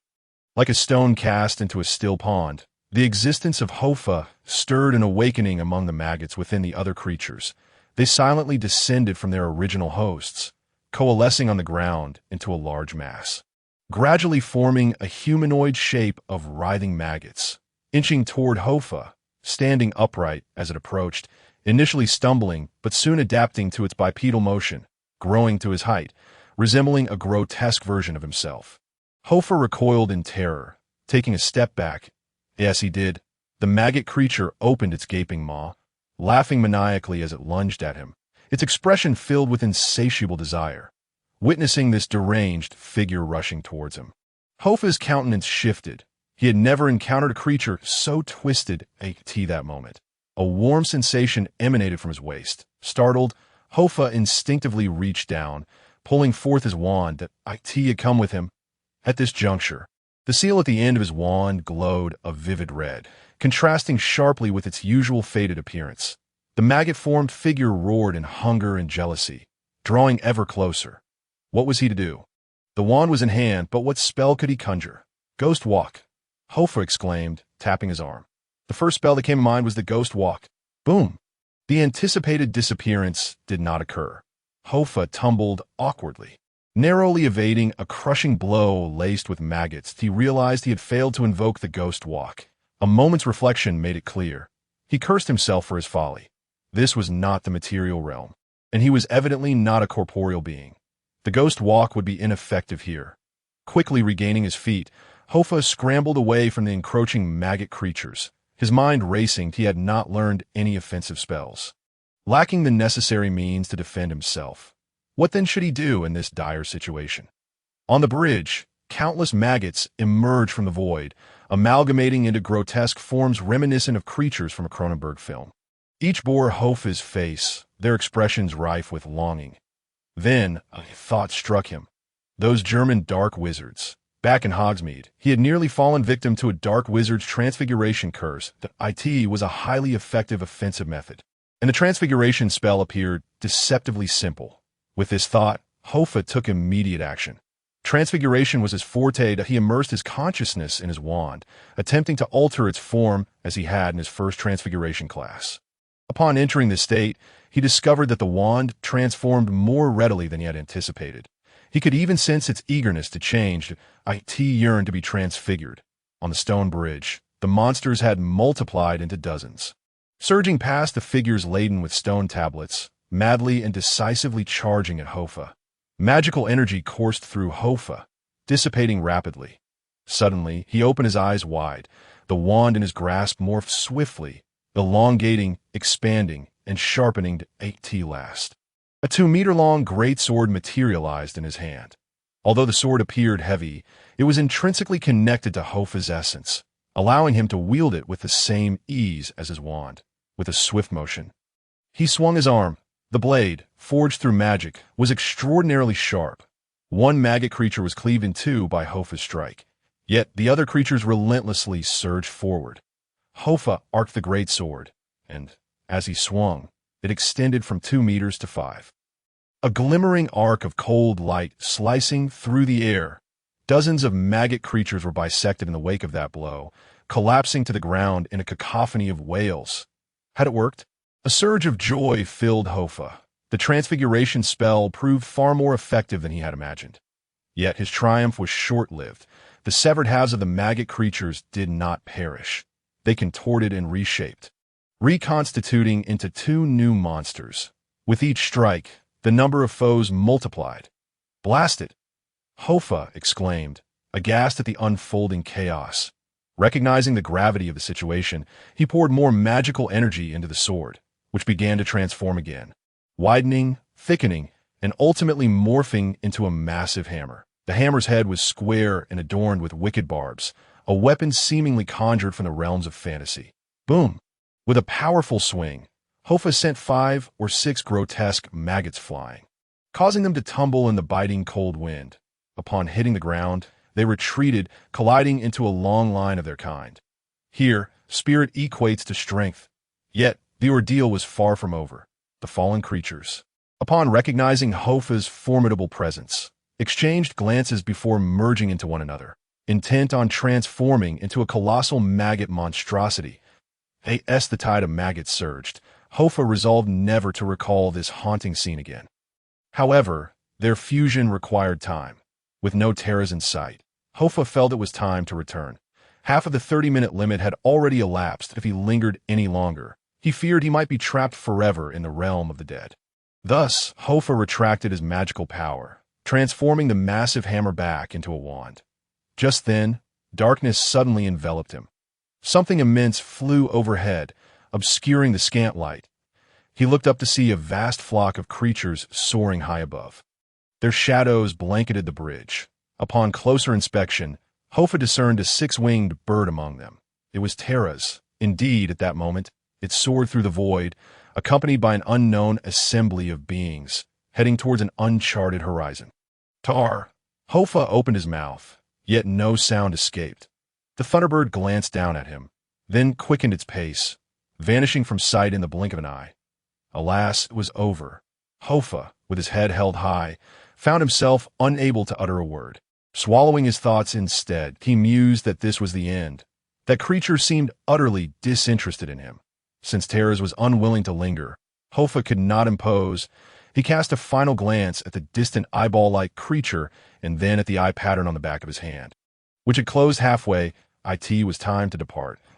If sensing his intentions, the maggot giant roared in frustration that it had yet to complete its fusion, careening through the stone bridge, its movements grotesque as it pursued him. Turning to see the creature on all fours, Hofa thought to himself that Joey was truly no less a fool than Ender. What sin had he committed to encounter not a single normal person in his life? Why must everyone make a fool of him at least once? He quickened his pace, retracting his wand. The repeated transformations had drained a significant amount of his magical power.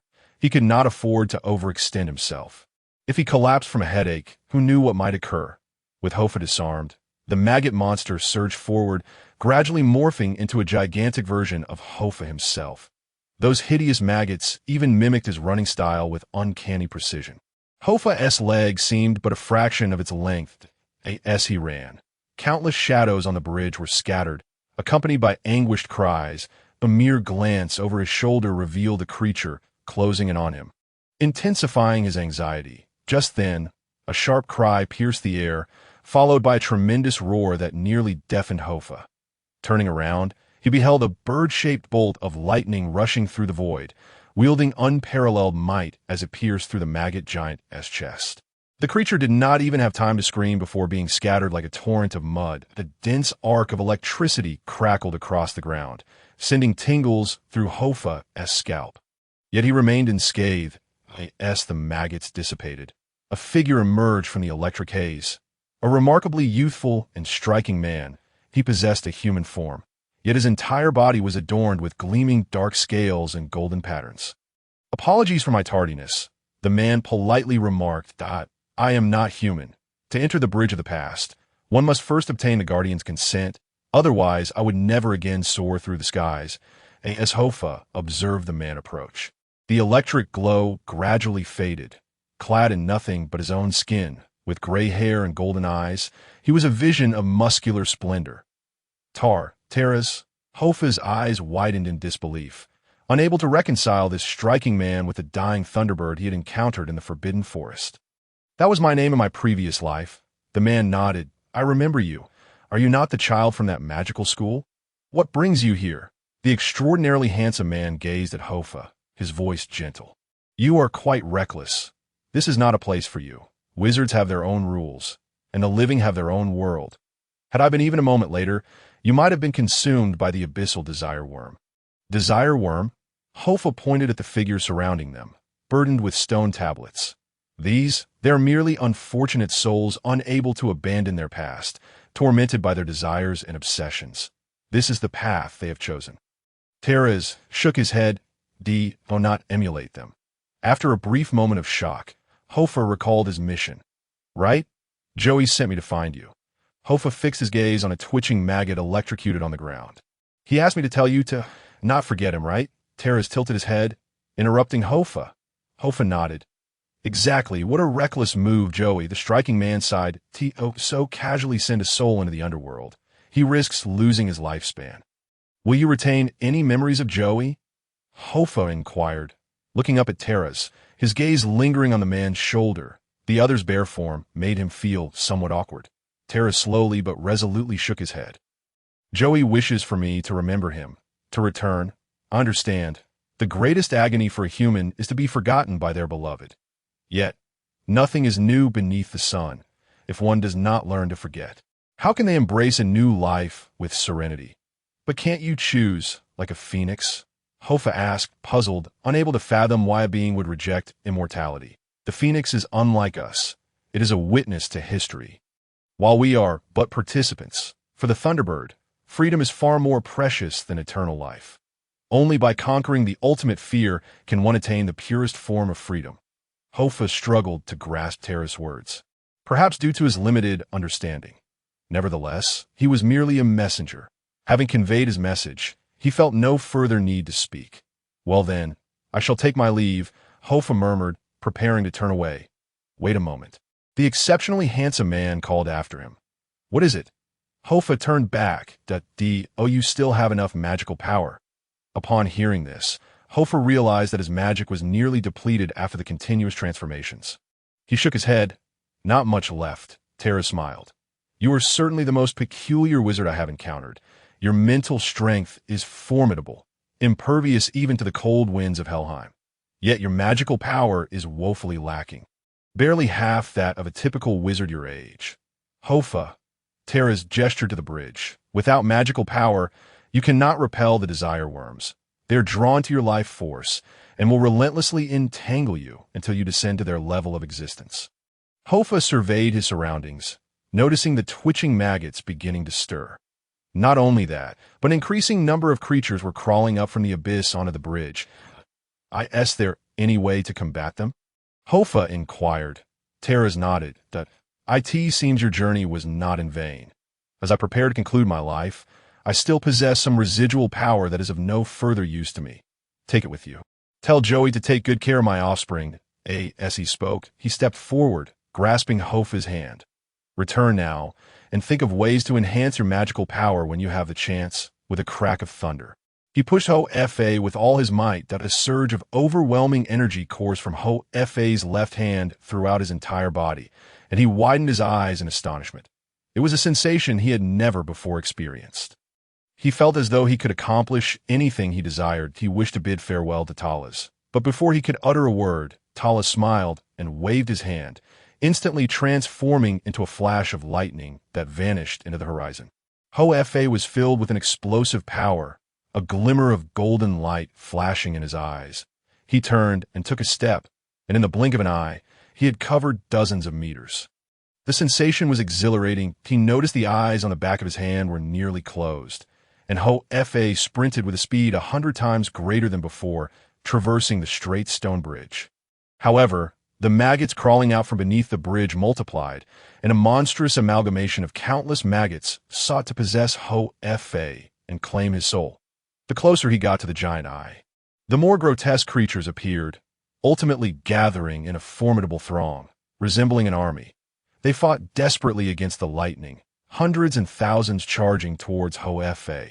His forward momentum began to wane. Yet, fear did not grip him. The surging magical energy within ignited a wild and combative desire, even stirring an inexplicable primal instinct within him.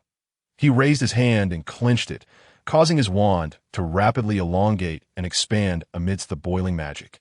Surpassing 2 meters, then 5, then 10, with no sign of stopping. Ultimately, the wand transformed into a colossal electric sword spanning 40 meters, which he dragged behind him as he ran. Tracing a magnificent arc, every creature within a 40-meter radius was cleaved in two by his single strike. Regrettably, this moment of exhilaration lasted but a second, as the magical power bestowed upon him by Talas was swiftly expended. Subsequently, unimpeded, Hofar collided headlong with the enormous eye, vanishing into its pupil. After Hofar passed through the eye, the flesh-and-blood giant eye slowly closed, dissipating into dust in the cold winds of Helheim. Once more, he traversed layers of space, akin to awakening from a bizarre and surreal dream. Hofar's previously clouded vision gradually returned to normal.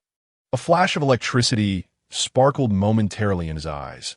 Before settling into silence, he inhaled the scent of withered grass and felt the softness of the earth beneath his cheek. The chill of a Scottish autumn was strikingly clear at that moment. Hofar struggled to rise from the ground, rubbing his temples. His head throbbed with an excruciating pain, a reminder that he had once again overexerted his magical power. He sensed something new upon the back of his hand. Looking down, he discovered that the blood-red eye had vanished, replaced by a faint golden pattern, so delicate it seemed as if it were drawn with flecks of gold. One could easily overlook it upon closer inspection. The pattern resembled an eagle, yet was perfectly symmetrical and elegantly simple in its design. Just as Hofar pondered the nature of this pattern, a man rushed out from a corner, seizing Hofar's shoulder with a hopeful expression. So, did he promise to return?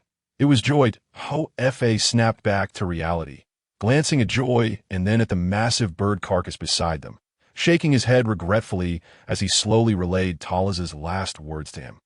As Hofar recounted the tale, the excitement on Joy's face gradually faded, ultimately transforming into an uncontrollable sorrow. When Hofar finished speaking, Joy stood silently for a long while, cradling the bird egg. A gust of cold wind rustled through the leaves of the forbidden forest. Finally, the melancholic old man let out a deep sigh, murmuring softly, "I anticipated this outcome. Death is a game for the brave." Talas, I still fall woefully short, that Hofar was at a loss for how to comfort Joy, choosing instead to maintain his silence. Yet, Joy quickly regained his composure. He patted Hofar's shoulder and sincerely said, "You've truly outdone yourself. You are the bravest Ravenclaw I have ever encountered. Brave? Ha!" Hofar rolled his eyes, thinking to himself that had Joy suggested going to the underworld from the start, he would have willingly broken his legs to avoid it, realizing he had been led astray. Nevertheless, he was back, and a month of arduous labor had come to an end. Hofar had no desire to regale Joy with tales of his harrowing adventures in Helheim. He eagerly longed to return to the common room and unwind by the Ravenclaw fireplace. He extended his hand, asking, "Where's the list?" Joy, holding the egg in one arm, retrieved a crumpled piece of parchment from his pocket with the other. "Here is your list. I marked it as excellent. Go back now. And if you encounter any troubles, feel free to seek me out. Just steer clear of those high-ups at Hogwarts. They won't take kindly to any mischief." Hofar accepted the parchment, and indeed, at the top of the parchment, the word excellent was marked with a large red check. accompanied by Joy's signature and a wax seal below. Satisfied, Hofar tucked the parchment into his robes.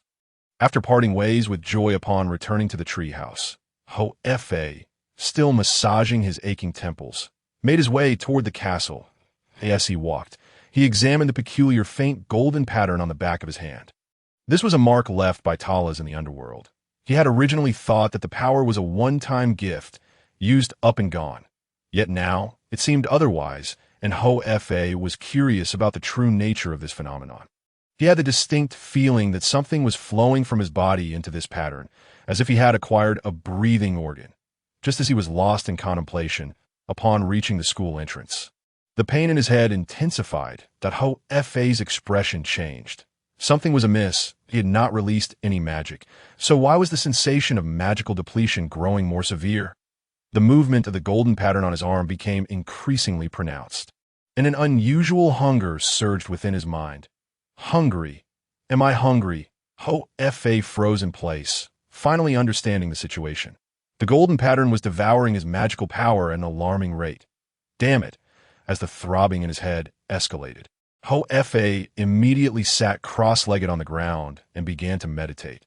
During his meditation, he felt an insatiable hunger. This was not a physical hunger, but a hunger for magical energy. He could not afford to be careless. Repeatedly employing the meditation technique of the Mirajuba Wanderer to rapidly restore his magic. Finally, after an hour of meditation, the overwhelming hunger began to subside. Hofar gritted his teeth and stood up, eager to return to the common room and thoroughly investigate this peculiar phenomenon. Yet, after only a few steps, the hunger returned once more, akin to a ravenous infant demanding to be fed. The sudden onset of pain compelled Hofar to lean against the wall, clutching his head. WTF? Ignoring the astonished gazes of nearby students, Hofar had no choice but to sit down again and continue meditating. Thus, for each hour of meditation, he managed to restore his magical power, only for that faint golden tattoo to siphon away all his energy within mere minutes, with no signs of returning any. After 3 consecutive hours of meditation, the initial intrigue and curiosity had evaporated, replaced by frustration and bewilderment at the castle entrance. Hofar looked skyward and shouted in exasperation, startling a flock of pigeons. "Hey, you old bird, what on earth did you leave on me?" The Hogwarts library had long been known for employing the most rule-abiding yet mediocre wizards as its caretakers. Reemly Vennington was one such individual, a diligent man who had served faithfully for over 40 years. Now in his 60s, he had developed a chronic ailment. During winter, his joints would become troublesome, causing him to limp as he walked. One November morning, while dusting the collection in the library's restricted section, he suddenly heard a faint rustling of pages behind him. Who is it? Reemly quickly turned around, clutching his leg, but found the area empty, with no one in sight. Furrowing his brow in thought, he soon realized and cursed. Damn it, these accursed magical tomes. The pain in his legs cast a shadow over his mood, prompting him to mutter curses as he wielded a feather duster, vigorously dusting the bookshelves, as though harboring a deep-seated vendetta against the tomes. Each day, he meticulously tended to a staggering 50,000 volumes, earning a meager 10 gold galleons a month, grumbling about that wretched dipet. His complaints about work echoed in the air, oblivious to the feather that had been flung from his duster, now suspended in mid-air in the corner. Motionless, only when the sound of his grievances faded around the bend did the feather gently descend to the ground. Hofar dispelled his invisibility, removed the feather from his head, and sighed deeply. Once the administrator's voice was no longer audible, he resumed his study of a potion book, reading each word with intent. As November approached, the chill in the castle's air intensified day by day. Hofar embarked on his journey to acquire various forms of extracurricular knowledge. He had initially wished to avoid such reckless pursuits, having finally adopted a low profile as an inconspicuous student.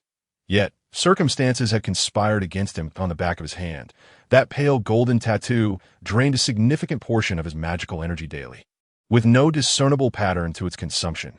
Sometimes it would occur during the day, other times in the dead of night. In any case, it happened every few hours, although the efficiency of his magic absorption had diminished from its initial voraciousness.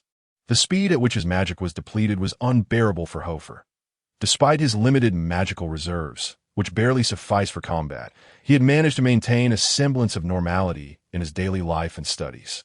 However, he now frequently found himself in the midst of lectures, only to have his magic suddenly evaporate. The most embarrassing incident occurred during Transfiguration class when Dumbledore requested Hofar to demonstrate the transformation between a snake and a rope. This task was rather straightforward, yet as Hofar took the stage and began to transform, his magic was abruptly siphoned away by the tattoo. Dumbledore, eager to witness Hofar's transfiguration, was met with the unexpected bite of the rope, causing his fingers to swell grotesquely, much to the amusement of the class. Hofar found himself humiliated. In desperation, he scoured every resource available, seeking to uncover the nature of the mysterious mark upon his hand. After 2 weeks of relentless searching, he found himself empty-handed. Not only did he fail to find any information about the tattoo, but he also could not uncover any records pertaining to Helheim or Thunderbirds. Naturally, with such a steep price to pay, Hofar entertained the notion that he might have stumbled upon a treasure. Perhaps this tattoo could consume his magic, purifying it in the process, or store it for release during combat. Or even imbue his magic with a lightning attribute, enhancing its potency. He even fancied the idea that an ancient spirit might reside within the tattoo, awakening upon absorbing his magic and guiding him to the pinnacle of success. Yet, the reality remained grim. It merely consumed his magic without any feedback, reason, or cause. Regardless of time, place, or circumstance, it was akin to a destitute man, struggling to make ends meet, suddenly burdened with a hungry child, compelling him to seek a way out of his dire situation. Since he could not halt the tattoo's siphoning of his magic, he had no choice but to focus on increasing his own magical capacity. He now needed to discover a means to augment his magic. Otherwise, he would find himself unable to complete his studies, let alone engage in combat. Faced with such desperation, Hofar had no alternative but to take another risk. The silver lining came after a long, tedious search, as Hofar managed to identify 3 viable methods to enhance his magical abilities. The first, the most conventional and safest, was natural enhancement. A wizard's magical prowess naturally increased over time. This was a fundamental truth. Between the ages of 14 and 17, a wizard would experience a significant surge in their magic, peaking around the age of 30. However, this method was not one Hofar could afford to wait for. The second method involved the dark arts of soul transmutation, a path fraught with peril and scarce documentation. Hofar realized that should he delve into this subject and be discovered, he might very well spend the latter half of his life in Azkaban. He was no dark wizard, nor did he find them admirable. Thus, he abandoned this avenue after a brief exploration. The final method was more commonplace and widely accepted, consuming magical potions to restore one's magic swiftly. This practice boasted a long history and a relatively safe profile. This was the reason Hofar had been spending his days in the potion section, searching for recipes. He uncovered numerous formulas, and not just one. He found that he need not venture into the restricted section. Many recipes were documented in the ordinary areas. These are not the forbidden concoctions of complex brews. Many witches and wizards had explored these recipes, and the ingredients were quite ordinary, easily sourced from the potions classroom. The sole issue was that these recipes were exceedingly ancient, not only outdated but also incomplete. Most texts were vague or overly generalized. Hofar discovered the reason in a book titled Modern Applications of Ancient Potions, Substandard Magic Restoration Potion. This potion is patented by the European Wizards Union, classified as a Level 2X stimulant by the Ministry of Magic, and requires registration at St. Mungo's for use, and is currently not recorded. Patent, stimulant, regulation. Hofar rubbed his chin in contemplation within the library. He had not anticipated such complications, yet it seemed reasonable. He was not the only wizard with low magical reserves. Gifted wizards were indeed rare. The demand for such potions must be substantial, and with high demand comes the prospect of monopolization. Clearly, someone had safeguarded the recipe as a trade secret. How clever these individuals were!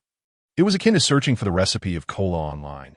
One could find all manner of information about cola, yet the true recipe remained elusive. Even if uncovered, replicating Coca-Cola would prove exceedingly difficult.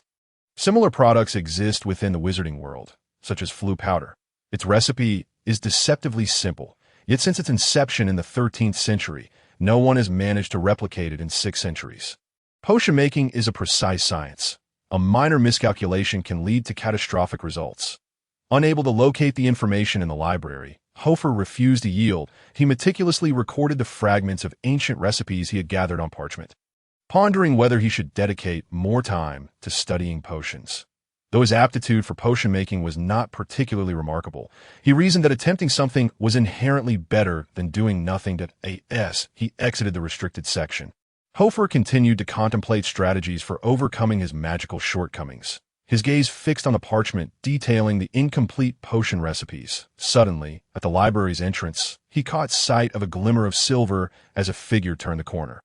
Her head bowed, hastening her steps. It was none other than Aglia. She had not gone to play Quidditch today and was instead in the library, searching for something with a thick roll of parchment in hand. Upon noticing each other, they both instinctively stepped aside, as if two drivers had narrowly avoided a collision. The atmosphere suddenly charged with tension. A few seconds later. "What are you staring at?" Aglia glared at him, her expression fierce, discreetly tucking her roll of parchment into her pocket. Hofar shrugged and turned in another direction. "Humph." Aglia proudly lifted her chin, also changing her course. How unfortunate, Hofar thought to himself. Yet, just as he took a couple of steps, he abruptly halted, turning to gaze at Aglia's slender figure, a plan unexpectedly surfacing in his mind. Wait a moment, this girl seems to possess some expertise in potions. On Friday, during Slughorn's potions class, after completing the daily required potion lessons, Slughorn granted the students a brief period for self-study. While he termed it self-study, it was essentially an opportunity for students to brew a potion of their choosing as part of their daily improvement course. This segment had not existed during Snape's tenure, nor had it been present in Slughorn's earlier classes. However, since Slughorn had taken Aglia under his wing, he inexplicably introduced this component, claiming it provided students with a platform to showcase their talents. However, the true intention was to provide Aglia with an opportunity to show off. This old fellow, in his desperate attempt to cultivate a favorable relationship with this potion prodigy, would stop at nothing. Aglia did not disappoint him. Each potion class, she concocted some novel creations, earning Slughorn's lavish praise and accolades, as well as points for Ravenclaw. Of course, during such moments, the other students could only watch in envy from below. Regardless of what they brewed, Slughorn would remain indifferent. All that was required was a chorus of 666 at the end of the lesson. While the potions master may have been unconcerned, the other students still needed to engage in the craft. Acting as dutiful supporting characters, they paired off. The protagonists, Aglia and Tom Riddle, formed one duo, while Hofar and Miranda shared a workstation. Hofar was responsible for chopping, while Miranda cast spells on the potion. Miranda's grades were hardly impressive. One could only describe them as mediocre, with her performance in potions and transfiguration being quite unremarkable, and her skills in astronomy and divination equally lackluster. After collaborating with her, Hofar's performance in potions had ceased to attract Aglia's attention. In class, while slicing Morot tentacles, Hofar pondered the formulation of a mana restoration potion. Undoubtedly, with his extensive network, Slughorn was well acquainted with the recipe. Hofar glanced up at Slughorn, who stood plumply beside Aglia, frequently exclaiming in admiration. His eyes filled with appreciation and indulgence, as if her every action were a marvel. Riddle, assisting her, wore a fawning expression, leaving Hofar uncertain if it was genuine or feigned. Lowering his gaze once more, Hofar realized that following Slughorn's path was futile. Since the last potion class, the old man had forgotten even his own name. Moreover, potion classes were one of Aglia's strongholds, though currently subdued and refraining from taunting him. It did not imply she was oblivious to his actions. Should he dare to emerge and curry favor with Slughorn, or reveal ulterior motives, Aglia's character would undoubtedly retaliate, reasserting her dominance over him.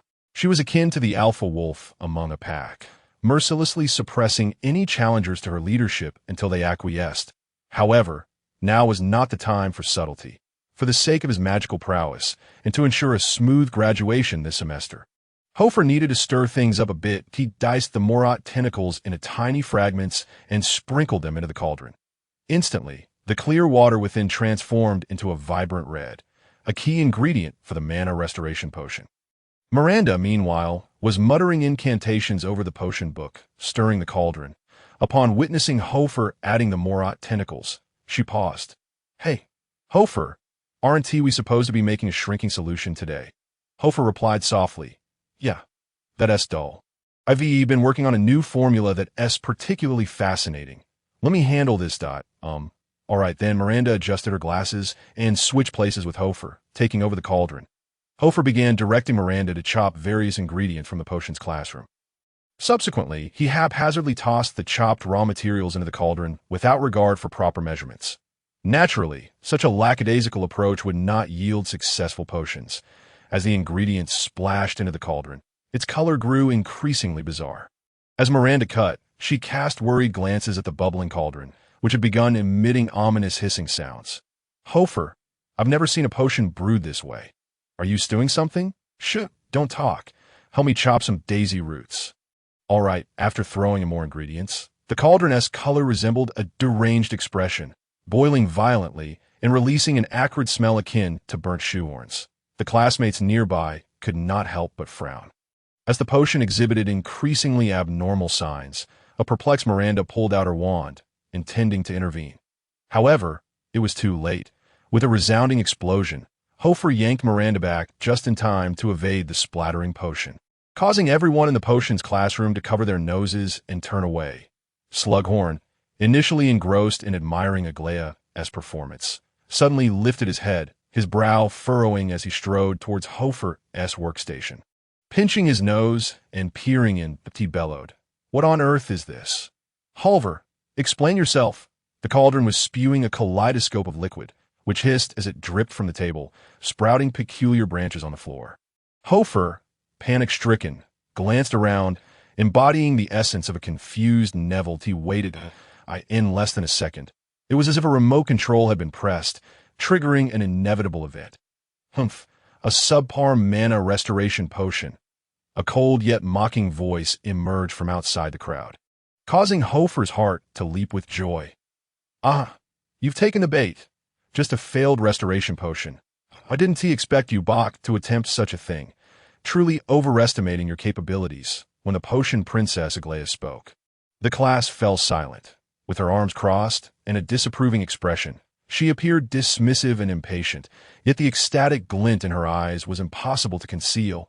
Hofar, unwilling to relent, shouted back, "What I brew is none of your business." "Ha! With your skills, perhaps you should reconsider." Aglaea forcefully pushed past a student blocking her way and strode up to Hofar's cauldron, drawing her wand with a flourish. The boiling cauldron immediately calmed under her command. Morat mouse tentacles, lionfish spine powder, porcupine quills, armadillo bile, and a dash of fairy root. She cast a sidelong glance, listing the ingredients Hofar had used with precision. TSK, TSK, TSK.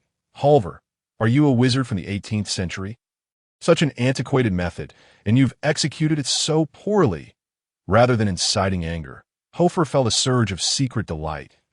If she wished to show off, he would let her do so to her heart's content. "Oh, really?"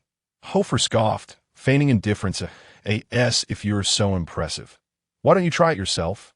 Aglaea, increasingly exhilarated, sparkled with an entrancing light in her eyes. "Me. Certainly, I'll show you that I can do it better with just one hand." With a swift motion, she shoved Miranda aside, eagerly seizing the wand from her dazed grasp. "Watch closely. If it were me, I wouldn't add so much red mouse fur. The role of Morat mouse tentacles in this potion is merely to alleviate pain, not to enhance resistance. What is the point of adding so much?" Her fingers deftly retrieved an array of potion ingredients from the cabinet, skillfully breaking them down, slicing, and tossing them into the cauldron at a dizzying speed. 1 minute later, "And why did you add so little armadillo bile?" "Haven tea, you learned that for it to be effective as an intelligence-enhancing potion, the starting dosage should be over 250 milliliters. 1 minute later, "You can't just toss unprocessed porcupine quills into the potion. What were you thinking?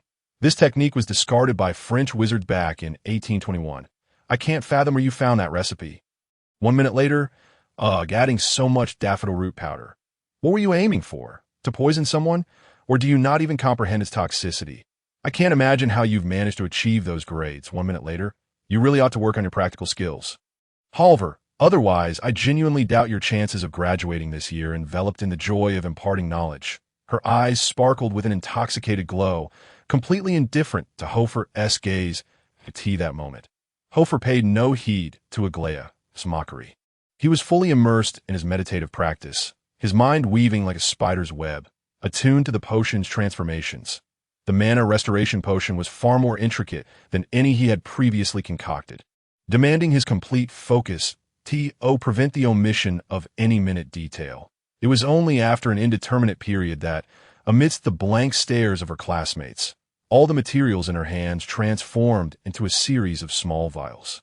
Aglaya held 3 small glass tubes aloft, her eyes scanning the surroundings, chest puffed out as she could hardly contain her pride, and declared, of course, the restoration potion, being one of the most prevalent and specialized wizarding concoctions, requires the final step of proportioning to complete its formulation. She elongated her tone that I dare say, few in this world possess knowledge of this ratio. She raised her hand, and Hofar's attention was captured entirely. The ratio must be cough, cough. Suddenly, a deliberate cough from the crowd interrupted Aglaya's eloquence, breaking the spell of astonishment that had gripped her classmates. Turning around, she saw Slughorn approaching, but Hofar's expression darkened immediately. Why had that old coot suddenly appeared? Slughorn regarded Aglaya with a look of astonishment tinged with admiration. That's enough, my dear. No need to continue. Aglaya, frowning at the potion in her hands, was exceedingly displeased at having her performance interrupted. What's the matter? She asked, her tone betraying no respect for his status as a teacher. Slughorn did not respond to her directly. Instead, he turned seriously to Hofar. Bach, I commend your spirit of experimentation. However, this is a regulated potion by the Ministry of Magic, categorized as a stimulant. It would be prudent to refrain from such endeavors in the future. Should you wish to procure it, you may apply for registration at St. Mungo's. The surrounding students erupted in quiet laughter, as if consuming the restoration potion were a matter of disgrace. Slughorn then shifted his gaze back to Aglaya, indulgently stating, "Your technique is simply exquisite, a veritable art form. Alas, due to patent laws protecting this potion, I cannot permit you to practice it in class. Should the information leak, the school would bear the repercussions, which would be quite undesirable. If you're interested, I could arrange for you to meet with the Potion Control Department at the Ministry next time." His incessant reassurances managed to pacify Aglaya, who, though still frowning, tucked the potion away and huffed indignantly as she turned to leave. Hofar silently gritted his teeth. Potions class seemed perpetually at odds with him. He had been so close to the final step, yet Slughorn had intervened. Now, armed with the complete formula, but lacking the final ratio, he found himself in a quandary. After potions class, Aglaya exited in a sullen mood. Although Slughorn had acknowledged her talent, she had not completed the potion. Furthermore, Slughorn's repeated praise had dulled its novelty, and she began to feel a sense of irritation. She yearned for broader recognition, particularly from that arrogant individual. However, having only partially completed the potion would not suffice to compel him to concede. As expected, Hofar glided past her, his gaze unwavering. Aglaya laughed and jested with her sycophants, yet her peripheral vision was fixed on him. How infuriating! He still chose to ignore her. Did he truly believe she could not concoct the restoration potion? She was capable, just a step away. Just a smidgen. The more she pondered, the more irked she became. Finally, she pushed past those beside her and hastened to catch up with Hofar. Life was about proving 4 words. I am superior to you. Damn Slughorn. Just a fraction more was needed. Hofar hurried along, extracting a quill and parchment to jot down notes. Although he possessed a keen intellect and decent memory, recalling an extensive list of potion ingredients and instructions in its entirety was no small feat. He had to reflect back on his thoughts while walking to avoid forgetting any crucial details. Upon entering an empty study room, Hofar clutched the quill and parchment in his mouth as he rushed inside. He found a spot to sit and began to record. Aglaya followed Hofar to the door, intent on confronting him about whether he doubted her abilities.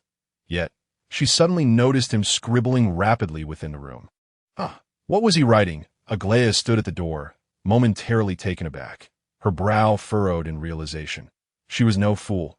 In fact, she was quite astute. Previously caught in a frenzy of self-validation, she had overlooked Hofar's unusual behavior. He and T engaged in any notable antics for over a month. Why had he chosen to brew a second-level potion today? Why hadn't he returned to the common room with that peacemaker Miranda after class? Opting instead to come here and write? Rubbing her pointed chin, her expression gradually relaxed as a sudden realization struck her. How audacious. He is attempting to pilfer my knowledge. Initially, she felt a surge of pride, but that soon turned to bitterness. How dare he exploit her? This fellow must harbor some clandestine secrets. Humph. Aglaia cast a dangerous glance at Hofar, who was diligently recording the potion's formula. Suddenly, he felt an unsettling, prickling sensation, as if being watched by a malevolent spirit. It sent chills racing down his spine as he looked up and scanned the classroom, yet saw nothing. Aglaia's proficiency in potion-making was astonishing. Her display of skill had furnished Hofar with nearly 90% of the complete formula. Had it not been for Slughorn's interruption, he would have acquired the entire recipe. However, lamenting Slughorn's interference at this juncture was futile. He needed to address his deficiency in magical energy. With a stable and abundant source of magic, not only would he no longer be troubled by the magical consumption of the strange tattoo on his arm, but he could also continuously utilize the ghostly walk. Eternal, ghostly walking, forever immune to any harm. Such a prospect was terrifying. Possessing 90% of the formula, along with several ancient recipes gleaned from the library, Hofar believed he could deduce the synthesis ratio for the restoration potion. His tasks were straightforward. First, procure sufficient potion ingredients. This posed little difficulty, as he still had 70 galleons remaining from the 100 that Ender had given him. He could easily purchase the materials through Owl Post from Diagon Alley, a method frequently employed by many students. The second task, however, was more perplexing that he required a location, an undisturbed environment for potion making. Although this potion was not classified as a forbidden substance, as Slughorn had pointed out, it was better to avoid drawing unnecessary attention. Initially, Hofar considered using the abandoned lavatory at the entrance to the Chamber of Secrets, but then chided himself for his forgetfulness. The myrtle had not yet perished. She was still thriving within Ravenclaw. That restroom remained operational, and entering it would likely lead to being treated like a gentleman and subjected to ridicule. After much contemplation, Hofar decided to relocate his potion research to the room of requirement on the 8th floor. For there was no safer place than that. However, an incident over the weekend changed Hofar's considerations. He intended to acquire a substantial amount of potion ingredients, but he lacked an owl. Miranda possessed one. He could borrow it, but instinctively he was reluctant to use a classmate's owl, as those owls often delivered packages during mealtimes. If a large bag of potion ingredients were to arrive while he was dining, it would certainly attract someone's attention, and he had no desire to be reported again. After much deliberation, Hofar thought of Joy. He had worked alongside Joy for over a month, and their rapport was relatively amicable. The old man kept several owls, so borrowing one would likely be no issue. Moreover, he was not concerned about Joy reporting him. Despite being staff, that fellow engaged in far crazier antics, including raising thunderbirds in the Forbidden Forest. By mid-November, temperatures had plummeted, and every morning, the grounds surrounding the Forbidden Forest were blanketed in frost, heralding the arrival of winter in England. On the weekend, when Hofar arrived at Joy's abode, he found the treehouse in utter disarray. With the fireplace roaring and the room uncomfortably warm like the tea that moment, Joy was bustling about, clad only in a sleeveless shirt and sporting a pair of red mechanical glasses, intermittently adding logs to the fire and darting to and fro. On the table lay a straw nest, cradling a round bird egg. It was the very egg laid by the Thunderbird Terras. "What are you doing?" Hofar inquired. "Take care of Maya," without turning his head. Joey replied, "Maya? Is this Thunderbird female?" Hofar asked, perplexed. Joey offered no response. He was utterly absorbed in observing the Thunderbird egg. Hofar suspected he hadn't even heard his question.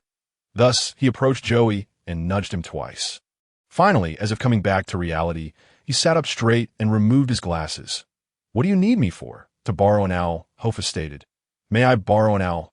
"Help yourself," Joey said, before leaning back over the table to continue inspecting the egg. "Oh." Hofar turned to leave, Just as he reached the door, Joey suddenly called out to him. Wait a moment, I just remembered. I need to go to Nocturne Alley to procure some herbs, so I can't lend you the owl right now. Ah, Hofar was taken aback. What a coincidence. What herbs do you need? Maya is in a hatching state, which makes her extremely fragile, and the British climate is becoming increasingly inhospitable to her. I require some special potions to help sustain her life. Hofar paused for a moment, contemplating. Well, actually, I'm also going to Diagon Alley for some potions. Now, it was Joey's turn to be surprised that you're buying herbs too. Is what you have at school insufficient? I'm looking to brew a potion for magical recovery. Hofar replied. Stop boasting. Joey scoffed. That stuff cost 20 galleons a vial at St. Mungo's. If you could brew it, that would be a miracle. Besides, you're still young. What do you need that for? 20 galleons, Hofar thought to himself, astonished. The raw materials cost less than a galleon per vial, yet they sold for 20. With his meager funds, he could barely afford 4 vials of the finished product. It is truly outrageous, he mused. A wand costs less than 20 galleons. If he could figure out the proportions for the recovery potion, he might even be able to amass a fortune in the future. I lack sufficient magic, Hofar lamented. How old are you? Your magical capacity will increase in a few years. Hofar pondered that in a few years, without a magical recovery potion, passing his first-year exams might become a daunting task. Furthermore, with Schmidt-Lutrov still roaming outside, facing numerous future risks, he needed to resolve his magical issues soon. Noticing Hofar's silence, Joey looked astonished. Are you really going to brew it? Truly a Ravenclaw student, he said. Before sitting down and pulling out a piece of parchment, swiftly writing, once finished, he handed it to Hofar. If you're going to buy, then do it. Just remember to bring these items back for me. Split between 2 owls. Undoubtedly, Joey was unconcerned with whether Hofar was violating any regulations. His mind was entirely focused on that Thunderbird egg, oblivious to external matters. Hence, after leaving Joey, Hofar abandoned his intention to visit the room of requirement. He resolved to conduct his research on the magical recovery potion in Joey's treehouse. Visiting the room of requirement would require stealth, and with so many people at the school, there was always the risk of being discovered. Conversely, Joey's place felt safer, with an old rogue watching over him. In case of trouble, he had someone tall to rely on. Joey's owl was remarkably efficient. 3 days later, the materials Hofar needed arrived from Diagon Alley. They were packed in large bundles, almost exhausting both owls. Naturally, Joey's potions also arrived. They appeared murky and unappealing, reminiscent of sludge from a pond. With the materials in hand, Hofar had to carve out time each day to run to Joey's treehouse. Lacking Aglia's level of proficiency and a complete formula, he anticipated that he would need to conduct numerous experiments before successfully formulating the magical recovery potion. Days passed, and on a Friday afternoon. As soon as Hofar concluded his lessons, he hurriedly left the classroom and made his way to Joey's treehouse. Typically, Joey would be in the treehouse's hall, diligently caring for his egg. However, on this day, Hofar found Joey by the stables adjacent to the Forbidden Forest, saddling a white horse that bore a scabbard and a bow. Joey was fully equipped, adorned with several small glass vials, emitting an inexplicable glow. His appearance inexplicably reminded Hofar of Gerald. What are you up to? Hofar couldn't help but ask. Upon seeing Hofar, Joey casually replied, You go ahead and keep busy. I'm making a trip to the Forbidden Forest. Those centaurs seem to be in some trouble. By the way, please take care of Maya. Ensure the room's temperature remains stable. Trouble with the centaurs? Hofar felt a flicker of curiosity, but dismissed it. After all, it was normal for him to patrol the Forbidden Forest. Go on. I'll take care of Maya. Joey mounted his horse and trotted into the woods. Watching his retreating figure, Hofar suddenly felt someone watching him from behind. He swiftly turned. Beneath the dim, golden light of the setting sun, the early winter grass swayed gently in the wind, and the surface of the black lake shimmered. There was no one there. Hofar furrowed his brow. It felt peculiar. This sensation had not been new in recent days. He did not linger and quickly climbed the soft ladder to the treehouse. Inside, the hall was a chaotic mess, strewn with herbs and remnants. Hofar glanced at the Thunderbird egg on the table. It was now encased in a layer of black sludge, resembling a large pine nut egg. Hofar donned Joey's glasses to inspect the egg's condition. The glasses possessed the ability to see through the shell to the embryo within. After assessing, he added some firewood to the fireplace and then settled down in the center of the room. In the middle of the treehouse stood 3 cauldrons, each bubbling with a different potion, the air thick with a potent magical aura. These were the ingredients for a secondary magical recovery potion, on the brink of completion, that if he could successfully concoct the recovery potion, though he did not dare claim, he would achieve a permanent state of invincibility. His predicament of magical deficiency would significantly ease that he meticulously ladled the potions from the cauldrons, extracting the most crucial components, and placed them into 3 separate test tubes. The test tubes displayed vibrant hues of red, yellow, and green, a sight to behold. Yet it was still incomplete. The next step was the most critical process that Hofar lacked, proportions that he carefully set the 3 potion tubes on the table, then took out a dropper, cautiously transferring potion from one test tube to another. Aglia had mentioned that few in the world knew that ratio. However, Hofar had calculated a rough range. With some time and experimentation, he could, yet, at that moment, Hofar felt the hairs on the back of his neck stand on end. He abruptly turned around. Bang! The treehouse door was flung open with a loud crash. A silver-haired girl stood in the doorway, joyfully pointing at Hofar. I caught you. Her expression was akin to that of a woman eager for divorce and seeking alimony, having just caught her husband in an affair, secretly brewing potions and stealing my formula. Aglia's chest heaved with excitement. Hofar's face went pale. He had never anticipated that she would follow him. You followed me? What of it? Aglia laughed heartily. Just wait until I tell Professor Goshawk. The situation took a sudden turn. He felt as if he had stepped off a cliff. After a brief moment of panic, Hofar's mind calmed. Reasoning with this woman was futile. The immediate priority was to resolve the issue. What should he do? Although the recovery potion was not classified as a forbidden compound like a polyjuice potion, his headmaster was the merciless Goshawk. That he glanced at the test tubes on the table, the fruits of his labor, the basis for the recovery potion. However, he now had to destroy them. Making a quick decision, Hofar lunged toward the potions on the table. Aglia reacted swiftly, immediately perceiving his intent to destroy the evidence. Not a chance, she exclaimed, rushing toward the potions. Bang, bang! The 2 individuals tumbled forward and backward onto the table, causing it to sway violently, nearly causing Maya to roll off. Aglia swiftly grasped the potion vial, while Hofar seized her fingers. Let go of me! Give it to me! You release me! You should be the one to let go. Bat bogey hexes. With a thud, amidst the struggle, Aglia launched a surprise attack on Hofar. Casting the bat bogey hex upon his chest, he staggered back several steps, ultimately tumbling into the pile of firewood in Joy's room, several bats clinging to his chest and face. Aglia stuck out her tongue and made a face at him. Then, clutching the potion vial, she burst into laughter and dashed toward the door. Your legs are stiff and paralyzed. Hofar rolled over, clearing away the wooden debris and bats.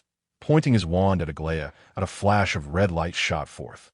Suddenly, Aglia's calves were bound together, and before she could react, she stumbled out the door, landing on the platform, where she screamed in exasperation, Bach, I swear I'll kill you. With that, she pointed her wand at Hofar, unleashing a brilliant and perilous blue light. Without hesitation, Hofar activated his ghostly walk, narrowly evading the attack. Realizing Hofar had vanished, Aglia momentarily failed to process the situation. By the time she did, Hofar had lunged from the shadows, straddling her waist and seizing her wand. You little hag, are you out of your mind? Who are you calling a hag? You, are you even human? Why must you oppose me at every turn? Hofar roared. You humiliate me, disrespect me. Do you even know who I am? Do you know my family? I am renowned for, Hofar interjected. I couldn't care less who you are. You are nothing but a jealous, deranged, and obsessive girl. Jealous. I have issues. Aglia yelled, gripping Hofar's face, her fingers digging into his nostrils. I don't know who deceived me in potions class, but if you don't understand, just ask.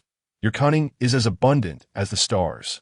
You are arrogant, insidious, and sly. Shut up. Hofar forcefully covered her mouth, only to be bitten in response. Hofar lunged for the potion, but Aglia stretched her hand outside the wooden platform. Hofar reached for her, but Aglia recoiled. Taunting, you shameless fool. Your time is up. Once I return to school, prepare to be expelled. Hofar remained silent, focusing on reclaiming the potion. In the midst of their struggle, Aglaya's torso dangled precariously over the edge of the treehouse platform, both of them leaning ever further forward. With a snap, Hofar seized Aglaya's delicate wrist, his fingers brushing against the base of the vial, ready to pull with all his might. However, he lost his balance, falling from the height and taking Aglaya down with him. With a piercing scream, they collided with the branches of the oak, flipping over. Plop! Aglaya's 35 kilograms landed squarely on Hofar, knocking the breath out of him as he struggled to recover. After exchanging a glance, it was evident that Aglaya, cushioned by her form, was in a better state. She swiftly snatched her wand back and pointed it at her legs. Freeze! With the immobilization spell lifted, she bolted towards the school, the potion still in her grasp. Hofar was relentless, rolling over to grasp her calf, holding on tightly and pulling her down to the ground. Their tussle resumed. Among 11-year-old girls, Aglaya was considered tall, and typically, girls develop earlier than boys. Yet in this fight, Hofar, who had barely matured, found himself at a disadvantage. However, at that moment, the sound of hooves echoed ominously from the dark, forbidden forest. Joy emerged swiftly on his white horse, halting at his doorstep. Upon witnessing the scene before him, he was taken aback. Hofar was half sitting on the ground, gripping a girl's leg while she clutched her thigh, attempting to escape his grasp. If not for the palpable disgust etched on their faces, Joy might have thought they were enacting a dramatic farewell. "What on earth are you two doing here?" Upon seeing a faculty member, Aglaya instinctively sought to report Hofar. Yet, she quickly recalled Hofar brewing potions in Joy's house. They were undoubtedly allies. Perhaps it was this very person who incited Hofar to concoct potions, tricking her into revealing her recipe. Various conspiracy theories flashed through Aglaya's mind, prompting her to feign a pitiful demeanor. "Mr. Administrator, Bach is bullying me." Her eyes brimmed with mist, evoking sympathy. Hofar, struggling to rise, rasped, "Joy, stop her." She saw everything. Aglaya's expression shifted instantly, all semblance of pity vanishing. "Humph, faculty shielding students who break school rules. What a disgrace. Hogwarts is truly a pathetic school." With that, she exerted herself to break free and attempted to leave. However, Joy paid no heed to Aglaya's departure. He shrugged nonchalantly before turning to Hofar. "Hofar, do you understand Centaur script?" Hofar's frustration boiled over as he leapt, realizing Aglaya was about to report him to Goshawk. And here Joy was asking if he understood Centaur script. Was he serious? What the hell? He cursed, limping after Aglaya. Yet, what astonished him further transpired next. Upon hearing Joy's words, Aglaya actually halted, turning to him with incredulity. "What did you say? Centaur script?" Seeing her pause, Hofar lunged to seize the potion. Aglaya merely sidestepped, evading his grasp. "The centaurs left behind inscriptions?" Joy nodded affirmatively. "Indeed, I am searching for someone who understands magical creature scripts." "I understand. Take me there." Aglaya sidestepped Hofar's hand once more, declaring. Hofar exclaimed, "What on earth are you talking about? If you wish to see the centaur's writings, that's your business. Just return my potion." "Don't touch me." Aglaya pressed against the tree trunk, one hand behind her back, the other warding Hofar off. "How could a mere commoner like you grasp the true value of precious prophecies? I will first see what the centaurs have left behind, and then I shall report you to the school." With that, she held her head high, addressing Joy. "Lead the way." Joy's eyes widened, but he was not angry. Instead, he found the situation amusing. "Is this your friend?" "Hofar, absolutely not." They chorused. Joy couldn't help but chuckle. "Little girl, do you truly understand Centaur script?" "I understand everything," Aglaya replied confidently. Joy, intrigued, remarked, "You are quite the proactive girl. Follow me." With that, he led Aglaya toward the stable, where he brought out a horse. Handing the reins to her, Aglaya mounted with such grace that she rivaled Joy's skill. Joy then mounted his own horse, addressing Hofar. "Why don't you head back? I will persuade her to return your potion." Hofar glanced at the girl perched on the horse, her expression eager, thinking Joy was vastly underestimating the situation. He had no true understanding of Aglaya. If only individuals could communicate normally, humanity would be on the brink of universal harmony. Silently, Hofar retrieved his usual black horse from the stable, and no matter what, He was determined to reclaim the potion. Joy shrugged, tightening the reins, turning the horse's head. Its dusk painted the sky. The trio, accompanied by their steeds, ventured into the forbidden forest. Not a word spoken throughout the journey. The only sound was the cracking of branches beneath their horses' hooves as they delved deeper into the forest, the canopy above growing denser. The sunlight gradually fading. It was not until the path vanished from view that Hofar realized he had strayed far from the normal route, a stark contrast to the one he had taken to meet the Thunderbird Talus. As they ventured deeper, the pace of the horses began to slow, due to the dense canopy of low-hanging branches and thorny vines surrounding them. Aglaya's long school uniform was tattered by the barbs on the thorns. Yet she seemed utterly unconcerned, her eyes sparkling with excitement. Clearly, she was intensely curious about the so-called centaur script. Hofar's gaze fixated on the vial of potion in her hand, pondering whether any malevolent curse could silence this white-haired crow forever. Meanwhile, Joy, oblivious to Hofar's concerns, continued to explain to the two from atop his horse.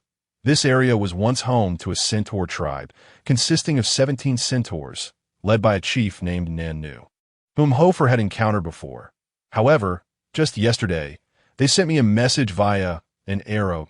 As he spoke, he drew a short feathered arrow from his quiver and handed it to Hofar, bathed in the waning light of the setting sun. Hofar noticed a sequence of characters etched along the shaft of the arrow. Leave the forbidden forest. Depart from this land. Leave the forbidden forest? Hofar was perplexed. After reading it, Joy passed the arrow to Aglaya. To his surprise, she merely glanced at it before tossing it aside. Come on, centaurs wouldn't write to you in English. Such beings communicate through a singular form of script. Huh. Joy's expression turned one of confusion. Finally, as Joy managed to guide the two through the protective barrier of thorns, they arrived at a clearing carpeted with fallen leaves. This had once been a centaur settlement. Hofar could still see scattered rudimentary tools, pots and wooden bows and arrows left behind the clearing's edge. The mottled sunlight filtered through the trees, casting beams of speckled light upon the ground. In the center of the clearing stood a gray rock, indistinguishable in form from the typical stones of the Scottish Highlands, rounded with cracks and moss. The only distinction was the multitude of yellow characters inscribed upon its surface, characters unlike any human language Hofar had encountered. After receiving the message, I came here this afternoon and found nothing but this line of incomprehensible text, Joy remarked. Aglaya, however, paid little heed to Joy's observations. The moment she spotted the rock, her blue eyes gleamed with intensity. Hastily, she stowed the vial into her pocket, dismounted, and strode towards it. She then knelt, beginning to trace her fingers along the rough surface of the stone. Hofar had never witnessed such an expression on her face. A blend of obsession and curiosity. After a moment of exploring the stone, Aglaya turned to Joy and exclaimed, "There is a wealth of information on this rock, but if I were to summarize, its essence conveys panic, murder, and war. The intensity of emotion is unprecedented." Hofar glanced at the characters inscribed on the stone. He could not decipher them, nor could he fathom how a sequence of characters could embody such strong emotions. It's too vague, Joy frowned. Can you be more specific? What exactly transpired? I cannot. Aglaya shook her head. The centaur script differs fundamentally from human writing.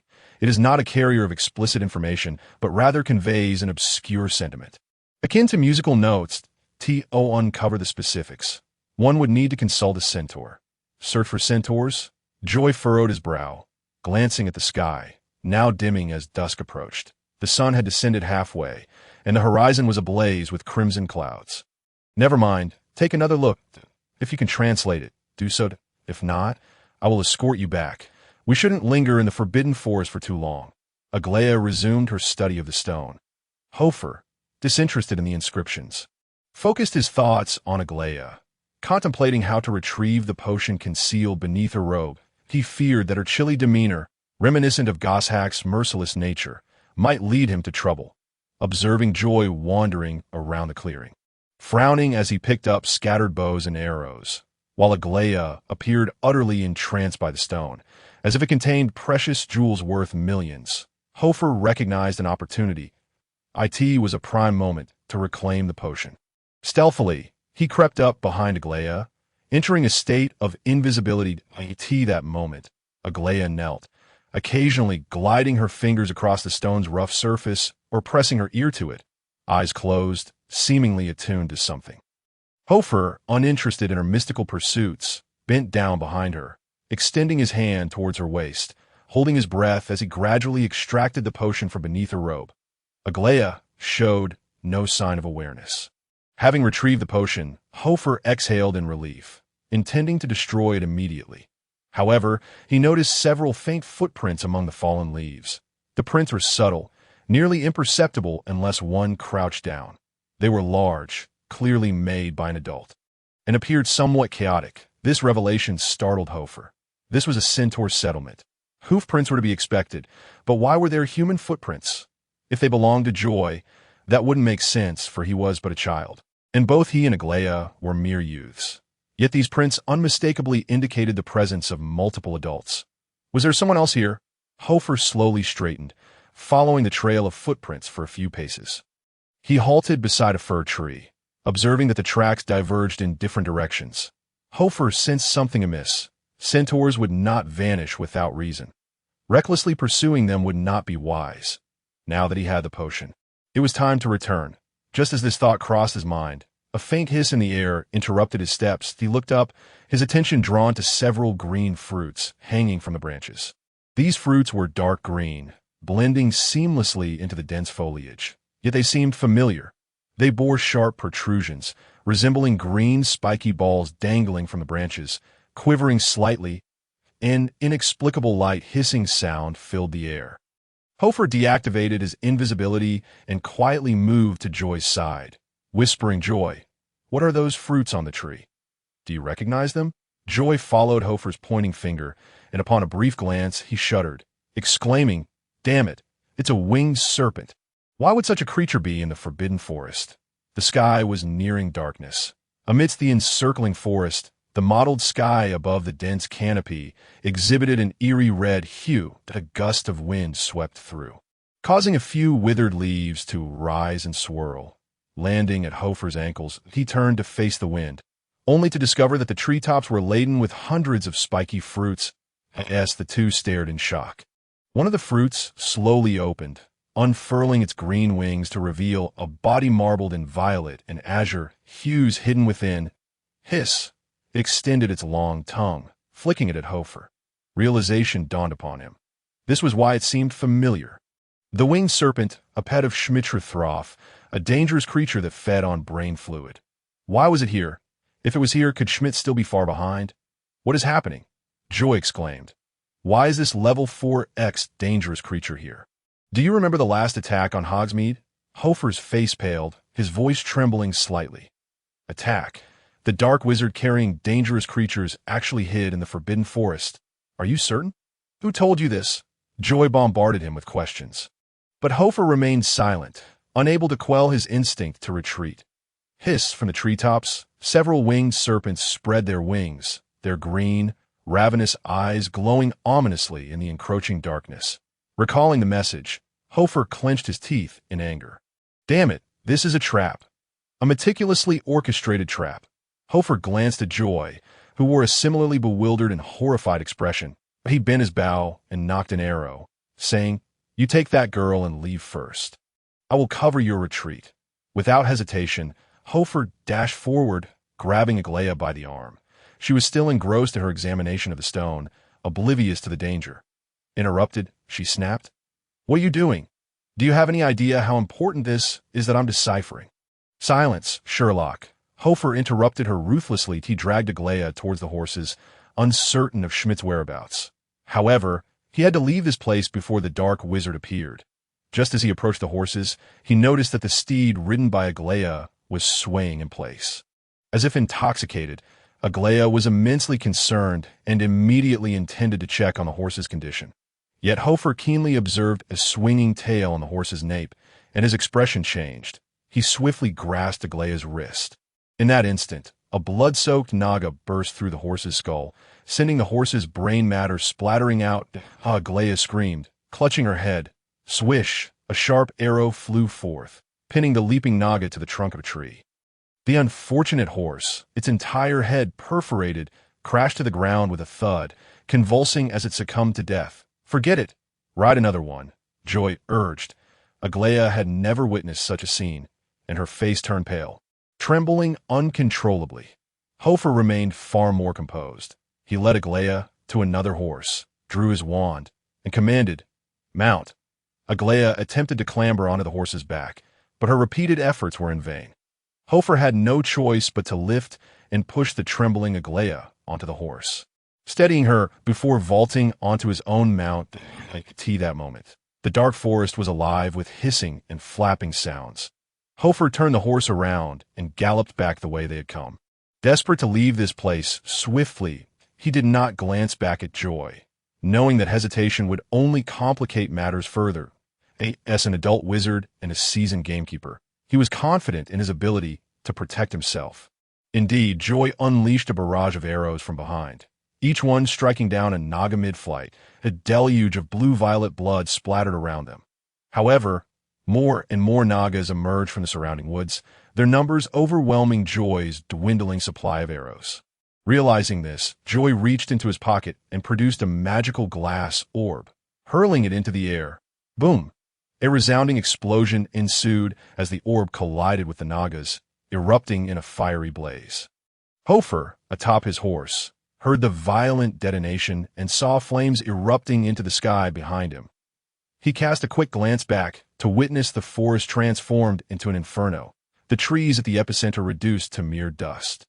The shockwave battered Hofar's face with leaves and soil. With no time to worry about Joy, Hofar noticed several Nagas tumbling toward him, colliding with the trunk of a tree. These creatures were remarkably resilient. After momentarily lying still, they scrambled back to their feet and charged at Hofar. He dared not look back, praying to escape the forbidden forest and return to the school. Yet, as he galloped onward, two Nagas seized Aglaia by the collar of her shoulder, yanking her from the horse's back. Although the creatures were small, their strength was astonishing. Bach! Aglaia barely had time to scream as she was whisked away by the Nagas, soaring through the air for several meters. Damn it! Hofar could not catch her in time, that he quickly turned his horse around, drew his wand, and shouted at Aglaia, "Petrificus totalis!" A flash of red light shot forth, petrifying both Aglaia and the two Nagas mid-flight. However, the situation did not improve. Upon being petrified, Aglaia and the Nagas plummeted from a height of nearly 10 meters. The ground below was a treacherous thicket of thorns. A fall from such a height would surely result in death or severe injury. What to do? Wingardium Leviosa! In a moment of desperation, Hofar cast the levitation charm. Yet, the spell proved ineffective on living beings. The white light struck Aglaia, but she continued to plummet. Damn it! Hofar's mind raced, desperately seeking a solution. Suddenly, a spell broke through the fog in his mind. Hofar raised his wand and swung it forcefully. Flippendo! A golden light flashed. The Half-Blood Prince's spell was indeed as straightforward and reliable as described in the original text. Aglaia was unexpectedly suspended upside down by her ankle, her head dangling in mid-air. Her school uniform revealed her undergarments and socks, her robe draping over her upper body. Hofar had no time to appreciate the scene. The two petrified Nagas fell to the ground. Their high magical resistance enabled them to bounce back almost immediately after landing in the thorns. Hofar leaped from his horse and rushed to Aglaia's suspended form, kicking aside the sharpest thorns while crushing the struggling Nagas beneath his feet. Finite incantatum. Hofar waved his wand and completed the incantation, catching the falling Aglaia in his arms. The force of their descent caused Hofar's arms to buckle, and they tumbled together, her robe entangling them both with the thorns. Stupefied, Hofar released the petrification spell. The instant the spell was lifted, Aglaia seized Hofar by the neck, exclaiming, "I'm going to kill you, Hofar Bach." What kind of spell was that? Her shrill scream pierced the air. Hofar was taken aback, after having gone through so much to save her. She immediately turned on him. Enraged, he pushed her away, retorting, "If you think your dignity is worth more than your life, then don't drag me into your mess." Aglaia fell silent, her face flushed to her neck, her teeth clenched in anger. Hofar had no intention of comforting her. He disregarded everything else, swiftly tearing off her robe and performing a somersault. The surroundings were shrouded in darkness, the light exceedingly faint. Hofar, with a furious Aglaia in tow, attempted to retrace their steps to the horses. Yet, the little black horse, which he had known for a month, seemed to sense something amiss. It glanced around in terror and galloped away on its own. Damn it! Hofar cursed, but suddenly his foot slipped, forcing him to brace himself against a tree trunk to avoid falling. He had stepped in something sticky. The metallic scent of blood filled his nostrils. Instinctively bending down to investigate, he saw a winding trail of crimson flowing across the ground. Unable to discern its clarity, he muttered, "Lumos." His wand illuminated the scene. Blood was everywhere, gathering into a small stream. He swallowed hard, instinctively shielding Aglaia behind him as he retreated, but the repugnant scent of blood only intensified with each step. As they backed away through a row of cold pines. Aglaia suddenly elbowed Hofar. Initially angered, Hofar turned to face her, only to be struck by a chill that coursed through him. Following Aglaia's trembling finger, he beheld a line of centaurs, motionless as if carved from stone, standing amidst the trees beneath the dim light of the newborn moon. They held their heads high, gazing at the sky, with at least a dozen in sight. Their coats varied in color, smooth yet dull, and though they appeared proud, their arms hung limply at their sides. Droplets of blood trickled from their foreheads, streaming down their robust bodies and pooling on the ground.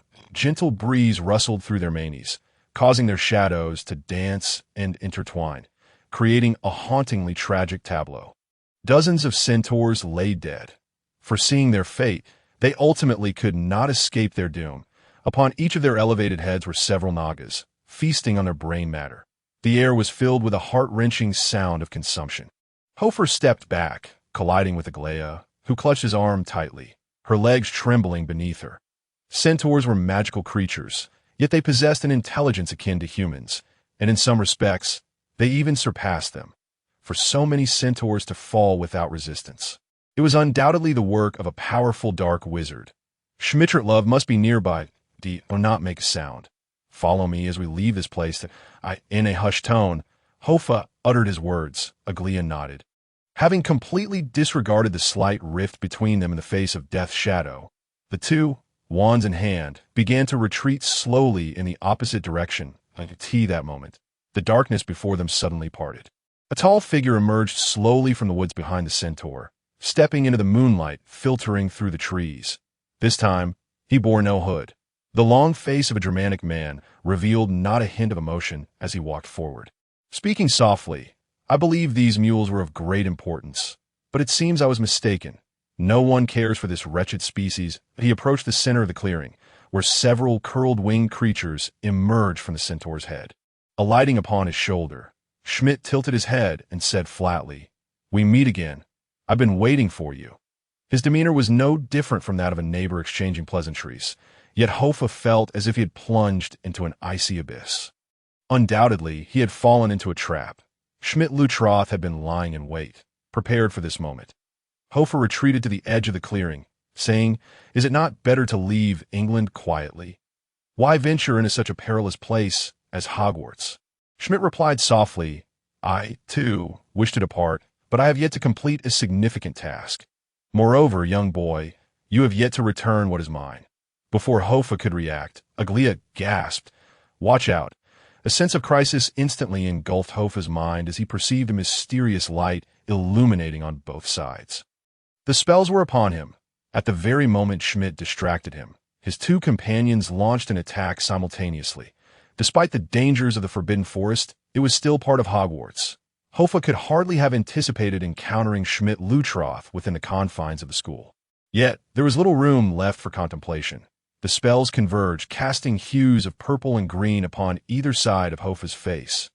Not a chance. Gritting his teeth, Hofar swiftly turned his head. He grasped the bewildered Aglaia and decisively slipped into the shadows. Ghostly strides before him, the world faded into shades of gray and white, a strange wind howling in his ears.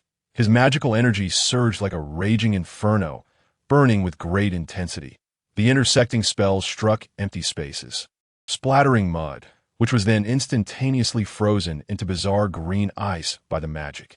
Hofar retreated swiftly within the shadows. In the dense forest, countless curled-winged creatures swiftly diverted their heads from the centaurs, soaring high into the air, hurtling towards Hofar and Aglia. Did you think that same trick would always work? Realizing that he had once again failed to strike Hofar, Schmidt remarked indifferently, to use magic that surpasses limits inevitably incurs costs beyond limits. I am curious how long you can endure. He tore open his garment, revealing a small beast coiled upon his chest. Roar! The beast's head twisted, letting out a roar as it rapidly expanded, spikes erupting from its head in a dense array until it grew to the size of a man. Thick gray smoke billowed forth from the beast's head. It was a venomous pouch leopard, an extremely dangerous magical creature of level 5X. Fortunately, it was still in its juvenile stage. Ghostly strides propelled Hofar swiftly backward. Retreating over 80 meters in mere seconds, he tore off a sleeve from Aglia's garment, ripping it in half. One half bound to her face, the other to his own. Clear water, like a spring. He dampened the fabric and pushed Aglia. Run quickly. Do not look back. Aglia, still shaken, yanked away the cloth covering her face.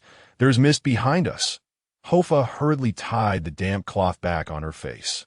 Fool, I do not wish to explain. Were this if you wish to live. Two dark wizards burst forth from the shadows.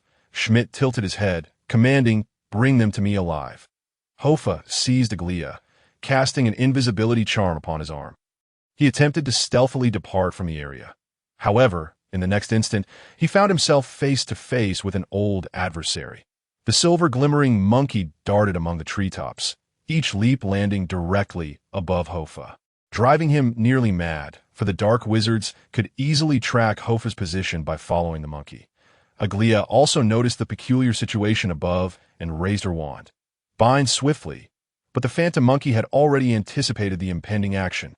Nimbly evading her spell, Aglia's incantation struck empty air, inadvertently revealing their location. The pursuing dark wizards immediately closed in from the opposite side.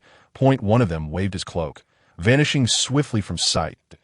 In the ensuing chaos, Hofar collided unexpectedly with a dark wizard emerging from the other side of the forest.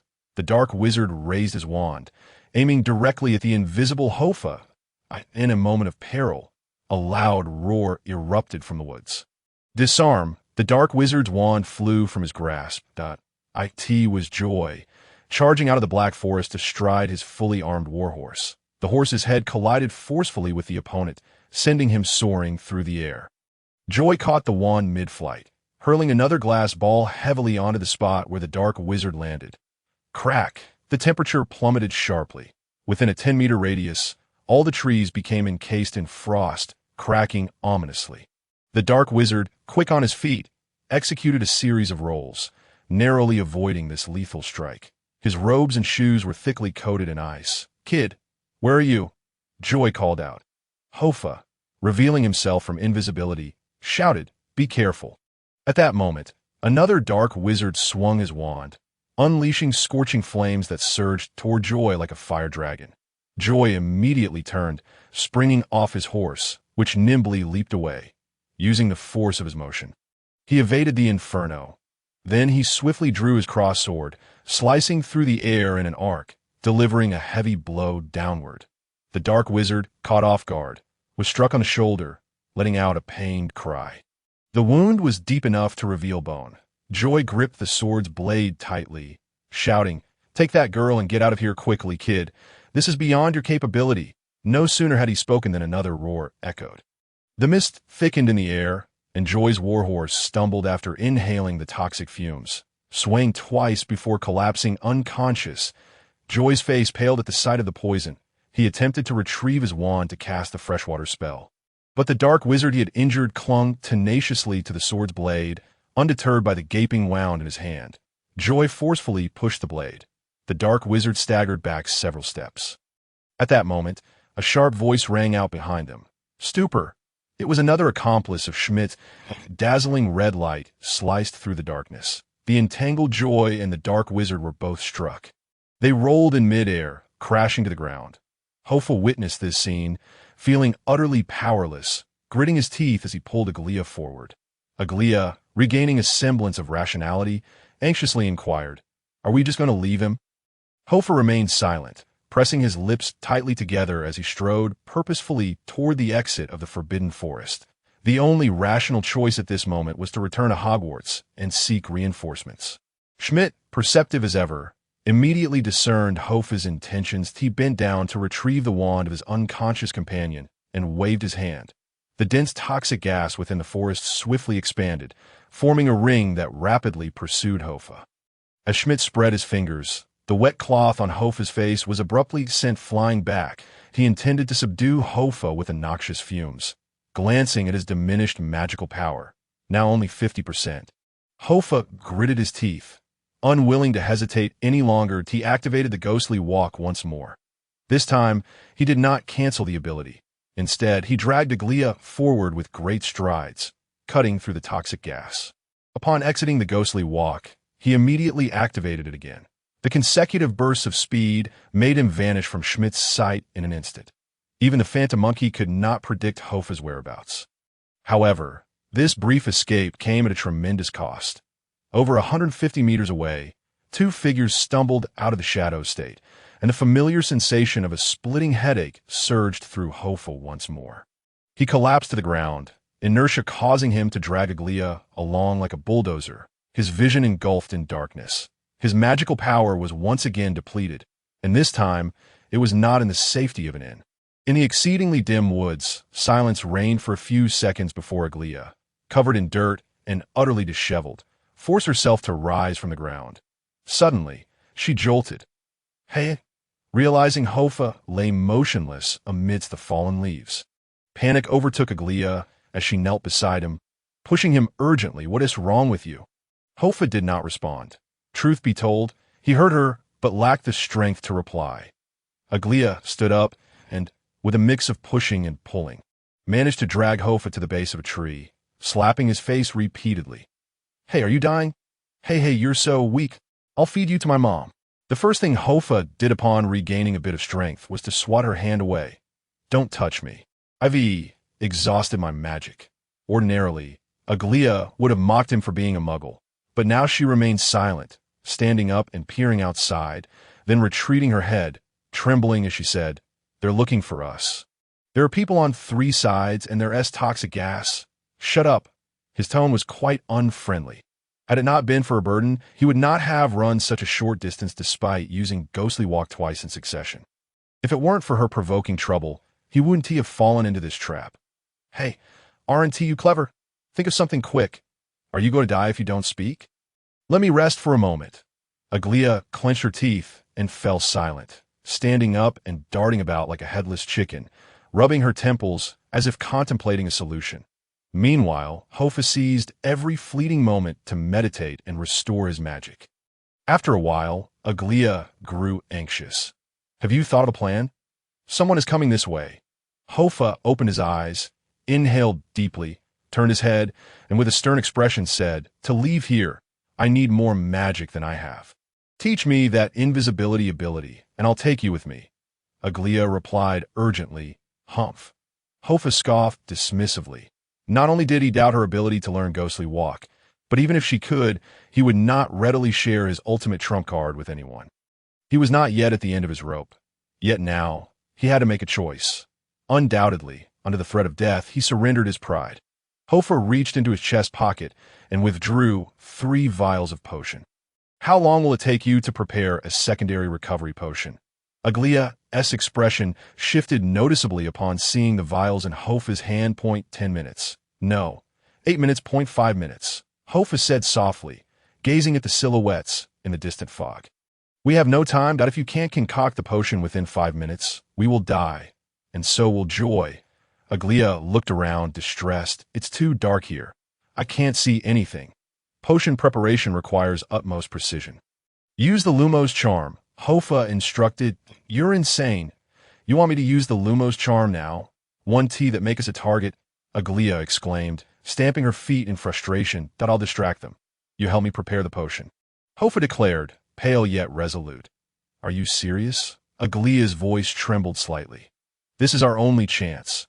Hofar calmly handed the potions to Aglia. Aglia took the vials, momentarily frozen in place. "Hurry up," Hofar urged. She stared at the dark palm before her, reached out to take the potions, and cast one last glance at Hofar before turning and disappearing into the forest without looking back. Watching Aglia vanish into the trees, Hofar leaned against the trunk, gazing up at the sky, closing his eyes to take a deep breath, his trembling hand clenching tightly. The adrenaline coursing through him left his mind in a state of heightened excitement and tension, while the fear of facing death alone made him shiver uncontrollably. Would she return? Or would she not? Hofar did not know. If given the choice, he would prefer not to entrust his life to Aglia. He did not want to place his trust in someone who had consistently opposed him. Even if she abandoned him and fled, he would not be surprised. He could never predict her actions. Everything she did seemed aimed at having him expelled. Though he was reluctant to admit it, he and Aglia were cut from the same cloth, both self-centered members of Ravenclaw. Aglia was overtly self-serving, while Hofar concealed his selfishness. Perhaps it was precisely this that fueled their mutual disdain. Hofar had no idea how Aglia would choose, yet he found himself devoid of options. Cooperation was his only recourse. At that moment, a myriad of chaotic thoughts flashed through his mind as if hundreds of voices were whispering incessantly. Die. Poor wretch. Don't die with your friends. Saintly bitch. Childish, brain dead that I misjudged you. Truly disgusting. The notion that she could return seemed far-fetched. He opened his eyes and exhaled, the warm air from his lungs condensing into mist in the crisp autumn air. His numb fingers gradually regained sensation. The starlight above shone brilliantly, and the whispers began to dissipate, fading into nothingness.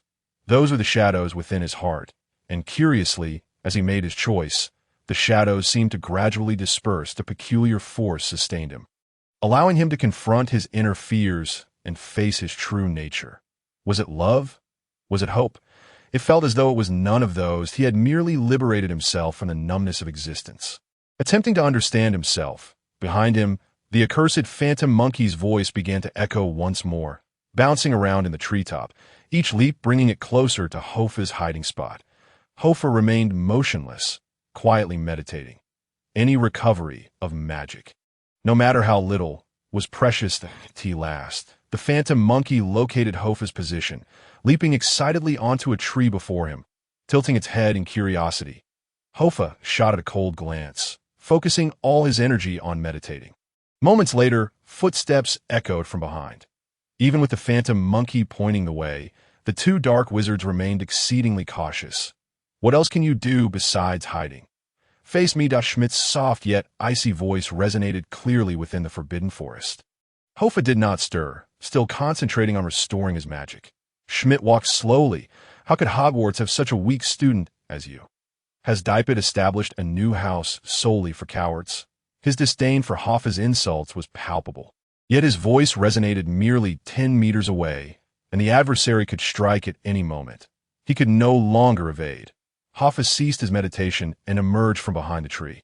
Schmidt immediately raised his hand, halting the subordinate beside him. The two stood face to face in the heart of the forest. The night was shrouded in impenetrable darkness, with eerie howls and bird calls echoing through the surrounding woods.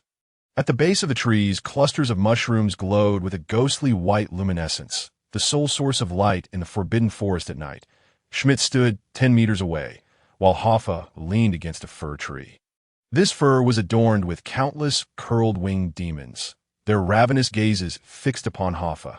With a mere command from Schmidt, they would rend him to pieces in an instant. However, Hofar believed that his opponent would not act just yet. At least until he obtained what he desired, he would be granted a few more minutes of life. The taste of overextending one's magical power is rather unpleasant, isn't it, little boy? Schmidt inquired softly. If you run again, you might end up a fool. Schmidt's tone was gentle, yet devoid of emotion. In fact, from the moment Hofar first laid eyes on this man, he had maintained an expressionless demeanor, as though someone had severed the nerves in his brain that processed emotion, rendering his face a mere mask. You may as well give it a try, Hofar said, gripping his wand and flashing a grin. Engaging in combat was not an option. He could only buy time through conversation. That I have slain many wizards, but I must admit, you are the second most troublesome I have encountered. What magical secrets do you possess that allow you to elude the curses time and again? How embarrassing to not be the first, Hoffa replied slowly, casting a glance into the depths of the forbidden forest. 2 minutes passed, and he still had no idea whether Aglaya would return. What is your name? Schmidt took a step closer. Tom Riddle, Hoffa replied candidly. Tom, is it? I greatly admire your talent and abilities. Come with me. This place is unsuitable for you, not conducive to your development. As Schmidt spoke, Hoffa felt an inexplicable sway in his mind, as if the words held a peculiar power that compelled one to relax and draw near. Hoffa bit his tongue, the taste of blood sharpening his clarity. The meditation he had practiced for over 6 months was now bearing fruit. His spirit was exceedingly high, and the seductive spells had no effect on him. Hoffa stared coldly into Schmidt's gray eyes, fixed in an expressionless mask. What are the benefits? What do you offer? He would not acquiesce, but he needed to prolong the conversation. 4 minutes had elapsed, and there was still no sign of Aglaya's return. Benefits? Schmidt tilted his head. You hardly strike me as a scion of a pure blood family. What do you think Hogwarts will teach you? They will only mold you into a soldier and send you to the battlefield to serve the Ministry of Magic and the British elite. Schmidt advanced another step. You will become a pawn for those ancient pure blood families, a puppet controlled by the Depeats that is this the life you desire. He stepped closer, narrowing the distance between them to 5 meters. Hoffa's heart raced, his feet arching, fingers gripping the tree bark tightly. Above, the drool of the curled-winged demons dripped onto Hoffa's shoulders and hair. Those with true power never bow to others. The lofty pureblood families will inevitably fade into obscurity with the passage of time. This is the inevitability of history, Schmidt spoke calmly, tilting his head. The world of wizarding families will ultimately disintegrate, becoming a realm for individuals, just as Hogwarts will. Is that so? Who taught you such words? Hoffa asked, his fingers clutching the tree trunk tightly. Tom, you stand on the wrong side. We can strive together for a greater purpose, following in the footsteps of the great Gellert Grindelwald. Schmidt's lips curled into a rare smile. I do not know any Gellert Grindelwald, Hoffa replied cautiously. You will come to know him very soon. Tom, as he spoke, he moved closer. 5 minutes had passed, and Hoffa's heart, once racing, began to settle. The forest lay in silence, with no sign of Aglaya's return. Could you allow me a moment to think? My mind is rather muddled, Hoffa said. Schmidt halted, a mechanical, chilling smile forming on his expressionless face. Time ticked away, each passing second stripping away a sliver of hope from Hoffa's being. 6 minutes passed. Hoffa felt he might have misjudged his allies. Perhaps no one would come to his aid. Perhaps everyone was merely a self-serving creature, a solitary eagle destined for loneliness. Have you made your decision? Schmidt slowly drew his wand, and above, countless curled-winged demons bared their teeth. With a mere flick of his wand, Hoffa's demise was assured. 7 minutes. In despair, Hoffa sighed and released his grip on the tree. You win. Take me away. Hoffa! A sharp cry rang out from the depths of the forest. He turned to see Aglaya emerging breathlessly from the trees. Then, her body arced forward, and she hurled a brilliant glimmer of light with all her might. Catch it! It was a restorative potion. Hoffa's eyes sparkled with hope. The girl had truly returned. Like a traveler in a desert spotting an oasis, an unseen force propelled him forward. He watched as the vial of potion fell through the air. And, fueled by an unknown strength, he reached out to seize it.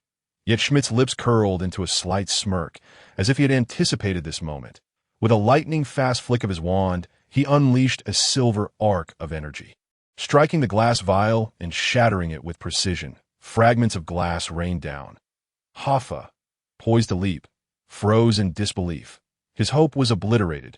It was evident that Schmidt had been on guard the entire time.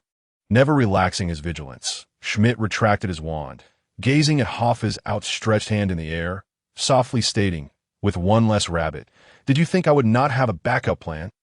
Hoffa's expression solidified, a sense of foreboding washing over him.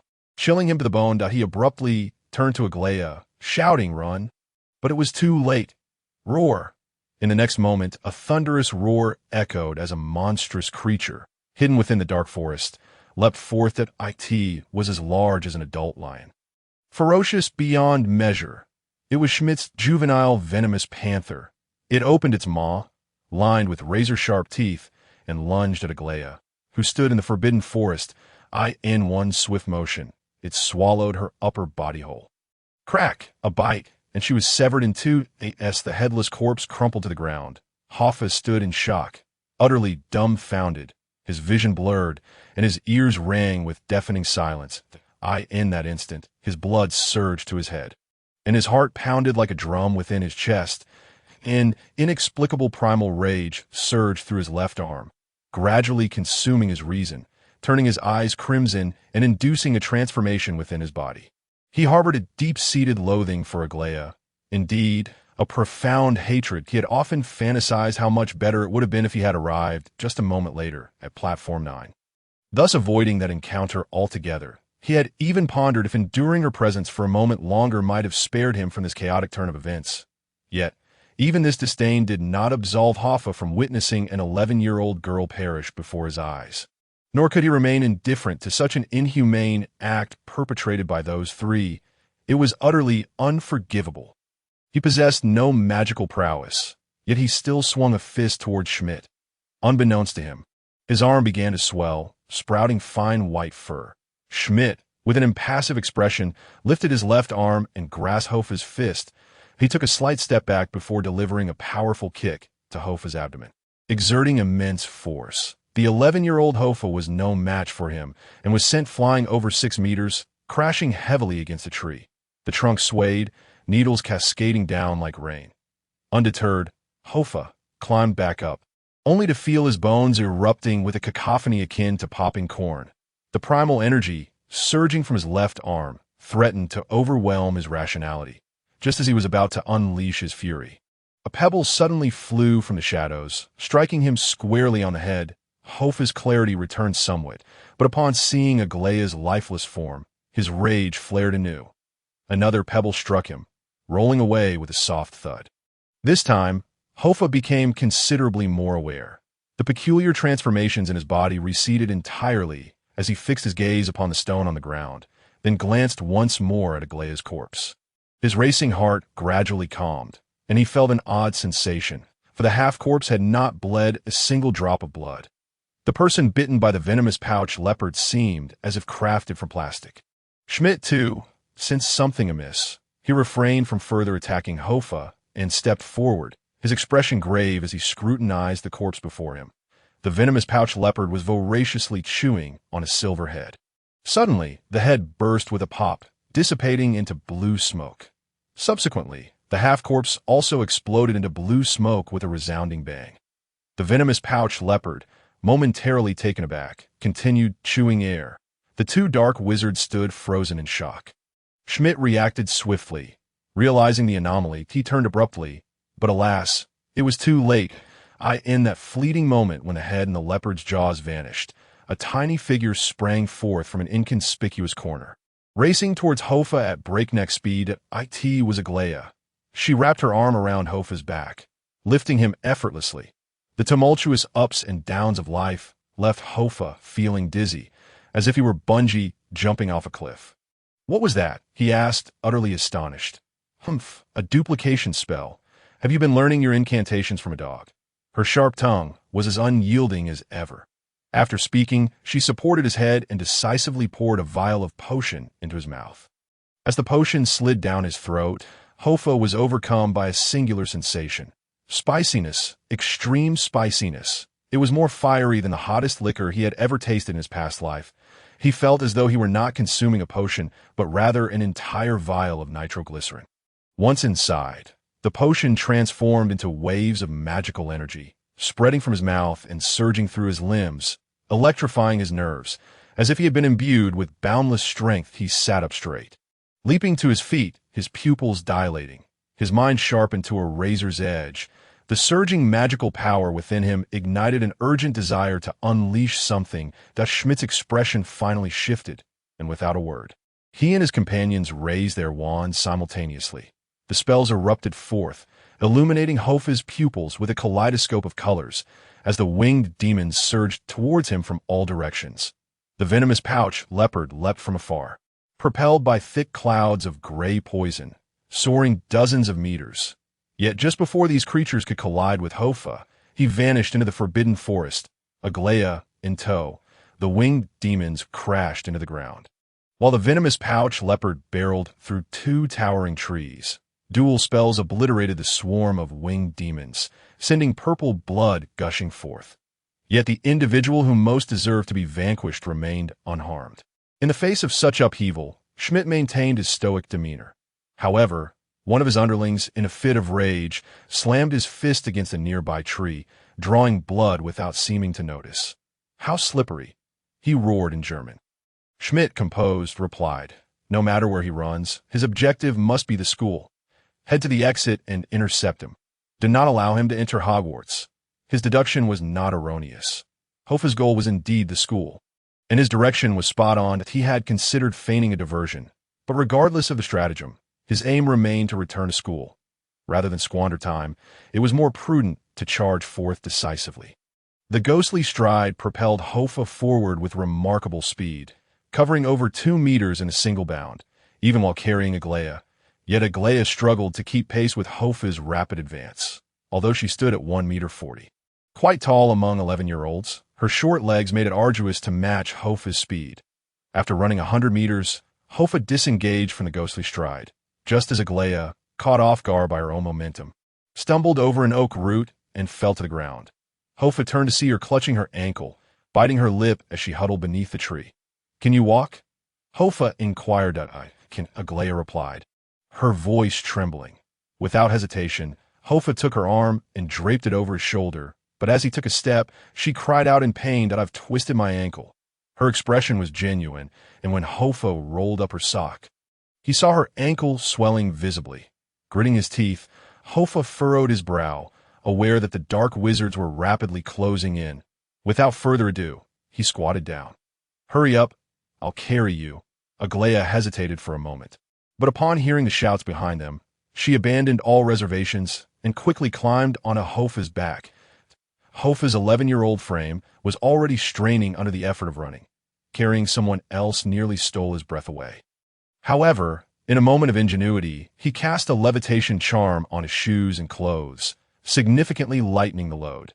Just as Hofar hoisted Aglaia onto his back, a chilling voice echoed from behind. "True wizards do not deign to flee. Little boy, haven't your parents taught you that? Or do you have no parents at all, merely a product of mud?" The taunt aimed to provoke him, but Hofa's gaze remained unwavering as he pressed on. The voice continued, "I am quite curious. Do you truly accept your fate so readily? Do you not feel humiliated, a man whose sole ambition is to escape? What future can you possibly have?" Aglaia's expression was one of profound worry as she lay on Hofa's back, covering his ears with her hands.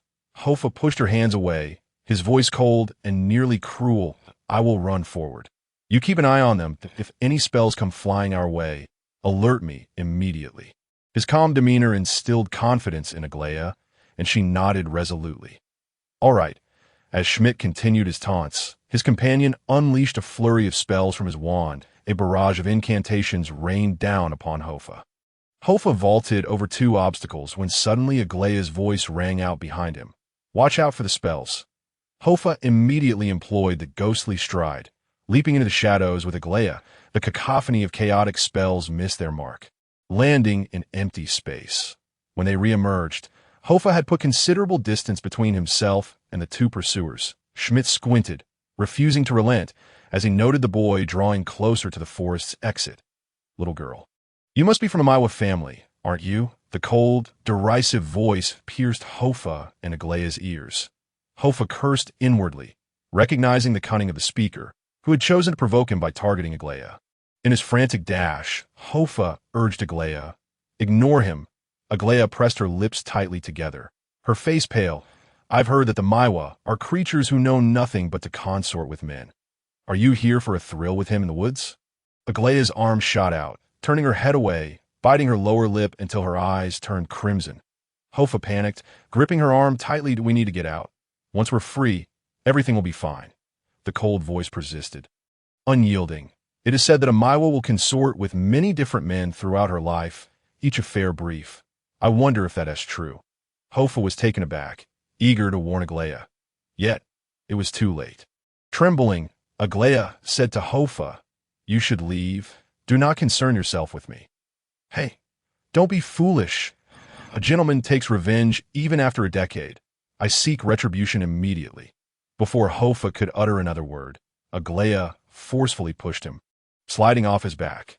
Upon landing, she drew her wand and limped toward Schmidt, her eyes ablaze with fury, her visage as cold as ice.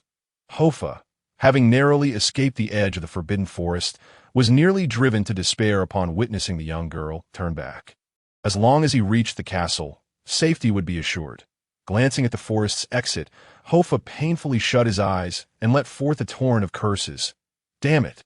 After cursing, he stomped his foot and turned to charge at Aglaia. Aglaia brandished her wand, shouting incomprehensible incantations in fury.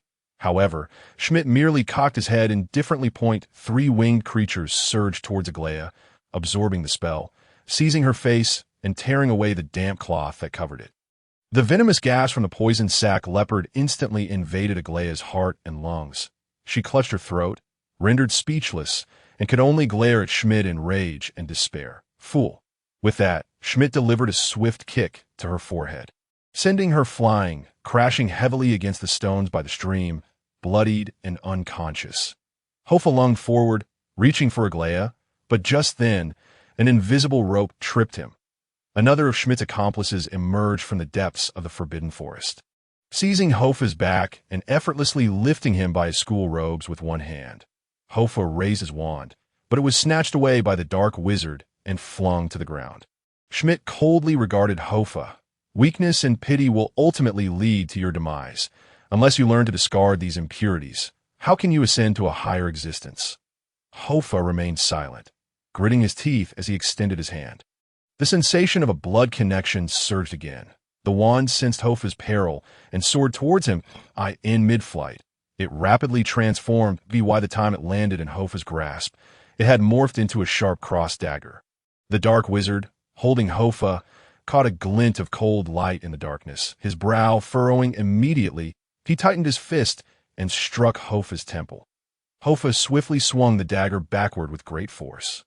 As the blade extended, the dark wizard sensed the danger and decisively abandoned his attack on Hoffa. He forcefully shoved Hoffa's back and leaped back, attempting to create distance that he succeeded, but it was already too late. The blade elongated swiftly, slicing through the air in a silver crescent arc. Magic was instantly drained from Hoffa as blood erupted from him, showering the dark wizard, who staggered backward before collapsing to the ground. The wand fell limply from his right hand. He clutched his chest desperately, only to discover a massive gash had appeared on his neck, and a great wound stretched from his abdomen to his forehead, slicing his face askew. With his one remaining eye fixed on Hoffa, his lips moved, but only raspy sounds emerged. The sensation of drained magic left Hoffa's lips pale as he stumbled to rise, retreating repeatedly until he leaned against a tree trunk to avoid falling. Waste, Schmidt advanced, kicking aside his injured comrade, and pointed directly at Hoffa. Piercing the heart, a cruel red light shot forth that Hoffa's pupils constricted to pinpricks. Yet in that moment, he felt no inclination to retreat. Conquering his fear, an inexplicable strength surged within him. Propelling him to stand, he watched as Schmidt spat on the ground, and with the dagger in hand, charged toward the heart-piercing curse. Even if it meant death, he would strike down his adversary first. Schmidt was taken aback by the boy's ferocity, yet he showed no sign of yielding, remaining coldly rooted in place. Hoffa raised his dagger. The spell cast a crimson hue across his face. Just then, an ancient oak tree came to life beside him. It uprooted itself and leapt between Hoffa and Schmidt, its massive branches crossing in defense. The heart-piercing curse was completely blocked by the enormous trunk. Hoffa collided with the tree, disoriented. Schmidt lowered his wand, taking a slow step back. Hoffa, pale-faced, turned to see a tall figure in a gray robe standing at the entrance of the forbidden forest. With a reddish-brown beard, it was Dumbledore. Schmidt's expression remained impassive as he raised his wand, decisively unleashing a bolt of blue lightning towards Dumbledore. Dumbledore twirled his cloak and vanished. In an instant, he reappeared behind Schmidt. As the surrounding trees sprang to life, wherever he stepped, trees erupted from the ground. The massive Trant gently lowered Hoffa to the ground and pressed one hand to the earth, Countless branches crackled as they plunged into the ground, beginning to grow wildly. Amidst the shifting soil, numerous small treants emerged, wielding wooden swords and glowing with an eerie light. The animated treants encircled Schmidt, forming a dense barrier. This spectacle sent Hofa's heart racing. This was transfiguration. Schmidt squinted, murmuring, "Albus Dumbledore, T.S. me. I never expected you to be so eager." Dumbledore spoke calmly. "The war has yet to begin, yet you rush to prison." As he spoke, he casually flicked his wand. A golden light burst forth, illuminating the night as if it were day. The magical energy rippling through the air caused Hofa, hidden behind the treants, to feel a prickling sensation. Under the weight of Dumbledore's spell, Schmidt's expression hardened as he waved his wand. Rows of metal shields appeared before him, yet they offered no resistance against the penetrating golden light. In a moment of crisis, Schmidt reached out, seizing the unconscious Aglaia by the tree's edge, employing her as a human shield. Dumbledore immediately raised his wand. The highly penetrating golden spell curved, severing several thick tree trunks before vanishing into the forbidden forest. "Schmidt, have you truly fallen to such depths? How lamentable," Dumbledore reflected. "I must say, I found the old you more endearing." "Necessary personal sacrifices are indispensable for a brighter future," Schmidt responded nonchalantly. "Only by shedding the old self can one embrace the light of rebirth." "Do you not understand this?" Dumbledore sighed. "Indeed, I understand. However, arriving at Hogwarts with 2 accomplices and a host of magical creatures is rather presumptuous, wouldn't you say?" With that, he swiftly waved his wand. A sharp stone wall erupted from the ground, slicing upward with a blade-like edge, swiftly severing Schmidt's arm. Schmidt's arm, along with Aglaia, soared high into the air as Dumbledore extended his arms, grasping his wand with one hand and the unconscious Aglaia with the other. Despite losing an arm, Schmidt smiled slightly, showing no hesitation as he turned to flee. Yet, vines erupted from the ground, ensnaring Schmidt tightly. Within moments, it was all over. Of course, this was merely Hofa's perception, as Dumbledore gently set Aglaia down. His expression remained taut. Suddenly, the entangled Schmidt contorted and collapsed, transforming before Hofa's astonished gaze into a transparent, flabby jellyfish with multiple tentacles, slumping to the ground. Nothing else remained, a decoy jellyfish, Dumbledore murmured as he lowered his wand. "I should have anticipated this." He then stowed away his wand and cradled Aglaia, moving beside Hofa. That moment, Hofa's heart finally settled. Dumbledore's arrival had lifted the shadow of death from him, yet it also ushered in another crisis. Upon entering the Forbidden Forest, what kind of punishment would he face? Would he be expelled? Dumbledore stood before Hofa, his piercing blue eyes gazing down at him, momentarily silent, a look of discomfort washing over Hofa. "A courageous yet reckless act. I truly did not expect to encounter you here." Dumbledore finally spoke, his tone measured. Hofa was at a loss for words, remaining silent. Dumbledore inquired sternly, "Do you still possess strength?" Hofa nodded silently. "Take her back to the hospital wing and find Nurse Reiner. I will handle matters here." With that, he entrusted the unconscious Aglaia to Hofa. 5 minutes later, Hofa emerged from the Forbidden Forest, breathless as he carried the unconscious Aglaia, making his way towards the castle. Along the way, he observed the castle ablaze with light. The heads of the various houses, accompanied by faculty and prefects, were hastily heading towards the scene of the incident.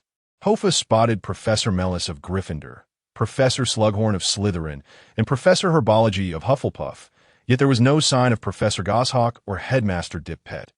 Hofa circumvented the crowd, taking a small path back to the castle while carrying Aglaia. On the castle lawn, students from different houses were laughing and engaging in playful banter, reveling in their leisure time after a long day. The air was infused with a faint scent of flowers and dried grass. The crisp breeze of late autumn contrasting sharply with the harrowing events that had transpired outside. They were blissfully unaware of everything that had unfolded in the Forbidden Forest, oblivious to the fact that a whole centaur tribe had been ruthlessly slaughtered less than 20 kilometers away.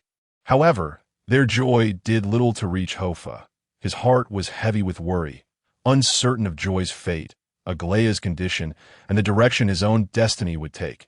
The hospital wing was located in a separate tower, quite distant from a main building, situated on the eastern side of the castle. By the time Hofar arrived at the hospital, his legs felt weak from exhaustion. The overexertion of his magical energy had rendered his head painfully throbbing, as if it had been cleaved by a massive axe. Fortunately, the nurses had been informed in advance, rushing to meet him from a distance. In his previous life, he had only known Madame Pomfrey as the school nurse. However, she was conspicuously absent, perhaps still engrossed in her studies or interning at another hospital. Instead, the hospital wing was overseen by a tall, elderly man named Reiner, whose hair was a mix of white and gray, and who wore a mask. He merely checked Aglaya's breathing before turning to the nurses and instructing, "Prepare a quarantine room. Take these two inside for disinfection and examination." "I am not poisoned," Hofar protested. But Dr. Reiner paid him no heed, merely shooting him a disapproving glance. After enduring a series of uncomfortable disinfecting procedures and physical examinations, Hofar was placed in a communal ward. Physically, he had sustained minimal injuries, but the real damage was to his spirit. The manic fervor from the continuous overexertion of magical energy left him unable to sleep soundly for 2 days. During this period, he truly experienced the sensation of profound loneliness. In his previous life, he had witnessed Harry getting injured, yet each time, he would have a multitude of friends visiting him. In contrast, Hofar found himself sitting idly on his bed for 2 days, receiving only occasional visits from a few nurses who changed his dressings and provided him with liquid nourishment. Thankfully, he had the meditation techniques of the Mirajibo Walker to help repair the mental strain caused by the overexertion of magic, which made the time somewhat bearable. It was not until 2 days later that Miranda and a few of his roommates finally came to visit him. They brought Hofar some candies and chocolate frogs. Miranda expressed her shock at his injuries, mentioning that the school had sealed off news of his condition. No one knew what had transpired in the Forbidden Forest 2 nights prior, in contrast to Miranda's tense demeanor. The other 2 roommates seemed more concerned about Aglaya's status than Hofar's well-being. Miranda asked Hofar what had happened in the Forbidden Forest, but instinctively he felt an urge to keep the events of that night a secret from anyone. Thus, he downplayed the incident, claiming he had merely fallen off a horse and had forgotten everything else. This left Miranda feeling disheartened. "Hey, Hofar, you always act so mysteriously," Miranda remarked. Hofar was unsure how to respond, so he used his need for rest as an excuse to send his friends away, but he noticed the look of disappointment on Miranda's face as she departed. That night, Hofar managed to get a decent night's sleep. The following day, as sunlight streamed into the hospital ward once more, he saw that Aglaya had been moved from the emergency room and was now resting peacefully in the bed to his right. To his relief, Joy lay in the bed to his left. Although his face was bruised and his expression pained, it seemed he was no longer in danger of death. "Are you awake?" Just as Hofar let out a sigh of relief, he heard a voice beside him. Startled, he turned to see someone seated in the visitor's chair, obscured in the shadows. It was Dumbledore, his hands folded neatly over his knees, quietly observing Hofar. "Professor," Hofar said, sitting up, his heart racing with apprehension. Did he know about Hofar's previous transgression in the Forbidden Forest? If this were deemed a violation, according to the rules set by Almond Dippet, he could face immediate expulsion. However, Dumbledore did not hold the power to decide his fate. That authority rested with Goshawk. "I have captured the 2 remaining dark wizards. Except for Lutroth," Dumbledore stated evenly. One was severely injured by Joy, while the other has had his vocal cords severed. As of now, they have yet to utter a single word. Hofar's heart skipped a beat. Although he had used a transformation spell to injure the dark wizard, he doubted Dumbledore would commend him for it. Yet Dumbledore did not delve deeper into that matter, continuing, "Dark wizards cannot enter the Forbidden Forest. This school is shielded by potent protective and interference spells. Without special assistance, they cannot gain entry. I suspect there may be an insider among the staff." "What are your thoughts on this? An insider?" Hofar's expression turned puzzled. Why would Dumbledore seek his opinion? He was merely a first-year student. Surely Dumbledore did not think he possessed any pertinent information. Hofar shook his head in silence. Dumbledore sighed softly, a hint of disappointment evident in his demeanor. He added, "Headmaster Dippet and Deputy Headmaster Goshawk are currently in Germany. They may return next week. By then, I fear Joy will face serious repercussions. Why? Hofar shot up from his bed. He saved us. He had placed 2 younger students in jeopardy. This incident had exceeded the faculty's responsibilities, and he might face expulsion as a result. Dumbledore maintained a stoic expression. He was unaware of the dark wizards in the Forbidden Forest. He only sought to understand the meaning of the Centaur's writings. You cannot judge the rightness or wrongness of an action solely based on its outcome. Hofar was taken aback by his own fervent response. He had not anticipated such a passionate reaction from himself. Dumbledore fell silent, lowering his gaze to scrutinize Hofar. Suddenly, a smile broke upon his face. The night I saw you in the Forbidden Forest, I wondered why you were not in Gryffindor. It seems, indeed, Ravenclaw suits you better. Hofar was at a loss for the meaning behind Dumbledore's words, merely pursing his lips in silence. Dumbledore continued, "You need not concern yourself with faculty matters. That I am here today as a regular teacher, simply visiting you." "Hofar, do you recall what I mentioned in our first lesson?" Hofar remained mute. Be cautious. Hofar. Overexerting magical energy is not the mark of a wise wizard. Forcibly employing magic beyond one's capacity is an exceedingly perilous endeavor. Hofar sighed. "I understand. I will be more careful next time." "Excellent." Dumbledore rose to his feet, his expression softening slightly. "It is undoubtedly challenging to navigate the world alone. Sometimes, relying on friends is not a sign of weakness. What do you think?" He gazed at Aglaia as she finished speaking, then pushed the door open and exited the ward, watching as Dumbledore's silhouette faded to the threshold. For a moment, Hofar remained motionless, lost in thought and confusion. The letter bearing the arrow message that Joy had received could not possibly have been penned by a centaur. Who then had orchestrated the trap targeting either himself or Joy? Who was the insider that Dumbledore had mentioned? After a considerable time, Hofar, bereft of answers, collapsed onto his pillow. His mind in disarray, he looked out at the Scottish Highlands, feeling an ineffable sensation within, regardless of who had devised the trap. He had always been too passive, passively adapting to his surroundings, passively accepting his fate. This time, it was Dumbledore who had saved him. But what of the next? The inscrutable future left him bewildered, while the lurking shadows instilled a sense of dread. Hofar yearned for change, urgently wishing to take a more proactive role in shaping his destiny. He could no longer continue in this manner. He longed to pierce through the fog that obscured his vision. Shortly thereafter, with the aid of meditation, Hofar's mental wounds began to heal. Yet, Dr. Rayner insisted that he could not be discharged until the treatment course was complete. In this regard, he was no different from the future Madame Pomfrey. Aglaia had been hospitalized for several days, during which time a steady stream of male visitors came to see her. Some even returned multiple times. They brought flowers, fruits, cards, and chocolate frogs. Those chocolate frogs piled up on the table, forming a small hill, croaking incessantly. Even Hofar, the oft-overlooked Ravenclaw, basked in a bit of this attention, receiving a small bag of fruits, due to Aglaia's table being too cluttered to accommodate them. Indeed, it was a world that favored appearances. Joy, however, was not so fortunate. Living in seclusion, his illness went unnoticed. Hofar bore part of the responsibility for looking after him, worrying that the magical creatures he tended might perish from neglect. On the final day of Dr. Rayner's treatment, Hofar awoke at dawn by the hospital bed. He felt invigorated. Aglaia appeared well too. Her complexion was rosy, and she slept soundly, save for a bandage encircling her forehead. In stark contrast, Joy's pallor remained ghastly. The venom from the venomous leopard had severely afflicted him, and he had recently been sporadically vomiting a dark purple toxin. After awakening, Hofar poured a glass of water for Joy, knowing that without ample hydration, the dehydration caused by vomiting could prove fatal. Watching Joy, Hofar felt a wave of trepidation. Despite the passage of days, the specter of the unknown still loomed over him. Breakfast was served at 8, and Aglaia stirred awake. Upon seeing Hofar seated by Joy's bedside, she promptly turned away, feigning sleep. However, her ruse was short-lived as the school nurse, Dr. Rayner, ambled over with his hands tucked into his lab coat. He conducted his rounds, changing the dressings for both patients and that moment.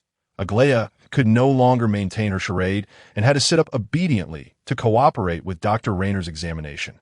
Once finished, the taciturn physician muttered a few instructions to the nurse before departing, leaving only Hofar and Aglaia awake in the room. The atmosphere fell into an uncomfortable silence, one that would have made Freud frown.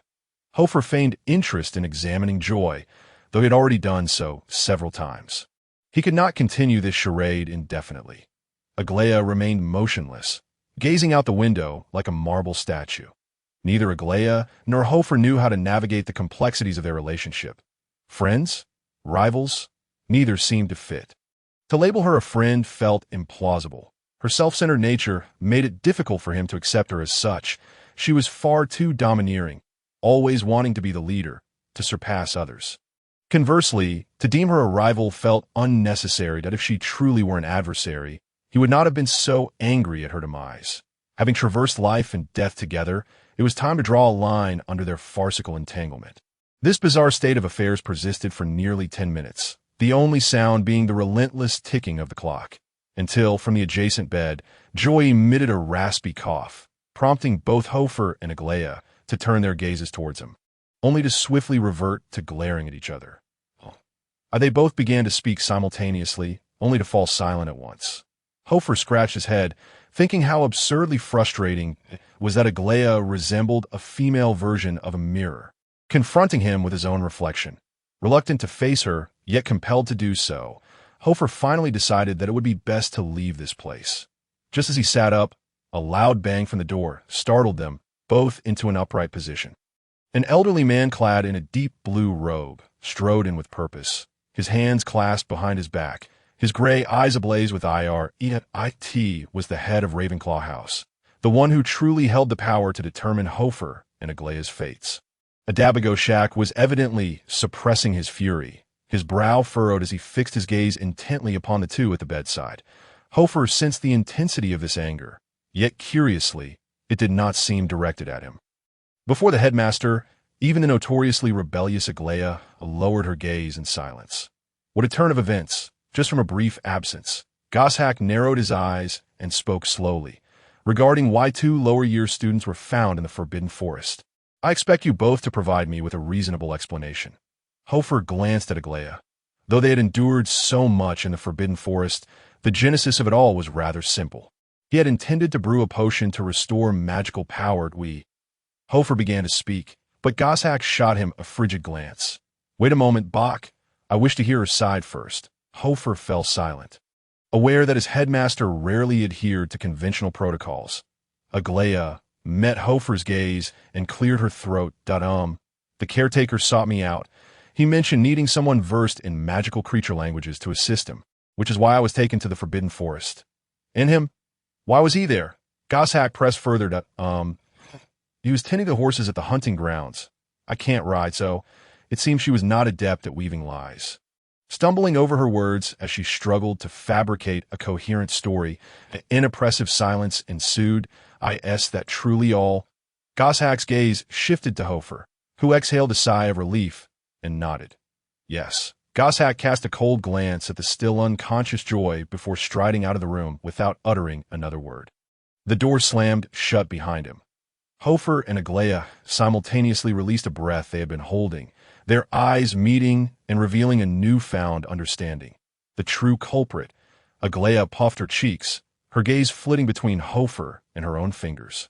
Hofar felt a twinge of concern rising within him, a worry that pertained to Joy.